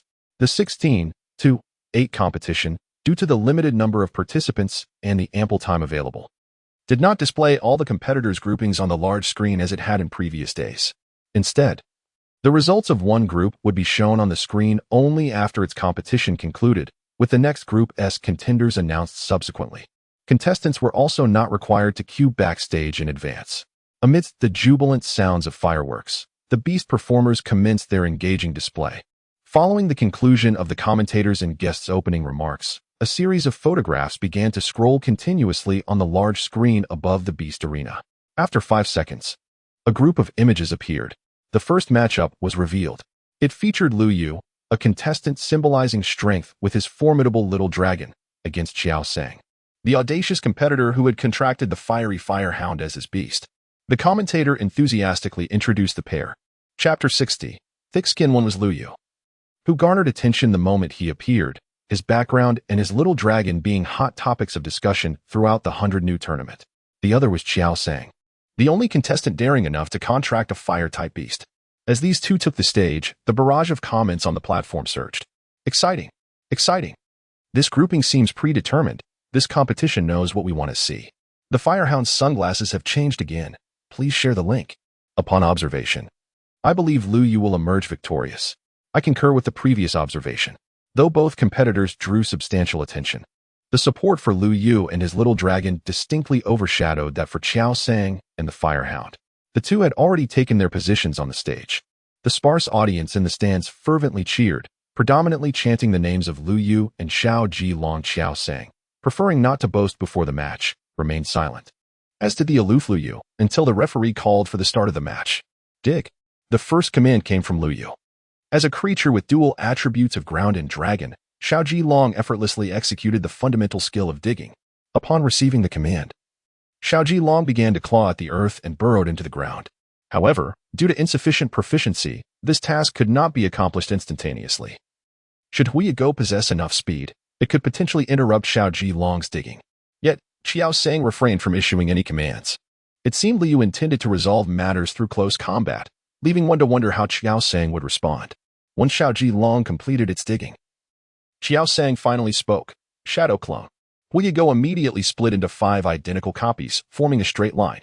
The ground remained eerily still as the spectators held their breaths, fearful of missing the pivotal moment of conflict. Lu Yu frowned slightly. 5 clones felt excessive. His strategy had been to dig underground and strike before the opponent could recover. But therein lay the allure of the competition. If everything unfolded according to his design, what thrill would there be? And then it happened. As Lu Yu's command resonated, Hui Go, positioned centrally, swiftly retreated a step. Lu Yu's eyes lit up as he shouted, "To the center." In that instant, as Hui Go stepped back, Xiao Ji Long erupted from the ground, sending Hui Go flying.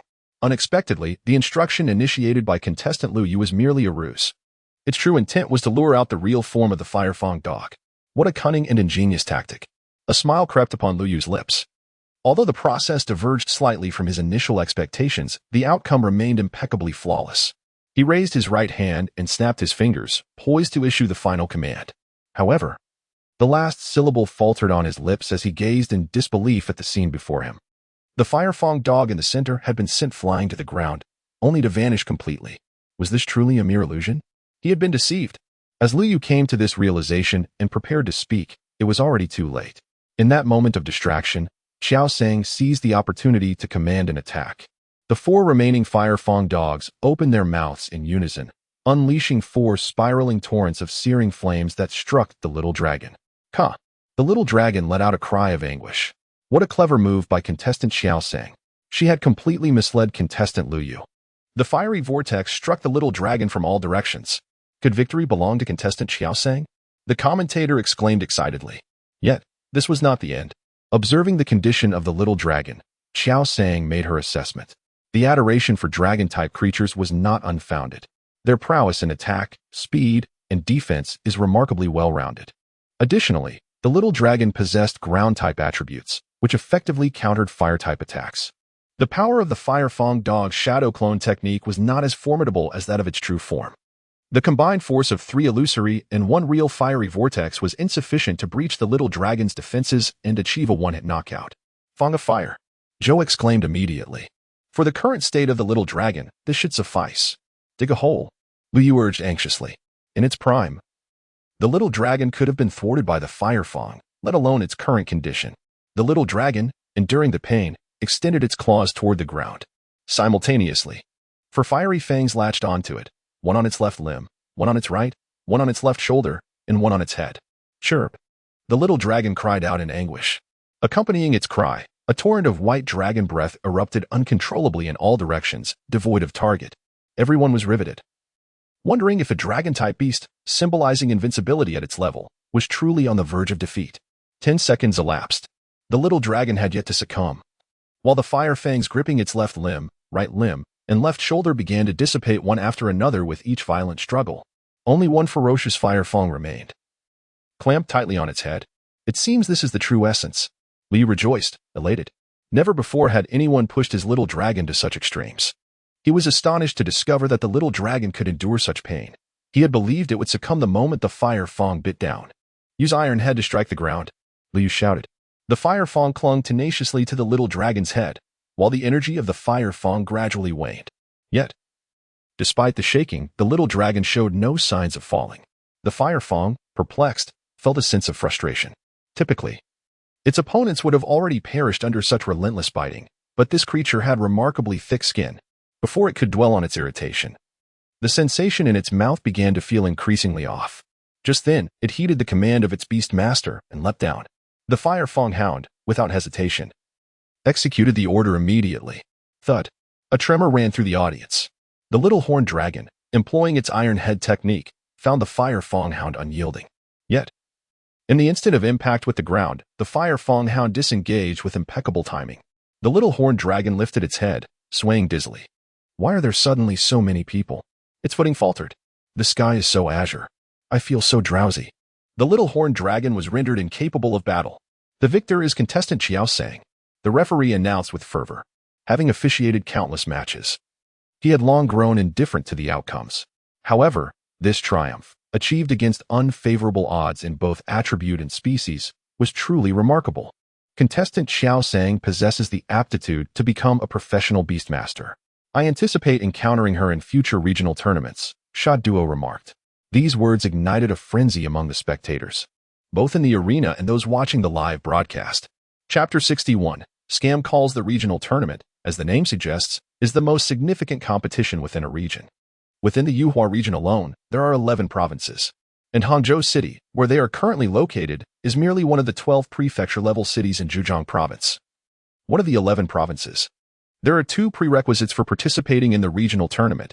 One must be under 40 years of age and possess certification from the Alliance as a Grade C Beastmaster. This does not imply that all participants in the regional tournament are Grade C Beastmasters under 40, but rather that these are the minimum age and level requirements. The age limit has been established, yet the qualifications for Beastmasters are set with a minimum standard. Furthermore, one must obtain certification from the local Beast Center in the provincial capital to participate in competitions. Acquiring this certification can be quite arduous, as it necessitates passing assessments in all prefecture-level cities within the province within a year. Take, for instance, Zhejiang Province, which comprises 12 prefecture-level cities, each with its own dedicated department for qualification assessments at the local Beast Center. The assessment criteria vary, and each examiner possesses distinct standards for evaluation. Should fortune smile upon a contestant and they encounter a lenient examiner, they might pass simply for apprehending a petty thief. Conversely, encountering a stringent examiner could require them to steal an egg from a dragon-type extraordinary creature, which is not out of the realm of possibility. Zhejiang Province is relatively manageable with its 12 cities, allowing for an average of 1 month to complete assessments in each city. However, the neighboring Yanwu Province boasts a staggering 18 prefecture-level cities, leaving only 20 days to accomplish the same task in each, an endeavor far beyond the capacity of an ordinary beast master. In summary, those who can successfully navigate the assessments across all prefecture-level cities within a year are truly exceptional individuals. Sha Duo, having recently participated in the Yuhua regional competition and achieved a commendable ranking, boldly expressed her anticipation of encountering Qiao Sang in future regional contests in front of a multitude of spectators. This statement reflects an extraordinary level of recognition for her. In an instant, the live stream's comments exploded with excitement. Is Sha Duo serious? Am I about to witness the rise of a supernova? There is a saying that others are indeed formidable. Even if she can participate in the regional competition, at that time, Sha Duo will be over 40 years old. Right? You were particularly harsh earlier, yet I find it quite endearing. Tomorrow's news has emerged. Although Qiao Sang is young, her combat experience appears remarkably seasoned. The way she retreated with her clone was truly exceptional. It was evident that she had devised this strategy prior to the match, as she did not issue any commands during the game. Furthermore, the synergy with her fiery hound belies the fact that they had only recently formed a contract. What do you all think about inviting her for a live broadcast? At this moment, the previously silent young female guest spoke up. Live broadcast? For what purpose? Perhaps there is a bit of buzz now, but if the next match is lost, people will soon forget. What are your thoughts on the fiery hound sporting sunglasses? The young female guest inquired. Quite dashing, remarked a nearby guest. Everyone's gaze converged on the fiery hound wearing purple triangular sunglasses. Why is it that your bag contains everything? Qiao Sang couldn't help but tease. Hee, actually, this pen and paper were prepared for Sha Duo. It's just that there has been an opportunity to use them. Bai Yunmiao replied sheepishly. Qiao Sang, your parents arguing isn't merely an excuse for your presence here, is it? Qiao Sang queried skeptically. Is that why they call you Qiao Genius? You guessed it so quickly, Bai Yunmiao said, her face flushed. I have recently become a fan of Sha Duo and happened to hear that he would be a guest at the Baixing competition, so I came. Qiao Sang. It turns out that participating in the competition is all for the sake of others. Enough of that. Qiao Genius, quickly give me an autograph. Sha Duo mentioned it, and if you participate in the regional competition, your signature will undoubtedly be valuable. I must seize this moment to have you sign for me. Bai Yunmiao thrust a pen and paper toward him. Qiao Sang, not want to be coy, accepted the items and was about to put pen to paper when a thought crossed her mind, prompting her to look up and inquire, how many sheets do you have? If I sign this, will there be any paper left when I encounter Sha Duo later? Qiao Sang. The dragon-type pet is truly deserving of its classification. Had it not been for her initial advantage, the battle against the small dragon would have been fiercely contested due to its formidable attack and defense. Today, she underestimated the small dragon's defenses, mistakenly believing that the fire fang would be sufficient to conclude the match. Had the small dragon not charged headfirst but instead utilized its iron head to fend off the fire fang dog before creating distance, it could have fought longer. Ultimately, the fire fang dog's offensive power proved inadequate. The remaining competitors all possess intermediate-level pets, leaving her at a disadvantage regardless of whom she faces. She can only rely on strategy to navigate these battles. The three beast masters, each with 2 intermediate-level pets, who she studied yesterday, have already advanced successfully. Should she encounter any of them, winning through strategy would be exceedingly challenging. Sometimes, sheer strength is a factor that strategy cannot compensate for. If fortune favors her tomorrow, avoiding any of those 3, she might still have a chance to contend for a higher ranking. Otherwise, she glanced down to find the fire fang dog holding a phone in its mouth, nudging her with its paw. The cell phone illuminated the hound's snout, its vibrations causing the fur on its face to quiver. A call was coming in. Suppressing a chuckle, Qiao Sang retrieved the phone, noting an unfamiliar number. She promptly declined the call. A second later, the phone buzzed again, the same number flashing on the screen. Without hesitation, she rejected the call once more, as she had no inclination to answer calls from unknown sources. Yet, the screen lit up again immediately after. Qiao Sang's brow furrowed as she pressed the call button. Is this Miss Qiao Sang? A youthful female voice inquired from the other end. Speaking. Who is this? I am an admirer of your talents. Would you be interested in discussing a business proposition worth over 10,000 yuan? I'm currently at. Qiao Sang lowered the phone from her ear, swiftly ending the call and blacklisting the number. A scam call, as expected, she muttered. Trying to deceive me? They've certainly chosen the wrong person. Meanwhile, in front of the floor-to-ceiling windows on the 37th floor of the Ignis building, a young woman stared blankly at her phone, now disconnected and unreachable. Chapter 62. Why aren't you speaking? July 5th, Qiao Sang arrived at her usual spot from 2 days prior in front of the pet arena. Not surprised to find Bai Yunmiao already there. Since Bai Yunmiao was interested in Sha Duo, even if her parents hadn't argued, she would have found another reason to be present. Did you bring the mirror? Qiao Sang inquired as she sat down. Yes, I did. Bai Yunmiao retrieved a mirror from her bag and handed it over. Watching Qiao Sang meticulously examine her reflection, she remarked with surprise, Qiao, why are you suddenly concerned about your appearance? It wasn't that Qiao Sang had previously neglected her appearance. She typically wore her hair in a simple ponytail, and during her journey to the Beast Arena, she primarily traveled by bus, relishing the sensation of the wind as she sat by the window. Consequently, by the time she arrived at the Beast Arena, even the front strands of her ponytail appeared somewhat disheveled. This created a stark contrast with others who had meticulously groomed themselves, leading to the impression that she was rather indifferent to her appearance. After confirming that her reflection in the mirror bore no significant difference from her usual self, Qiao Sang hesitated and remarked, "I wonder if I am being overly self-absorbed. I can't shake the feeling that many people are staring at me today." Beside her, the Firefang dog, noticing its master putting down the mirror, took the opportunity to grab it with its paw and began to admire its own reflection. Yaga. The Firefang dog nodded in agreement, clearly aware that it too was the focus of many gazes. Bai Yunmiao, understanding the situation, chuckled, "Yesterday, Shadow praised you. So it's quite natural for others to pay attention. Several articles have even been published today. Is the celebrity effect truly this pronounced?" Qiao Sang inquired. "You're faring quite well. Others merely glance at you." Last time, a newcomer beast master who received public praise from Wang Dianao was cornered at their home by a crowd demanding a duel. Bai Yunmiao lamented. "That hardly qualifies as a duel. It was a group effort, a relentless siege that lasted an entire week." Qiao Sang paused for a moment and sincerely expressed, "I am grateful that Shadow is not as renowned as Wang Dianao." Bai Yunmiao replied with a thoughtful silence.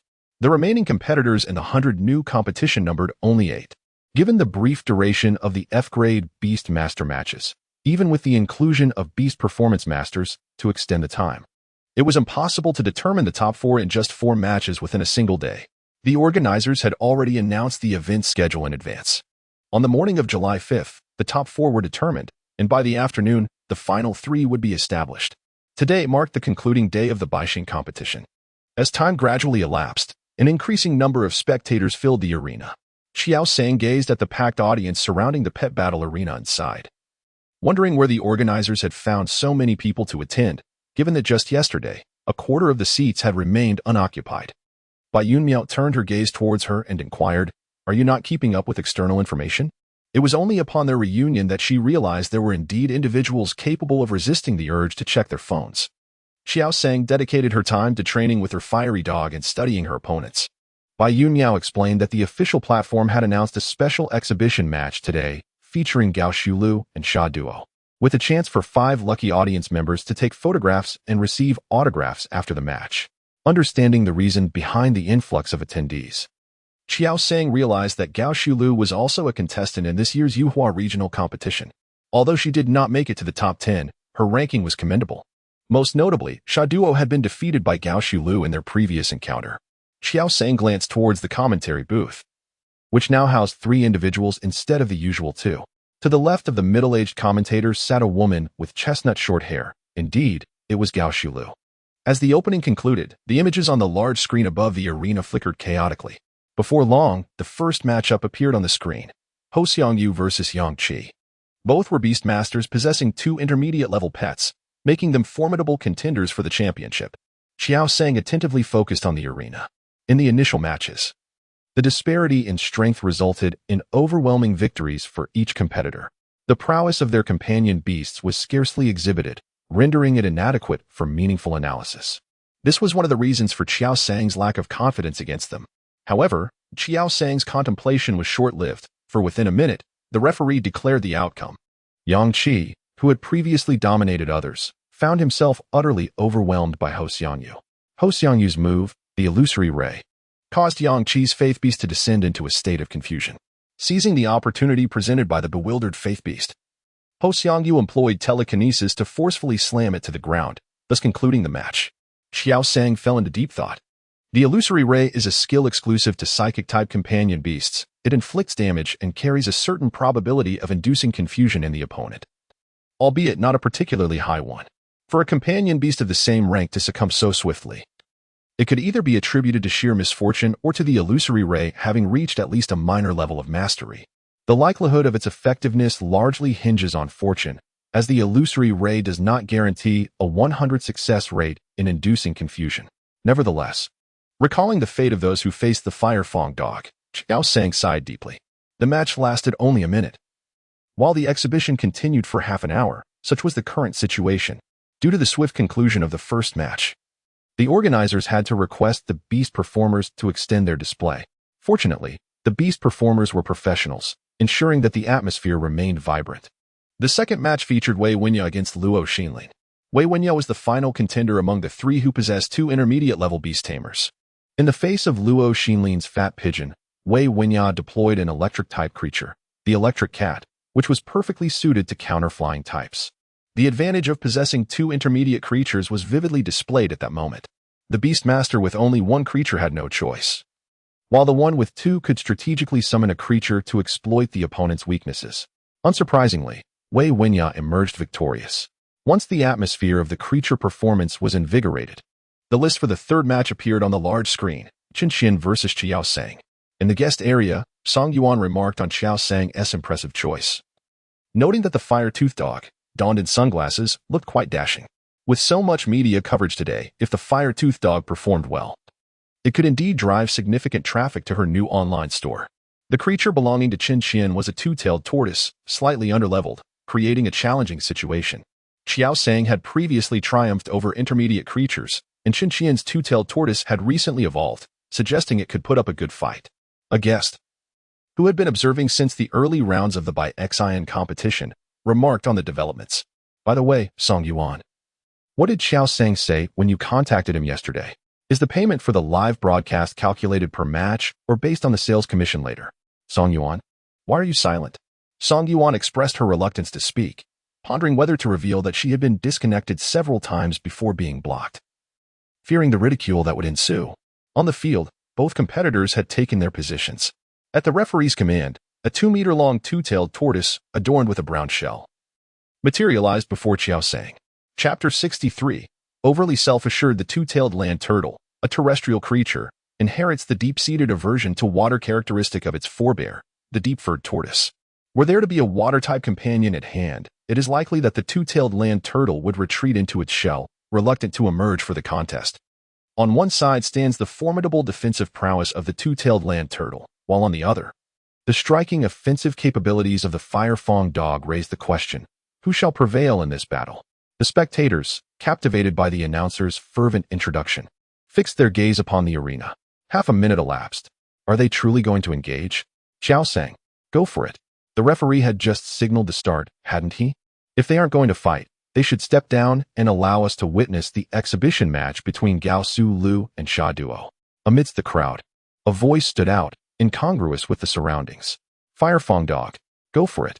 Qiao Sang, you can do it. Bai Yun Miao rose from her seat, filled with enthusiasm, recalling that she had fallen to Qin in their previous encounter. In the arena, Qin was the first to succumb to impatience, issuing her command. The left forelimb of the two-tailed land turtle slammed forcefully against the ground, causing a fissure to rapidly open up a meter ahead of it.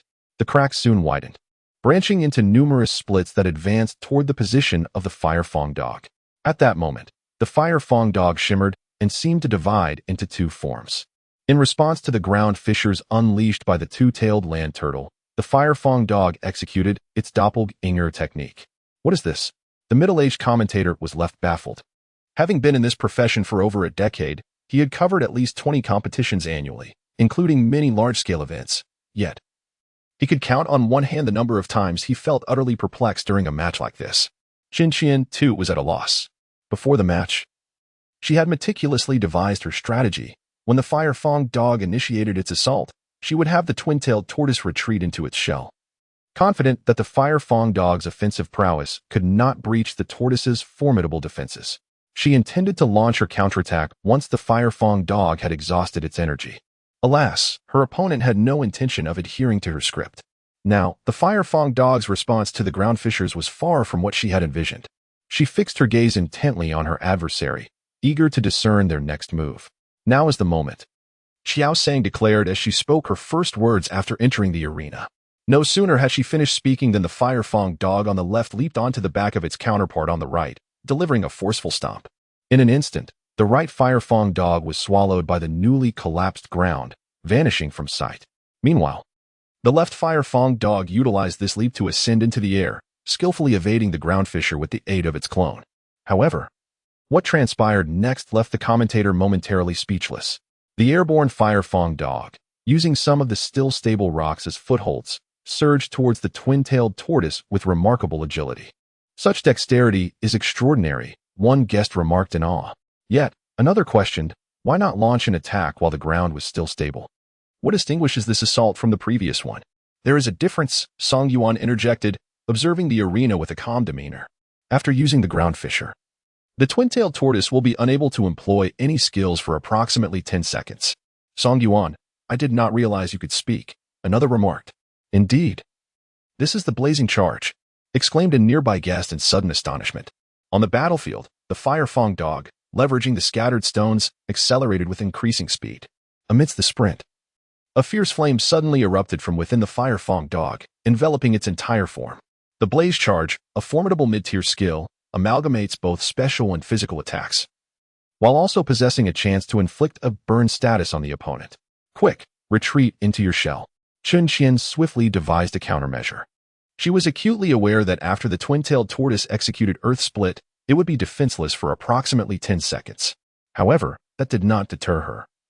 As long as the tortoise's defenses were robust enough, remaining stationary while under attack posed little concern. If the opponent aimed to exploit this 10-second window, they would be sorely disappointed. The flames engulfing the Fire Fong dog were relatively small in scale, their hue a mere orange-yellow, clearly indicative of a novice level. The twin-tailed tortoise obediently retracted its limbs and head into its shell. Chun Qian felt a wave of relief, already contemplating the skill she would unleash after the 10 seconds elapsed. Suddenly, a loud crash startled her. To her astonishment, the Fire Fong dog's blaze charge did not collide with the twin-tailed tortoise, but rather struck the ground in front of it. The earth, already fissured from the previous Earth Split, rapidly fractured further. The force of the blaze charge caused the ground beneath the tortoise to collapse. Unsteady, the tortoise swayed as the ground trembled, its shell leaning against a nearby stone, revealing its vulnerable white underbelly. Impressive. Qiao Sang couldn't help but think to herself. While the twin-tailed tortoise boasted formidable defenses, they were not uniform across its entire body.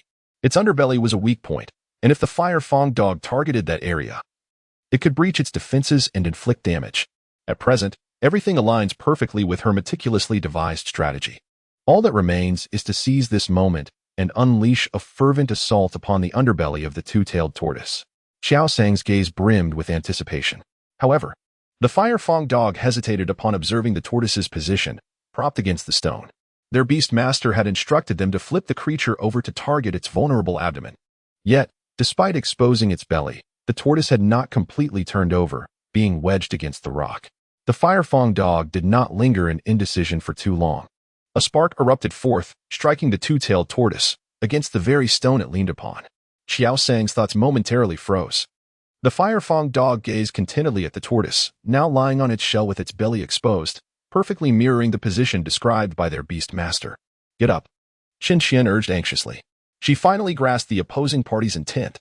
Upon hearing the command, the two-tailed tortoise extended its head and limbs from its shell, attempting to flip over with all its might. It remained immobile. Another attempt to roll over met with the same result. The tortoise succumbed to despair. Its heavy shell rendered it unable to right itself. The Fire Fong dog leaped onto the tortoise's belly, unleashing a torrent of sparks and swirling flames upon the vulnerable area. Lupa! The two-tailed tortoise cried out in agony. Get up, come on! Chun Qian exclaimed, beads of sweat forming on her brow. Lupa! It can't rise.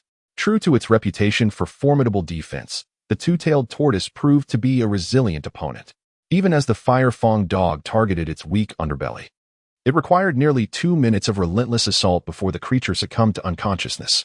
Fortunately, the fire-toothed dog had been diligently training its skill execution, and the 2 minutes of uninterrupted skill casting did not prove overly strenuous. The victor is contestant Qiao Sang.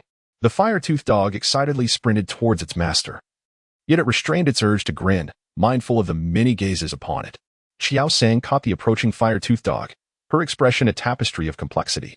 The match unfolded largely as she had anticipated, though there were subtle deviations.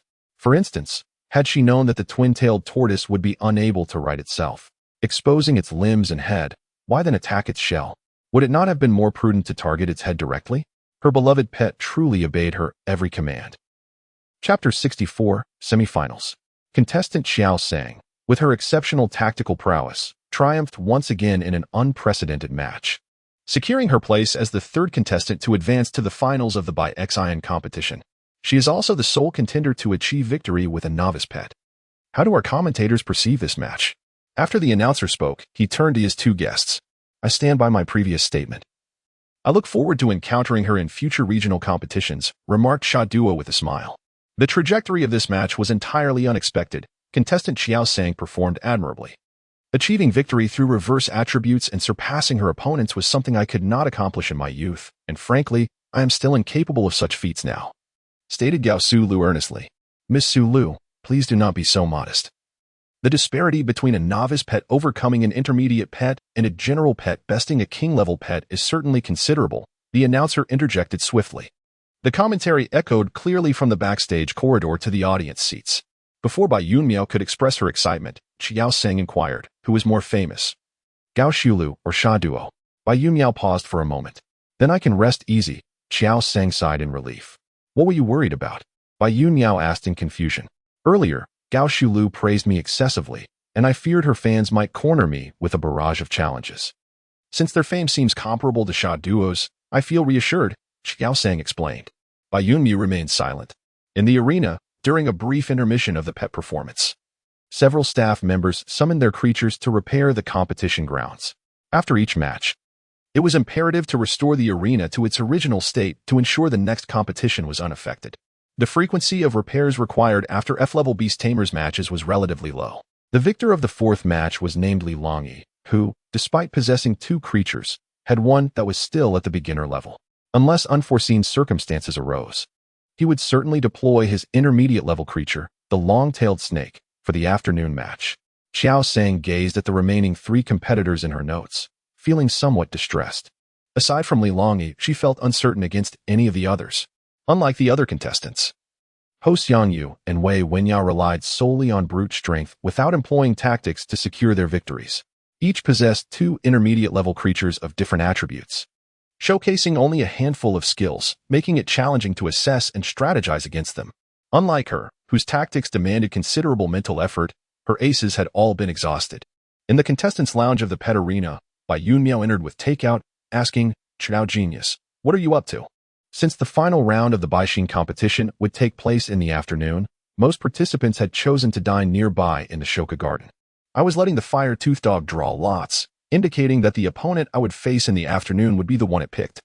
Qiao Sang intently observed the actions of the fire-toothed dog and remarked, "This isn't something the organizers asked you to do, is it?" Bai Yunmiao couldn't help but inquire, for the tool used for the drawing was exceedingly rudimentary. Merely 3 balls of crumpled paper were placed on the table, without even an object to obscure them. "Of course not.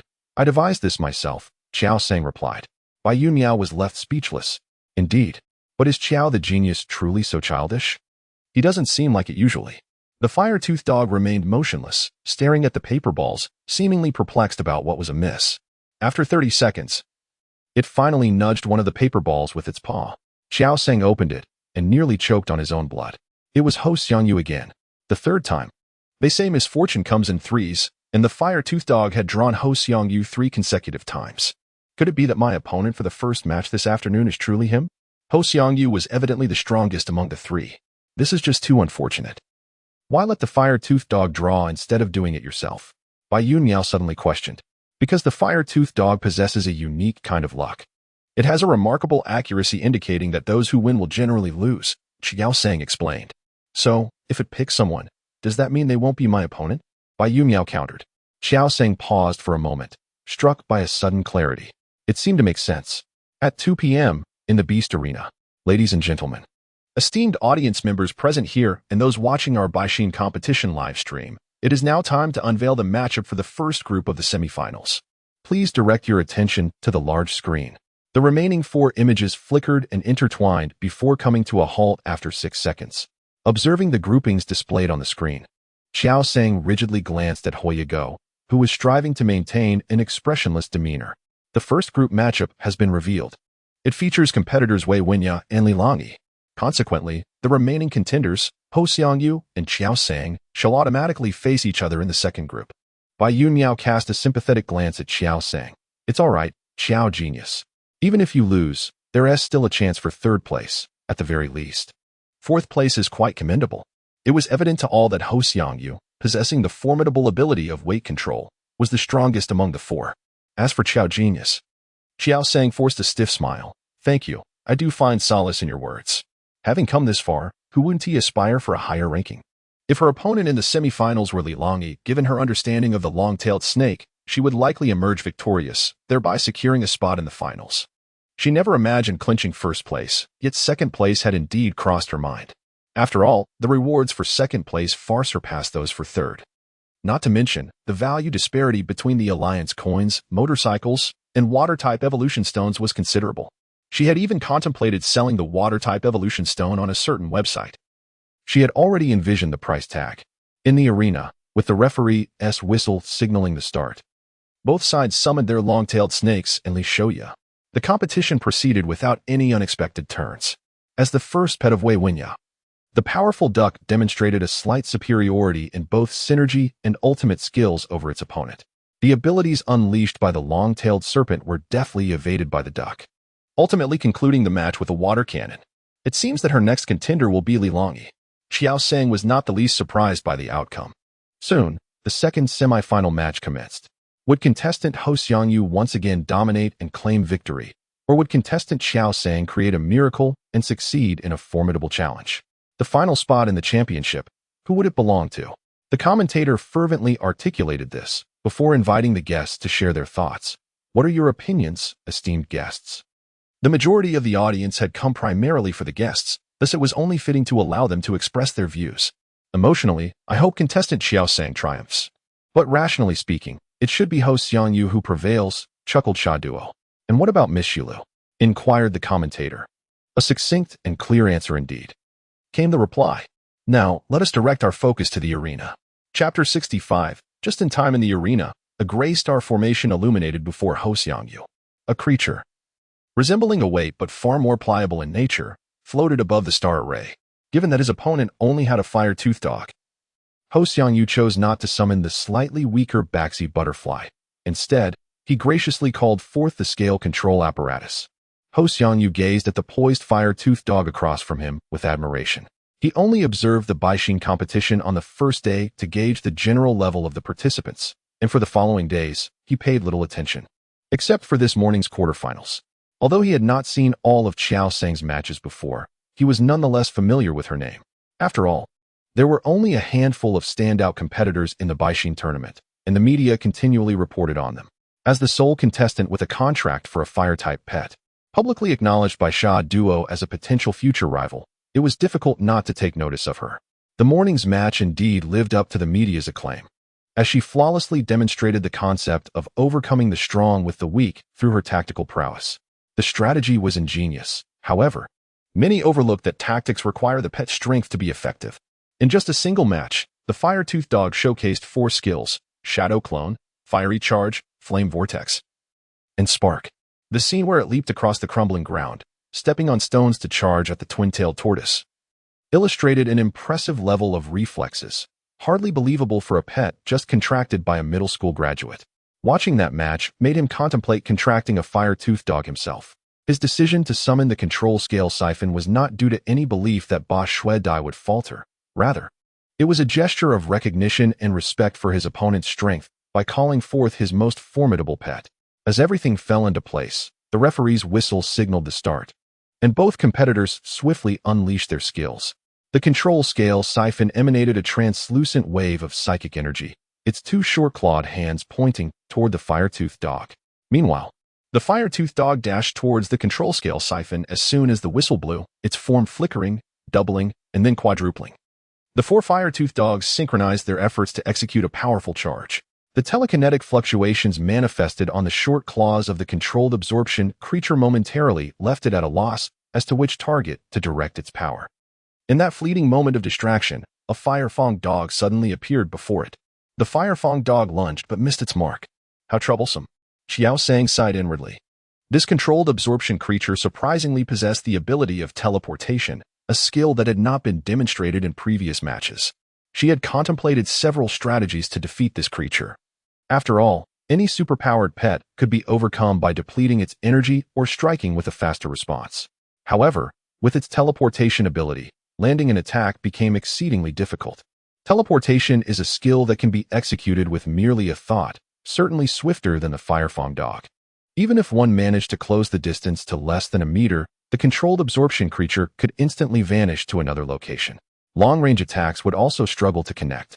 It seemed that a war of attrition was the only viable strategy. The distance between the two parties widened, resulting in a stalemate. Illusionary beam. Ho Xiangyu issued the command first.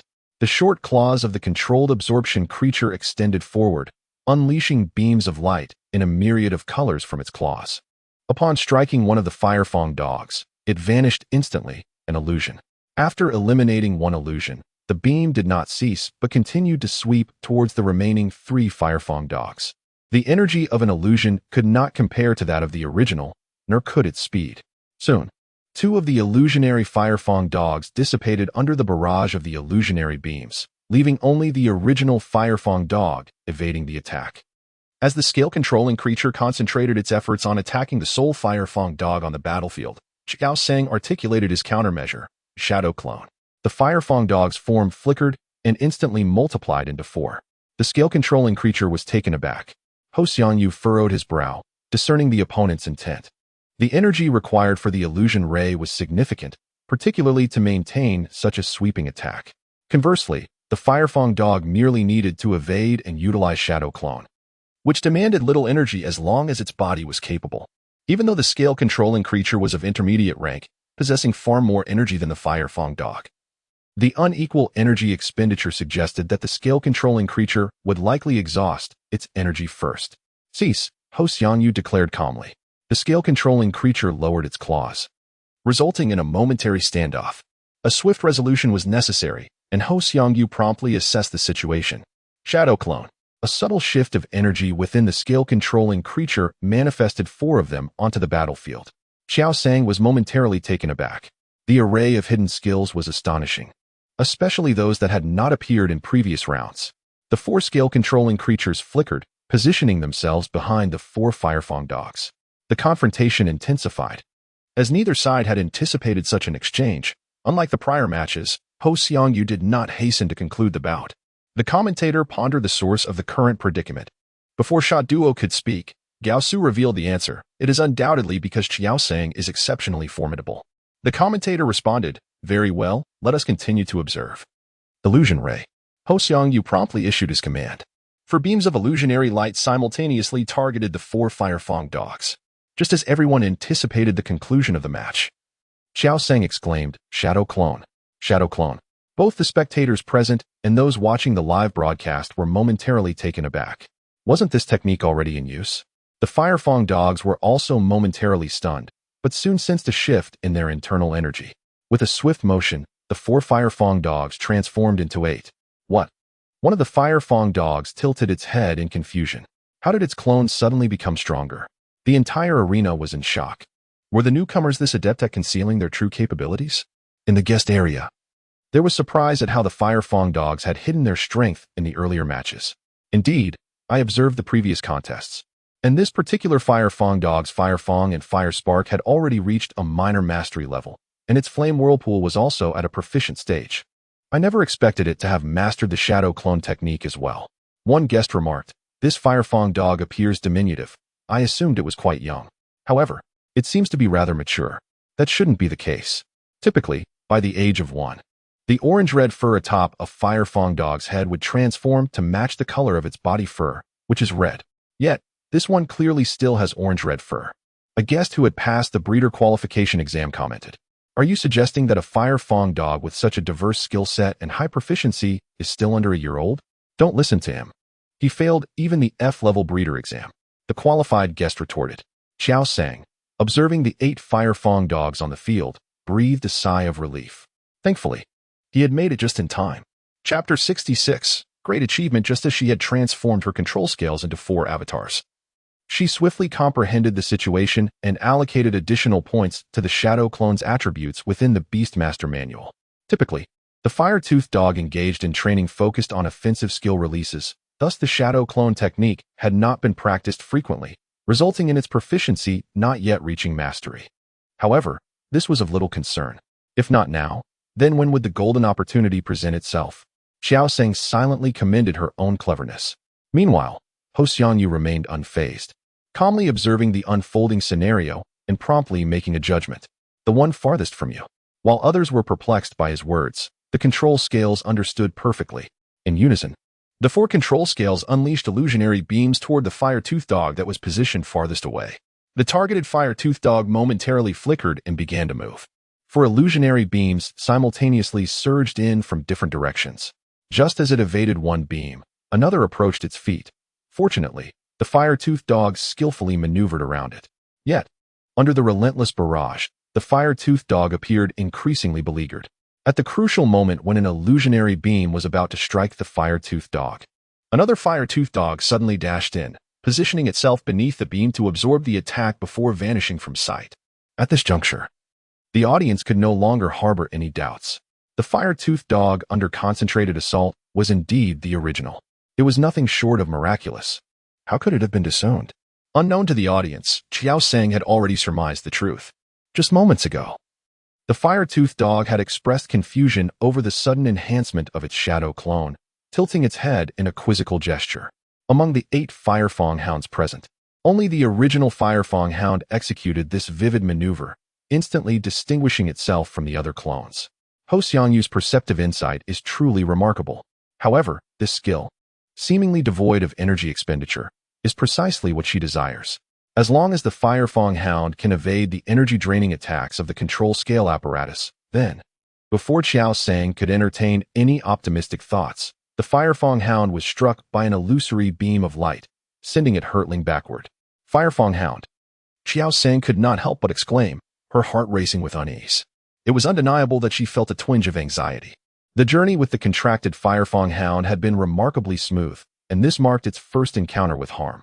Despite knowing this battle was between unequal forces, Qiao Sang still felt the urge to triumph. Retreating before the final moment was neither her style nor that of the Firefang hound. She steadied her mind. The Firefang hound had already risen to its feet, bracing itself on all fours. It nodded at its beast master with unwavering determination. Qiao Sang understood this as the Firefang hound reassuring her that it was unharmed and ready to continue fighting. The illusory beam had inflicted damage but did not induce a state of confusion in the Firefang hound. Qiao Sang had regained her composure. Observing the battlefield, she swiftly devised a counter-strategy. Imitate it. As Ho Xiangyu had always been a figure of interest on her notes, Qiao Sang had naturally studied him. However, a mere teleportation had rendered her originally planned tactics meaningless, compelling her to think on her feet. Without hesitation, the Firefang hound, along with all its remaining clones, unleashed flames toward the 4 control scale apparatuses suspended in the air. The fiery hound's avatars far exceed the number of control-absorbing puppets, and naturally, the quantity of fiery whirlwinds surpasses that of the illusory rays. In this unequal exchange of skills, the 4 control-absorbing puppets were compelled to halt their illusory rays, altering their direction to execute instantaneous movements. The fiery hound, meanwhile, continuously shifted its position, unleashing jets of flame. Ho Xiangyu observed the numerous fiery hounds darting in various directions on the battlefield, unable to discern which was the true entity. How troublesome, he sighed. He had anticipated a straightforward victory, yet it had taken an unexpectedly lengthy time without success. If this wastage of time continued, the energy of the control-absorbing puppets would surely dwindle. The prolonged barrage of illusory rays had already depleted a significant portion of their energy. Psychic-type beasts rely on their internal energy even for defense. Without it, defeat is inevitable. He had intended to reserve his trump card for the class division competition next semester, but it seemed he would have to unveil it in this 100-new tournament. Utilize all your psychic energy, Ho Xiangyu shouted towards the control-absorbing puppet. Qiao Sang furrowed her brow, a sense of foreboding creeping into her mind. While still evading the flames with instantaneous movements, the control-absorbing puppet heard the command. Its short arms extended, and the 3 avatars vanished in an instant, leaving only the true form suspended in the air. It swiftly teleported to a distance, evading the concentrated flames, and what appeared was not the previously faintly translucent psychic wave, but a vibrant blue psychic wave. This is, the commentator exclaimed in astonishment. The psychic energy had reached a remarkable level of mastery. Sha Duo completed the commentator's thoughts. In the guest area, there was no doubt that a student of Litian High School had achieved such proficiency with the control-absorbing puppet at such a young age. Under normal circumstances, it would take 4 to 5 years to elevate one's telekinetic abilities to their peak, while others have already contracted powerful supernatural beasts. It is a common occurrence to purchase numerous telekinetic fruits to rapidly enhance one's strength. This particular creature, known as the control-type absorption beast, seems to have diminished energy. According to the literature, when its energy falls to half of its prime, it can only maintain a hovering height of less than 5 meters. As you can observe, It is currently hovering at approximately 3 meters. A guest who has passed the breeder qualification exam expressed his opinion. Another guest glanced at him and inquired, with such knowledge, why have you not yet attained the F-level breeder certification? The qualified guest could only respond with silence. In the arena, under the full force of the control-type absorption beast's telekinesis, all the fire-toothed dogs were manipulated to float in the air. This individual truly concealed his abilities. Qiao Sang felt a headache coming on as he observed the scene before him.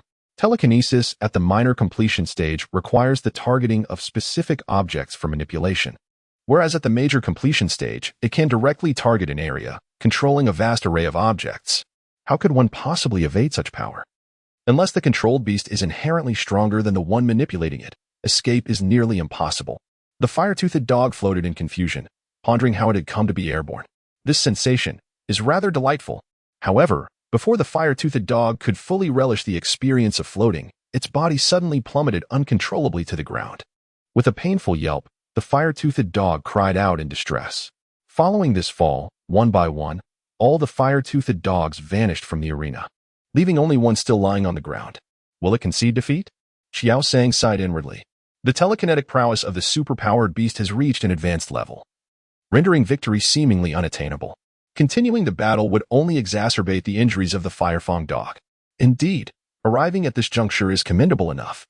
Should she secure a win against Li Longyi in the next match, she would still claim third place. Her desire to triumph is undeniable, however. After realizing the lack of hope, she would not stubbornly cling to her aspirations. Just as Qiao Sang contemplated surrendering, the injured Firefang dog shakily rose to its feet. Yep. The Firefang dog turned to gaze at its beast master, displeased with her momentary distraction. Hurry, issue the command. I want to pummel this opponent. I have never faced such humiliation. Chapter 67. The fiery trait. Qiao Sang momentarily froze, taken aback by the tenacity of her Firefang dog, which, despite its wounds, appeared so spirited. It seemed she had underestimated its resolve.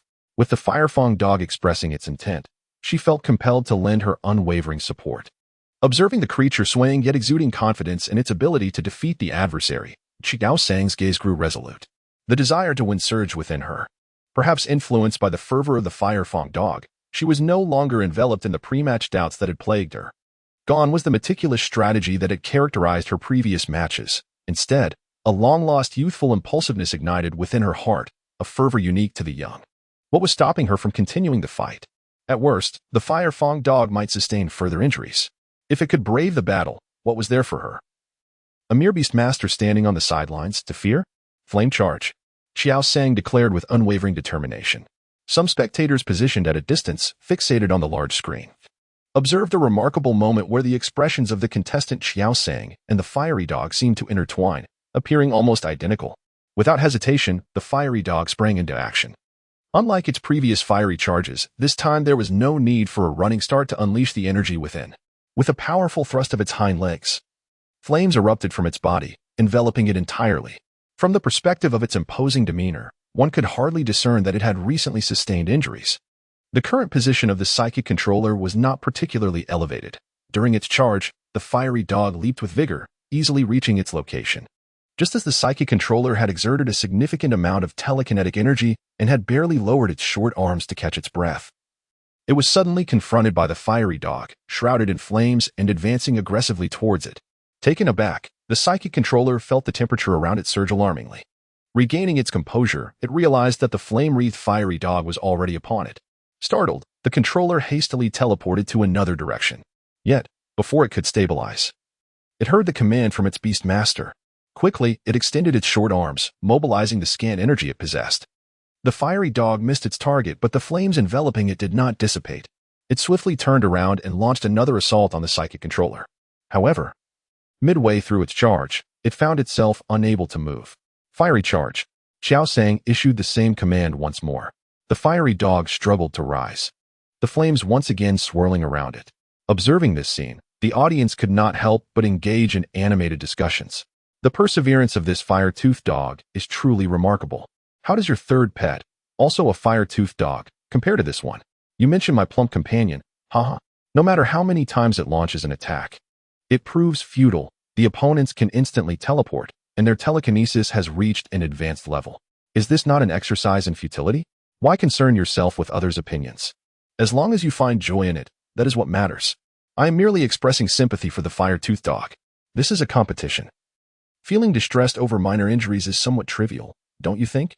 On the field, the fire-toothed dog had yet to approach when the opposing player, not utilizing teleportation, directly controlled it with telekinesis. Bang! The sound of it crashing to the ground resonated.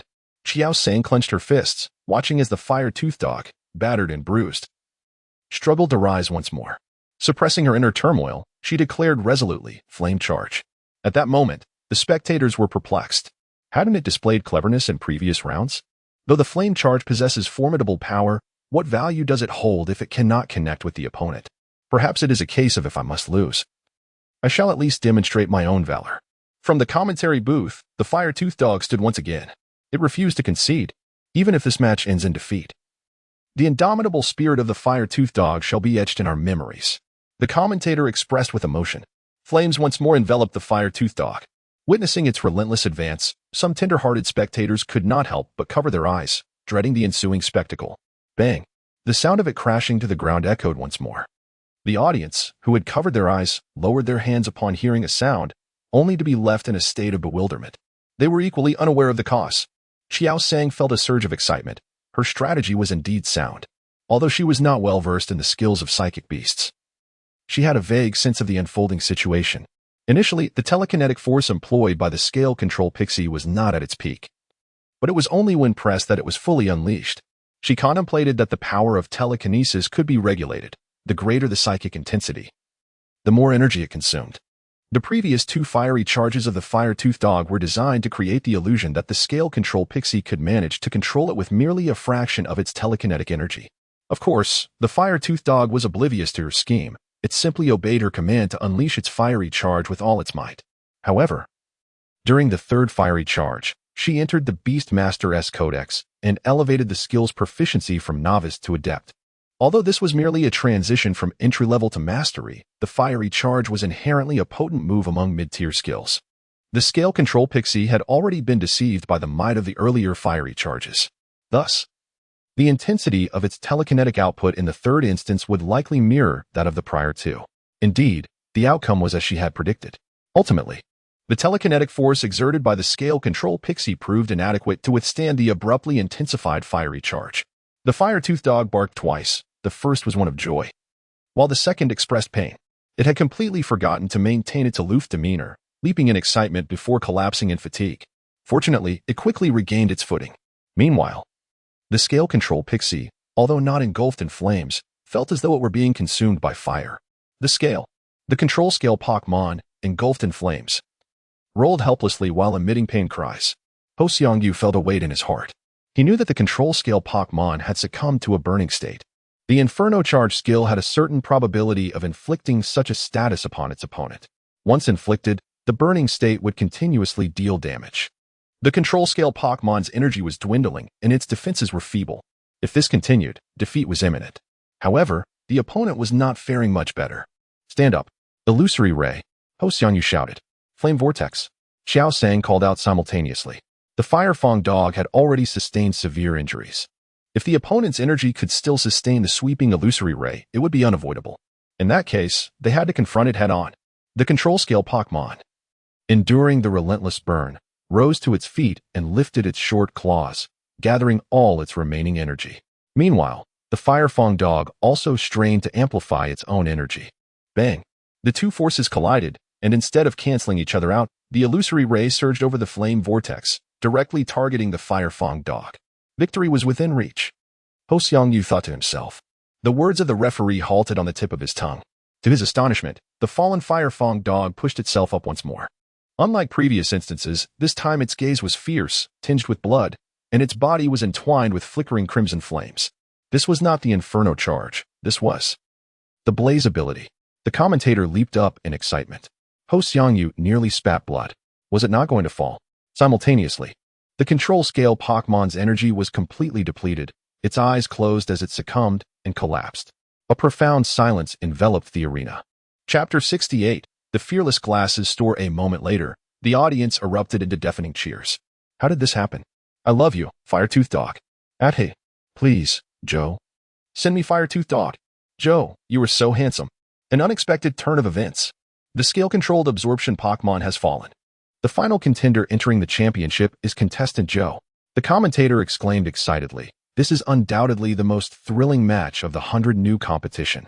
At the last moment, Fire-Toothed Dog unexpectedly activated its Blaze ability. Unfortunately, the scale-controlled absorption Pokemon fell too quickly, preventing us from witnessing Fire-Toothed Dog in its fiery state. Ho Xiangyu remarked. Have you considered that he can hear you? Joe stood there, gazing at Fire-Toothed Dog, battered yet more spirited than ever. As if sensing the gaze of its trainer, Fire-Toothed Dog turned its head, its fierce demeanor softening instantly into 2 crescent moons. Subsequently, the flames dissipated, and it closed its eyes, collapsing onto the ground. In the pet arena's medical room, a creature entirely clad in green, with 2 antennae atop its head ending in spherical tips, clenched its paws into tight fists, brimming with energy. The spherical tips of its antennae emitted a green glow, from which a fine emerald powder dispersed and settled upon the resting Fire-Toothed Dog. 2 minutes later, Fire-Toothed Dog opened its glistening eyes. It was unharmed. However, having just activated its Blaze ability, it would be prudent to rest a little longer. The pet doctor advised against any pre-match warm-ups. Yep. The fiery hound followed the direction of the female doctor's speech and immediately leaped over joyfully. Qiao Sang opened her arms to catch it and expressed her gratitude, saying, "Thank you, doctor, I understand now. This is my duty. I also watched that recent match. It was spectacular. Do put in your best effort during the finals." The female doctor replied, "We certainly will." Qiao Sang smiled in response. Arf. The fiery hound barked in agreement. The ability of Blaze is a characteristic inherent to each creature. Most traits benefit the creature itself, while a few may be disadvantageous or entirely ineffectual. Take the moonlit grass, for example. It falls into slumber whenever it rains. Should it rain during a match, one could easily secure victory by deploying a creature skilled in rain summoning. Conversely, the Blaze ability of the fiery hound enhances its offensive prowess, undeniably advantageous to itself. Once it sustains a certain level of injury, its stamina critically depleted, Blaze activates, magnifying the potency of its fire-based skills and accelerating its attack speed severfold. It is a coveted trait among all fire-type creatures. However, this ability does not trigger consistently. Unlike the moonlit grass's involuntary slumber in the rain, the activation of Blaze necessitates a high level of mastery. Typically, only fire-type creatures that can guarantee its activation are formidable contenders, as they must endure severe injuries to practice and invoke it. Although the fiery hound possesses the Blaze ability, Qiao Sang believes that mastering it will require time and patience, as there remain nearly 50 minutes until the finals. Qiao Sang cradled the Fire-Toothed Dog, intent on making her way to the audience area to witness the pet performance. Along the corridor from the infirmary to the seating area, the Fire-Toothed Dog halted abruptly upon spotting its reflection in a glass panel. It leapt from Qiao Sang's arms and approached the glass, gazing at its own image before growing anxious. "Where are my sunglasses?" it exclaimed in a flurry. Qiao Sang retrieved a pair of broken red triangular sunglasses from her bag and presented them before the distressed creature. "The earlier competition was too intense. They shattered," she lamented. The Fire-Toothed Dog stood frozen as if struck by a thunderbolt, then took the broken sunglasses with its paw, letting out a mournful cry. No. The sound was more heartrending than when it had fallen from midair, controlled by psychic force during the weighing process. "Out with the old, in with the new. I'll buy you a few more pairs tonight. You can choose whatever you like," Qiao Sang consoled. The Fire-Toothed Dog, shimmering with unshed tears, nodded in acknowledgement. At that moment, a voice echoed from nearby. "I happen to have a pair of sunglasses that I can give to the Fire-Toothed Dog." Qiao Sang turned to see a woman, approximately 25 or 26 years old, with flowing black hair and delicate features, approaching her with a non-threatening demeanor. "Hello. My name is Song Yuan." "Hello," Qiao Sang replied politely. "I called you yesterday, but it seems you mistook it for a nuisance call and hung up on me," Song Yuan said with a smile, showing no signs of embarrassment. After a moment of contemplation, Qiao Sang responded, "You mean the number ending in 1772? The one I blocked after several calls?" "Yes, that's me," Song Yuan replied. "I apologize. I thought it was a scam call." "Apologies," Qiao Sang remarked. "It's perfectly fine. Remaining vigilant is indeed commendable. If I were in your position, I would also refrain from answering calls from strangers. The reason I sought you out is because..." Song Yuan's words were abruptly interrupted by the sound of a ringing phone. "Excuse me, I must take this call," she said. "No problem," Qiao Sang replied. Her keen eyes quickly noticed that the number displayed on Song Yuan's phone screen lacked any safe contact information. "Hello, who is this?" Song Yuan answered the call. Qiao Sang remained silent. A minute later, Song Yuan hung up and inquired, "Sorry about that. Where were we?" She appeared somewhat embarrassed and cleared her throat, explaining, "For those of us in small business, we must answer every call. Otherwise, we might miss something significant." Qiao Sang nodded in understanding. "I reached out to you because I would like to enlist Fire Tooth Dog as a spokesperson for the sunglasses in my online store," she stated. "The way Fire Tooth Dog dons sunglasses is precisely the image I wish to convey. Money is negotiable, if you're agreeable. Let us exchange contact information and arrange a meeting after the finals for a more in-depth discussion." Initially, she had only intended for Fire Tooth Dog to do a single live broadcast. However, today's performance by Qiao Sang and Fire Tooth Dog convinced her of their potential. After a moment of contemplation, Qiao Sang asked, "May I inquire about the name of your online store?" She retrieved her phone and conducted a search, confirming the existence of the shop. The legal representative's name matched, and the phone number corresponded with the one she had blocked yesterday. It appeared she was not dealing with a scammer. "Very well, let us discuss this further after the finals," Qiao Sang said, setting her phone down with a broad smile. "As I approached, I overheard your conversation with Huigo. Coincidentally, I brought along a pair of sunglasses from our store. If possible, could you ask Huigo to wear them during the finals?" Song Yuan joyfully retrieved a pair of sunglasses from her bag and handed them over. Qiao Sang gazed at the sunglasses, falling into silence. Huigo glanced back, shaking its head in strong disapproval.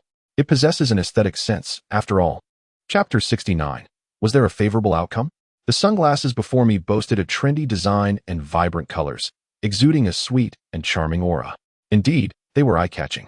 However, the thought of Huigo wearing them seemed rather unsuitable, for they were heart-shaped and pink.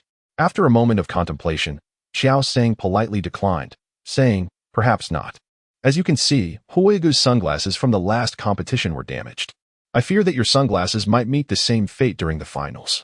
Huigo nodded vigorously and extended its paw to showcase the broken red sunglasses. Song Yuan chuckled. "The frame of our sunglasses is crafted from the claws of a Nijianchi. I can't speak for other competitions, but for a competition of this caliber, there should be no issues. I understand your concerns, but you must trust my business acumen. Just like a soft girl riding a motorcycle or a stoic man visiting a nightclub, such contrasts are what truly captivate." This reasoning was quite persuasive. Truly, as a businessperson, Song Yuan nearly swayed Qiao Sang. However, given Huigo's evident reluctance, Qiao Sang felt it was essential to respect its opinion. This is likely related to the Fire Tooth Dog. If, during the finals, the Fire Tooth Dog can don it, even if we cannot reach an agreement in our collaboration, I shall compensate you handsomely. Starting from a 5-figure sum. Song Yuan spread her 5 fingers wide. "It could not be more fitting," Zhou Sang continued. In the contestants' lounge, Wei Wenya sat on the sofa, a blue duck-shaped pet performing one-handed push-ups on the floor. "Dad, is what you said true?" He styled his hair in a slick back, donned a sleek black suit. His shoes polished to a mirror shine, reclining with an air of a business elite. "But won't Annie be discovered for appraising the A-grade water-type evolution stone as D-grade at the Appraisal Institute?" Wei Wenya expressed her concerns. "Your aunt is an accomplished appraiser. No one would suspect her. Besides, she orchestrated this affair entirely on her own, with no outside interference," the man replied calmly. "Could we negotiate with the organizers to swap the prizes for the first and second places? It would be quite embarrassing to deliberately lose to a freshly graduated middle school student in front of so many people." Wei Wenya pouted. "You must understand. The pressing matter is not the ranking or reputation, but the future growth of the Liso duck. As long as we secure that water-type evolution stone, I will find a way to procure a bottle of high-purity Bishi water for you. Once the Liso duck evolves into a high-level pet, you will have the opportunity to strive for a place in the prestigious school team. Moreover, the child you will compete against next has already been defeated by Ho Xianyu. Even if you lose, it won't be a disgrace," the man explained patiently. "I understand," Wei Wenya acquiesced. The conversation between father and daughter did not disrupt the determined Liso duck, which continued to perform one-handed push-ups incessantly. "Ladies and gentlemen, at last, we have arrived at the grand finale of the Baixing competition. Let us welcome the exceptional contestants Wei Wenya and Qiao Sang, who have persevered through days of rigorous competition to reach this moment," the enthusiastic commentator declared. As the background music filled the arena, Qiao Sang made her entrance alongside her fiery canine companion. The audience erupted in fervent cheers. Qiao Sang. Qiao Sang. Fiery dog. Fiery dog. However, a moment of hesitation swept through the crowd as they gazed upon the fiery dog. Was there something amiss with its sunglasses? The large screen revealed the fiery dog sporting an expressionless face, adorned with a pair of pink heart-shaped sunglasses that clashed dramatically with its fierce persona. What a striking visual impact! Truly deserving of the title of the initial champion in the realm of weight manipulation. Fiery dog. Fiery dog. The creature on stage struggled to suppress a grin. Its master had indeed not deceived it. Wearing these sunglasses rendered it irresistibly charming. How peculiar that they would never refer to themselves in such a manner. It seemed that human aesthetics diverged greatly from its own. As the background music faded, Wei Wenye assumed a meditative pose, summoning her electric cat to the field. Qiao Sang was taken aback. She had taken note of Wei Wenye on the very first day of the competition, recognizing her as a formidable opponent. Naturally, she was aware that Wei possessed a water-type companion, Liso Duck. To her surprise, however, her adversary had chosen not to deploy a creature capable of countering her attributes. Perhaps it was deemed unnecessary. After all, the electric cat excels in all aspects save for its defensive capabilities, surpassing the firehound. As the referee's whistle pierced the air, the electric cat opened its mouth and emitted a cry, simultaneously straightening its curled tail. A brilliant bolt of lightning suddenly descended from the heavens, striking the position of the firehound. In response, the firehound's form flickered and swiftly divided into 8, launching an assault from various angles towards the electric cat. The 2 firehounds charging from the front were instantly obliterated by the lightning strike, vanishing without a trace. The remaining 6 firehounds continued their relentless advance. As they closed in on the electric cat, they simultaneously encased their fangs in flames, prepared to pounce. Dodge quickly, commanded Wei Wenye with urgency. If caught, the match could be lost in an instant. She was prepared to concede defeat, but on her own terms, rather than being truly vanquished. The electric cat's speed had always been its greatest asset, yet the firehounds were encircling it. Hearing the command from its trainer, the electric cat surveyed its surroundings, momentarily at a loss for direction. After a brief hesitation, it decided to leap upwards in an attempt to escape the encirclement. The electric cat's remarkable jumping ability almost allowed it to break free. Unfortunately, one firehound leapt onto the back of another and, with a powerful spring, sank its fiery fangs into the electric cat's tail, dragging it back to the ground. In an instant, the rest of the firehounds pounced, overwhelming the electric cat in a flurry of bites. Meow! The electric cat let out a heart-wrenching wail. By the time the encircling firehounds retreated, the electric cat had succumbed to unconsciousness, eyes closed. The referee stood in stunned silence, unable to comprehend how swiftly the final match had concluded. The victor is the contestant Qiao Sang, leaving the audience in a state of lament. Is this the final? It pales in comparison to the semifinals. Why did the electric cat ultimately retreat? It possesses greater offensive power than the fire-toothed dog. Why didn't it unleash a thunderstrike and break through directly? Qiao Sang shares the same query. Wei Wenye, like Ho Xiangyu, is a contestant who has triumphed with overwhelming force, yet her performance does not reflect such prowess. When Wei Wenye deployed the electric cat in earlier matches, it would swiftly defeat opponents with a single thunder or shock attack, leaving no room for further action. Thus, Qiao Sang finds it difficult to gauge her true strength. Following her match with Ho Xiangyu, she has consistently regarded Wei Wenye's capabilities on par with his. However, could it be that she deliberately underperformed? In the passage leading to the infirmary of the Beast Arena, a man in formal attire spoke sternly, "Daughter, I meant for you to lose intentionally, but isn't this loss a bit too swift?" Chapter 70. Exhibition match. The award ceremony is scheduled to take place after the exhibition match between Sha Duo and Gao Su Liu. Before departing the stage, a staff member approached Qiao Sang to inquire about her seating position in the audience, stating that she would be invited to the stage for the award presentation. Unlike the formalities of her past life, the current Beastmaster Society predominantly favors flamboyant entrance styles. The Beastmaster competition is somewhat restrained, only featuring extravagant entrances during the award ceremony. However, the coordinating competition demands that contestants devise uniquely creative entrances from the very moment they step onto the stage. The method of participation in the Beastmaster competition is entirely orchestrated by the organizers. Those receiving awards merely need to remain quietly awaiting their arrangements. Child, which school do you attend? Your performance is truly remarkable, far surpassing that of my own inept son. A young man seated nearby remarked, Classmate Xiao, Do you have any plans for the summer vacation? If not, come to our Longwu Junior Beast Care Institution, where your fire-toothed dog can frolic freely and unleash its true nature. I can offer you a discount. In an instant, the air was filled with the sounds of conversation. She was not particularly accustomed to mingling with so many unfamiliar faces. It was not just that she resided in a small community. She likely would not even greet the neighbor across the hall if they happened to meet face to face. Yet, the strangers engaging her in conversation were genuinely warm and benevolent. Qiao Sang somewhat understood that this was linked to her recent triumph, but more significantly, individuals in her previous life were often preoccupied with their own affairs. Each person existed within their own circle of life, which could be so limited that once they stepped outside of school, the workplace, or even their home, they found no one left with whom to converse. There was a lack of intersecting interests or topics to discuss. However, the shared connection of beast companions had tightly woven them together. Xiao Tian, you are even more impressive than our school's recent graduates.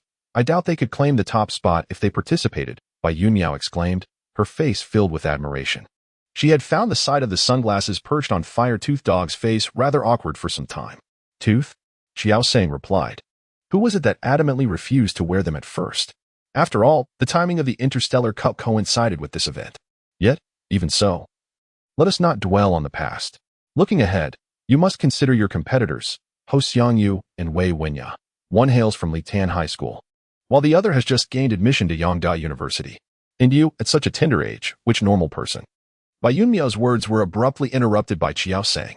Look quickly, Shadow has deployed the 4-channel swallow.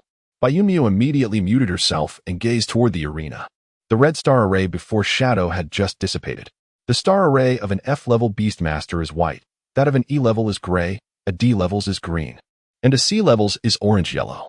The red array signifies a B-level Beastmaster, serving as proof that Shadow can contract 5 beasts. Yao Shilu's star array was similarly red. Beneath her crimson array stood a beast approximately 3 meters tall, with a red back and a gray-white belly. While the tips of its wings and tail feathers were pure white, its feathers bore peculiar patterns, suggesting they had been intentionally inscribed rather than arising naturally.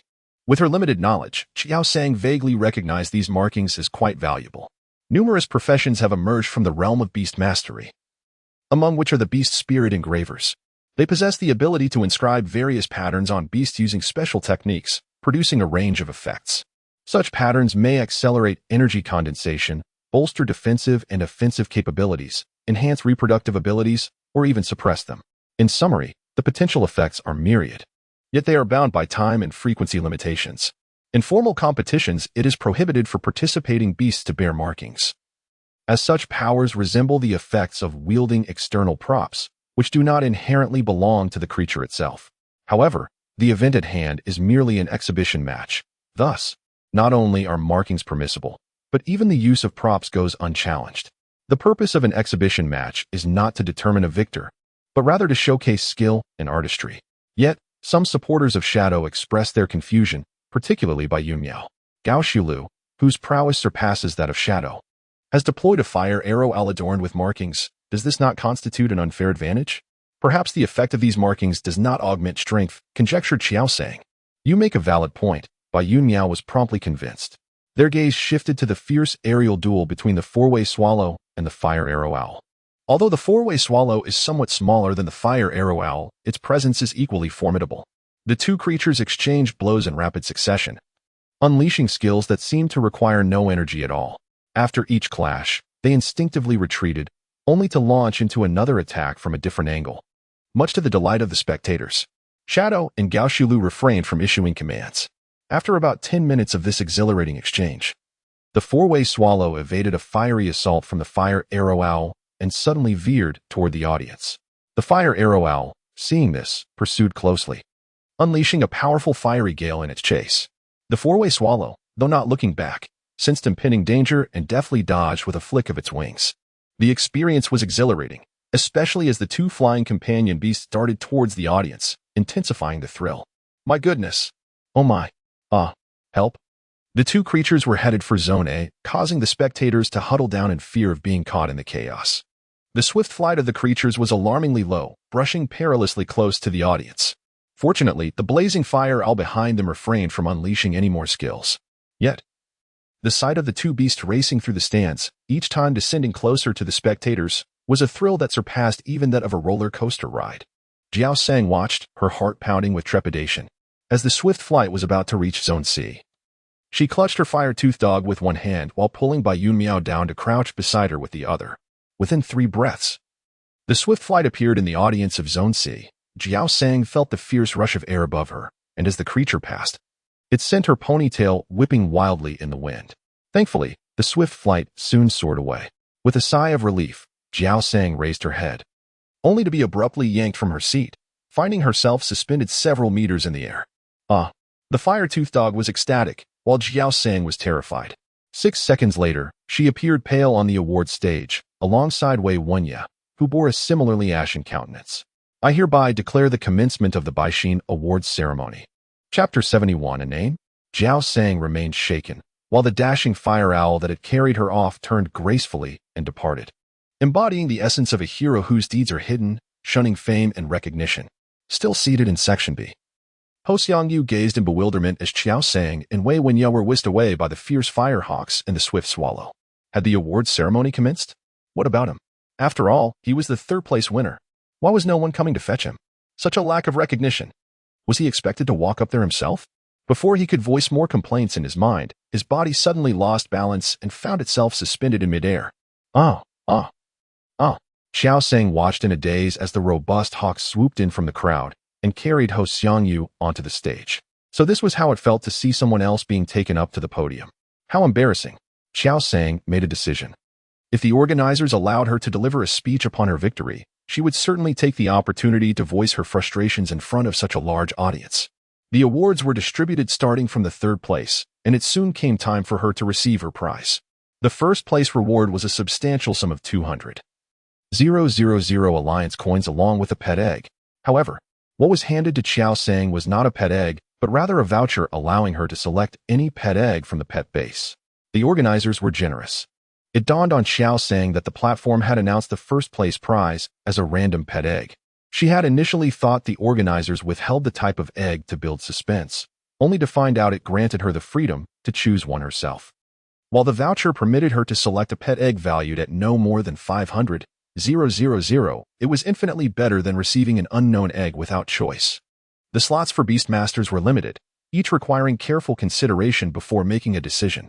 If circumstances dictated a lack of options, it was unavoidable. However, when given the choice, one would undoubtedly select their desired companion. In the second contract, Qiao Sang is particularly fond of water-type, grass-type, and flying-type creatures. With the financial means at his disposal, his options have widened considerably. As the champion of this competition, do you have anything to say? The host inquired. First and foremost, I would like to express my gratitude to my mother. It is her unwavering support that enabled me to contract the fire-toothed dog. Secondly, I must thank my faithful companion, the fire-toothed dog, for without it, I could not have achieved victory in this competition. Lastly, I extend my thanks to the organizers. Qiao Genius, will you be visiting the creature egg now, or will you wait until the 2nd page of the Beast Master Manual is released? Bai Yunmiao asked with a smile, showing no signs of disappointment. As she prepared to ask another question, she noticed Qiao Genius retrieving a piece of paper from his bag and handing it to her. I just requested an autograph from Showdown for you. Bai Yunmiao stood in stunned silence for a moment, then, unable to contain her disbelief, she glanced down at the paper. Moments later, she exclaimed, Qiao Genius, I absolutely adore you, and leapt towards Qiao Sang. Yeah. The fire-toothed dog, caught in the middle, let out a yelp. Bai Yunmiao quickly released her embrace, fearing that the creature might retaliate. At a nearby CAF close to Shoka Garden, the warm, ambient lighting cast a cozy and tranquil atmosphere within the establishment. A pink creature, its hands cradling a tray holding 3 cups of coffee, approached a table where several female patrons sat by the glass window. With grace, it placed each coffee cup on the table, its elongated, upright, brown eyes narrowing in a cheerful manner. Who is this? Song Yuan inquired. This is my friend, Bai Yunmiao. Qiao Sang introduced. Hello, Bai Yunmiao replied. Bai Yunmiao wore a stern expression, feigning an air of maturity and composure. Qiao Sang felt somewhat helpless. Ever since she had given away the autograph of Sha Duo, it was evident that Bai Yunmiao had inexplicably elevated their friendship. Topics that previously went unspoken were now freely shared. However, when they inadvertently began discussing the upcoming collaboration, Bai Yunmiao insisted on accompanying her, citing the treachery of the world and her own tender age of 15, making her susceptible to deception. Your friend is truly beautiful, indeed. Beautiful friends are always accompanied by beauty, Song Yuan complimented. Not at all, Bai Yunmi retorted, her cheeks flushing as she lowered her gaze, feeling shy. Qiao Sang mused. A mere compliment renders her this way. She is the one who is likely to be deceived. After exchanging pleasantries, Song Yuan transitioned to the main topic. Here is the draft of the contract. Please review it. If there are any aspects you find unsatisfactory, do not hesitate to bring them to my attention. Qiao Sang took the contract and scrutinized it. 3 minutes later, she looked up and stated, I can only sign for half a year as a spokesperson. Why? Are you dissatisfied with the terms I provided? Song Yuan inquired, her brows furrowing. The conditions she had offered were quite favorable, considering Qiao Sang had won first place in the Baixing competition.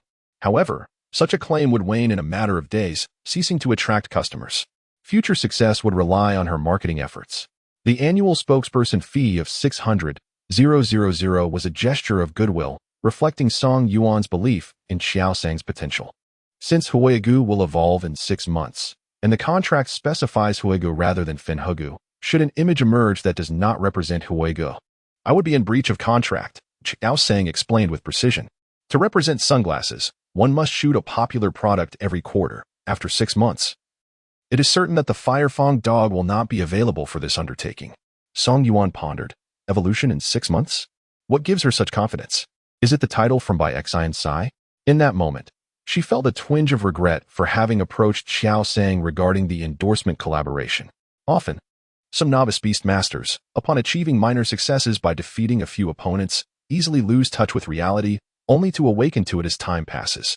To her surprise, Qiao Sang appeared to be one of those individuals.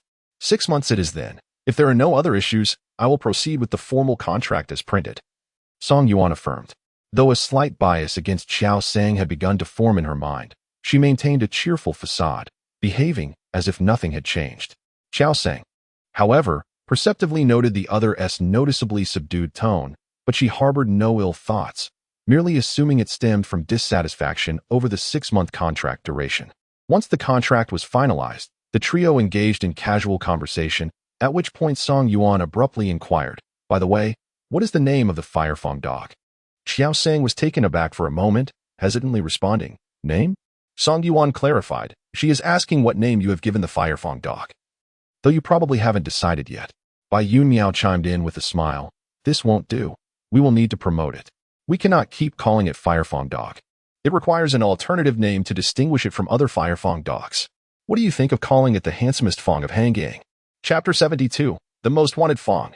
The Firefang dog barked joyfully, seemingly quite pleased with this name. This name has become quite common, Bai Yunmi remarked.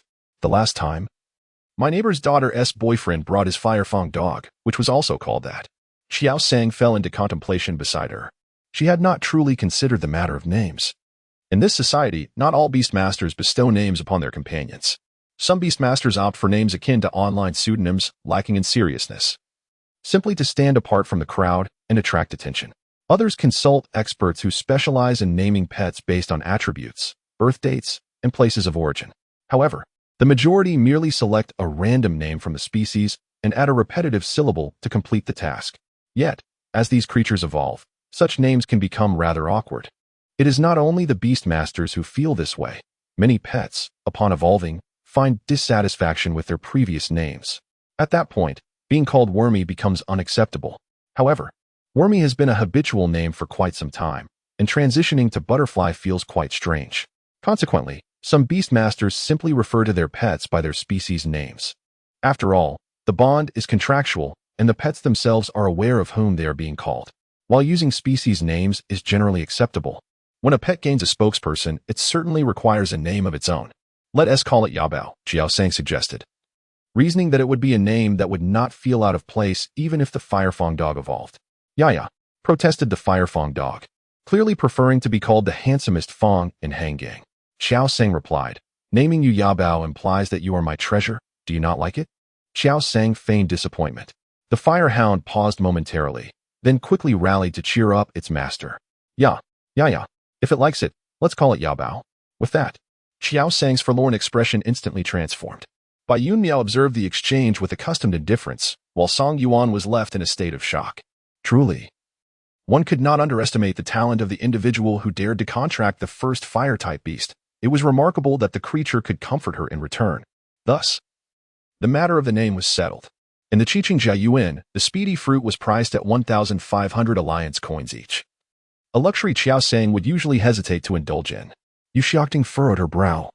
Her immediate reaction questioning how her ex-husband learned of their daughter's acceptance into Xinshui Middle School and managed to contact her. As these thoughts swirled in her mind, Qiao Sang emerged from her room. Yu Xiaoting paused, hesitantly asking, "Did you do all of this?"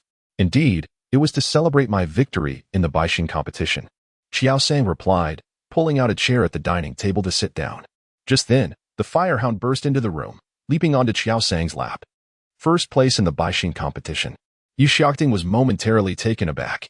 She was aware that her daughter had participated in the competition, but she had assumed it was merely a casual endeavor. Had she truly achieved first place? Were all the competitors merely middle school graduates like her daughter? It seemed that even such a victory was quite impressive. "I won 200,000 in prize money and bought some speedy fruits. Here, fat pigeon, enjoy." Qiao Sang pushed the fruits toward the plump pigeon, which flapped its wings joyfully. Now aware that the chubby pigeon was purchased by her young master, she immediately seized a succulent fruit and began to indulge in it. Throughout the dinner, Yu Xiaoting listened to her daughter's words, feeling as though it were all an illusion. 200,000 alliance coins. Pet eggs under 500,000. Should she perhaps find someone to discuss this? At 7:22 p.m., the trending topics were abuzz with fresh news about the Interstellar Cup. The true dark horse, Feloness, Akaki Yuki resents the Interstellar Cup. Dream Demon Ling achieves an epic feat with a string of 3. Blue Star Beast Tamers have been completely defeated. This afternoon, 8 individuals attempting to smuggle themselves from Blue Star to Tianyuan Star were apprehended. Tianyuan Star is the venue for this year's Interstellar Cup. Historically, there have always been a few individuals attempting to sneak in to watch the live matches, and this occasion is no exception. However, this time, the smugglers hailed from Blue Star. She didn't even need to click to know that the comments would be filled with scorn, likely criticizing the smugglers for bringing shame to Blue Star.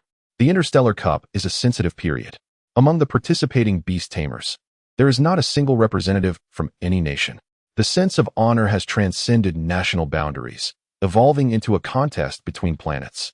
Qiao Sang continued to scroll down, her gaze soon pausing on one particular trending topic. Amidst the plethora of Interstellar Cup discussions, one entry appeared strikingly out of place. A-class wanted notice. The most handsome fugitive. Qiao Sang clicked to read more. She vowed that it was certainly not the allure of the words most handsome that compelled her to do so. The man on the wanted poster is devoid of any beautifying filters, possessing pale, cold skin, and deep-set eyes that resemble profound phoenix orbs, cold as a frigid pool, akin to stagnant water. His crimson lips are tightly pressed together, exuding an aura that discourages approach, yet it is undeniable that he boasts an extraordinarily handsome visage. Among the list of fugitives, he certainly merits the title of the most handsome. Qiao Sang's gaze descended further. Zhou Xian, male, 28 years old, originally from Zhujiang, and his accomplices are accused of murdering researcher Qin Yusin and stealing confidential research materials. As she continued to read, Qiao Sang felt a momentary gasp. 5 million union coins. This man is worth a fortune. She couldn't help but glance back at the wanted notice several times. Being from the same province, should she happen to encounter him? Naturally, a person with such a bounty is perilous, but if she were to meet him, she could simply call the police without having to confront him herself. That way, she could also receive an informant's fee. Although the odds of such an encounter are akin to winning the lottery, one must always dare to dream. After committing his appearance to memory, Qiao Sang turned her attention to trending topics before delving into her study of water, grass, and flying-type companion beasts. In her mind, the priority order for her second companion beast is grass-type first, followed by water-type, with flying-type being the least favored. Grass-type companion beasts are self-explanatory, aside from their expense. They have no flaws. Water-type beasts, however, are scarce in their ability to fully unleash their potential on land, yet they may possess healing abilities, which is currently what Qiao Sang desires. Finally, the flying-type companion beast merely serves to fulfill her wish to soar into the skies. Chapter 73. Where lies the difference? Among these 3 types of companion beasts, there are numerous options priced below 500,000. However, Obtaining one that inherently possesses healing abilities is quite a challenge. It is not to say that there are no creatures available at this price point. Rather, those that meet both the price criteria and possess the rare healing abilities have largely been preemptively reserved by insiders or official entities. Consequently, ordinary beast tamers, lacking connections or channels, are left to settle for alternatives. The survival rate significantly increases with such creatures, providing a shortcut for those aspiring to become healers or medical practitioners. Among these creatures, those of the grass type dominate. In a scenario where many desire but cannot attain them, the price of grass-type creatures has consequently surged, inadvertently elevating the value of others that lack inherited healing abilities. For instance, Bayunmu's golden silk vine was bequeathed to her due to her father's long-standing tenure in a government position. Thus, despite the generally gentle nature of grass-type creatures, they are seldom recommended for novice beast tamers. The prospect of acquiring a creature with inherited healing skills is virtually unattainable. Qiao Sang redirected her attention to those creatures capable of learning healing skills through training. There exists a considerable number of such creatures. Yet when considering those with high potential and significant evolutionary ceilings, the selection narrows considerably. After 2 hours of diligent research, Qiao Sang finally identified 3 candidates: cherry cotton, water lantern crocodile, and fluffy bird. Provided that cherry cotton and water lantern crocodile possess adequate aptitude, with dedicated training, they are likely to master 1 or 2 healing techniques. Meanwhile, fluffy bird boasts a body as soft as cotton. Evolved from it, the white disease bird has similarly retained its supple physique, boasting remarkable speed among its peers in the flying beast category. The experience of riding it can only be described as extraordinary. Most importantly, the prices of the 3 beasts are all within the range of 480,000 to 500,000 Alliance coins. The exchange vouchers for beast eggs provided by the 100 new contest are for one-time use only, regardless of whether the egg S value is 100,000 or 500,000. The principle remains the same. Therefore, it is only logical to select the more expensive option. Once she made her decision, Qiao Sang closed her computer, completed her evening routine, and lay down on her bed with her hands clasped behind her head, gazing at the chandelier above. She listened to the playful sounds of the fire-toothed dog frolicking with the fat pigeon in the living room. Her thoughts began to drift as she contemplated her upcoming tasks. Today is only July 5th. Song Yuan mentioned that filming would commence on the day of signing the contract, emphasizing the need to capitalize on the momentum of the 100 new contest for early promotion. This means she would have little to do after July 8th. Perhaps she could return to her hometown a bit earlier. The playful sounds in the living room soon subsided, and the door to her room creaked open. Upon seeing that her beast master was still awake, the fire-toothed dog joyfully leaped onto the bed in just a few bounds. It nestled comfortably in Qiao Sang's embrace. Seeking a cozy spot to drift off to sleep, Qiao Sang felt a wave of satisfaction. Her efforts over the past month had not been in vain. How obedient the fire-toothed dog had become compared to its earlier disposition. The 3 types of beasts she selected all possessed gentle temperaments, and once they hatched, they would surely coexist harmoniously. The more she pondered, the brighter the future seemed. Before sleeping, she habitually checked the Beastmaster's manual, and upon doing so, she was taken aback. Name: Fire-Toothed Dog. Attribute: Fire. Level: Beginner, 192-1000. First trait: Fierce Flame level, D, 1-500. Status: Difficult to utilize. Description: When health is below 1-4, potential can be unleashed, doubling fire-type skill effectiveness and speed.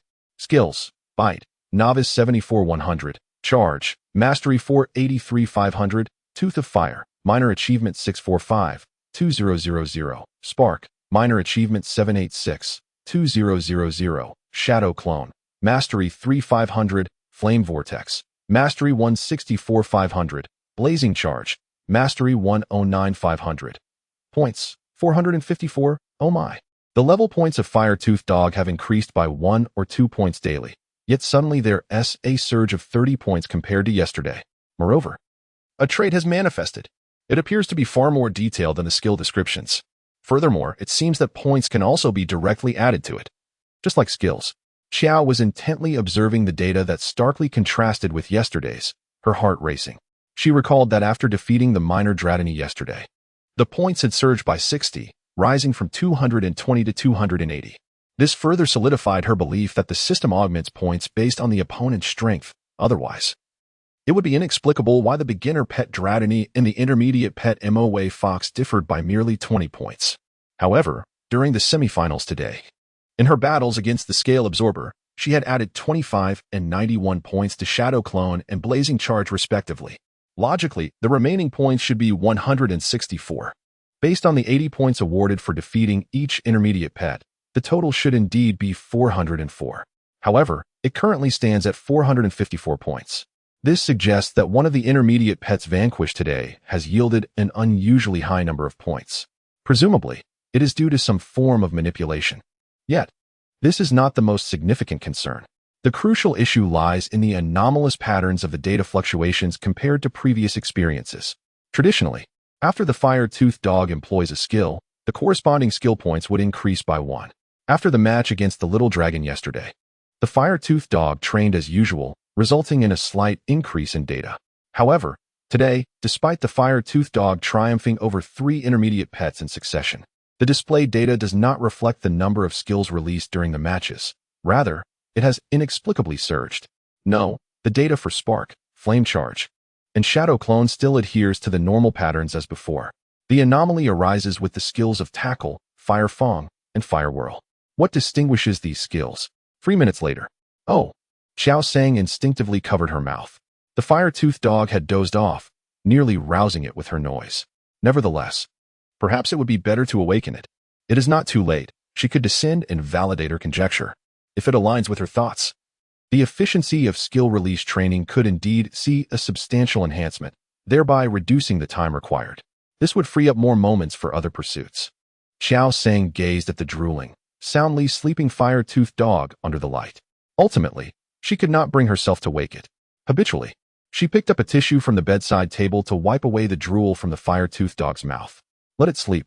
It will awaken when the dawn arrives, and I shall rouse it then. There is no need for haste. The following morning, the fire-toothed dog sat at the edge of the bed, gazing at Qiao Sang, its master, who was still ensconced in slumber. How could this beast-master sleep so soundly? Should it rouse her? It was already feeling the pangs of hunger. Chapter 74. A major client an hour passed. Unable to bear the gnawing hunger any longer, it leapt onto the bed and nudged the covers with its mouth. Ya. The fire-toothed dog endeavored to awaken its master. Just let me sleep a little longer, Qiao Sang mumbled, turning over in a daze. Upon hearing this, the dog hesitated, then gently pulled the covers back over her. 40 minutes later, the fire-toothed dog jumped onto the bed once more, lifting the covers again. Ya. Just let me sleep a little longer, just a. At the dining table, the fire-toothed dog finished the last morsel of its energy meal, contentedly patting its belly with its paw. Since the onset of the holidays, Qiao Sang had taken the opportunity to learn from her mother how to prepare 2 different flavors of energy meals, both of the simplest kind. As long as the proportions of the ingredients were correct, they could be chopped, mixed, and enhanced with a touch of energy gel to complete the dish. The process was somewhat akin to making a salad. Each time Qiao Sang prepared a meal, the fire-toothed dog graciously consumed half. This time, having finished the entire energy meal, it was evident that it had been quite starved. Yabao, a young lady's visage is of great importance, henceforth. Refrain from jumping up indiscriminately, do you understand? Qiao Sang admonished earnestly. The fire-toothed dog tilted its head, blinking its glistening eyes in response. Ya? Qiao Sang comprehended its meaning and explained, Yabao is your name, which was just given yesterday. Have you forgotten? Fire-toothed dog recalled this and promptly responded with an agreeable tone. Qiao Sang, still haunted by the sensation of being pressed upon in the morning, found solace in the obedient demeanor of fire-toothed dog. She reassured herself that it was fortunate to have made a contract with fire-toothed dog, whose body was soft and pliable. Had it been a Taijin stone, she feared she might have been left disfigured. At 9:45 a.m., in a shaded area beneath the Qingqing Jiyuan residential complex, Qiao Sang instructed, first, use Shadow Clone, then have all the clones employ Firetooth. After much contemplation the previous day, she concluded that the issue likely stemmed from the Shadow Clone technique. All data follows a traceable path. Firstly, there was no problem with Fire-Toothed Dog's level increasing by 30 points in a single day. This was evident from the past instances when consuming red shui fruit had elevated its level. In a normal nurturing environment, Fire-Toothed Dog could indeed thrive. Moreover, even without the red shui fruit, it consistently gained 1 or 2 points daily. Given that Fire-Toothed Dog had engaged in a fierce battle with the control scale yesterday, which had also triggered its special ability for the first time, it was not surprising that it experienced growth from that match. The only skills that showed different data were Tackle, Fire-Tooth, and Flame Vortex, notably altered because yesterday, Fire-Toothed Dog's shadow clone had utilized these techniques. Assuming her hypothesis was correct, it was merely a matter of not checking the Beastmaster Codex promptly after the daily matches. Instead, waiting until after Fire-Toothed Dog completed its training before reviewing the data at bedtime. This led her to believe that all the fluctuations in data were a result of the training. The Firehound nodded and immediately complied. A total of 7 shadow clones, along with the original, collectively unleashed the Fire Fong. Qiao Sang accessed the Beastmaster Compendium. Fire Fong, minor progress 653-2000. Although she had already surmised that her conjecture was correct. Witnessing the value shift from 645 to 653 elicited an uncontrollable shout of excitement from Qiao Sang. Nearby, a 4 or 5-year-old boy, who had come specifically to observe the Firehound, was startled and ran to his mother in tears. The boy's mother, seated on a long bench within the community, looked on from a distance, mistakenly believing her child had been frightened by the Firehound. I told you that fire-type beasts are quite fearsome. Let us see if you dare to approach them casually again. The Firehound's nose twitched, suddenly feeling a bit itchy. At 2:45 p.m., Qiao Sang, accompanied by the Firehound, took the subway to the Hangang Beast Base. Throughout various districts of Hangang City, there are specialized bases for breeding beasts, and numerous individual vendors sell beast eggs. However, the most prosperous and popular remains the Hangang Beast Base. The vouchers for beast eggs awarded in the Baixing competition are also redeemable exclusively at this base. The last time she visited, she arrived early and happened upon the place just as it opened, finding it relatively empty. This time, upon entering, Qiao Sang immediately sensed a marked difference from her previous visit. The reception hall wasn't particularly crowded, yet most attendees were engaged in conversations, typically in pairs. As Qiao Sang glanced around, she noticed that each group of conversing individuals was attended by a staff member dressed in professional attire. As she contemplated inquiring at the service area, a woman in her 20s, clad in professional attire, approached her. "Good day, may I ask if you have an appointment?" The staff member greeted her with a radiant smile, exhibiting no condescension towards Qiao Sang, despite her youth. Being part of the largest pet facility in Hangang City, the personnel undoubtedly possessed the acumen to discern individuals. It was not merely about adjusting their demeanor based on the visitor. Rather, they were equipped with a keen ability to recognize character. The girl before her, though young and dressed plainly, cradled a Fire-Toothed Dog in her arms, and her composed demeanor suggested she was no ordinary child. While it was uncommon for someone to visit the facility alone, the presence of the Fire-Toothed Dog indicated that the girl might already have a beloved pet, prompting her early arrival to finalize her reservation. The staff member leaned towards the latter assumption. Revitalized by the prospect of a potential sale rather than just an appointment, the staff member inquired eagerly, "Do you have a particular pet egg in mind?" "Yes, I would like to see the Sakuraji cotton," Qiao Sang replied. Not only was she a prospective client, but she also appeared to be a significant one. If she indeed made a purchase, the month's sales targets could be met ahead of schedule. Just as the staff member was about to lead Qiao Sang into the facility, someone called her name from behind, beckoning her over. It dawned on the staff member that the previous client had yet to be attended to. However, she couldn't simply let the opportunity slip away without a fight. The staff member swiftly devised a plan to manage the situation. She formed a hand seal, summoning forth a vibrant blue butterfly, and said, "Miss, let it accompany you as you explore the base. I shall join you as soon as I am finished here." The bond between a beast master and their companion creatures entails a mutual sense of awareness. As the cerebral domain expands, this awareness can reach greater distances. Naturally, Qiao Sang had no objections. With no other pressing matters to attend to, a tour of the base's surroundings seemed quite delightful. The blue butterfly twirled gracefully in place, and under its guidance, Qiao Sang cradled the Fire-Toothed Dog as they entered the passageway of the pet base. Chapter 75. The treasure-seeking ghost. The pet base was a labyrinth of passages, each leading to multiple diverging routes at their ends, rendering it a complex maze. Without someone familiar with the terrain to lead the way, one could easily become lost. The blue butterfly, well acquainted with the layout, darted ahead without hesitation, guiding them through one of the paths.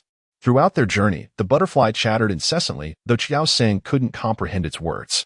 However, The fire-toothed dog seemed to engage in delightful conversation with it. From the dog's responses, Qiao Sang could vaguely infer the butterfly-esque dialogue, likely affirming mutual origins. You came from here too? Yes, indeed. So did I. After navigating 3 turns and traversing 2 areas, they finally arrived at the destination the blue butterfly intended to show them, the activity hall. The interior resembled a courtyard, and at first glance, it became evident that, aside from dragon-type and fairy-type creatures, a variety of other attributes were represented.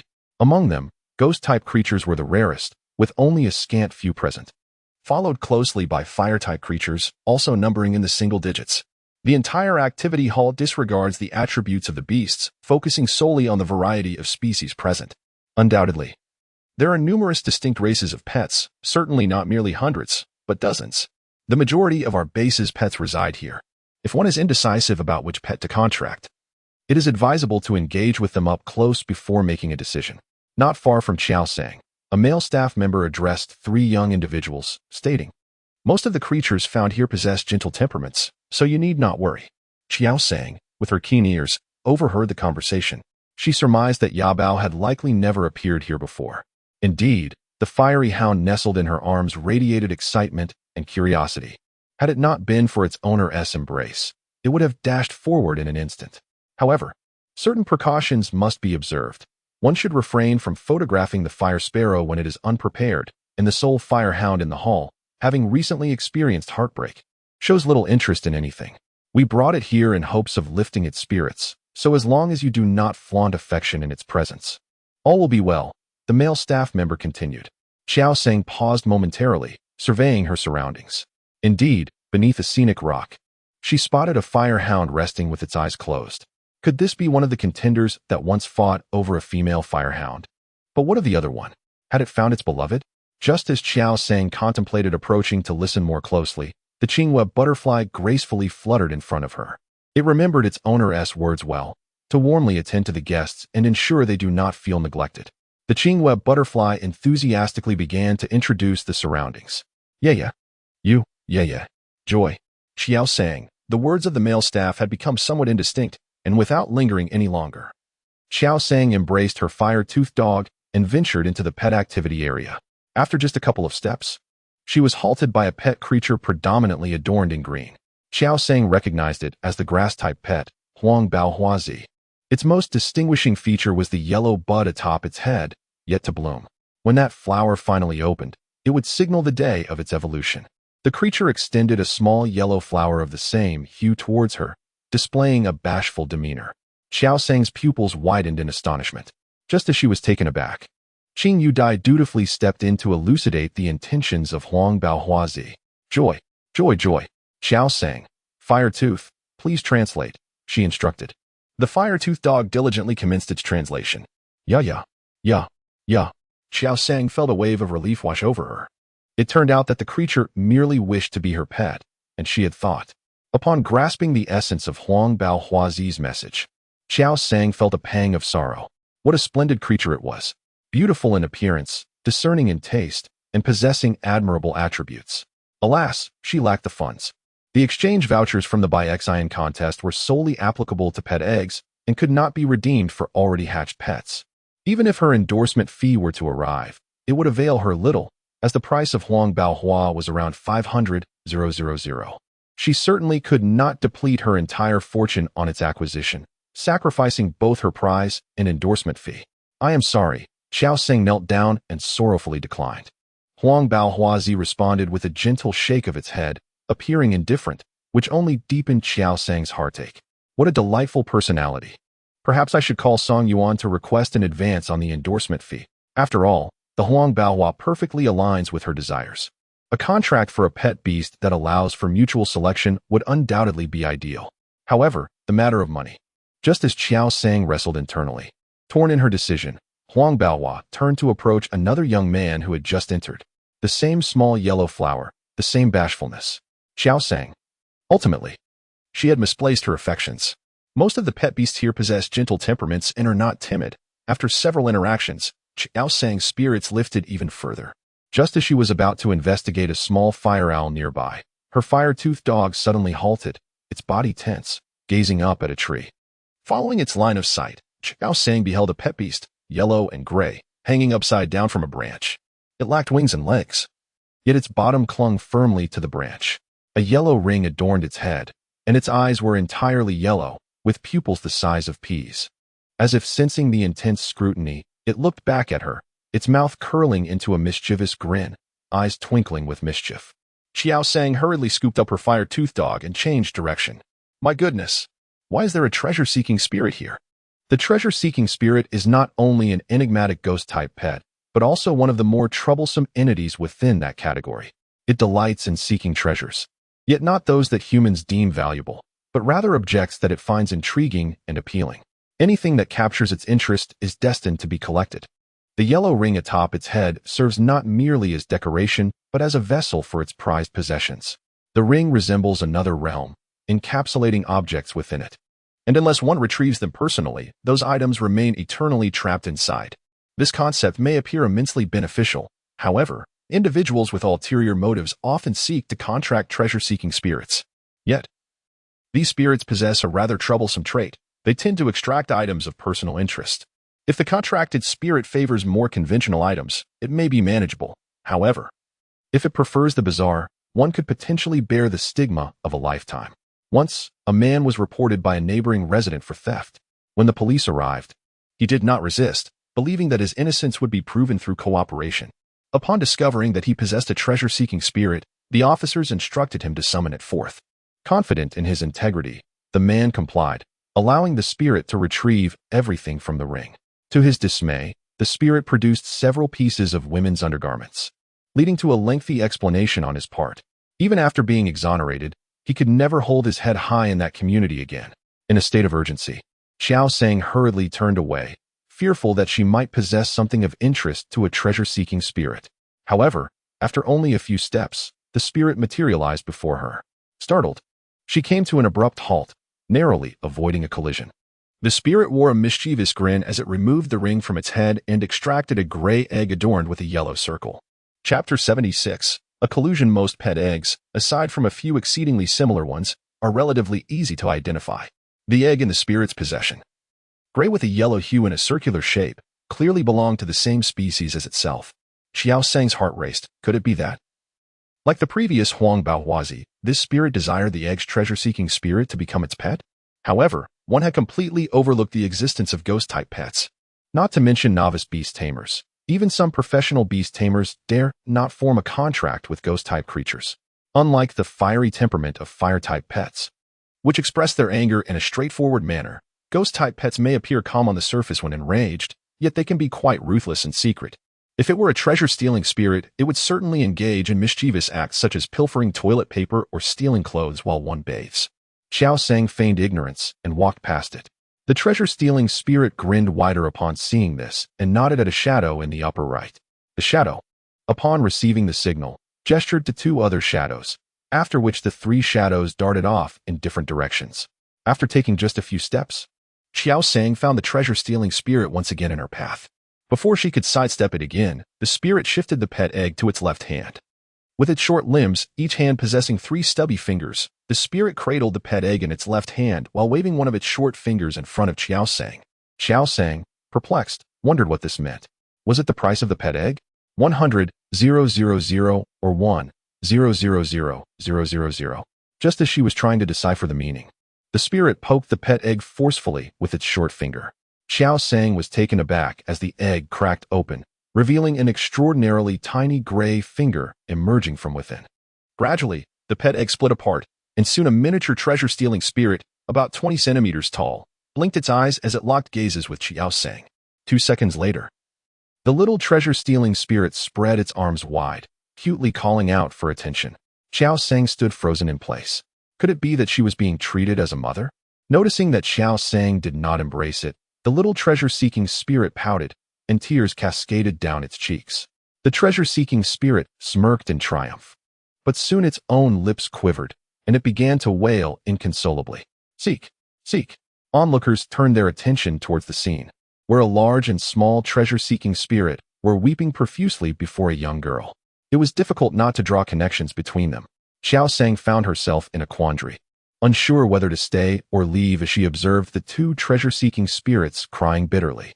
The little treasure-seeking spirit, just born and yet to absorb any nourishment, cried genuinely, as if it had suffered a great injustice.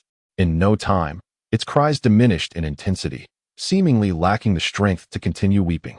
A sudden impulse struck Qiao Sang, and she gently placed the fire-toothed dog down, cradling the little spirit instead. Fire-toothed dog. The little treasure-seeking spirit immediately ceased its crying, though tears still shimmered in its eyes. The larger treasure-seeking spirit continued to sob loudly. Before long, a male staff member with golden hair approached, inquiring, "What happened here?" The treasure-seeking spirit floated before the staff member, showcasing its broken shell while glancing back at Qiao Sang, tears streaming down its face. Seek, seek, seek. Qiao Sang. With this display, what was there to misunderstand? This treasure-seeking spirit was clearly attempting to feign injury. Suddenly, she felt the little treasure-seeking spirit in her arms was unusually warm. The golden-haired staff member quietly observed the treasure-seeking spirit's performance. Having worked here for 3 years, he was not only familiar with the creatures of the base, but also possessed a fair understanding of their behaviors, especially the pets that remain unsold at the base. Ghost-type pets are not only costly, but also possess peculiar temperaments, making it rare for beast tamers to be willing to pay a premium to contract them. As the least popular pets, they often resort to various tactics to compel the beast tamers they find appealing, or their kin, to form contracts with them. The treasure-seeking spirit before us has engaged in this scheme more than once, each time falsely accusing the beast tamers of damaging the soon-to-hatch pet eggs. Most pets determine their fate at first glance, developing an attachment and affection for the first creature they see upon birth. The treasure-seeking spirit is no exception. This particular spirit deliberately targets female beast tamers, as they are often more tender-hearted and cannot bear to see a young pet cry. If the encountered female beast tamer happens to have the means to purchase, it might indeed succeed in its cunning plan. The base is also pleased to see this, as they readily assist in promoting the young pets whenever this treasure-seeking spirit engages in such antics. After all, if it succeeds, it is a win-win situation. "Miss, may we speak outside?" inquired a staff member with blonde hair. Noticing the increasing crowd gathering, Qiao Sang agreed. The two made their way to an office where a middle-aged man, around 50 and clad in work attire, was seated. The moment the middle-aged man laid eyes on the two treasure-seeking spirits, he understood everything. Although both staff members were well aware of the situation, the blonde-haired employee still pretended to report. The middle-aged man cleared his throat and said, "Miss, this pet egg has already been reserved by one of our customers. If you proceed like this, it will be difficult for us to sell." Most beast masters who purchase pet eggs do so with the hope that their first sight upon hatching will be their own face. However, in this day and age, it is all too common for the first glimpse to be of another, making the likelihood of returns rather high. Qiao Sang understands this, but it does not imply that she must bear the brunt of the situation. "You may review the surveillance footage. It was not I who shattered this egg, but rather this treasure-seeking spirit who deliberately punctured it before me," she asserted, gesturing towards the nearby treasure-seeking spirit. Sun, the spirit protested, shaking its head in a display of innocence, its expression one of unjust accusation. The middle-aged man remarked, "Then let us examine the surveillance." He was aware that the treasure-seeking spirit had made thorough preparations. Qiao Sang turned to look at the seemingly innocent spirit, astonished to discover it had an accomplice. "Miss, are you here to purchase a pet?" The middle-aged man refrained from addressing the matter of the surveillance footage. A flicker of delight crossed his face. Though he did not yet speak, Qiao Sang continued, "I intend to buy a Sakura cotton." The man's expression faltered momentarily before he earnestly replied, "Allow me to speak candidly. Ghost-type pets are more marketable while still in egg form. Once they have hatched, it becomes exceedingly difficult to sell them. The treasure-seeking spirit possesses greater strength than the Sakura cotton. Just look at how fondly this little treasure-seeking spirit regards you. Would you not consider a trade?" This statement was a blend of truth and falsehood. The latter half held a kernel of truth, while the former was misleading. In reality, ghost-type pets are quite difficult to sell even as eggs, not solely due to their temperament, but also because of their pricing. The elusive nature of ghost-type pets makes them hard to acquire, and their formidable strength, being primarily vulnerable only to fellow ghost types and dark types, naturally results in a higher price compared to ordinary pets. Nevertheless, in a market where selling them proves arduous, it is not uncommon for prices to be slashed. Even if the price has dropped, it is indeed true that no beastmaster is inclined to make a purchase. Qiao Sang lowered her gaze and noticed the little treasure-seeking spirit gazing at her with its large, watery eyes, as if fearing she might let go. A tremor ran through her heart. Deception, mere illusion, this was all a facade. Chapter 77. Racial limitations, reflecting on the numerous cautionary tales of those who had been thrust into the spotlight by ghost-type pets. Not to mention today's unfortunate encounter with the treasure-seeking spirit, along with the 3 ghost-type pets that conspired to obstruct the surveillance, was enough to serve as a stern warning. With a resolute expression, Qiao Sang was about to decline when the treasure-seeking spirit, ever perceptive, sensed her intentions. It took a step back, pinched its own cheek, and let the corners of its mouth droop. Then, it floated before Qiao Sang, tears the size of beans falling silently from its eyes. This time, it did not wail. It simply allowed the tears to cascade down. Qiao Sang was momentarily taken aback, instinctively feeling that it was about to pull some trick.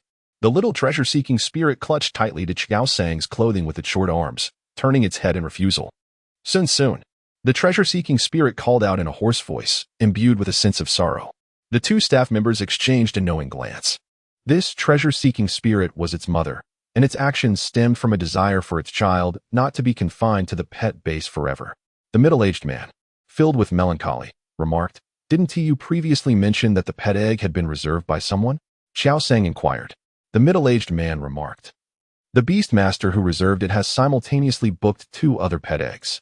It is uncertain whether they are intended as gifts or for other purposes. After all, as a mother, it is only natural to be apprehensive about entrusting her child to an unknown individual," explained the staff member with golden hair. This, of course, was a fabrication. He merely recounted experiences derived from other beasts.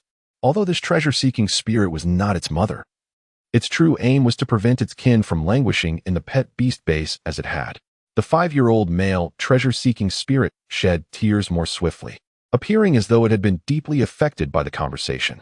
Qiao Sang pondered, "Why is she so incredulous?" observing the girl's indifference.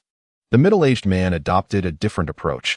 The treasure-seeking spirit has been confirmed to possess the potential for evolution to the emperor level. While the current instances of Sakura cotton have only reached the king level, are you certain you will not reconsider? It must be said that the middle-aged man struck a chord. The emperor-level beasts correspond to the standards of an A-class beastmaster, whereas the king-level beasts are the primary requirement for becoming a B-class beastmaster. Naturally, even if the growth ceiling of the Sakura cotton species is king level, it does not imply that all beastmasters can cultivate it to that degree. Typically, a beastmaster's energy and resources are limited, and the innate talents of contracted beasts cannot all be exceptional. Among 10,000 contracted Sakura cotton beastmasters, it would be considered a significant probability if even one could nurture it into a king-level beast. Most individuals who contract Sakura cotton do not take its growth ceiling into account, but Qiao Sang must, for she possesses a golden finger. With this golden finger, she could very well raise a pet beast of modest talent to its racial limit. However, whether this golden finger could enable the pet beast to transcend its racial ceiling remained uncertain. After all, the issue of surpassing the growth limit for each race, a matter that pertains to the essence of life, has consistently been a focal point of research for the Alliance, and such matters are not easily resolved. Her initial desire to form a contract with the cherry blossom cotton was driven by its healing abilities, aimed at enhancing her chances of survival in the wilderness. Ultimately, the goal was to bolster her strength. To her surprise, she had neglected this consideration while selecting her pet beast yesterday. "What about the water lantern crocodile?" Qiao Sang inquired. The middle-aged man sighed inwardly. This girl possessed a strong will and clearly came with a decision in mind. It seemed the treasure-seeking spirit had indeed chosen the wrong person this time. "It is also of royal rank," the middle-aged man replied earnestly. Qiao Sang then asked, "What about the cotton bird?" She pondered thoughtfully. The little treasure-seeking spirit, sensing its exclusion, pouted and unexpectedly burst into tears. This startled the treasure-seeking spirit, causing it to forget its pretense, momentarily believing that its previous emotional display had been too genuine. Qiao Sang's gaze shifted to the little treasure-seeking spirit. Though it was a ghost-type pet beast, it certainly did not belong to the malevolent category. In fact, if ghost-type pet beasts were not so inclined towards mischief and possessed more normal temperaments, they would likely be the choice of many. This little treasure-seeking spirit appeared endearingly soft and cuddly, entirely devoid of any eccentric traits. Just as this thought crossed her mind, the little treasure-seeking spirit abruptly ceased its weeping, lifted its head, and gazed at Qiao Sang with tear-streaked eyes, then sweetly called out. Sun's expression was peculiar, as if this little treasure-seeking spirit could intuitively grasp her innermost thoughts. After finishing its laughter, the spirit's gaze shifted towards the doorway, seemingly observing something. A sense of unease gripped Qiao Sang's heart. She couldn't shake the feeling that the spirit's behavior was unusual. Following its line of sight, she found nothing. "Miss, if you are interested in high-tier pets, you might want to consult Xiao Lu," remarked a middle-aged gentleman. The blonde-haired staff member, Xiao Lu, nodded in agreement. Upon hearing this, the treasure-seeking spirit pouted, realizing that the people at the base were no longer assisting it. It reached out, intending to embrace the little spirit and depart. This time, the little spirit did not evade, for its attention remained fixated on the doorway. Only after the little spirit separated from Qiao Sang did it realize. Pouting as if on the verge of tears. At that moment, the door was suddenly swung open. "Miss, what brings you here?" inquired the female staff member, her gaze fixed on Qiao Sang. "You," exclaimed Qingyue Dai, who had been largely unnoticed, joyfully fluttering to the side of the female staff member. The treasure-seeking spirit, cradling the little spirit, had already floated to the entrance. "Wait," Qiao Sang called out abruptly. The treasure-seeking spirit halted and turned, tentatively gesturing towards itself with one hand. "Sun?" "Yes, please do not leave just yet," Qiao Sang replied. The little treasure-seeking spirit blinked its large, watery eyes in her direction. Qiao Sang could distinctly feel her heart racing. She was both excited and anxious, though her outward demeanor remained composed. How much for this little treasure-seeking spirit? The three individuals present were taken aback. The middle-aged man responded. 760,000. Qiao Sang remained silent, her brow slightly furrowed. "I can offer you a 20 discount," the middle-aged man promptly stated. "How about a 40 discount?" Qiao Sang interjected. The man was taken aback yet elated, although he could not fathom the reason behind the girl's sudden change of heart. It was evident that she was intent on purchasing the little treasure goblin. However, the price she proposed seemed rather steep. Before he could further probe the price, the young woman produced a voucher from her pocket and placed it on the table. It was a 500,000 yuan exchange voucher for a pet egg. The little treasure goblin was likely still within the egg, yet it seemed that the goblin was intent on clinging to her, deliberately damaging the pet egg in her presence. "Initially, when you invited me to the office, it was presumably to persuade me to buy it. My Firefang dog was purchased from your base, making me a loyal customer, and your current approach is quite disappointing. The three ghost-type pets that appeared on the surveillance footage are not new to this sort of behavior, and I believe that if this were to become public knowledge, it would not reflect well on your establishment. If possible, I would like to exchange this voucher for the little treasure goblin, and I promise to keep the events that transpired here confidential. Oh, I almost forgot to mention. This voucher is a reward I received for winning first place in the By Xian competition. Have you heard of it? The competition concluded just yesterday, and I believe my announcement will attract considerable attention." The little treasure goblin was momentarily stunned by her words. The middle-aged man thought to himself, shouldn't they be the ones eager to sell the little treasure goblin? Why did it now seem as though they were compelled to part with it? 20 minutes later, Qiao Sang emerged from the Hong Kong pet base, cradling her Firefang dog, with the little treasure goblin perched atop her head. Chapter 78. Dual attributes. Everyone was both astonished and hesitant to approach. No one could believe that such a small child could command two types of creatures. As a result, no one dared to step within 3 meters of Qiao Sang. In Qingcheng Jiyuan, Building C, Room 606, Qiao Sang addressed the two creatures before her. "We are all family now. You both must learn to coexist harmoniously, understand?" The fire-toothed dog regarded the little treasure ghost with a wary expression. "Yao Bao, there's no need to be so frightened. It has only just hatched. And you witnessed its emergence from the egg, didn't you?" Qiao Sang chuckled. She could empathize with the fire-toothed dog's apprehension. Ever since watching a horror film, it had been particularly sensitive to ghost-type creatures. Today, at the creature base, it was the first to notice the treasure ghost dangling from a tree. If the little treasure ghost could help the fire-toothed dog gain a better understanding, it might alleviate its aversion to ghost-type creatures, thus sparing them from unnecessary visits to haunted houses in the future. After all, how could one compete against beast masters with ghost-type creatures while being in such a state of alarm?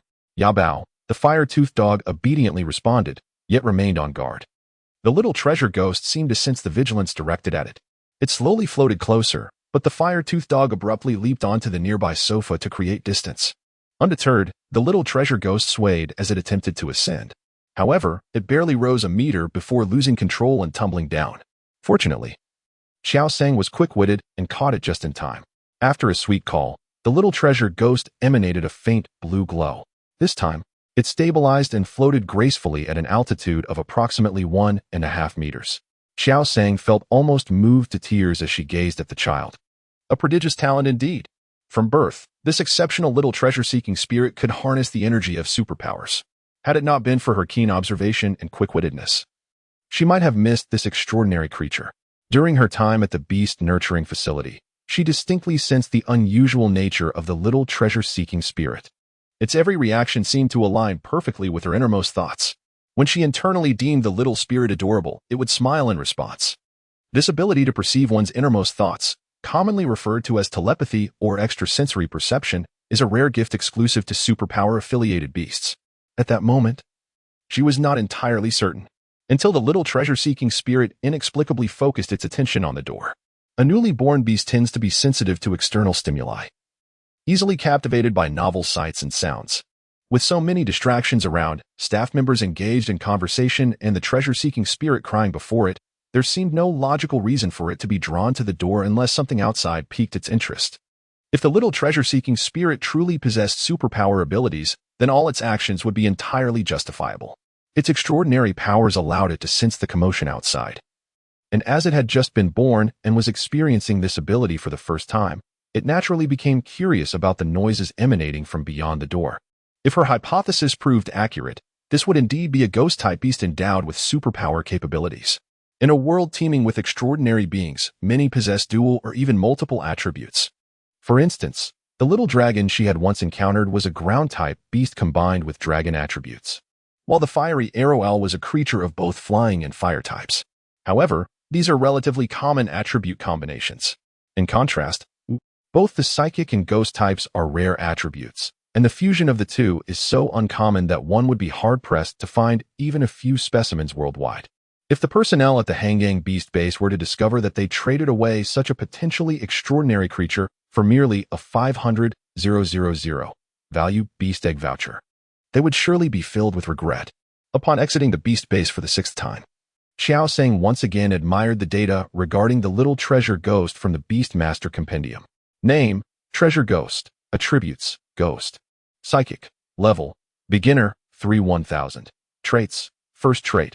Absorption, Level, C, 2-1000. Status, Available. Description, Capable of absorbing all physical objects using a ring.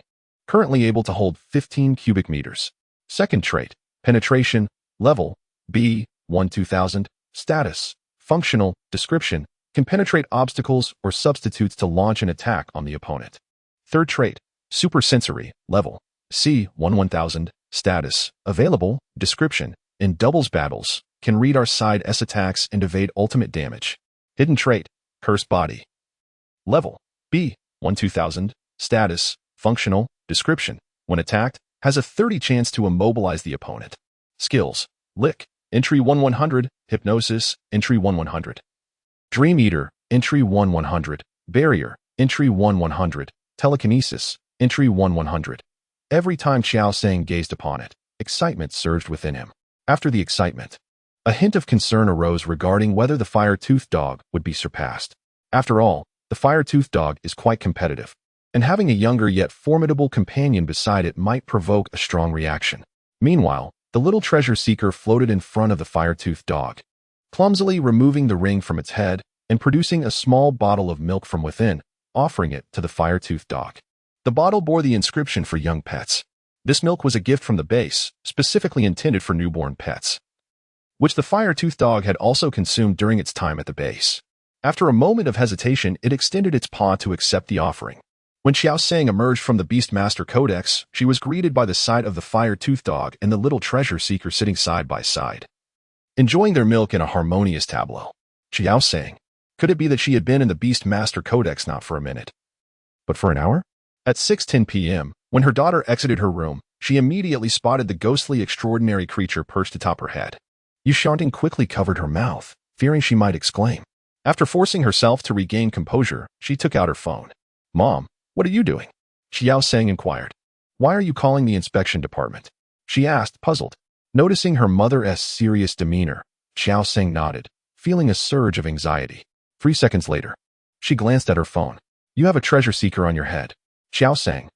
"Mom, this is the pet I just contracted today. I told you." Yu Xiangting paused, then raised her voice in disbelief. "What did you say?" She carefully lifted the little treasure seeker from her head and introduced it, saying, "Treasure seeker, this is my mom." The treasure-seeking spirit sweetly called out to Yi Xiangting. After processing this news, Yi Xiangting appeared calm and inquired, "Can your beast taming codex now contract a second pet?" Qiao Sang, understanding that seeing is believing, directly showcased the little treasure-seeking spirit in front of her mother, summoning it in and out with the codex. Witnessing the gray star array and the vanishing spirit, Yi Xiangting had no reason to doubt. "Mom, what are you doing?" Qiao Sang asked. She reminded, "You haven't tea eaten yet." Her mother's voice echoed from the room. "Wait a bit longer." Qiao Sang remained silent. Chapter 79. Filming at 7:45 p.m., Qiao Sang sat at her desk, planning the remaining time of her summer vacation. It was only July 6th. And based on previous years, high school typically commenced in early September. There was still over a month and a half left. The points for her fire-toothed dog had already reached 456. If all were added to its level, and considering a normal increase of 2 points per day, it would take nearly 176 days to evolve. Regarding its fierce fire attribute, she had attempted to activate it that morning. Yet it could not be used with the same reliability as a skill. She had also conducted some research on attributes. The League evaluates attributes from level E to S, encompassing 6 levels in total. This assessment does not hinge on usefulness, but rather on the mastery of the attribute S application. It is somewhat akin to gauging the proficiency of a skill. For instance, a compulsory attribute, such as rain sleep under the moon grass, is inherently an E-level attribute. Immutable due to its lack of self-control. Many seasoned beast masters consider the traits of their contracted creatures. Qiao Sang believes that the classification of these traits in the Beast Master Manual likely adheres to the standards set by the Alliance. If the blazing fire trait of the fire-toothed dog requires points or unfavorable conditions to be activated, she thinks it prudent to set it aside and allow things to unfold naturally. After all, if future battles hinge on the need for blazing fire to turn the tide, she doubts her competence as a beast master. Regarding skills, she conducted an experiment in the morning, being confined to the community. The fire-toothed dog could only practice Fire Fong using its clone. Attempting to train other skills simultaneously would likely lead to complaints from the residents resting downstairs. With 5 clones, she managed to unleash Fire Fong 40 times. This represents the current limit of energy within the fire-toothed dog. A significant improvement from the initial days when it could only manage about 20 releases after energy replenishment. The little treasure ghost is an unexpected addition. Originally, she anticipated that her second creature would still be an egg at this point. However, she does not reject such deviations from her plans. In fact, she welcomes the possibility of more surprises. The little treasure ghost is still a newborn pet.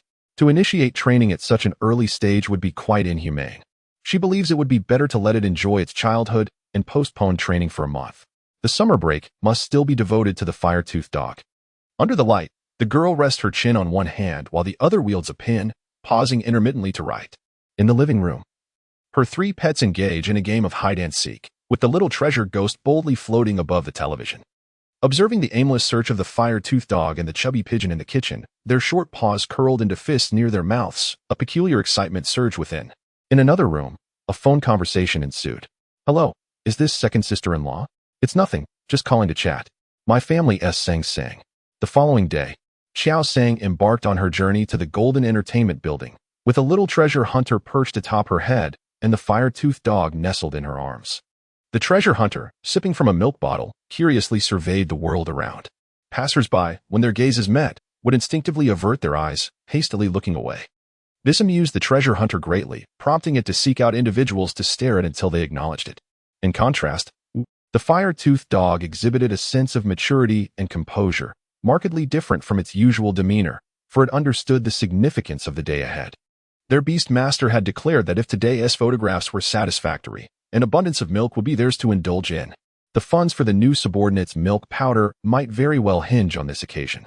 On the 18th floor of the Golden Entertainment Building, a young woman clad in professional attire knocked and reported, "President Song, the person you requested has arrived." "Let her in," commanded Song Yuan, as she grasped the pre-prepared contract. The young woman did not leave, instead standing there, appearing hesitant to speak. She recalled that her employer had scheduled a meeting with the winner of the By Xin competition. As they were to discuss a collaboration, she had thoroughly investigated Qiao Sang's background. A recent middle school graduate, she had been specially recruited to Shengshui Middle School and had won first place in the By Xin competition with her novice pet, the fire-toothed dog. However, the dossier made no mention of her possessing a treasure hunter. Could it be a wild, extraordinary creature? Should I report this to the boss? However, it seems there is no movement from the security downstairs. Do you have anything else to attend to? Song Yuan inquired. Nothing. After much contemplation, the young woman ultimately chose to trust the security. 30 seconds later, Song Yuan found herself momentarily stunned as she spotted Qiao Sang approaching, hesitating to greet her immediately. Instead, she picked up her phone and dialed a number. "Hello. Is this the inspection department? I have a wild ghost-type pet here, a treasure-seeking spirit, and the address is..." "Qiao Sang." Qiao Sang quickly interjected, "This is my newly contracted pet, Song Yuan." After a brief yet efficient exchange, Song Yuan finally hung up the phone. "I recall you just graduated from middle school," she remarked, her expression a mix of complexity. "Perhaps I am somewhat of a prodigy," Qiao Sang replied. Song Yuan. Suddenly, she felt disinclined to continue the conversation. After a moment's pause, she couldn't resist asking, "Why did you choose a ghost type for your second pet? You could have first contracted a more manageable pet, and, after a few years of strengthening your skills, considered a ghost type." Song Yuan was perplexed. In truth, she was not one to meddle in others' affairs. There were certainly exceptionally gifted children among her relatives, yet they all seemed rather ordinary in comparison to the girl before her. This sparked a sense of admiration within her. Given the girl's evident talent, she could undoubtedly pursue a career as a professional beastmaster. However, prematurely contracting a pet that was difficult to manage would only lead to wasted time spent on tidying up messes and engaging in a battle of wits with the pet. Moreover, there was the risk of dealing with some radical pets that might choose to sever their contract in a destructive confrontation. Regardless of how one contemplates, it is not the correct choice. It is often said that the thoughts of a genius diverge significantly from those of ordinary individuals. However, the children of her relatives appear quite typical. Qiao Sang sighed and remarked, "Alas, I do not wish for this, yet it is indeed a prodigy." Song Yuan. She undoubtedly should have refrained from speaking just now. The endorsements and photo shoots proceeded remarkably smoothly. The fire dog merely needed to model 3 new styles of sunglasses, consuming little time. The little treasure seeker observed the entire process with curiosity. It floated languidly before a recently removed pair of pink heart-shaped sunglasses, clumsily removing the circular ring from its head to place the sunglasses inside. Qiao Sang. She closely monitored the little treasure seeker, aware that one could not allow it to act recklessly due to its unique tendencies. Each treasure seeker is attracted to different items, and she wished to discern what captivated her own. To her surprise, it had chosen the sunglasses. Could it possibly share the same preferences as the fire dog?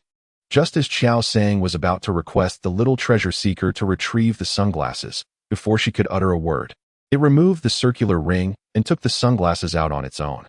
Qiao Sang felt a sense of contentment, believing that the little treasure seeker had intuitively grasped her thoughts. However, it then floated over to the recently photographed fire dog and offered the sunglasses to it. The fire dog, somewhat bashful, emitted a sound of acknowledgement. Qiao Sang, as the beast master of the 2 creatures before her. She was certainly aware of their exchange. She regarded the little treasure seeker with a bemused expression. Was that compliment sincere? There is an inexplicable sensation of a certain incongruity in the wisdom that belies one's age. Chapter 80. Returning home. At this moment, Song Yuan, who had been viewing the photographs nearby, approached and remarked, "The fire-toothed dog is quite impressive. Its photogenic quality is commendable." The fire-toothed dog wore an expression that suggested it was only to be expected. Everything was to ensure that it and its little brother were well fed and satisfied. Hence the need for earnestness. Before Qiao Sang could modestly downplay the compliment, Song Yuan continued, "Do remember to send me your account on Superblog. I will have the online store follow you. When the time comes, make sure to post the selected photographs." Superblog is akin to the Weibo of the past life, where trending topics are predominantly observed. Qiao Sang nodded, acknowledging that this was indeed a stipulation outlined in the contract. "By the way, ensure that your account is verified as the champion of the Baixin competition," Song Yuan advised. "Understood," Qiao Sang affirmed with a nod. Song Yuan glanced at the fire-toothed dog and the treasure seeker, ultimately unable to suppress her concern any longer. Have you made arrangements for which training institution you will attend during the summer vacation? Most diligent middle school graduates, having recently formed contracts with their pet beasts, aspire to get a head start before entering high school by entrusting their creatures, either partially or entirely, to specialized nurturing institutions. However, this often leads to an unintentional weakening of the bond between the beast and its trainer, which poses a significant issue for novice beast tamers who have not been in contract for long, especially when the creature contracted is a temperamental fire type. Song Yuan suspected that, given Qiao Sang currently had 2 pet beasts, she would likely entrust the fire-toothed dog to some institution. She intended to offer a gentle reminder, stemming from a place of goodwill. Song Yuan. Perhaps she was overthinking. After leaving the Golden Entertainment Building, Qiao Sang took her little treasure-seeking spirit to the Beast Center for household registration. The entire process drew the attention of passers-by, making her the center of attention in the lobby. The last time she brought her fire-toothed dog, she did not receive such treatment. Qiao Sang considered herself a low-key person, yet the fire-toothed dog preferred to stay outside, and with the little treasure-seeking spirit just born, it felt unkind to leave it in the Beast Hall. Under the gaze of the crowd, the household registration for the little treasure-seeking spirit was finally settled. July 8th, 9:20 a.m. Qitong Town is not very far from Hongang City, merely over 90 kilometers apart. Taking the high-speed train only takes half an hour, even faster than traversing within Hongang City. Now that she had money, Qiao Sang extravagantly purchased 2 tickets. On the high-speed train, the fire-toothed dog and the little treasure-seeking spirit sat by the window. Their little heads leaned together, excitedly gazing at the scenery outside, occasionally pointing with their paws to specific sights, engaged in animated discussions. Watching them, Qiao Sang felt an inexplicable sense of tranquility. The bond between her 2 pets was far more harmonious than she had anticipated. To her surprise, their relationship had rapidly developed after just 2 nights. As she took out her phone to capture a candid shot of her 2 pets from behind, her phone began to vibrate in her hand. Glancing at it, Qiao Sang was not surprised and answered, "Hello, Mom." This was the 3rd call since her mother left for work that morning. "Where are you?" "Just got on the train about 7 or 8 minutes ago." Qiao Sang understood well the reason behind her mother's frequent calls. In the second contract, the pet treasure-seeking spirit, my mother, though she does not express it verbally, is undoubtedly anxious deep down. If it were not for work commitments binding me, she would likely wish to accompany me for a few days back home.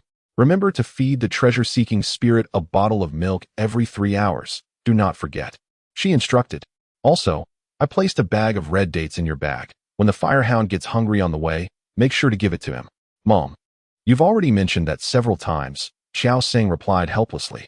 After a brief silence on the other end, her mother spoke again. Ahem, do you remember Aunt Wang from next door? After pondering for a while, Qiao Sang recalled who her mother was referring to. Aunt Wang, who had known her mother since childhood, had grown up alongside her. However, as they married and life progressed, their relationship had somewhat faded. They only gathered during the new year, and their conversations predominantly revolved around their children. Their ages were similar, and their children were of comparable ages.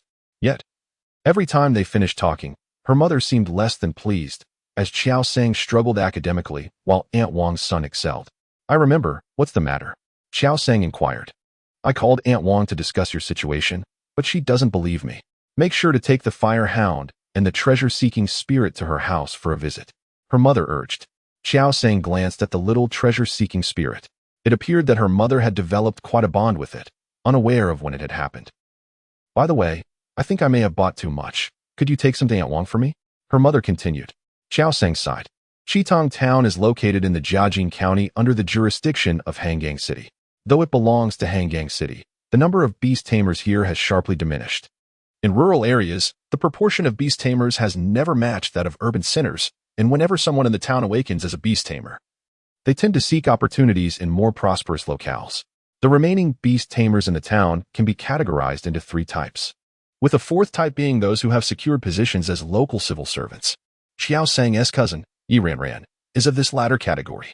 As Qiao Sang stepped off the high-speed train, she spotted a strikingly beautiful woman with honey-colored skin approaching her, accompanied by a 2-meter-tall wind eagle. The feathers of the wind eagle were a mesmerizing blend of blue and white, while its fan-shaped tail shimmered brilliantly in the sunlight. Its wings were impressively broad, and its gaze was exceedingly sharp, making it one of the finest among its flying kin. The winged eagle stood tall before her, proudly displaying a work badge around its neck. Unbeknownst to anyone, the small treasure-seeking spirit was entranced by the feathers of the winged eagle's tail. I can hardly believe it. You truly have contracted two beasts, a fire-toothed dog and a treasure-seeking spirit, Yi Ranran remarked with a hint of admiration. Without needing to ask, Qiao Sang knew this news had come from her mother. Today isn't weekend. What brings you here? Qiao Sang inquired. Don't even mention it. A colleague introduced me to her nephew, and everyone started teasing me about it. When the boss overheard, he granted me leave to go on a blind date. Yi Ranran replied. Since it's still early, you haven't gone yet, have you? Have you seen his photo? What are your thoughts? Qiao Sang asked. Knowing her cousin worked as a grassroots officer in the local police department, the alacrity with which leave was granted by the authorities implied a certain tranquility in the locale, indicative of minimal civic disturbances. As the pair conversed, the diminutive treasure ghoul floated ethereally towards the Gale Eagle, deftly removing a vial of milk from within the ring it carried, presenting it as an offering. The canine sentry, Fire Fong, was the first to perceive this interaction. Fong. Fire Fong tilted its head inquisitively, perplexed by its diminutive companion's gesture. Treasure, the treasure ghoul chirped sweetly towards the Gale Eagle. Though unfamiliar with the treasure ghoul, the Gale Eagle recognized Qiao Sang. As a guardian of order within Qitang town, such overtures were not novel to it. Frequently, individuals would attempt to curry favor with comestibles and potables, only to be met with staunch rejection. However, this particular sprite was the cherished pet of its master's kin. Practically family. Perhaps a modicum of leniency was warranted. The Gale Eagle deliberated, its gaze fixed upon the diminutive milk vial. As a bribe, it seemed rather paltry. It had been weaned at the tender age of 3. Surely, this was merely an expression of goodwill. What guile could reside within such an infantile being still reliant on milk? The Gale Eagle swiftly resolved its internal conflict. Whoosh with a slight unfurling of its majestic wings. It inclined its head, and with the treasure ghoul's assistance, deftly uncapped the vial with its beak. In one swift motion, it drained the entire contents. Catching the empty vial with its wing, the Gale Eagle offered the treasure ghoul a cordial smile. Treasure. The treasure ghoul, elated that its offering had been accepted, emitted a joyous cry. It then gestured towards the Gale Eagle's tail, gesticulating with enthusiasm. Treasure. Treasure. A gust of wind swept past, and the wind carving, as if petrified, remained frozen in place like a stone sculpture. So, this was the little one's intention. It recoiled abruptly, shaking its head vehemently. Squeak, squeak. The little treasure-seeking imp gestured towards the empty bottle still held by the wind carving. The wind carving stood there, caught in a moral quandary. Its master had instructed it that, as a public servant, it should not take things from others indiscriminately, lest it be reported. If reported, its master's job might be at stake. After much deliberation, the wind carving extended its wing backward. Whoosh. Qiao Sang and Yi Ranran, who were in conversation, were startled. They turned to see the tearful wind carving and the innocent-looking little treasure-seeking imp. The Fire Fong hound witnessed the entire scene in astonishment, its mind reeling in unprecedented bewilderment. So, this was also a possibility. Qiao Sang's old home was not in the town center, but rather on Shui Mao Road, near the Lugan stream. Instead of towering buildings, the area was characterized by old houses with courtyards. The scenery was picturesque, the water pristine, and the air refreshing, but ordering takeout or handling certain errands was rather inconvenient. In recent years, her maternal uncle had made some money in business and renovated the old house, giving it a stately appearance among the row of residences. After dropping Qiao Sang off at the old house, Yi Ranran suggested accompanying her to assess the blind date prospect. Qiao Sang promptly declined, seeing it as an intrusion. Her third aunt had already prepared Qiao Sang's former room. After a quick unpacking, Qiao Sang went to visit her maternal grandparents. The elderly couple was in poor health and rarely ventured out. In her earlier years, my grandmother was rather domineering, yet as she aged, she transformed into a far more agreeable individual. Had she witnessed the wild behavior of the contracted beasts belonging to the younger generation in the past, she would undoubtedly have resorted to her slipper in a fit of anger. Now, however, she merely smiles and engages in casual conversation. My grandfather, in his youth, was ambitious and participated in numerous competitions. Yet, after entering a perilous realm classified as sea level by the Alliance, the initially contracted beast he possessed perished within its confines. Upon his return, he was left despondent, relinquishing his former aspirations, eventually settling down in Qitang town, marrying and starting a family. It is said that his robust, Majestic Eagle could have escaped, but it sacrificed its life to hold off the enemy in order to save its master.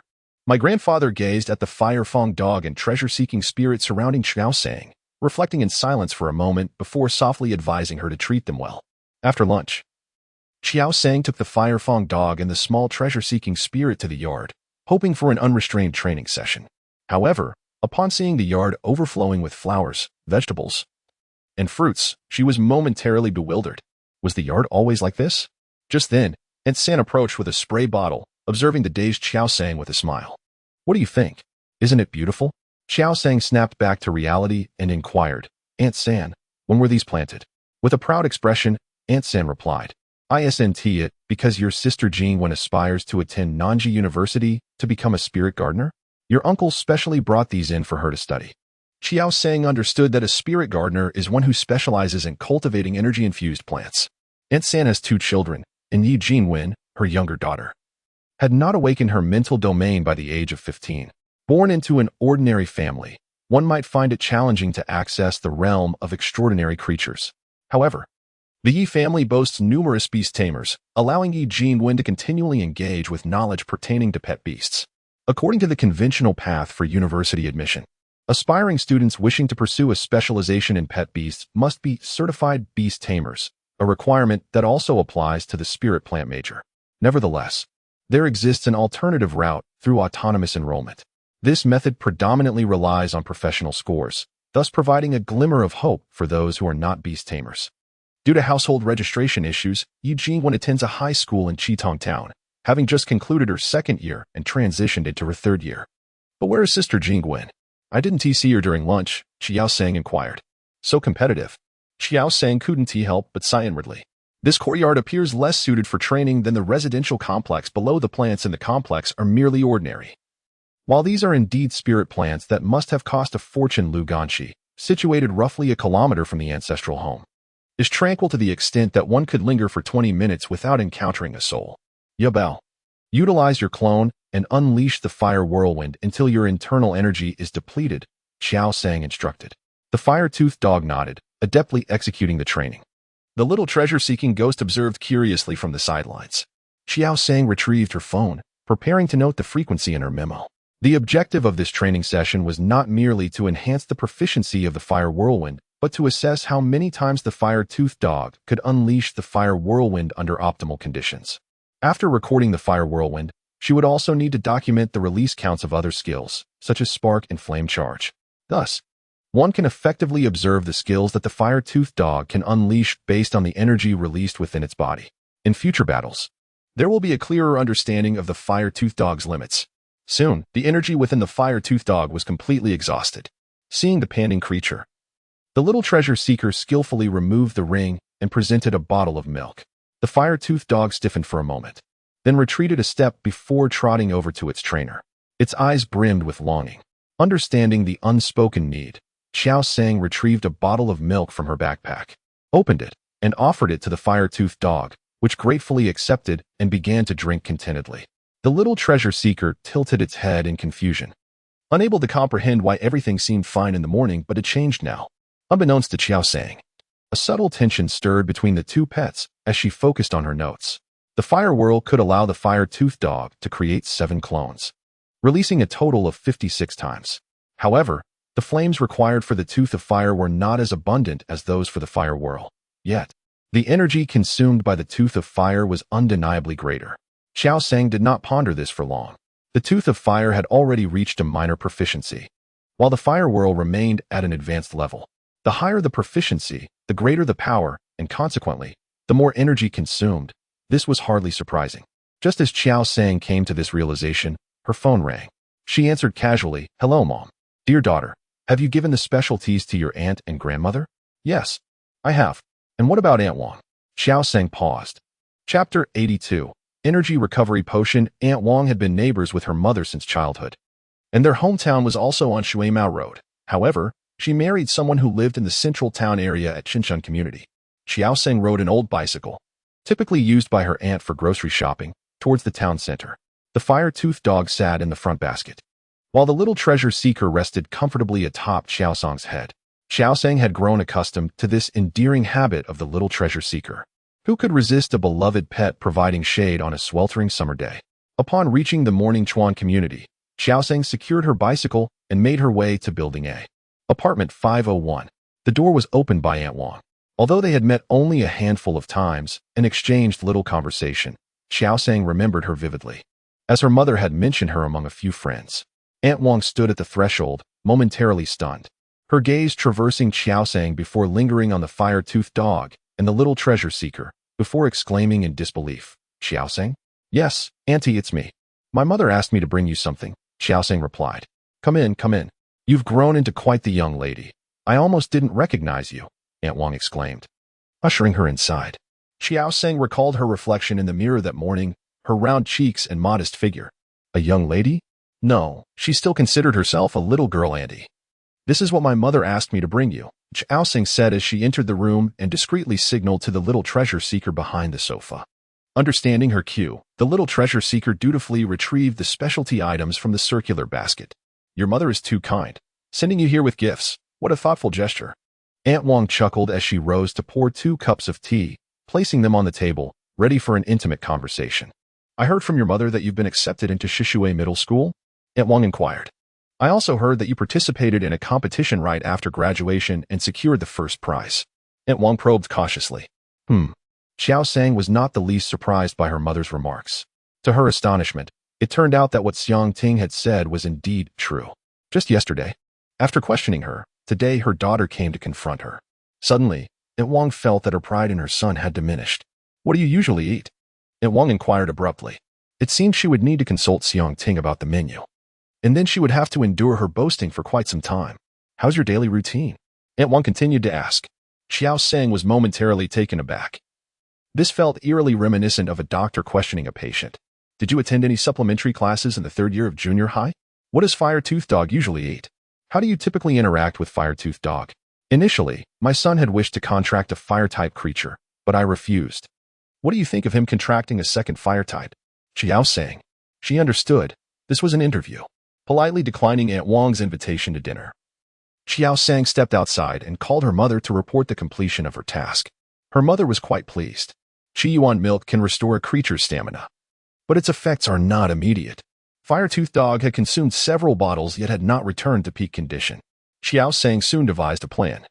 F-grade energy recovery liquid corresponds to the restoration of primary creatures' energy. Those living in the city need not purchase energy recovery liquid. They simply allow their creatures to recover gradually on their own.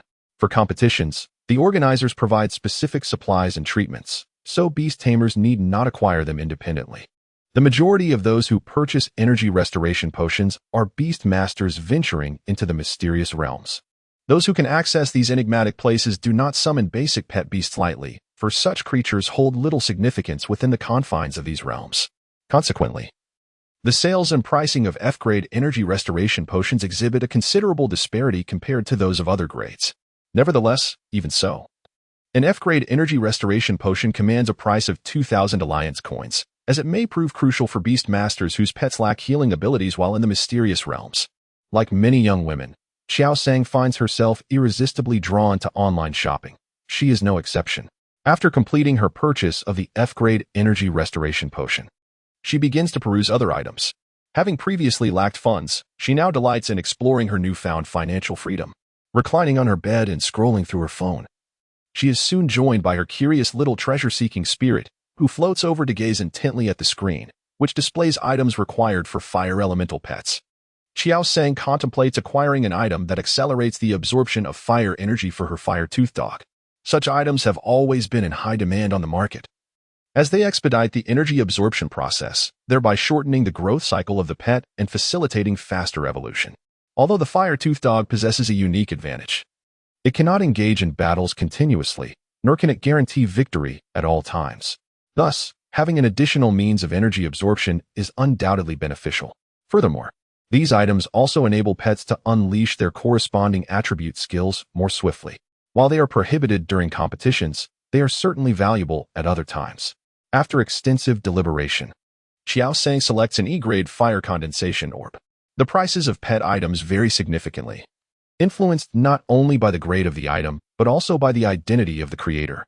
If the creator of the prop is a renowned master whose name can be found online, even an F-grade item crafted by him would command a higher price than a D-grade item produced by an obscure, albeit certified, beast forger. Qiao Sang specifically chose a small shop with excellent reputations for her purchase. After an extended conversation with customer service, during which she promised to provide beautiful pictures and a lengthy positive review, she ultimately acquired the item for 120,000 alliance coins. Although customer service charged her exorbitantly, she still felt it was too expensive. If E-grade items made by nameless beast forgers are priced this high, what chance do B-grade or A-grade items have? It is no wonder that in this world, the wealthier beast masters become increasingly formidable. For others, purchasing an item is akin to a game, while for her, it feels like a matter of life and death. How can one compare?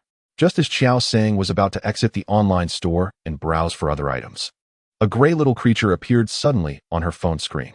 Turning her head, she saw the little treasure-seeking spirit gazing at her with wide, watery eyes. The little spirit affectionately called out.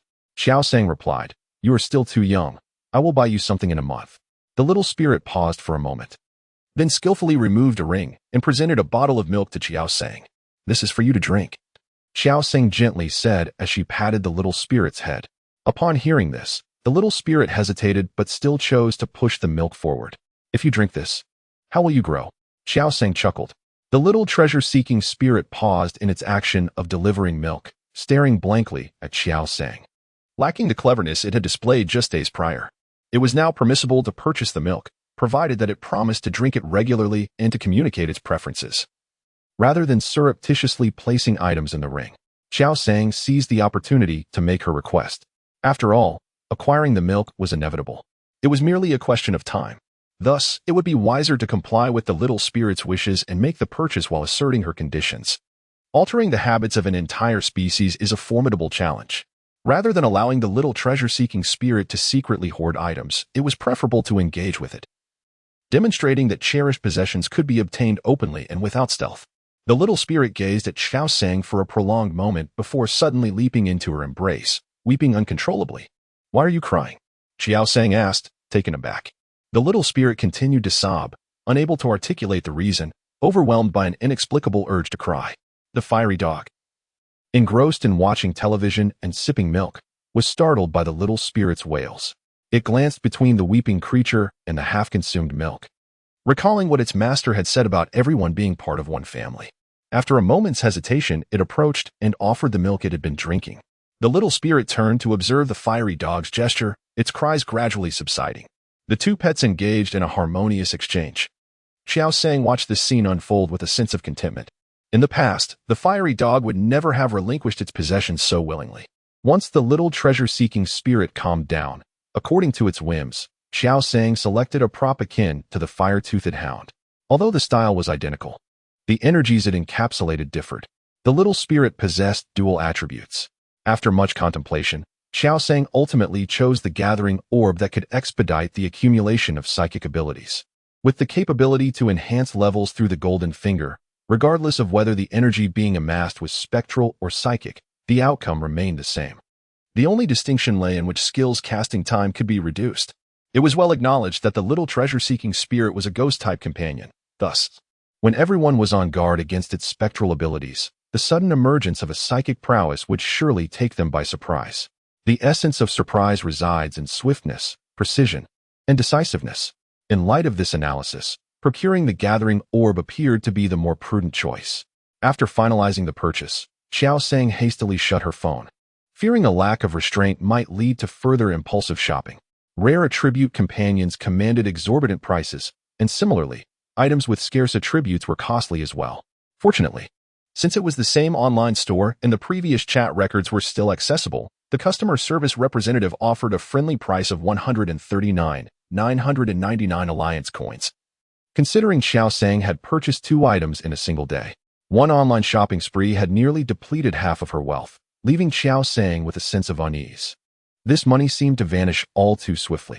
At 6 in the evening, at the dining table, Aunt San, a woman fond of casual chatter, glanced at Yi Ranran, who was engrossed in her meal, and inquired with curiosity, "How did the blind date go today? Was the gentleman from a governmental or public enterprise?" Yi Ranran cast a glance toward Qiao Sang, her eyes pleading for assistance. In response, Qiao Sang, gnawing on a chicken leg, feigned ignorance. She was quite eager to indulge in some gossip. Yi Ranran glanced at Yi Jingwen, who was simultaneously holding a book and eating. "Hello, teacher. Which school do you teach at, and what subject?" Aunt Sin inquired. Qiao Sang discerned some underlying implications in the question. In today's society, the foremost consideration for marriage was undoubtedly the profession of beast tamer, with other careers being secondary. Aunt San's inquiry was a subtle probe into whether the gentleman in question was a beast tamer. Yi Ranran took a sip of her soup and remarked, "What he teaches is inconsequential. We are simply incompatible." Aunt San furrowed her brow and replied, "What makes you think you are incompatible? You have barely met. How can you judge? If your mother finds out, she will surely become anxious." Yi Ranran was the eldest daughter of her second uncle. Although Aunt San was an ordinary person, her amiable nature and profound understanding of family dynamics allowed her to maintain harmonious relationships with her sisters-in-law. "He has a pet beast, a snowbrow rabbit, which is the natural nemesis of my winged hawk. It's simply not suitable," Yi Ranran explained. Aunt San fell silent at once. In contemporary society, when both individuals in a relationship are beast tamers, the interaction between their respective pets becomes crucial. Casual dating might be manageable, but marriage requires careful consideration. Once they live together, the constant proximity of their pets could lead to conflicts that might strain the marital bond. After all, beast tamers are inherently devoted to their beasts. Nowadays, young women no longer pose the existential question of whether their mother or their partner holds greater importance. Rather, they inquire about the significance of themselves versus their partner's pet. After dinner, Qiao Sang made her way to Lu Ganqi. The fire-toothed dog had fully regained its energy. Soon, after it had split 10 times and released sparks 80 times, it fell into a listless state. The little treasure-seeking spirit handed over the prepared milk. This time, the fire-toothed dog hesitated momentarily before accepting it. Qiao Sang lowered her head to take notes and was startled, nearly jumping up. Fortunately, it was still summer, and the sky was dim but slightly illuminated. The girl before her, though adorned in a white dress with long hair, wore black-rimmed glasses, which dispelled any notion of a terrifying beauty. Instead, she gave off an aura of a bookworm. "Sister, you nearly scared me to death," Qiao Sang said, clutching her heart. "You have a contract with a fire spirit and another with a ghost, yet you are still so timid?" Yi Jingwen inquired. Qiao Sang replied, "Do I need to cultivate courage when facing the demanding fire-toothed dog and the little treasure-seeking spirit every day? What brings you here?" Qiao Sang countered, "I specifically came to find you." Yi Jingwen paused for a moment. "Sister, could you do me a favor? Call my name." Qiao Sang, still recovering from her fright, found it hard to utter the word sister. They were of similar ages and usually addressed each other by their names. Moreover, Qiao Sang felt her psychological age surpassed Yi Jingwen's by a significant margin. "Sang, could you assist me?" Yi Jingwen rephrased. "What is it?" Qiao Sang asked, curious as to why such a matter could not be discussed at home, prompting Yi Jingwen to seek her out. Suddenly, Qiao Sang's demeanor shifted, and she grew wary. "Is it possible you're asking to borrow money?" Chapter 84. Release. "Oh, it's not about borrowing money? Then, there's no issue. However, stealing." Qiao Sang gazed at Yi Jingwen with a peculiar expression, realizing the nature of her character. Yi Jingwen, evidently perceiving the implication behind Qiao Sang's countenance, quickly clarified. "It's not what you think. I merely wish for your assistance in stealthily procuring a wild, magnificent mouse." Qiao Sang was momentarily taken aback, then exclaimed in astonishment. "Stealing a pet beast? Have you discovered the lair of the wild, magnificent mouse?" In rural areas, the oversight of wild, extraordinary creatures is not as stringent as in urban locales. Moreover, Qitong Town, being adjacent to mountains and rivers, often witnesses the presence of wild, extraordinary beings. Lacking resources and beast masters, these creatures typically remain in their primitive forms, finding it difficult to evolve further. The local government, recognizing their minimal threat, tends to overlook them. Unless there are reports from the public, they do not increase their workload with unnecessary patrols. This scenario has led some to sense an opportunity for profit. Typically, the capture of wild pet beasts occurs within secret realms. Beast masters may capture these creatures not solely for the purpose of forming a contract, but also for trading and profit. If Yi Jingwen had indeed located the lair of the magnificent mouse and intended for Qiao Sang to procure a few for sale, it would be understandable. According to the Alliance's regulations, only beast masters are permitted to trade wild pet beasts. not to mention the challenges ordinary individuals face in capturing wild creatures through other means. Even if one were to succeed, the chances of the beast escaping due to inattention are high, rendering the endeavor perilous and uncertain. Nonetheless, Qiao Sang found certain aspects perplexing. How could capturing a wild pet beast from its lair be deemed theft? This situation elucidates why Yi Jingwen did not seek assistance from Yi Ranran, as public officials are prohibited from engaging in such transactions involving pet beasts. However, does she not have a beast tamer for a father? It seems illogical for her not to consider her father's potential in a profitable venture. Qiao Sang remarked. Yi Jingwen continued, a few days ago, I ventured up the mountain in search of Bajiao grass and encountered a furry web-spinning spider. It was the magnetic fierce rat that came to my rescue. Without its intervention, I would likely be lying in a hospital bed now. Qiao Sang raised an eyebrow, encouraging her to proceed. At this point, Yi Jingwen displayed evident indignation. He deceived me. He spoke of gratitude towards the magnetic fierce rat, yet his true intent was to capture it. Her words carried a tone that suggested more than mere frustration with a friend. They echoed a deep-seated disdain for a scoundrel. Yi Jingwen shifted her tone, expressing self-reproach. Had the magnetic fierce rat not recognized me, it would never have been so easily lured out for a morsel. She vividly recalled the look in the rat's eyes at that moment. Qiao Sang paused before inquiring, this friend of yours, he isn't your boyfriend, is he? Yi Jingwen gasped. Observing her astonished expression, Qiao Sang spoke earnestly. Early romance is not advisable. She had assumed that Yi Jingwen was wholly engrossed in her studies, unaware that she was adeptly balancing both academia and affection. He is no longer my boyfriend, Yi Jingwen countered, indirectly affirming their previous relationship. The little treasure-seeking spirit had been listening intently to their conversation, and as soon as Yi Jingwen finished speaking, it emerged from its circular realm, presenting her with a glass of milk. Yi Jingwen was momentarily taken aback. She glanced at the words for young pets only on the milk bottle and politely declined. Thank you, I'm not thirsty. After turning down the little treasure-hunting ghost, Yi Jingwen earnestly said, Qiao Sang, could you help me liberate the magnetic ant? I can't think of anyone else who could. Yeah. The fire fong dog, holding the milk in its left paw, thumped its chest with its right, looking like it would take on the task itself. Qiao Sang stated solemnly, Liberate? We're liberating it. Yi Jingwen appeared momentarily disheartened. There were, in fact, some things she hadn't mentioned. If Zhang Hui could find a beast master for the magnetic ant through normal channels, that would be one thing. However, he had told her that his father had found a buyer and was planning to sell the magnetic ant to a gourmet. The fate of the magnetic ant in the hands of a gourmet was self-evident. This was what she found unacceptable. She wouldn't have brought it up if her cousin only had a fire fong dog, but she hadn't expected her cousin to have a treasure-hunting ghost as well. The treasure-hunting ghost's existence made her think of liberation as a solution. It wasn't stealing, it was liberation. Qiao Sang continued, it's liberation. Yi Jingwen's eyes lit up, and she became instantly excited, nodding in agreement. Yes, not stealing. It's liberation. Qiao Sang wasn't one to be overly sentimental, but since the matter involved her own family, her perspective was naturally biased toward her own kin. However, while it was easy to say, putting it into action wouldn't be so simple. First of all, relying on the fire fong dog was out of the question, as it only knew how to confront things head-on. The liberation could only be done by the little treasure-hunting ghost. The little treasure-seeking ghost, merely 3 days old, had yet to utilize any skills. Whenever it was instructed to act independently, a sense of unease lingered in the air. At 11:20 p.m., Qiao Sang and Yi Jingwen arrived at a residential complex in the town center, riding their bicycles. The fire fong dog had long fallen asleep and was safely stored within the Beastmaster's home.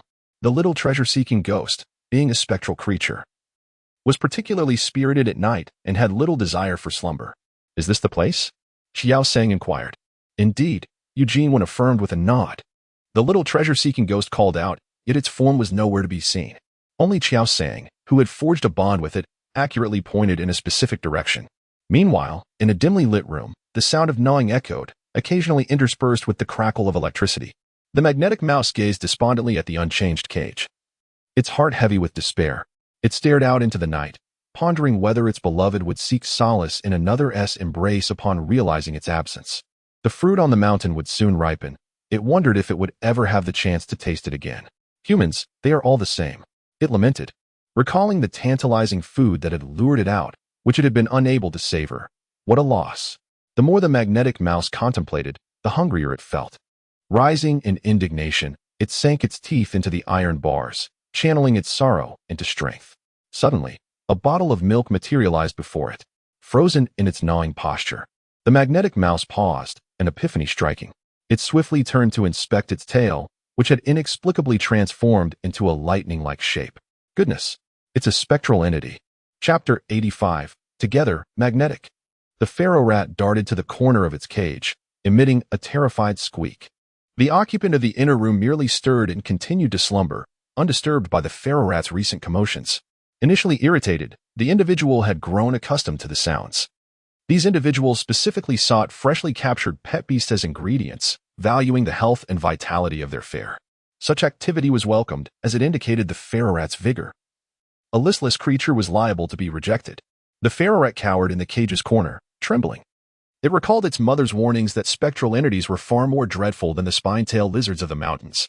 Its great-grandfather, due to a curse inflicted by a ghost-type pet beast, had been transformed into a female pharaoh rat, leading to a life of melancholy and eventual exile.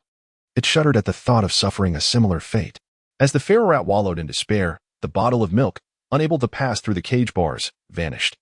Before it could rejoice, the milk reappeared inside the cage. Seek, seek, little treasure sniffer, reveal yourself.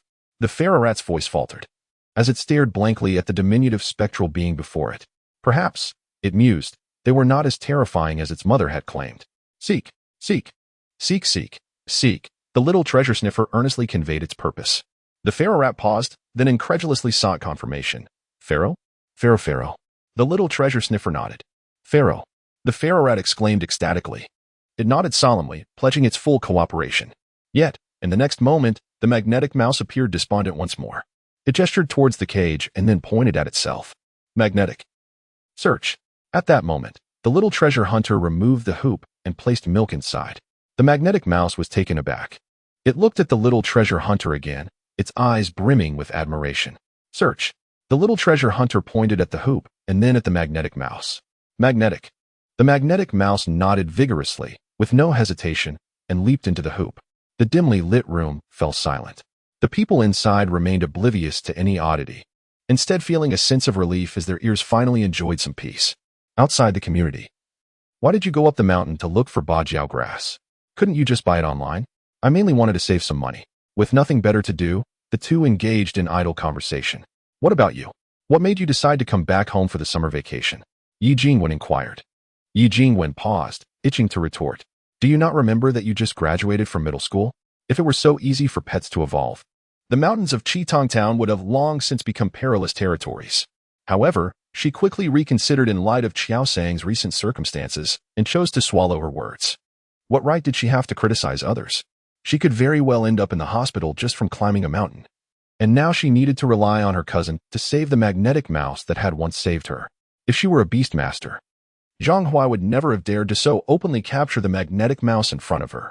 Ultimately, it was clear that they did not regard her with any seriousness. Just as Yi Jingwen was sinking into her gloom, Qiao Sang asked, I heard from Aunt San that you wish to become a spiritual plant master? Yi Jingwen nodded, feeling a bit embarrassed. In the self-recommendation process, the specialization score for spiritual plant masters accounts for 60, along with 20 for cultural knowledge, leaving only 20 based on the evaluation of companion beasts. I would like to give it a try, Qiao Sang remarked. You are the most studious person in our generation. Aside from myself, I have high hopes for you. You? A lover of books? Yi Jingwen was momentarily speechless. However, Qiao Sang's words lightened her mood considerably. Just as she was about to respond, she noticed Qiao Sang suddenly mount her bicycle. We're done here. Let's go. With that, Qiao Sang pedaled away with vigor. Is it that quick? Yi Jingwen was taken aback for a moment, but quickly suppressed her excitement and hurriedly hopped on her bicycle to chase after her. They rode until they reached a secluded area devoid of surveillance. Beneath the dim glow of the streetlights, the figure of the little treasure seeker materialized. It removed the ring and extended its hand inside, revealing a yellow figure that slowly appeared before Qiao Sang. The magnetic fierce rat was panting heavily. The ring contained little air, and it felt as though it would suffocate if it remained inside any longer. Once it had caught its breath, the magnetic fierce rat glanced around. There was moonlight, a gentle evening breeze, and the ghostly creature that had liberated it. And then, the magnetic fierce rat tensed up, sensing danger, its body rigid, tail erect, and faint sparks of electricity flickering across its form. Humans. The little treasure seeker quickly positioned itself in front of Qiao Sang, eager to explain. Seek, seek, seek. Yi Jingwen. Did you not notice that the magnetic mouse was attempting to launch an attack on me? Indeed, those without a pet are truly unfortunate. Under the explanation of the little treasure seeker, the magnetic mouse lowered its guard, and as its tension dissipated, it succumbed to slumber. The following day, Qiao Sang awoke to discover the magnetic mouse in her room, enjoying milk alongside the little treasure seeker. The magnetic mouse had naturally taken refuge in Qiao Sang's chamber. Had it been with Yi Jingwen, without the little treasure seeker's translation, she would likely have faced a tempestuous awakening. Glancing at the clock, Qiao Sang noted the time, 9:12 a.m. Slightly bewildered upon waking so late, she wondered why her pet, Yabao, had not roused her. Yabao? Yabao. In an instant, Qiao Sang was fully alert as she formed a hand seal. The firehound in the star array gazed woefully at its master. Feeling somewhat embarrassed, Qiao Sang called out. Soon, the little treasure seeker joyfully exclaimed upon seeing the firehound emerge, only for the firehound to turn and find the magnetic mouse staring intently at it from beside its little brother. Although wild extraordinary creatures were not strictly regulated in rural areas, the oversight of wild fire-type pets remained quite stringent. After all, even in their initial form, fire-type creatures could easily cause devastating fires with a mere breath of flame. Thus, the magnetic mouse had never encountered a fire-type creature even on the mountains. Yeah? The firehound tilted its head in confusion. Had its master acquired yet another pet during its absence from the Beastmaster Academy? At 10:20 a.m. At the foot of Huangming Mountain, Qiao Sang, due to Yi Jingwen's need for tutoring, had come to escort the magnetic mouse on her own. Huangming Mountain is not too distant from Shuimao Road. A bicycle ride of approximately 8 or 9 minutes suffices to reach it. The magnetic mouse expressed gratitude with an exclamation, and after thanking, it eagerly dashed up the mountain. However, after just a few paces, it turned around to find the human who had rescued it, the phantom spirit, following closely behind.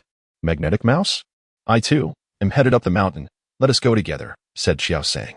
Chapter 86. The Adventures of the Magnetic Mouse. The ultimate purpose of this summer vacation back to my hometown is to assist the fire-toothed dog in its training for evolution.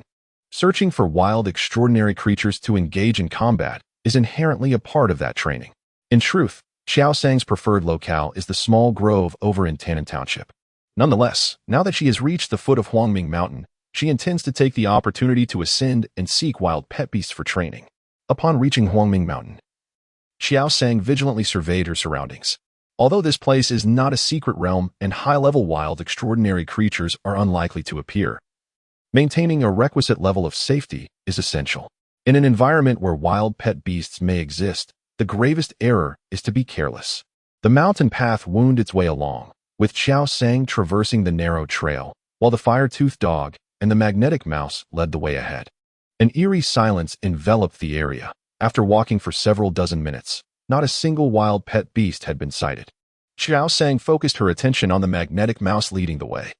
It was not entirely accurate to say there were no wild pet beasts at all. The magnetic mouse suddenly shivered, sensing an inexplicable chill. 10 minutes later, Qiao Sang finally caught sight of her first wild pet beast, a saddleworm. Its body, adorned in a brown hue complemented by a yellow-green vest, gave it the appearance of a saddle, and its saddle-like form was covered in soft, white fur. Yaba. Instantly, Qiao Sang called out, Fong. The Ember Fong hound halted in its tracks, adopting a combat stance. The magnet rodent, startled, also came to a stop, while the mini treasure sniffer, perched atop Qiao Sang's head, observed with curiosity. The saddle grub, hearing the commotion, glanced in their direction before indifferently continuing its slow crawl past Qiao Sang. Qiao Sang stood frozen for a moment, realizing the awkwardness of the situation. Some novice wild pets are rather simple-minded, lacking aggression. As long as one does not provoke them, they generally won't launch an unprovoked attack. The saddle grub clearly belonged to this category. Qiao Sang found herself somewhat reluctant to strike against this type of wild pet. Fong. The Ember Fong hound looked at its beast master, puzzled. Qiao Sang cleared her throat and said, Nothing, I just wanted you to be careful while walking. Fong. The Ember Fong hound felt a tinge of embarrassment, having misunderstood its beastmaster's intentions. After another 10 minutes of trekking along the mountain path, the magnet rodent halted, pointing to a specific spot and gesturing an invitation. Magnet. Magnet, magnet. Even without the Ember Fong hound's translation, Qiao Sang understood the magnet rodent's meaning through its actions. Just as she was about to decline, her peripheral vision caught something. Compared to the surrounding bushes, the movement in one particular spot was remarkably pronounced. Fong treasure. Fong. The Ember Fong hound's eyes changed, and it once again assumed a battle posture. The next moment, a slightly larger magnet rodent suddenly emerged from the bushes, launching an attack without hesitation. Golden currents of electricity emanated from its body, and a bolt of lightning instantly shot straight towards Qiao Sang. Witnessing the spectacle, the Fire Fong hound, without a moment's hesitation, surged forth with the intention of intercepting the electrical arc with its very being.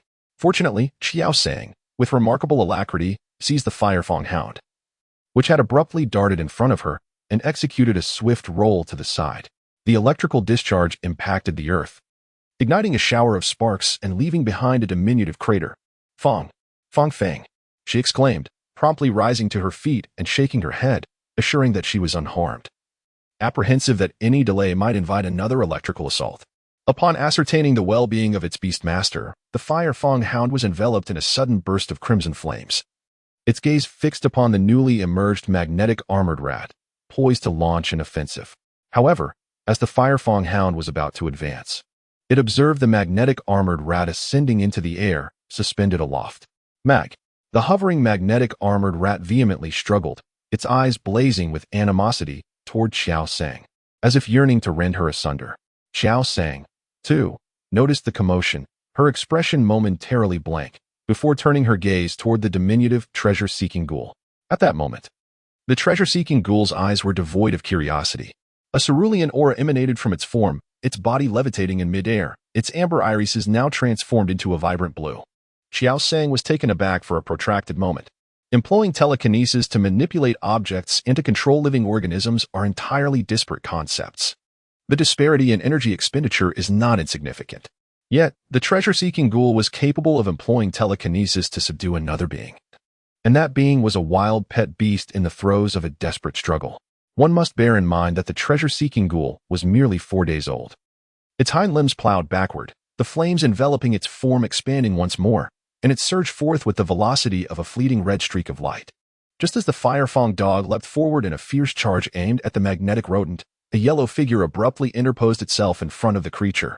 The Fire Fong dog's blazing rush was so forceful that it sent both the yellow figure and the magnetic rodent flying through the air. The magnetic rodents, each emitting distinct cries of distress, soon succumbed to unconsciousness. Observing the smaller magnetic rodent that had bravely shielded its companion, Qiao Sang realized the truth. It had recognized her as a threat and chose to act in defense. This poor creature had endured an awful ordeal over the past few days.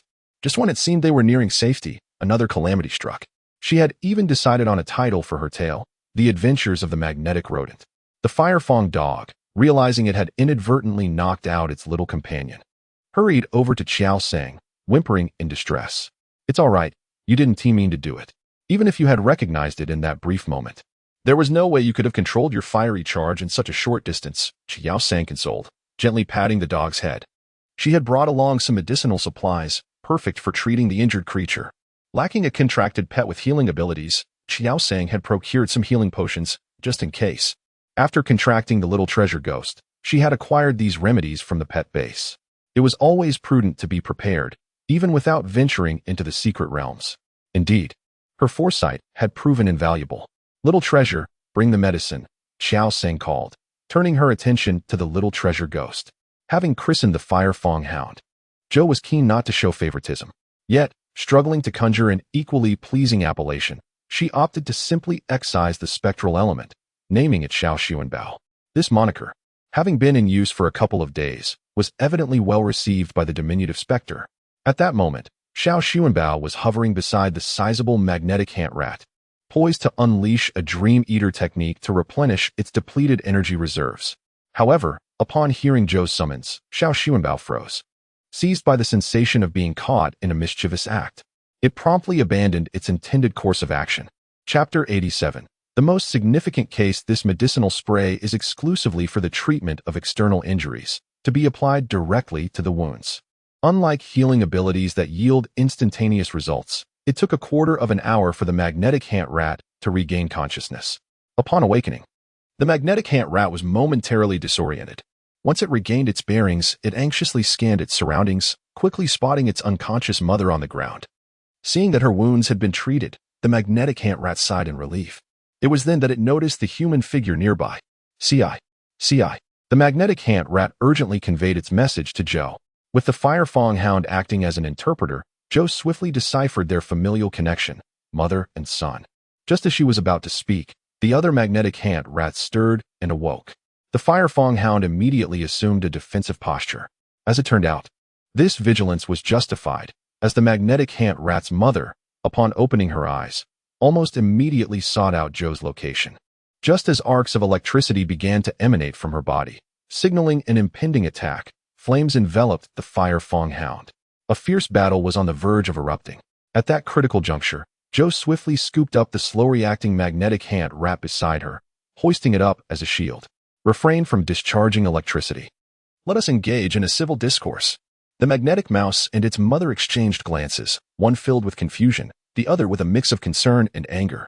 In the next moment, the lightning enveloping the mother mouse dissipated. The fire-toothed dog stood momentarily stunned, taken aback by this unexpected turn of events. Quickly explain to your mother. Qiao Sang urged the magnetic mouse. 5 minutes later, the mother mouse looked at Qiao Sang with a gaze full of remorse, indicating that the misunderstanding had been resolved. Well, since you have reunited with your family, we shall not intrude upon your reunion, Qiao Sang said to the magnetic mouse. The magnetic mouse nodded in gratitude. But its mother stepped in front of Qiao Sang. Mag. The fire-toothed dog resumed its role as translator. It turned out that the mother mouse wished to express her gratitude with some fruit from the trees. Qiao Sang initially intended to decline, but upon reflection, he agreed. The fruits favored by wild pets must surely be imbued with various energies. Although one could not expect to find particularly valuable fruits on the mountains of a rural town, any spiritual plant would hold its own worth. If these fruits were cultivated by humans, they certainly would not be planted in a region inhabited by wild pets. There are numerous factors to consider, such as soil quality, temperature conditions, timely fertilization, and balancing tree vigor. Additionally, techniques like apical dominance suppression are essential. The fruits are primarily aimed at encouraging branching and lush foliage, ensuring maximal yield and ease of harvesting. Suppressing apical growth is crucial to distribute nutrients more evenly throughout the plant, allowing for optimal fruit development. Ordinary fruit trees necessitate meticulous attention, hence, the cultivation of energy-laden tree fruits demands even greater care. It is improbable that they would be casually planted on a mountain accessible to anyone. Given that these were wild tree fruits, Qiao Sang harbored no reservations. Led by the magnetic mouse's mother, they proceeded for 6 minutes before she plunged into a thicket. Qiao Sang, momentarily taken aback, followed suit. Jitang Town, police station. A young man in his 20s, looking perplexed, remarked. Even if it's confirmed that he entered Zhehe province, he should have headed to Xionglan. Why would he come to Hangang? Seated across from the young man, a middle-aged woman with a round face responded, the route has been traced. After evading surveillance, he settled near Ming Lane. His good looks led to a female college student surreptitiously taking his picture, which she then shared in a group chat, bringing him to the attention of the police. The middle-aged woman chuckled before adding, sometimes, being handsome isn't necessarily an advantage. The young man frowned, saying, even with the photograph, Zhou Xian has managed to evade capture until now. With surveillance ubiquitous, any activity in any location would invariably leave behind identifying information. Information on pets is registered at the Beast Taming Center. Even if he were to use a pet for his purposes, it should be detected immediately. As a grade C beast tamer, and a handsome one at that, even if he hid in a remote mountainous region, he should have been noticed by the locals. Yet, there has been no news for days. A surgical alteration? A sex change? Did he perhaps contract a muddy that he applies to his face? However, the records indicate that he has only been a C-level beast master for a year, and all his contracted beasts are duly registered. It is implausible that he could have formed a pact with a fifth beast so swiftly, unless he is concealing himself in some remote corner of the mountains, where not even a shadow can be seen. But how would he manage sustenance? A beast master must not only tend to their own needs, but also consider the dietary requirements of their beasts. I recall that the record stated he possesses 2 intermediate beasts, 1 advanced beast, and 1 middle-level beast. The sustenance for these 4 creatures cannot be procured just anywhere. The middle-aged woman took a sip of tea from the table and remarked, in any case, he is gravely injured, and his beasts are similarly wounded. He would not dare to seek medical attention, he will inevitably be apprehended. You need not worry. He will not reach us here. In Qitong town, where the populace is plentiful and the area is small, news travels swiftly. Yanran just attended a matchmaking event, and within moments, 3 streets over are already aware. If he dares to show his face here, I assure you that even Sister Wang, the vegetable vendor in town, will learn of it before we do. Sitting beside the middle-aged woman, Yi Yin was momentarily taken aback. She had not uttered a word, yet she found herself ensnared in this discussion. It was a matter of time before he was caught, but there was a genuine concern that he might resort to desperate measures and endanger the public. The young man expressed his apprehension. A sea-level beast master is no trivial matter. If we cannot locate his hideout in advance and evacuate the civilians while discreetly preparing for defense, innocent lives will undoubtedly be at risk. Guangbei, you have been with our department for 2 years now. What has been the most significant case you have encountered? The middle-aged woman inquired. The middle-aged woman shook her head, stating, our superiors merely instructed us to observe this individual. They did not indicate that the case falls under our jurisdiction. Even if Zhou Xian were to arrive in Qitong, we would report it to the higher-ups and allow them to dispatch personnel. Our bureau lacks a Class C beast master capable of contending with him. The most significant case is always the one we are currently facing. At this moment, your most pressing matter is the theft that occurred this morning. A newly captured wild pet beast was stolen, and the surveillance cameras failed to capture anything. Are you not at all curious? The young man's thoughts were successfully diverted. He retorted, it is evident that the magnetic ant rat escaped on its own. And that person, too, they capture a pet beast in the mountains and expect us, the police, to assist in its recovery. I wonder if this escaped magnetic ant rat will attack ordinary people in town. Huangming Mountain. Qiao Sang paused, taken aback by the sight before her. Had the magnetic ant rat not led the way, the dense thickets would have concealed this hidden area on the mountain. Chapter 88. This is 5 million. The narrow mountain path gave way to a vast expanse of verdant space. Immediately, 2 wild pet beasts came into view. On the grassland, a Liji sparrow was chasing an onroan worm. A Liji sparrow typically measures around 14 centimeters, but the one before her was plump and obese, clearly overnourished. It appeared to be around 25 centimeters, its body predominantly grape-gray-brown, with a chestnut-brown head and a black stripe running from its head to the tip of its tail. The beak appeared particularly long and pointed in proportion to its body. The Li Jianke, a gregarious creature, despite the limited number inhabiting the mountains, surely has its kin nearby. Qiao Sang had no intention of engaging in a skirmish with these 2 wild pets. One avian creature, typically airborne, was instead chasing after a sluggish insect-type pet on the ground, deliberately lagging behind, as if in playful pursuit. She was reluctant to disrupt their merriment. Meanwhile, the Li Jianke focused on its weight loss regimen, sensed Qiao Sang's presence. Upon recognizing the magnetic mouse and its offspring, it chose to ignore them and continued its endeavor. Having traversed half the distance through this area, the mother magnetic mouse came to a halt. With a chirp, it pointed towards 3 trees bearing partially green fruit. Qiao Sang found herself rooted to the spot, captivated by the scene before her. These fruits, known as baligua, possess no extraordinary effects, however. They can sustain 1 meal equivalent to 3. For those strapped for cash and unable to afford pet sustenance, baligua serves as an excellent substitute, ensuring that a pet, after consuming one, would desire nothing else for the day. This, of course, only applies to pets of lower ranks. Research indicates that high-tier pets require 3 baligua daily, while those of superior rank need 6. Nevertheless, many beast tamers, in a bid to economize, opt to purchase baligua for their pets. As a wealthy individual, Qiao Sang was not one to be immobilized by the sight of baligua. She stood rigidly, fixated on the daunting figure ahead, a silhouette of black and silver. Who could possibly explain why a formidable silver-tailed sea serpent of such rank resided upon Huangming Mountain? Beneath the mighty tree, a colossal serpent-like creature, approximately 4 meters in length, spiraled gracefully. Its anterior 3/4 were cloaked in an obsidian hue, while the remaining tail bore a chilling silver sheen. One was a venomous black python, a creature entirely of the poison affinity, while the other was a silver-tailed sea serpent, possessing both water and poison attributes. The venomous black python represented the typical evolutionary form of the silver-tailed sea serpent. However, to evolve into the latter, 2 conditions must be met. It must dwell in the ocean and must possess a venomous dewdrop within its maw during the transformation. Both are indispensable. Such creatures are surely not meant to inhabit Huangming Mountain. The fire fang hound appeared perplexed, as if it were meant to advance further. Meanwhile, The little treasure hunter quietly sipped milk atop Qiao Sang's head, entirely disinterested in the tree fruits. The magnetic rodent and its offspring observed as Qiao Sang retreated in the opposite direction, momentarily stunned before following suit. It was only when they reached the playful Li Jianke and the saddleworm that Qiao Sang felt a semblance of safety. Encountering a creature of the general level without a beast master nearby on Huangming Mountain was decidedly unusual. The magnetic rodent did not exhibit any signs of alarm upon sighting the silver-tailed sea serpent, indicating its awareness of the creature's existence. Yet, this silver-tailed sea serpent could not possibly be a wild beast.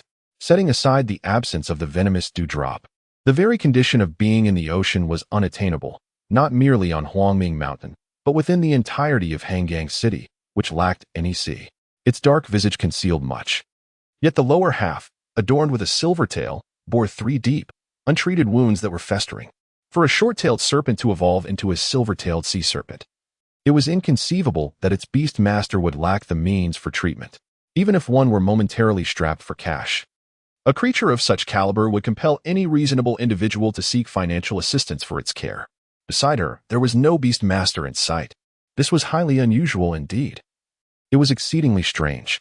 Countless thoughts surged through Qiao Sang's mind in an instant. After a moment of contemplation, she took out her phone and decided to contact the inspection department. 2 seconds later, her expression darkened. There was no signal. Although Huangmingshan was a mountain, it was not one that was typically desolate. Occasionally, individuals would choose to hike and witness the sunrise for exercise. Previously, Eugene Wen had even shared a moment from her hiking expedition on social media. After pondering for a while, she again picked up her phone to call the police station. 2 seconds later, panic enveloped Qiao Sang. Why couldn't she reach the police station either? Under normal circumstances, a phone without signal could still dial emergency services. As such calls prioritize transmission.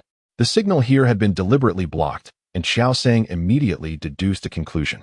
The inexplicable presence of an injured silver-tailed sea serpent, alongside the absence of a beast master and the interference with communication, instilled a sense of impending danger within her.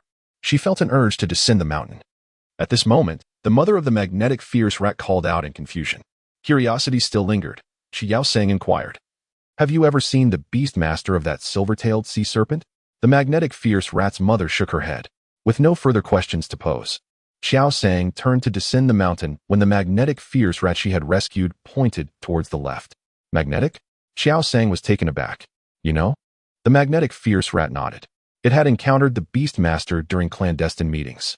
Although Qiao Sang was immensely curious about the beast master of the silver-tailed sea snake and pondered why they had not tended to its wounds before venturing into the mountains, the peculiarities in the situation were far too numerous. She resolved that it would be prudent to depart. "I shall take my leave now. I will forego the tree fruit. I hope we may have the opportunity to meet again in the future," Qiao Sang said to the mother and child magnetic fierce rat. After speaking, she embraced her fire-fong dog and pushed through the thicket from whence she came. Upon emerging, she found the mother and child magnetic fierce rat staring at her with wide eyes. Qiao Sang was momentarily taken aback, then awkwardly chuckled and quickly cleared the foliage behind her. Yet again, the magnetic fierce rat mother and child appeared before her. Magnetic? Magnetic? They both tilted their heads in unison. Panic surged through Qiao Sang. Teeth. The fire-fong dog leaped from her arms, vigilantly surveying the surroundings. Qiao Sang forced herself to regain her composure. In this world, any bizarre occurrences were invariably the result of extraordinary creatures. The scene she now faced could easily be attributed to an illusion conjured by a psychic-type beast, a mirrored space, or perhaps a dream induced by a ghost-type creature. There must be a formidable psychic or ghost-type beast on this mountain. Such advanced abilities could not possibly emanate from wild beasts typically found in rural areas. Where is the beast master of that silver-tailed sea snake? Take me to them, Qiao Sang commanded. The magnetic fierce rat sensed the gravity of her tone and adjusted its demeanor accordingly. 7 minutes later, Qiao Sang concealed herself behind a tree. Her expression one of sheer astonishment as she beheld a man lying atop a pile of grass, devoid of color, with his eyes closed. What on earth? This is worth 5 million. Chapter 89. The Stone Helmet Spirit. In this moment, Qiao Sang experienced a profound realization. Everything seemed destined in the grand tapestry of fate. Most importantly, had she not encountered the magnetic fierce mouse, how would she have stumbled upon this opportunity of 5 million? As the saying goes, when fortune is to befall a person, it is preceded by trials that test their resolve and strength. The three little heads of the magnetic fierce mice gazed intently at Qiao Sang, while the little treasure-seeking spirit remained undisturbed, sipping on milk. It had expended considerable energy and now sought to replenish itself. Qiao Sang cautiously retreated behind a sycamore tree, ensuring she could still observe the movements of the 5 million while using the tree as a shield for her presence. Time passed, and eventually, the exhilarating tension and excitement, akin to a racing heart and surging adrenaline, began to dissipate. Qiao Sang regained her composure, striving to analyze the situation. She was dealing with an escaped murderer, and revealing her identity was far from prudent. The wanted poster only bore his name, appearance, age, origin, and the crimes committed, without any mention of his rank as a beastmaster or his summoned beasts. This omission was understandable. The police's intent in issuing the wanted notice was to alert the public to his whereabouts, not to rely on them to apprehend him. The safest course of action now would be to report to the authorities. However, there was neither signal nor a way to descend the mountain. The absence of signal could mean either the presence of jamming devices on the mountain or that the 5 million had a lightning-type beast interfering with the signals. As for the descent, it remained uncertain whether a supernatural or ghost-type beast was at play. The magnetic fierce mouse had previously encountered the silver-tailed sea snake and the 5 million before exiting this place. One thing remains indubitably certain. This skill, be it mirror space or ghost walls, cannot possibly be perpetually in effect around the clock. Circumspectly, Qiao Sang surveyed the vicinity of the prone man. The individual, for whom a 5 million bounty was offered, lay there supine with his eyes shut, appearing gravely injured. However, no pet beasts were discernible nearby. This was highly irregular. Could a fugitive murderer, severely wounded, possess so little vigilance? Little treasure hunter, survey that area over there. Aside from the recumbent man, have you detected any other figures? Qiao Sang directed to the little treasure hunting ghost. Found, the little treasure hunting ghost indicated in the direction of the man. Indeed, it observed him some time ago. Qiao Sang lapsed into contemplation. Assuredly, a pet beast was guarding the $5 million man's side, a spectral entity no less. Under normal circumstances, an invisible ghost-type pet beast would be undetectable. However, as fellow spectral beings, they were capable of perceiving each other's cloaked forms, albeit with less clarity than manifested figures. Magnetic ant rat, aside from the silver-tailed sea serpent mountain, have any other pet beasts been sighted recently? Qiao Sang inquired. The magnetic ant rat mother and offspring shook their heads in negation. Qiao Sang could not help but muse inwardly. If only that were the case. The $5 million man was currently injured, whether unconscious or asleep was uncertain, and if only a single ghost-type pet beast were in attendance, it would be entirely feasible to create a diversion, luring the beast elsewhere. The $5 million man was currently weakened. If one could seize the opportunity to abduct him. Qiao Sang swiftly dismissed the notion. Easier said than done. The imponderables were manifold. First and foremost, how could the ghost-type pet beast be lured away? And if the commotion proved too great, what if the $5 million man were to awaken? Moreover, the awakening of this 5 million raises the question of what will happen if the beast master summons their creature. Even if the first two endeavors are miraculously successful, how will she descend the mountain? During this time, both the ghostly pet and the silver-tailed sea serpent would likely realize that their esteemed beast master has vanished.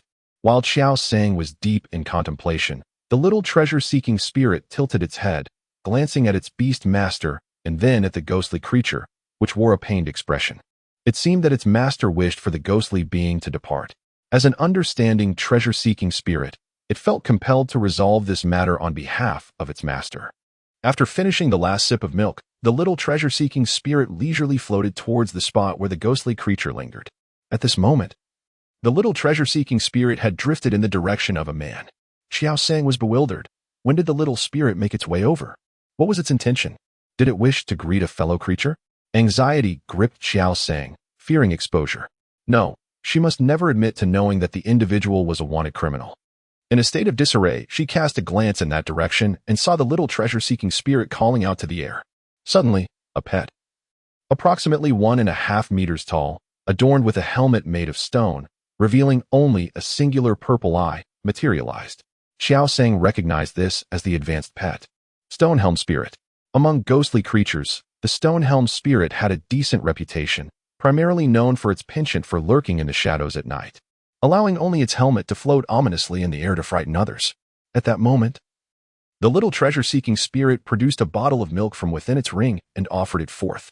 Qiao Sang was genuinely worried about the actions of the little treasure-seeking spirit. How could this child offer milk to everyone? The helmet spirit appeared fierce and intimidating. How could it possibly accept such a gesture? In the next moment, Qiao Sang was left in astonishment. From a distance, she saw the helmet spirit cautiously accepting the milk and drinking it, tears streaming from its purple eyes. Qiao Sang thought to herself, what has happened to this world? What Qiao Sang did not know was that ever since the helmet spirit had fled with its beast master, it had not had a proper meal. After finishing the bottle of milk, the little treasure-seeking spirit pointed towards a direction and floated away, with the helmet spirit closely following. Fearful of losing it, Qiao Sang mused, perhaps it is not the beast masters who need their pets, but rather the pets who need their masters. Otherwise, how could they be sold without knowing? Ahead, a man lay on a patch of grass with his eyes tightly shut. Qiao Sang's heart began to race uncontrollably. Should she approach and bind him for 5 million? The man was currently motionless, without any beasts around him. This opportunity was truly rare. But what if he awakened and summoned other beasts? No matter. Fortune favors the bold. One must first endure trials to gain wealth. With determination, Qiao Sang loosened the laces of her little white shoes, picked up the fire-toothed dog, and hurried over, squatting down before the still man. She deftly used her shoelaces to bind his hands together, fingers aligned. To summon a beast master must use their hands to form seals. As long as his hands were incapacitated from forming seals, he would be unable to summon any new beasts. As the man was bound, his eyelids fluttered slightly. The fire-toothed dog, ever vigilant, immediately noticed, and without a moment's hesitation, charged headfirst into the man's skull. Having practiced its fierce tackles on trees, the robustness of its head was undeniable. The impact was such that the man's eyelids, barely opened, snapped shut once more. Well done, Qiao Sang exclaimed, unable to contain her praise. The fire-toothed dog barked joyfully, though it did not quite comprehend the situation. It instinctively sensed that the man ought not to awaken. After securing the man's hands with a tight knot, Qiao Sang finally breathed a sigh of relief. Yet, in the next moment, Qiao Sang found herself in a quandary. How was she to transport the 5 million? In a moment of impulse, she had tied up the 5 million, but now, as she had feared, the question loomed, how would she descend the mountain? It was known that there existed a mutual sensitivity between beast tamers and their creatures, as the cerebral domains expanded. The range of this sensitivity also increased. The 5 million contained a silver-tailed sea serpent of elite rank, which implied that the beast tamer's level was surely no less than D grade, and perhaps even a C grade, having passed the Alliance's rigorous assessments. If he were indeed a C-grade beast tamer, regardless of his pet's location on the mountain, he would likely sense it should he move, even after descending. Qiao Sang was not a C-grade beast tamer. If she strayed too far, her little treasure-seeking spirit might lose track of her. A headache began to brew. She was not typically this impulsive, and it felt as though her temperament had shifted recently. They say that one becomes like those with whom they associate. Who had she been drawing closer to? Yeah. The fire-toothed dog barked loudly at its beast tamer, inquiring if it should unleash a flame upon the man. Her gaze was bright, radiating an aura of fervent enthusiasm. Halt, she exclaimed. Though this individual may not be virtuous, it would be imprudent to incinerate him outright. Let us instead deliver him to the authorities. Qiao Sang swiftly intervened, apprehensive that Fire Fong might impulsively unleash flames. Fire Fong tilted its head, a gesture of innocent inquiry. So, incineration results in demise? It pondered, having previously assumed that, akin to skirmishes, it would merely lead to injury and incapacitation. Magnetic? At that juncture, the magnetic hamster mother and offspring approached, casting perplexed glances at the man on the ground. His hands swathed in bandages. Qiao Sang deliberated for a moment, unable to conceive of a superior course of action. Resignedly, she retrieved her cellular device and redialed the police precinct. Greetings, this is the 660 emergency dispatch. Please be advised that this call is being recorded. Connected, Qiao Sang stammered. Then promptly declared, this is Jiajin Qitong Huangming Mountain. Zhou Xian, the A-list fugitive, is present. Dispatch officers immediately. Beep, beep, beep. Before she could complete her transmission, the line was severed.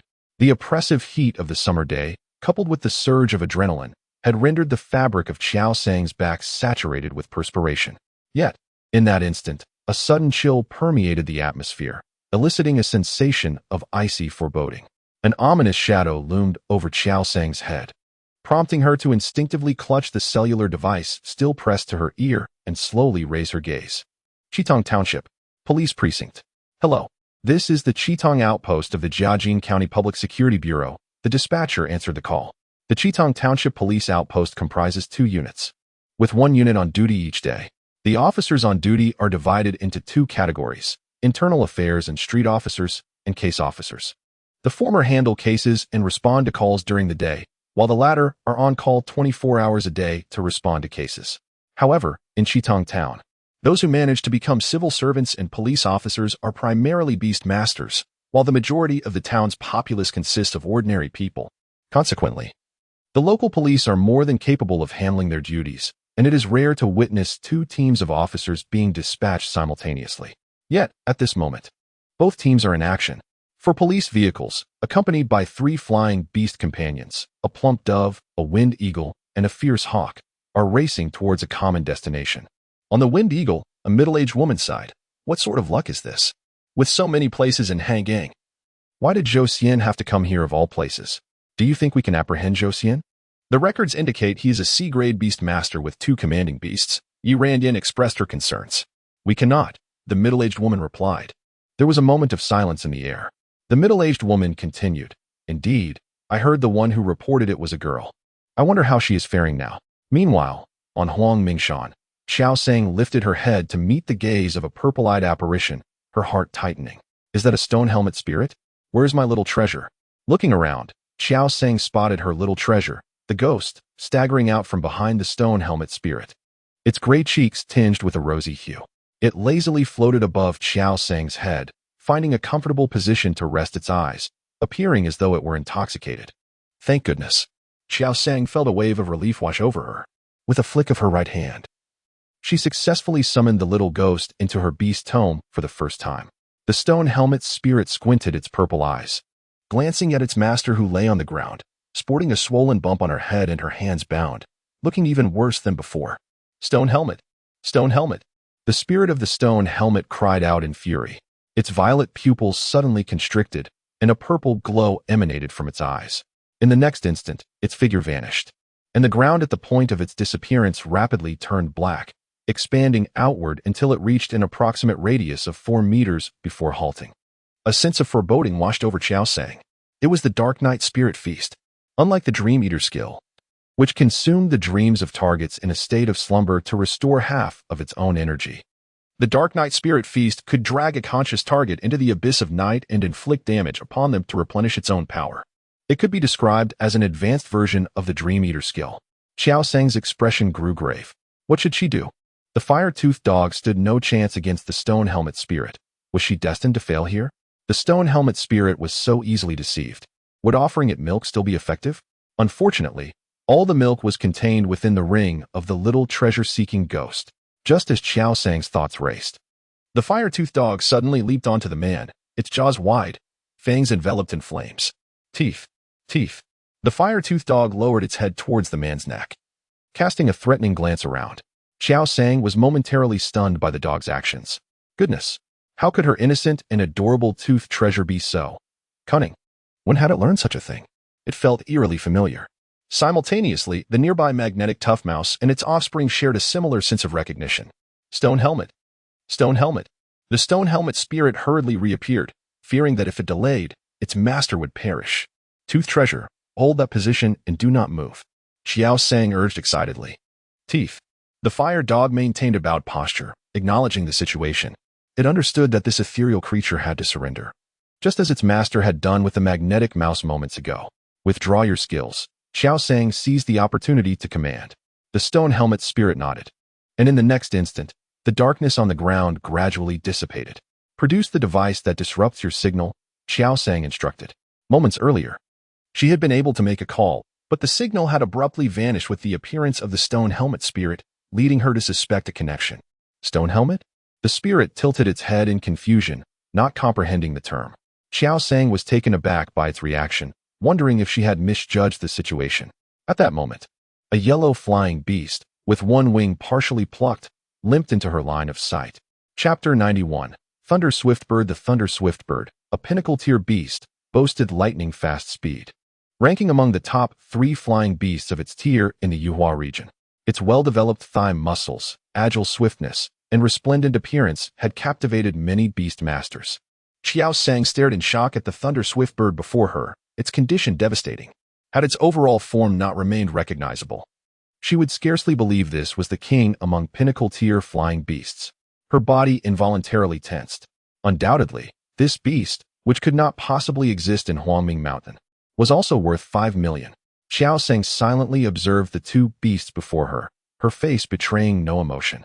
Only the tightly clenched fists revealed her unease. One thunder swift bird, one stone helmet spirit, and a silver-tailed sea serpent. Had this not been the pet of a wanted criminal, but rather that of an ordinary beast master, she might have considered capturing the moment with a photograph. Yet, in this instance, she was engulfed by an unprecedented sense of peril, awakening her to the realization that this world was far more treacherous than she had ever imagined. From a distance, the Thunderbird caught sight of an unfamiliar figure. It paused momentarily at the sight of the Firefang dog, quickly igniting a peculiar thrill within. Perhaps it was merely an illusion. But Qiao Sang perceived that the Thunderbird's limping gait had slowed, as if its injuries had worsened. Dragging its battered form, the Thunderbird approached the stone-helmed spirit, its piercing gaze casting a dissatisfied glance at the Firefang dog. Stonehelm. Stonehelm. The stone-helmed spirit hastily stepped forward to recount recent events. Thunder. The Thunderbird feigned fury, flapping its wings, but was abruptly halted by a surge of pain as its wings rose halfway. Its peripheral vision caught sight of its left wing, devoid of feathers, and the anger that had previously been feigned transformed into genuine distress. Thunder. The Thunderbird turned and bellowed at the Firefang dog, ready to charge forward. Stonehelm. The stone-helmed spirit, alarmed, quickly positioned itself in front of the Thunderbird. Thunder. Thunder. The Thunderbird seethed with indignation, exuding an aura of uncontrollable rage. Yet its claws remained firmly planted, refusing to advance.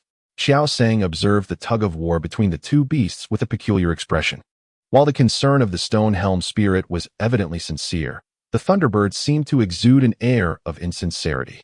A Thunderbird of a certain rank, should it genuinely wish to assault a Firefang hound, might reasonably be concerned that its injured legs and wings render it slower than the hound's swift strike. Yet, what of its electric abilities? Are they merely ornamental? Is it fearful that the lightning might inadvertently harm its own beastmaster? As Zhou Sang's thoughts raced, he suddenly called out, "Yao Bao?" Upon hearing the voice of its beastmaster, the Firefang hound opened its jaws, poised to snap at the man's neck. Shakiling.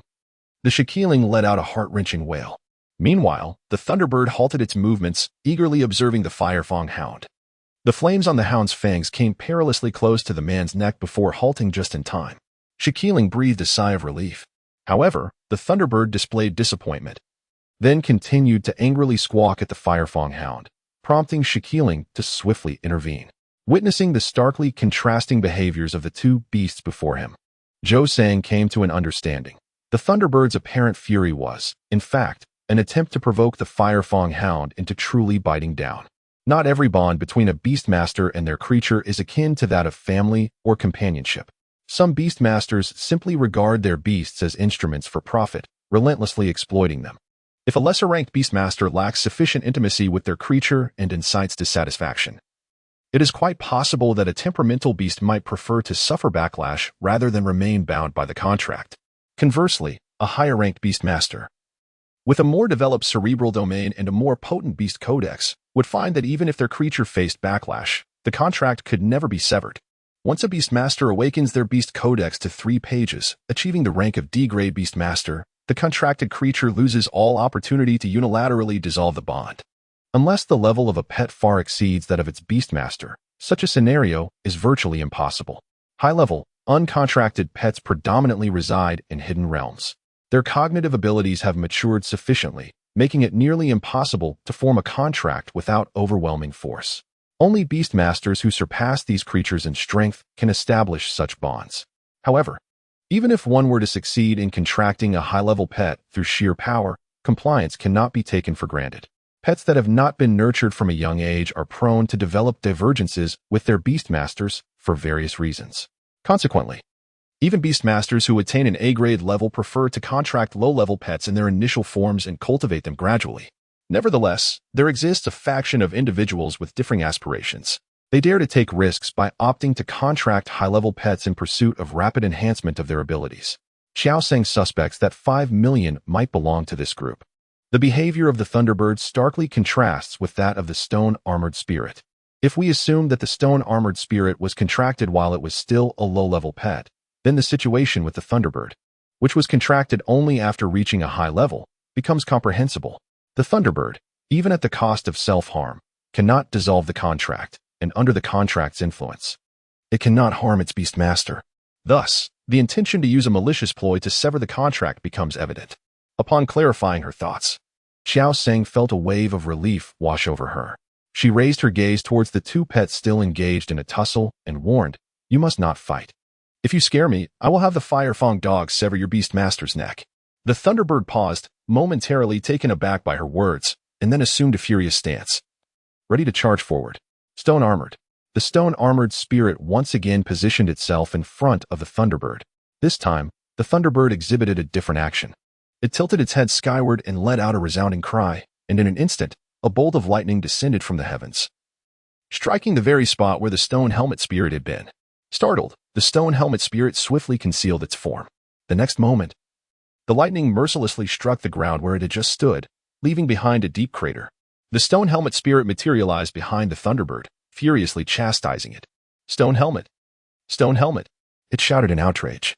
The master had explicitly forbidden the Thunderbird from recklessly unleashing its powers on the mountain, for the sudden appearance of lightning would undoubtedly draw attention to their location. Moreover, just moments ago, that detestable human had uttered those words. How could the Thunderbird act again? Clearly, this was intentional. The stone helmet spirit could only hurl curses without retaliating. The Thunderbird, with a mischievous glint in its eyes, caught sight of Qiao Sang's position and, with a flap of its feathered wings, summoned a lightning sphere with a diameter of approximately 20 centimeters. Qiao Sang felt a flicker of alarm, swiftly turning to run towards the man, seeking refuge behind him as a shield. Observing this, the Thunderbird smirked, redirecting the lightning sphere to strike the stone helmet spirit instead. Stone helmet. The sudden change in the lightning sphere's trajectory caught the stone helmet spirit completely off guard, leaving it unable to prepare for the blow. Although the Thunderbird was nowhere near its full strength, the power of the lightning was undeniably real, and a fissure split the helmet atop the stone helmet spirit's head. Stone helmet. It reached up to touch the crack, then let out a heart-wrenching wail. Anger surged within it as it glared at the Thunderbird, extending its right claw forward, and a dark shadow sphere began to coalesce in its grasp. Stone helmet. Thunderbird. Qiao Sang gazed at the two figures before him, wildly unleashing energy, and could not help but reflect. Without the companionship of a beastmaster, a beast truly resembled a scattered pile of sand. Chapter 92. I am here to aid you. The strength of the Thunderbird should have utterly overwhelmed the stone helmet spirit. It was not only incapable of flying but even struggled to walk properly. The stone helmet spirit bore old injuries, yet its wounds were far less severe than those of the Thunderbird. Most crucially, it could vanish and create distance, while the Thunderbird was confined to its spot, relying solely on lightning for attack and defense. In their contest, it became apparent that the stone helmet spirit had gained the upper hand. The stone helmet spirit emitted a purple glow for what felt like the umpteenth time, as the black ground beneath it resembled an abyss, pulling the Thunderbird into its depths. The skilled Dark Knight spirit feast was utterly unavoidable for the Thunderbird at this moment. The Thunderbird was consumed by the black earth for the third time. Each time the Thunderbird fell victim to the Dark Knight spirit feast, the stone helmet spirit emitted peculiar sounds as if under the influence of a drug. When the Thunderbird resurfaced, its feathers appeared increasingly dull and lifeless, as if wilting. The Thunderbird glared resentfully at the stone helmet spirit, were it not for its earlier breakthrough. Enduring numerous injuries, this situation would not have allowed the stone helmet spirit to dominate it so easily. They were all a bunch of smooth talkers, promising a path to avian greatness. Yet, what was the reality? After leaving the mountains, it was embroiled in constant battles, relentlessly pursued by a throng. Not only did it lack a decent meal, but it had not enjoyed a single restful sleep. Its once beloved wings had become ragged, and its strongest claws were now broken. It is solely due to its later arrival that it bears the brunt of all menial tasks. Upon arriving here, the silver-tailed sea serpent is able to guard the tree fruits and rest peacefully. Meanwhile, it is condemned to remain at the signal tower, emitting electromagnetic waves. Under the pretense that direct destruction is forbidden and only interference is permissible, its abilities cannot be recklessly deployed, its slumber must be carefully timed, and it must intermittently release electromagnetic energy. This differential treatment has truly worn it down. The Thunderbird seethes with growing frustration. Thunder. It lets out a piercing cry to the heavens, summoning the scant energy within. Just moments ago, the sun blazed fiercely overhead, But now the sky above has turned ominously dark. Thick clouds gather, and a bolt of lightning unfurls into an intricate, branch-like formation, radiating outward with a deafening roar. In the next instant, multiple bolts of lightning, like fierce claws, strike around the stone-armored spirit, erupting into grand arcs of electricity in midair. This spectacle quickly draws the attention of the approaching police from afar. It's Zhou Xian's Thunderbird, a middle-aged woman remarks gravely. How could this happen? Why has there suddenly been such a commotion? Who is the Thunderbird battling against? Aside from that child who reported, is there anyone else on the mountain? Hey, phone, hurry. Yi Ran urges, patting the Wind Falcon. With a swift call, the Wind Falcon accelerates. Qiao Sang watches in trepidation, experiencing a close encounter with lightning for the first time. Evidently, Qiao Sang has forgotten the recent attack by the magnetic rodent.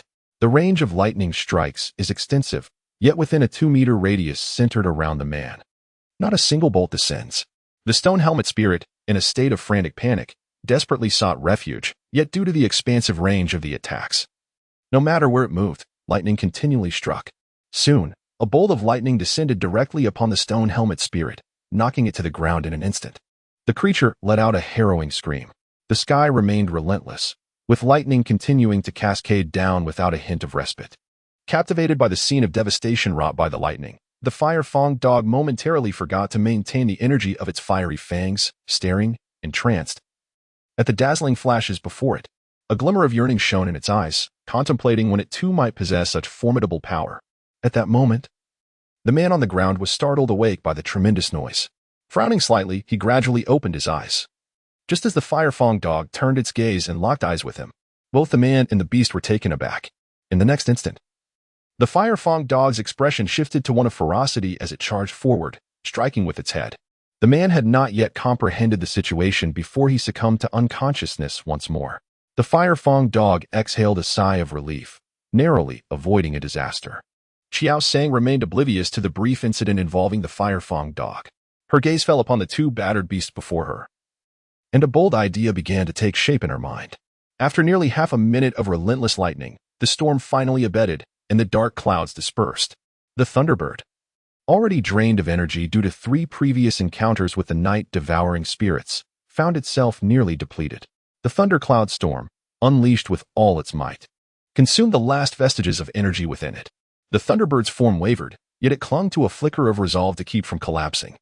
It cast a glance at the stone helmet spirit, now lying charred and motionless, and felt a surge of satisfaction. Look at you. Your older brother remains supreme. Even if it is injured so severely, what does it matter? As long as there is sufficient energy. A mere release of its ultimate move would still result in its swift demise. The Thunderbird, in a fit of pride, called out to the stone helm spirit. The stone helm spirit glared back at the Thunderbird with intense fury, struggling to rise, but finding its limbs devoid of strength. Its vision began to blur, and in that moment, it suddenly thought of its master. Ignoring the taunts of the Thunderbird, the stone helm spirit lay on the ground, gazing at its master, who remained with eyes closed. It did not move. Instead, its eyes glimmered once more with a violet hue. This time, the blackened earth began to spread from its position toward Qiao Sang. Observing the dark ground advancing past the Thunderbird without pause, an ominous premonition gripped Qiao Sang's heart. There was no time to waste. Though she was uncertain of the limits between advanced and commander-level beasts, it was evident that they were nearing their end. Stone Helm Spirit. I am here to assist you, Qiao Sang shouted. The Stone Helm Spirit paused momentarily upon hearing her words, momentarily forgetting to continue its skill. Assisted? Assisted in what? Yabao, unleash flame charge upon the featherless wings of the Thunderbird, Qiao Sang commanded. Even if this attack did not fell the Thunderbird, it mattered not. At this, the Thunderbird's fury ignited. Following Qiao Sang's words, the range of the Night Devourer's skill halted shortly after passing beneath the Thunderbird's feet. Thunderclap. The Thunderbird paid no heed to the commotion below, its anger driving it to turn and charge at Qiao Sang. Featherless? Who is featherless? Who dares to claim such a thing? Suddenly, the Thunderbird attempted to move its legs, but its strength faltered, causing it to collapse to the ground. Upon hearing the command, the Firefang Hound's eyes sparkled with excitement. It had just witnessed the Thunderbird unleash a bolt of lightning, understanding that it was a formidable adversary. The trust displayed by its beast master in instructing it to attack such a giant was evident. With a fierce determination, the flames surrounding the Firefang Hound surged, as it eagerly summoned the energy within. In the next moment, like a streak of crimson light, it fiercely collided with the immobile Thunderbird.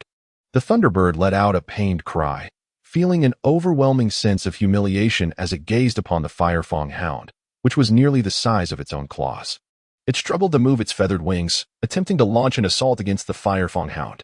Firefang, bite it with your fiery fangs, Qiao Sang aptly instructed. The Firefang hound opened its mouth, and its flame-enshrouded fangs clamped down upon the wing that reached out, now devoid of any strength.